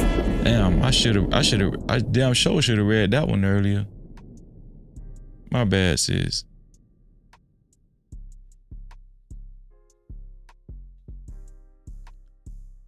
Let's see.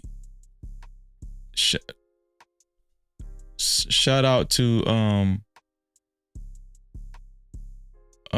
my sister Fear No Motors for her $10 super cap. Thank you, sis. That makes $20, so sis get the big light. Sis gets the big light. Shout out to sis, man. No Cap-tivity. Listen, everybody, after this live stream, you guys go over to Nidus's channel. Tell him I sent you. Go over to Nidus's channel. Tell him I sent you, man. After party at Nidus's channel. Shout out to Narratives and Dialogue for his $5 super cap. Thank you, Narratives and Dialogue. Shout out to Brutal Reviews, aka BCW, for his $10 super cap. I appreciate you, bro. Shout out to BCW again for his $2 super cap. I appreciate you, bro. Shout out to BCW again for his $5 super cap. I appreciate you, bro. Shout out to C Hutch for his $2 super cap. I appreciate you. Shout out to hashtag Run for his $5 super cap. Thank you, bro. Shout out to hashtag Run again for his $3 super sticker. Thank you, bro. Shout out to my sister Mo Love for her $5 super cap. Thank you, sis. Make sure y'all subscribe to Mo Love's channel and hit that notification bell as well. It's my sister. Shout out to Zod for his $5 super cap. Shout out to Run again for his $2 super cap. Shout out to B Sammy for his $2 super cap. Shout out to Chris the Rebel for his $2 super cap. And shout out to Fear No Motors again for her $10 super cap. Make sure y'all subscribe to Fear No Motors channel and hit that notification bell. Put your link in the chat, Fear No Motors. No Cap-tivity. Let them know. And Mo Love, if you're in the chat, put your link in the chat as well. Let them know. I appreciate y'all. Also, shout out to Stefan. Shout out to Stefan for let me pull it back up. There we go. Shout out to Stefan for his $10 cash cap. I appreciate you, bro. And shout out to JD 1975. JD was a co-sponsor for tonight's show at one point in time. Shout out to JD 1975, man. No Cap-tivity. Shout out to you, bro. Also, shout out to the other initial co-sponsor of tonight's show, Lawan Shahid. Shout out to Lawan Shahid for his $20 super cap. Thank you for being he was the initial sponsor of tonight's show as well. Shout out to Lawan Shahid, man. No Cap-tivity. Appreciate you, bro. Let's see.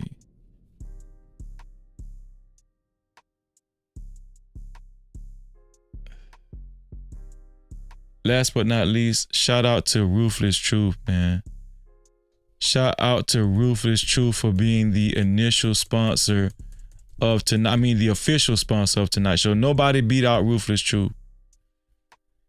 Nobody beat out Ruthless Truth. I appreciate you, bro. Thank y'all. Thank y'all. Thank you, Ruthless Truth, for being the official sponsor of tonight's show. Yes, Venus, we ending the show, Venus. Thank you for coming up, Venus. Venus, thank you for coming up and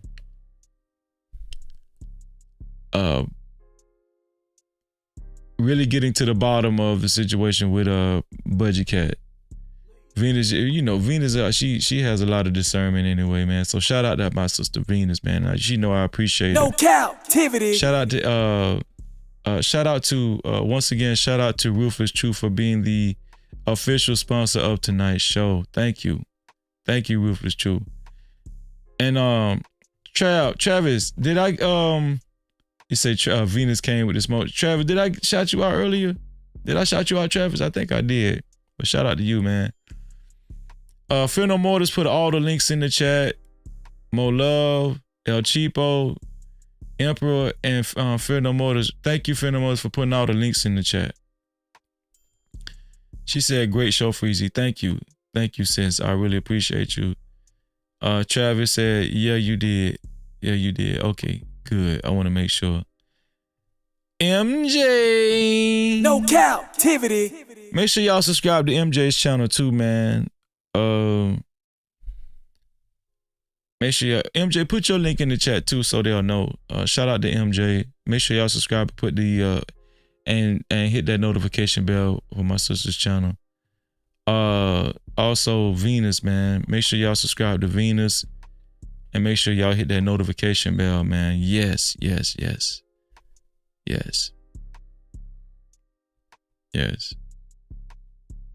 Listen, y'all know I appreciate y'all. Once again, shout out to the sponsor of tonight's show, Ruthless Truth. Once again, it was an awesome live stream. Y'all know I ain't gonna cut no corners. Y'all know that, right? Exactly, Rob. Rob say stand on truth. Let's get it. No Cap-tivity. Rob, and you know you've been a great help too, Rob. Rob, you've been having my back, man. Thank you, Rob. I appreciate that, dog. Thank you. Listen, we're about to get up out of here. Shout out to everybody that actually shared the live stream. The share button is right below the video, right next to the like and the dislike button. Thank you for sharing the live stream. I wish you $11 million. No Cap-tivity. Shout out to everybody that actually was a part of the No Cap campaign tonight. Shout out to everybody that actually was a part of the No Cap campaign tonight. I really appreciate you. Shout out to the 126 people that hit that like button and the 5 people that hit the dislike button. Thank you. No Cap-tivity. I really appreciate you. Thank you.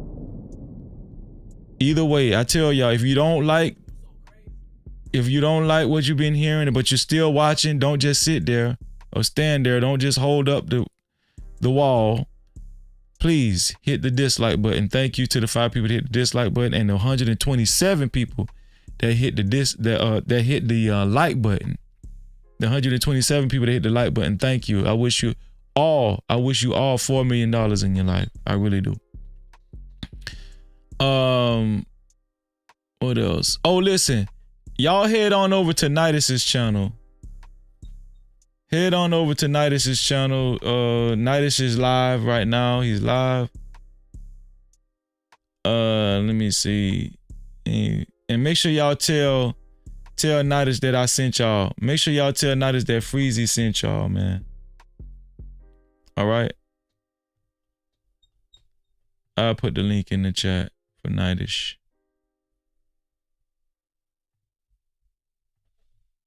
This is Nidus's channel.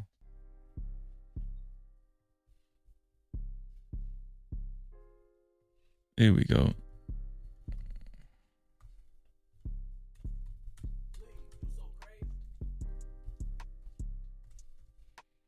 Y'all click this link. It's in the chat. Y'all go over to Nidus channel and tell him I sent y'all. This is his live stream that he's live right now. This is Nidus's channel right here. So y'all go over there and tell him I sent y'all. Shout out to Nidus. Shout out to the whole No Cap crew. Y'all know I love y'all. I appreciate y'all. We will be back live later on tonight. It is Friday. Thank TGIF. Thank God it's Friday. Shout out to the Most High God. We love you, God. Thank you for helping us grow, God. Thank you for this whole platform. Thank you for everybody, all our brothers and sisters. I appreciate you. These Nuts, I see you, bro. Shout out to These Nuts in the building, man. Yeah, thank you, God. Thank you, God. And thank you for protecting us. And thank you for giving us the knowledge and wisdom. Thank you for giving us wisdom, man, so that we can utilize it during these live streams. I appreciate y'all. Love y'all. We will be back live later on tonight. I thank y'all. Listen, I can say I appreciate y'all a lot. The scripture was Psalms 101 and 5. The scripture was Psalms 101 and 5, right here. Psalms 101 and 5. Whoever slanders his neighbor secretly, I will destroy. Whoever slanders his neighbor secretly, I will destroy. Whoever has a haughty look and an arrogant heart, I will endure. Whoever has a haughty look and an arrogant heart, I will not endure. My bad. I will not endure. That's what the Most High God said. I will not endure. No captivity. But that was the scripture, man. That's what it was, these nuts. Shout out to the 131 people that hit that like button. Thank you. I wish you $4 million in your life. Thank you. I appreciate you. Yo, we're finna get up out of here, man. Make sure y'all tell everybody about this platform. Tell everybody how we lit over here, man. Tell everybody we lit, right? Tell everybody you know about this platform. All right, let them know. Send them the link. Share the link out to all of your friends and family, man. Let them know about the No Cap crew and how we rocking over here. You feel me? Let them know. I'm at the go. Let them know.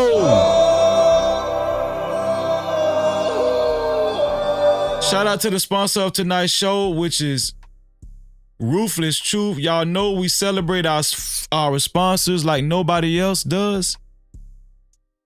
I appreciate the official sponsor of tonight's show, Ruthless Truth.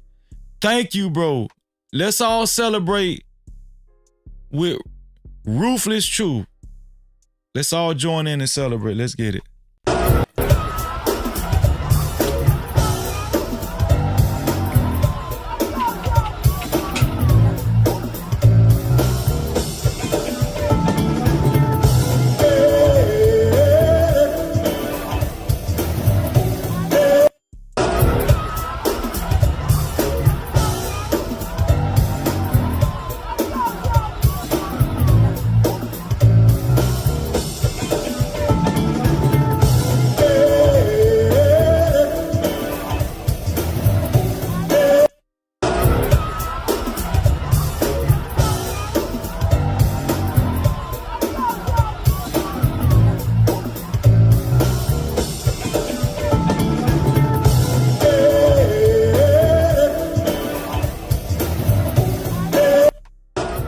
Shout out to Ruthless Truth. No captivity.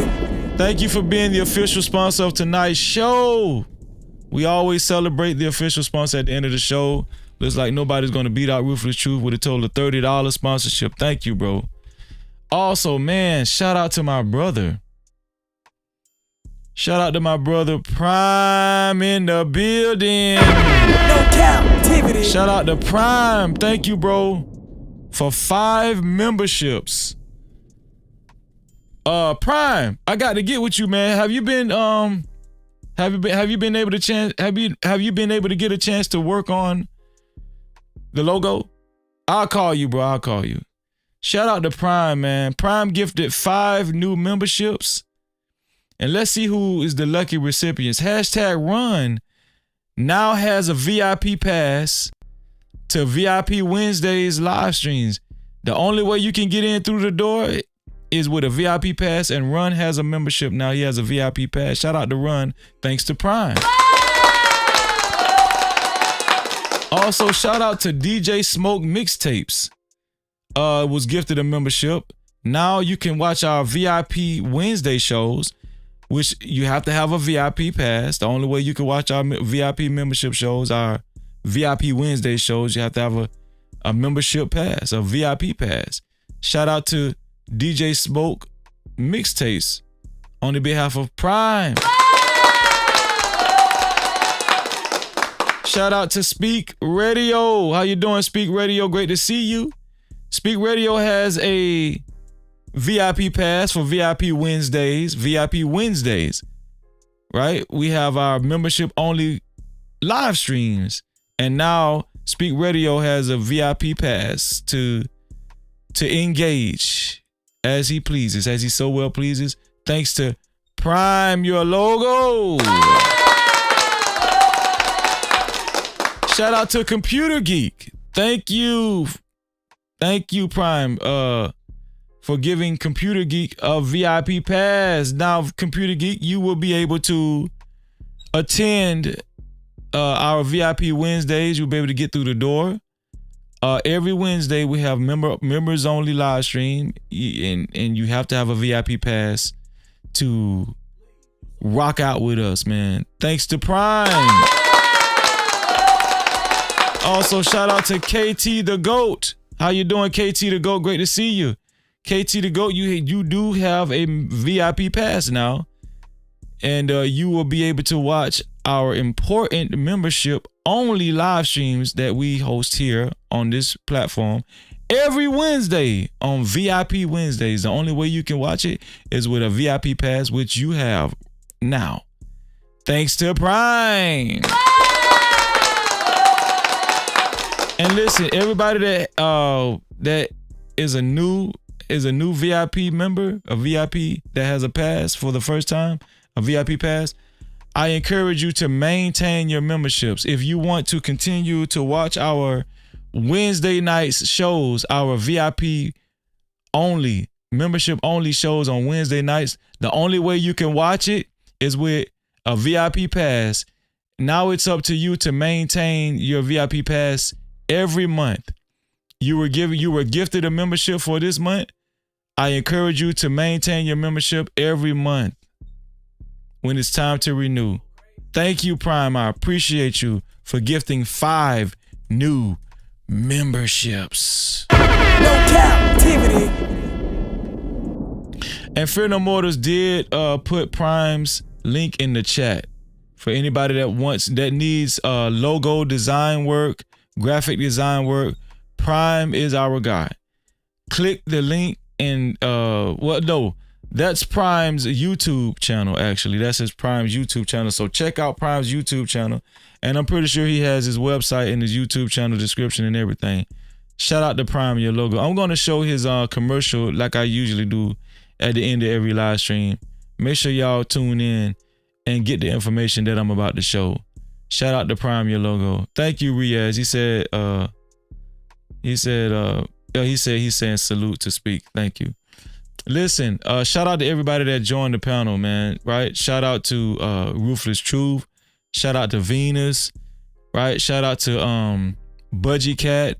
Shout out to Dub Will. Shout out to my sister Just J, right? Shout out to No Cap Logic. Yes. Let's see who. Shout out to Chris the Rebel. Shout out to Chris the Rebel.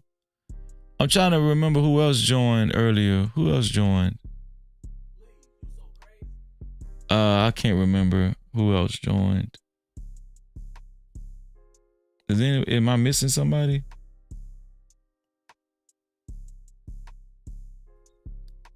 I'm pretty sure I'm missing somebody, and it's not on purpose. It's not on purpose, man. But y'all head on over to Nidus's channel. I put the link in the chat. Head on over to Nidus's channel and tell him I sent y'all. Y'all know what I always say, right? We will be back later on tonight, on this Friday night. And y'all know what I always say. To free yourself, you must heal yourself.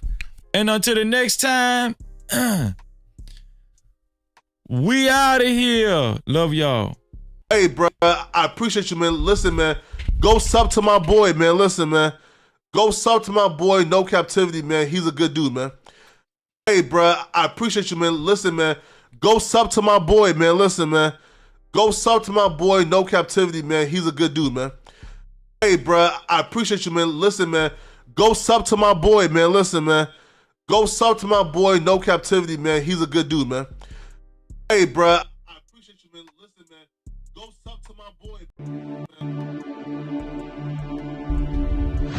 Unlock the future of branding while outpacing your competition. Dive into the digital realm, transforming raw footage into video epics. Our editors redefine storytelling. At Prime Your Logos, where pixels become portals. Prime Your Logos. Unleash the unseen. Your brand amplified. Visit us at Prime Your Logos on Instagram. Or call 704-792-6345. That's 704-792-6345. Prime your brand. Prime Your Logos, where artistry transcends reality.